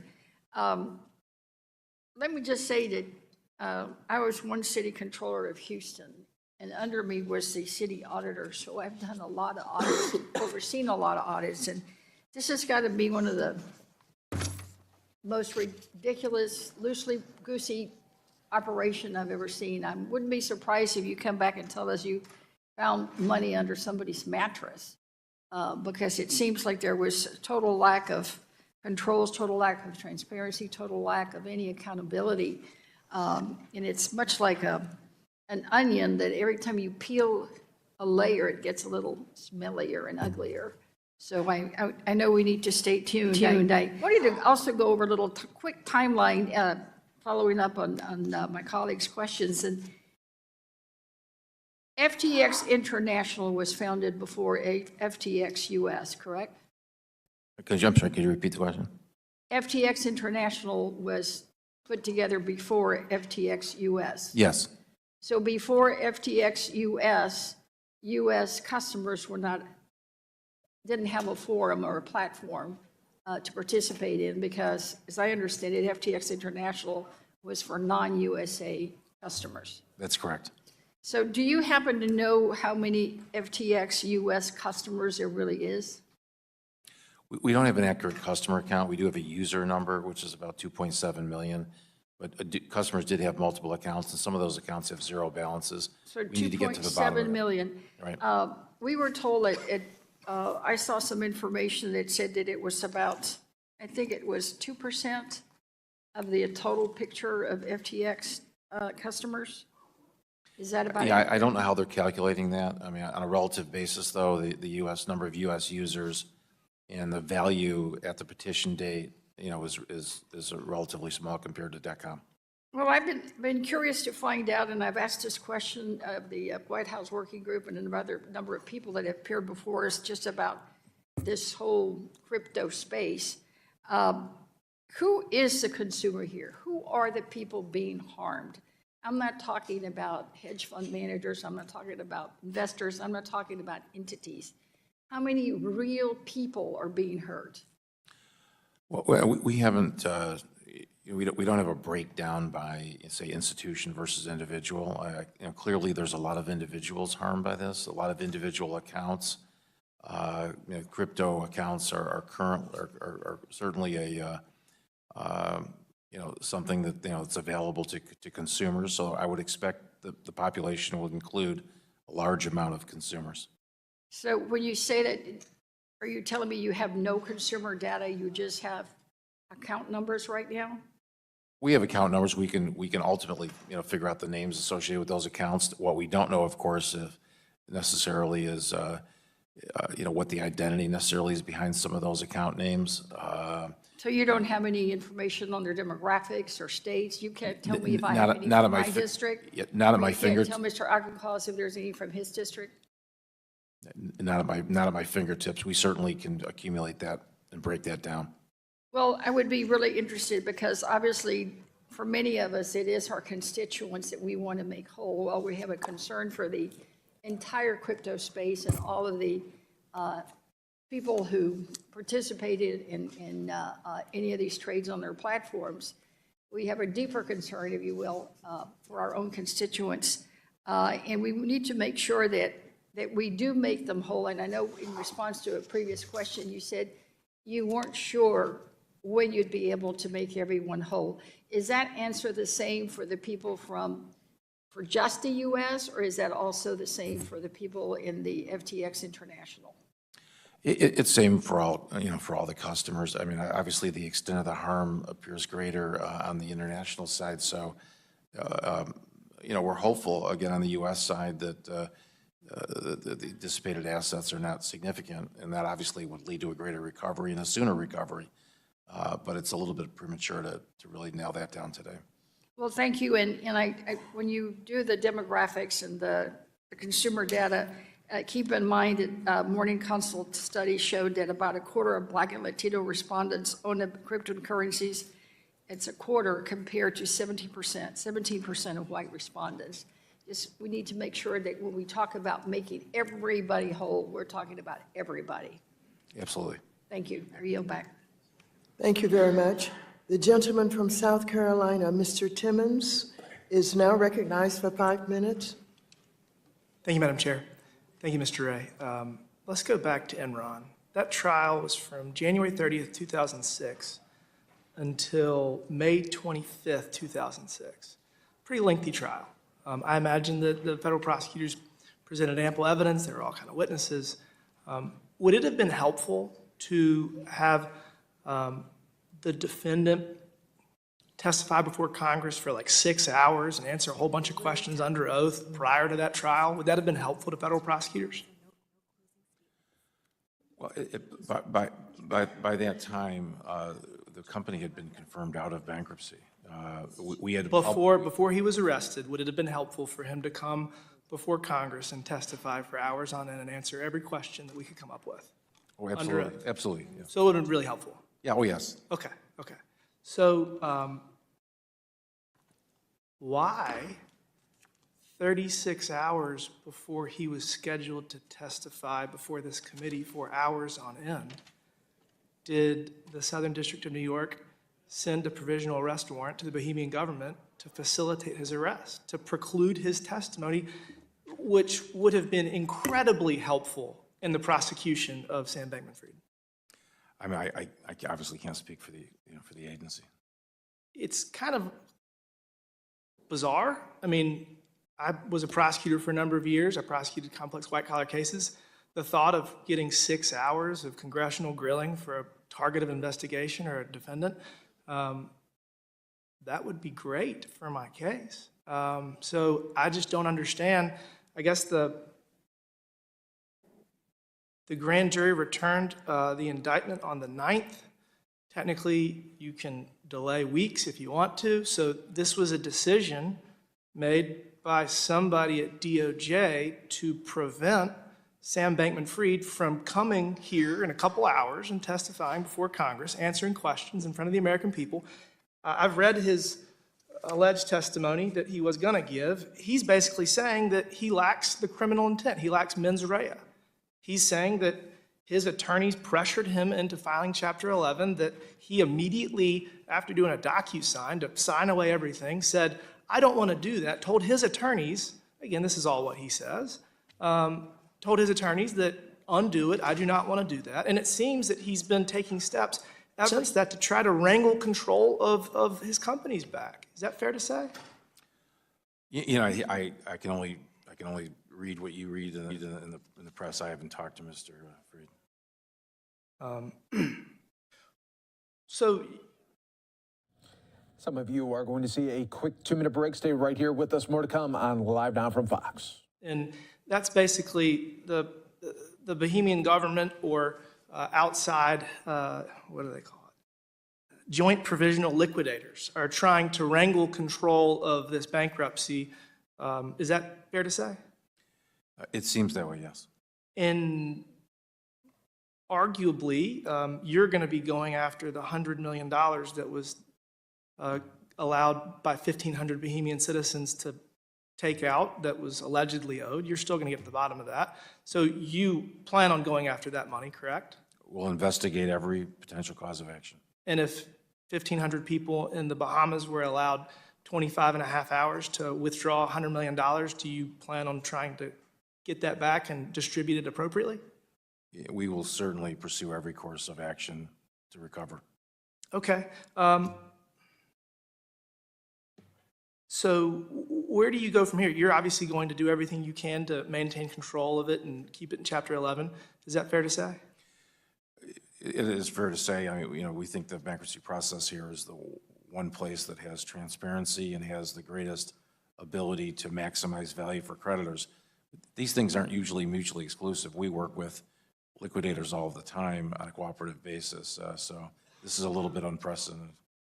I think that's fair to say. This is going to be a law school exam for many students in years to come.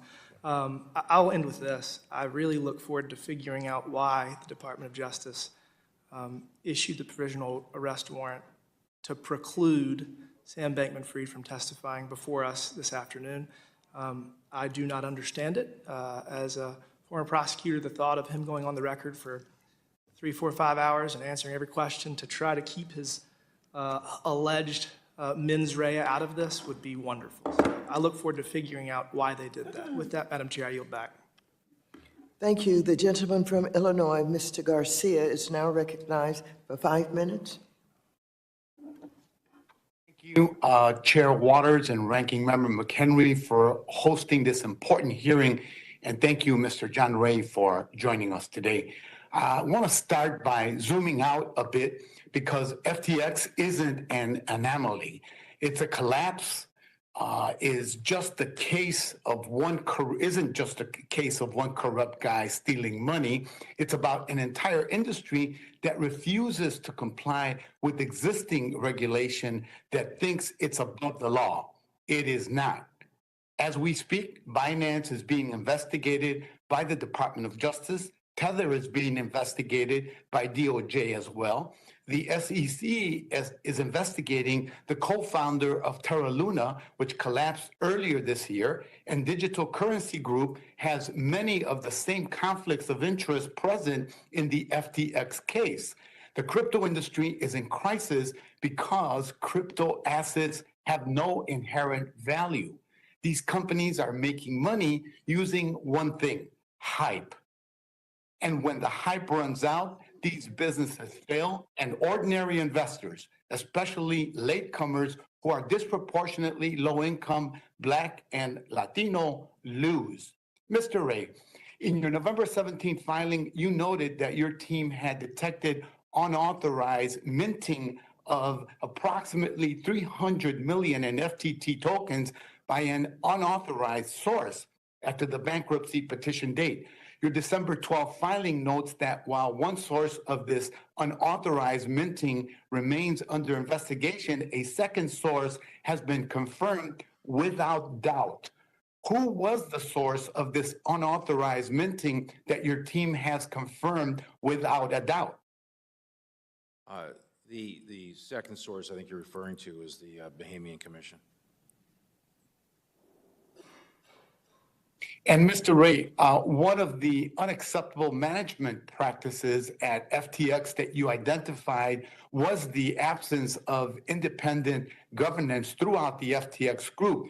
People from the same group were leading various companies, and there were potential conflicts of interest because of this. Could you tell us more about the lack of independent governance, and what risks were created as a result? We had no independent board of directors, and with the lack of oversight by an independent board, it leaves the company in the hands of a small group of individuals, and the company is effectively sort of naked when it comes to internal controls. So that was certainly the case here, and it's something that is atypical of companies of this size. And customers report, and you've confirmed during the hearing, that FTX was asking customers to send money to Alameda instead of FTX. Mr. Bankman-Fried claims this is because in the early days of FTX, the company did not have a bank account. On a Twitter space yesterday, Mr. Bankman-Fried said he does not know if assets were moved over from the Alameda to FTX after those early days. To your knowledge, how long were customers instructed to send funds to Alameda that were meant for FTX? We don't have a precise timeline of that circumstance. That's one of our investigations. We'll certainly look to what kind of communications were given to customers. Did they know? Did they actually have knowledge of that direction? And we're going to take our final break here of this hour on Live Now from Fox. You can see coming up in just moments, we will be hearing from the Southern District of New York as they announce the indictment there of the FTX founder. This all coming as testimony continues at the Capitol, as the CEO is talking about the company as the downfall and the collapse. And we're all watching this in real time right here on Live Now from Fox. of customer funds that were utilized for other purposes. Thank you, sir. Madam Chair, I yield back the balance of my time. Thank you so very much. The gentleman from Massachusetts, Mr. Auchincloss, who is also the vice chair of the full committee, is now recognized for 5 minutes. Thank you, Madam Chair. Mr. Ray, I appreciate your patience and diligence this afternoon in asking and answering these long questions. You've addressed everything with care and thought. You haven't played any video games while you're talking to us, so it's terrific. Mr. Bankman-Fried leaked his written testimony to Forbes today. Just one more link in a long chain of dissembling and lies from Mr. Bankman-Fried. So I think it's important to allow you to respond to anything he put in there on the record here with us. He really makes two pointed assertions. One is that you haven't engaged with him and haven't allowed him access to his passwords and accounts. Can you explain to the committee now why that is the appropriate course of action? Well, for a couple of reasons. I mean, first of all, we wanted an independent, examination. We didn't want to rely on people who were potentially compromised, and as we now sit here today, we know that was a wise decision, right? Yes. Second of all, what he was asking for fundamentally was to allow access to a system that we know just hours after the bankruptcy filing, he had dissipated assets from the estate. I think those two are sufficiently good reasons. I'll reclaim. The second broad point he makes is that were he allowed to restart FTX, he could raise the financing and make customers whole. That's, I think, a fair paraphrasing of what he's asserting. Again, can you respond to that and whether that's true and credible? In my history of doing corporate restructurings, I don't find that remotely believable, because the first thing an investor would have to do is pay several $1 billion just to have the company, back to the position it was in. So it's a fantastic idea. It would be throwing good money after bad in the biggest sense of the word, right? Correct. Good, thank you. I just wanted to give you that opportunity. And I also want to associate myself with the very thoughtful line of questioning from both Ms. Ocasio-Cortez and Mr. Timmons, actually, from both sides of the aisle on the timeline here, and I'll just reiterate the timeline quickly. On November 6th, FTX Group was facing a liquidity crisis. On November 8th, FTX withdrawals were halted. On November 9th, Mr. Bankman-Fried sent an email to the Attorney General of the Bahamas saying the Bahamian customers could make withdrawals as they had, quote, segregated funds for all Bahamian customers, end quote, despite his awareness of FTX's withdrawal halt. And then on November 10th, 2 days after withdrawals were halted, nearly $100 million in cryptocurrency was withdrawn by those, quote, asserting to be Bahamian customers. And then, quite conveniently for Mr. Bankman-Fried's counsel, he is arrested right before he was due to provide hours worth of sworn testimony to Congress. Mr. Ray, do we have your commitment that as you continue to unravel this ball of yarn and pull on these relative threads here, that if you find any evidence of improper collusion between Mr. Bankman-Fried and any authorities in the Bahamas or elsewhere, that you will make that known to us? Absolutely. Thank you. And I want to close really with comments directly to the broader industry here. And I've long said that I'm neither a crypto bull nor a bear. My job as a policymaker is not to deliver new products or technology, but rather to advance laws and regulations that protect consumers, that preserve market integrity, and advance the US dollar as the world's reserve currency. And I maintain this market and tech agnostic position. I think it's the appropriate one. We need strong and clear regulations here from Washington. But I do want to say that my patience with the crypto bulls is wearing thin. It's been 14 years, and the American public has heard lots of promises, but it has seen lots of Ponzi schemes. For crypto, it's time to put up or shut up. It's worth noting that ARK, the innovation investor, several years ago identified 5 general-purpose technologies of the future: DNA sequencing, artificial intelligence, robotics, energy storage, and blockchain. And yet those first 4 disruptive technologies have already delivered game-changing innovation that affects my constituents in daily life. Blockchain has thus far delivered white papers and podcasts about Bitcoin and DAOs and NFTs, DeFi, and more. And it's all interesting, it's exciting even, but none of it has achieved product market fit at scale. And it's time for the blockchain investors and entrepreneurs to build things that matter or to lose more credibility. Madam Chair, I yield back. Thank you very much. Without objection, I would like to enter into the record the closing statements from Ranking Member McHenry and myself. And I'd like to thank you, Mr. John Ray III. Chairwoman Waters. For your presence here today. Chairwoman Waters, I've not had an opportunity to testify or to question the witness. I'd like to thank you for your presence. Chairwoman Waters, And for the time. parliamentary inquiry. Yes. Are all members entitled to question witnesses? You are, and if you would like to miss the votes on the floor for everybody. Hey, it's just the one chairwoman's moment. prerogative to call Just a recess. 1 moment, please. That's your decision, not mine. Just 1 moment, please.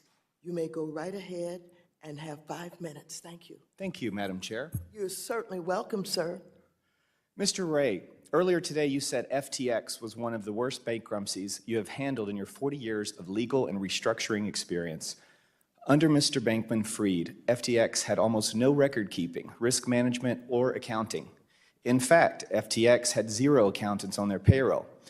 Mr. Bankman-Fried explained to Bloomberg Businessweek that FTX's accounting was done by him, and in his head, quote, "I was real lazy about the mental math. The complete lack of any basic record keeping makes it difficult to track down assets and untangle this mess.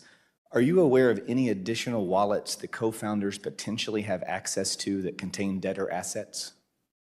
No, we're not.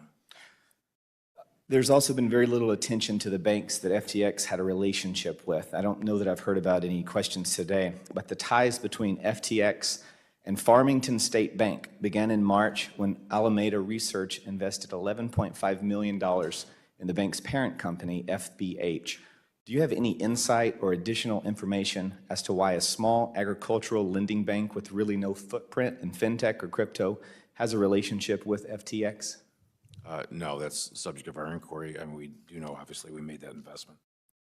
Well, thank you. I appreciate that. You've also stated that Alameda's business model as a market maker required deploying funds to various third-party exchanges, which were inherently unsafe and further exacerbated by the limited protections offered in certain foreign jurisdictions.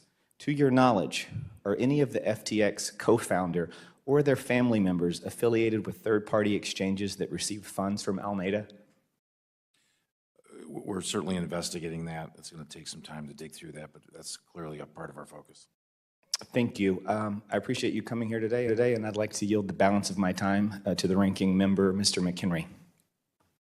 I yield back. Thank you. Thank you. As I was saying before, without objection, I would like to enter into the record the closing statements from Ranking Member McHenry and myself. I would like to thank you so very much, Mr. John Ray, for the time that you have spent here today in the way that you had helped us.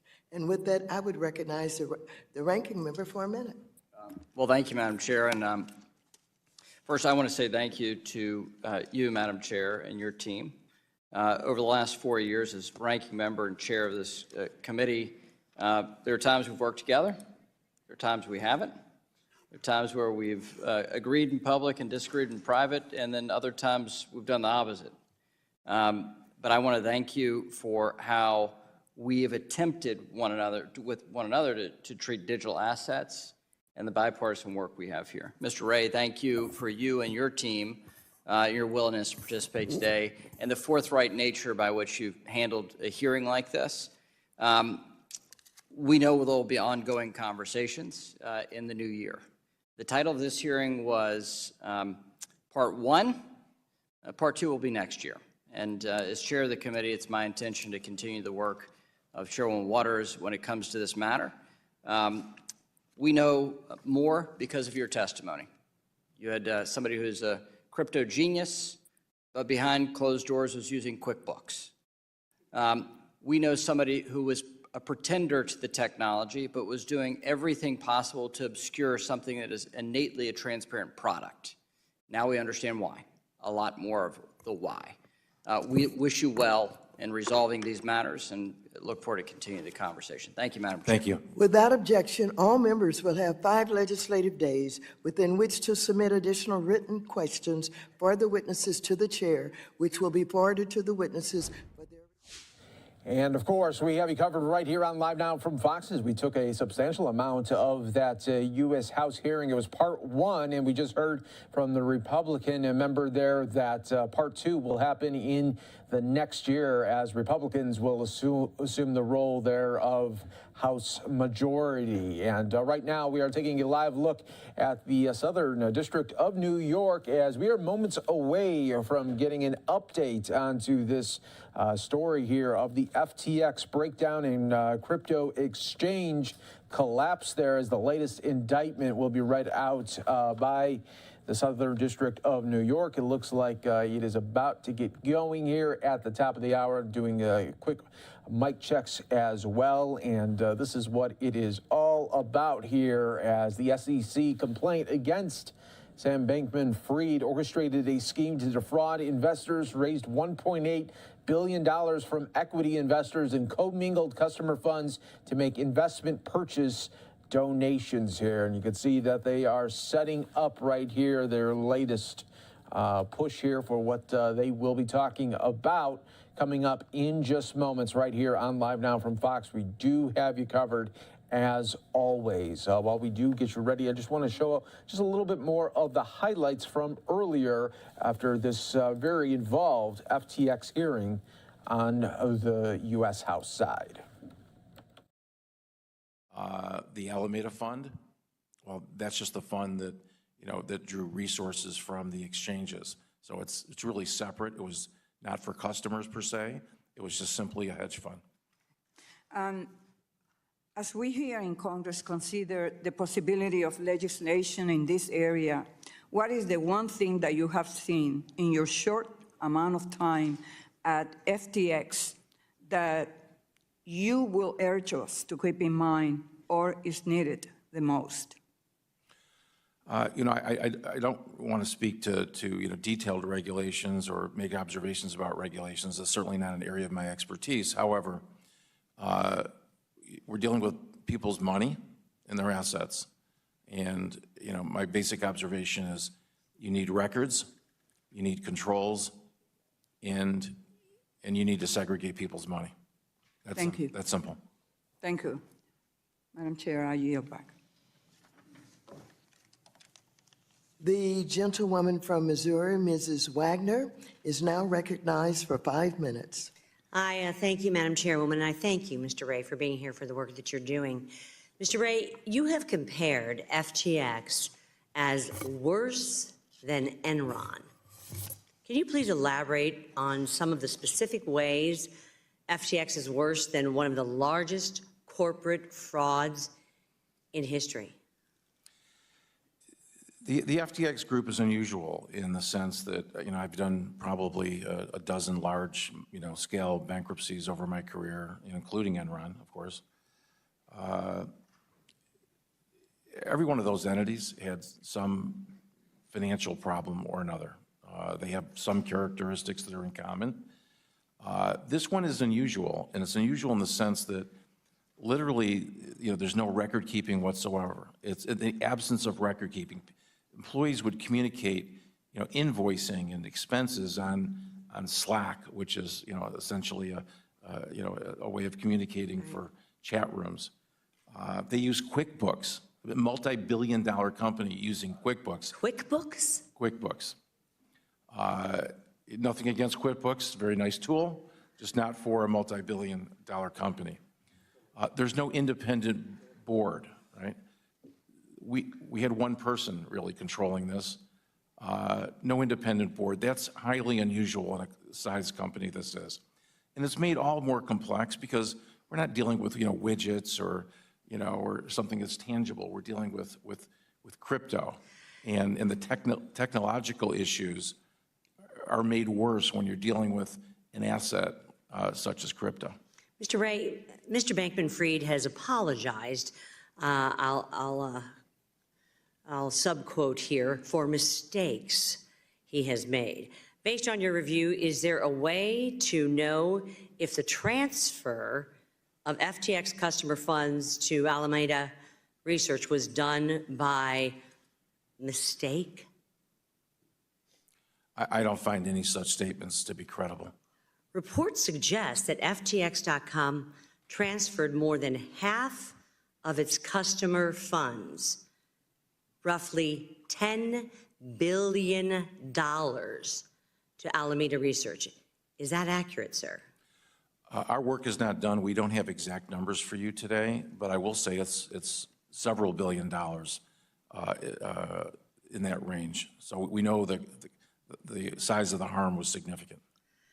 Mr. Ray, FTX.com held itself out as having a sophisticated risk management system commensurate with the size of its operations. You've touched on this a little bit. Based on your work to date, is this accurate? And can you explain the, quote, sophistication of its risk management system? I can say that's absolutely false. There was no sophistication whatsoever. There was an absence of any management. Mr. Ray, Mr. Bankman-Fried has been able to confuse interviewers by talking in circles around the multiple business activities of FTX.com. Mr. Ray, would you break down for us the different business, quote, activities of FTX.com? Much of this I've described. Essentially, they had 2 exchanges for allowed users to trade crypto. And then there was the hedge fund. It's as simple as that. The users, were allowed to make a variety of investments. They had a more expansive ability to trade crypto if you were a non-U.S. citizen on the .com exchange. But I know it's been described publicly as very complex, and it is to some extent. But essentially, you had 2 exchanges, and you had a hedge fund. Inside both the U.S. silo, as I've mentioned, and inside the silos for .com, there were regulated entities. We have regulated entities that are, for example, in Japan that are solvent. We had a regulated entity, LedgerX, that was solvent. Those are sort of distinct from the other basic operations that we had, which was the 2 exchanges. I thank you, Mr. Ray. And Madam Chairwoman, I'd like to submit an op-ed for the record describing an existing SEC rule that could have prevented customer assets from being misused. And I appreciate my constituent, Ron Kruszewski, President of CEO of Stifel Nicholas, for his thoughtful comments. I associate myself with those, and I'd like this entered for the record. I thank you, and I yield back. Thank you very much. The gentleman from California, Mr. Sherman, who is also the chair of the Subcommittee on Investor Protection, Entrepreneurship, and Capital Markets, is now recognized for 5 minutes. For 5 years, I've been trying to ban American investments in crypto. I'm the only member of the House to get an F from the only crypto-promoting organization that rates members of Congress. My fear is that we'll view Sam Bankman-Fried as just one big snake in a crypto Garden of Eden. The fact is, crypto is a garden of snakes. Now, from the outside, crypto just looks like a non-fungible token, an electronic pet rock for the 21st century, something that might be good to invest in even though it has no apparent value because you might get somebody else to buy it from you for even more. But in reality, the hope of crypto is to be a currency, to compete with the US dollar, and to announce its advantage over the US dollar in that competition. It puts the advantage right in the name. Crypto, hidden currency. Well, is there a big market for that? Is there a big advantage that crypto has over the US dollar if it actually became a currency, which it's not yet? Well, there are drug dealers, human traffickers, sanctions evaders who will find that to be a good feature. And as Sam Bankman-Fried would tell you, there's a hell of a market for bankruptcy court evasion. But the big market is tax evasion. And I know there are some on the other side who cheer every time a billionaire escapes tax.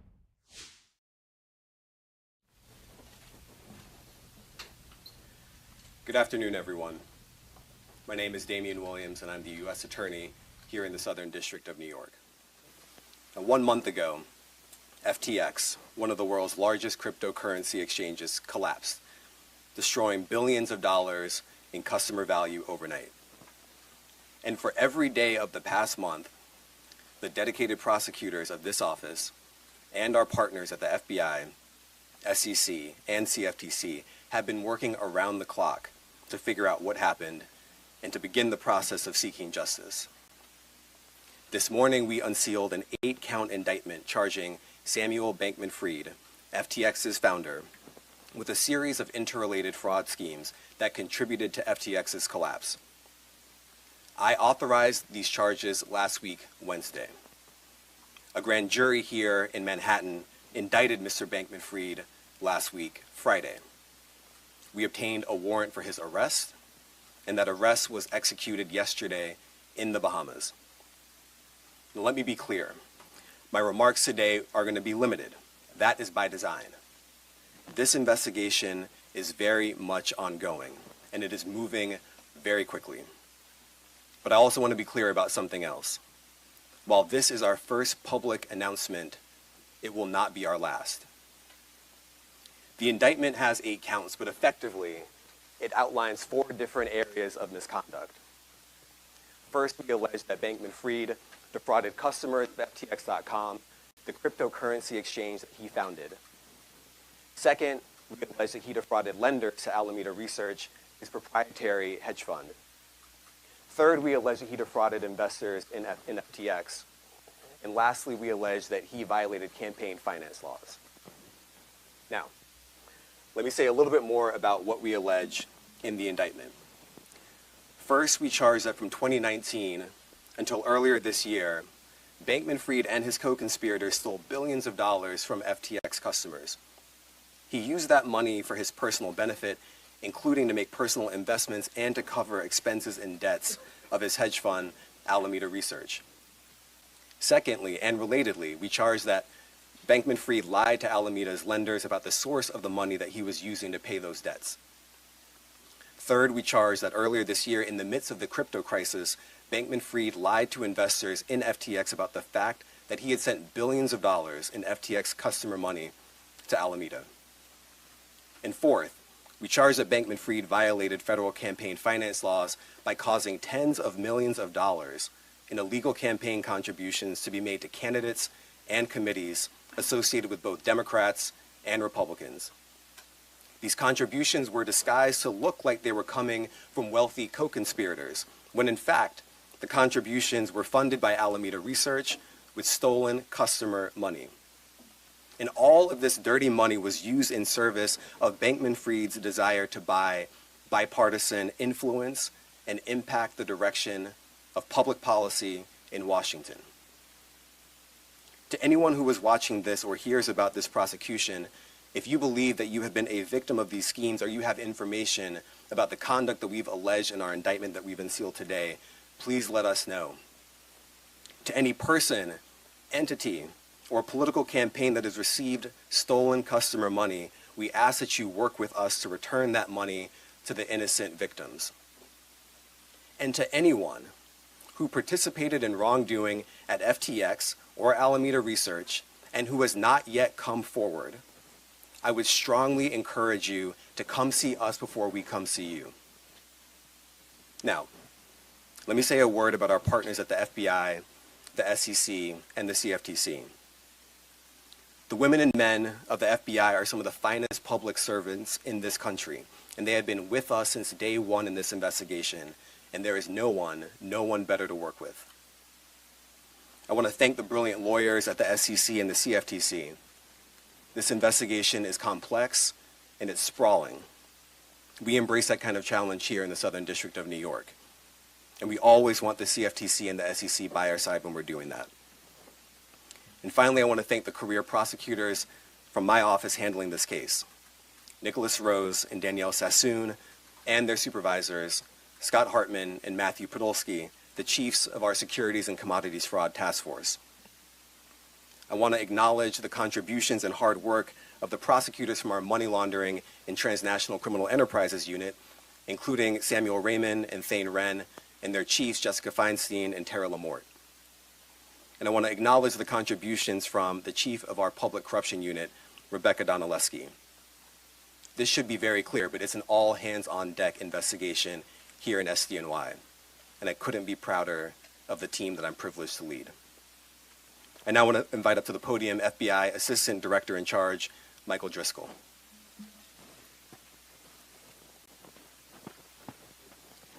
Thank you, Damien. So thank you all for joining us this afternoon for this important announcement.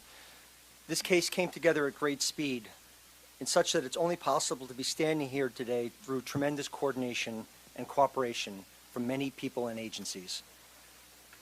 As the indictment today alleges, Bankman-Fried knowingly defrauded customers of FTX through the misappropriation of customer deposits to pay expenses and debts of a different company. In addition, Bankman-Fried executed deliberate transactions designed to obscure and disguise the misuse of customer funds.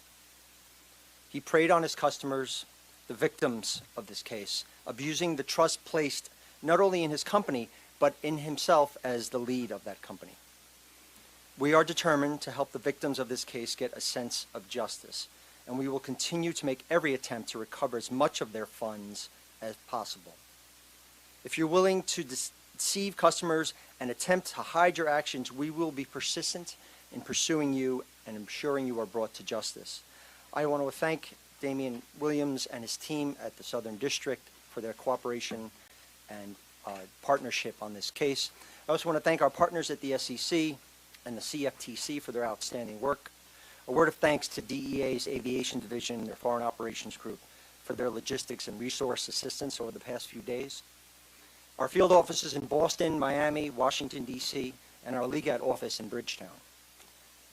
FBI headquarters components that fed and worked on this case, from Criminal Investigative Division, our CERT team, Crisis Incident Response Group, and our International Operations Division. And of course, the special agents and forensic accountants from our Securities Fraud Squad, as well as the Money Laundering Squad. The Justice Department Office of International Affairs has been an important partner in this. And of course, as Damien noted before, his team in Securities and Commodities Fraud, Money Laundering, and Transnational Criminal Enterprise Unit has been a true partner in this case. I also want to thank our international law enforcement partners. These kind of cases do not happen without that kind of coordination, and I specifically want to note the assistance provided by the Royal Bahamas Police Force. And I want to be clear, this case is about fraud. Fraud is fraud. It does not matter the complexity of the investment scheme. It does not matter the amount of money involved. If you mislead and deceive to take what does not belong to you, we will hold you accountable. And I'd like to thank everyone who's been working on this case for helping us adhere to that principle today. Thank you.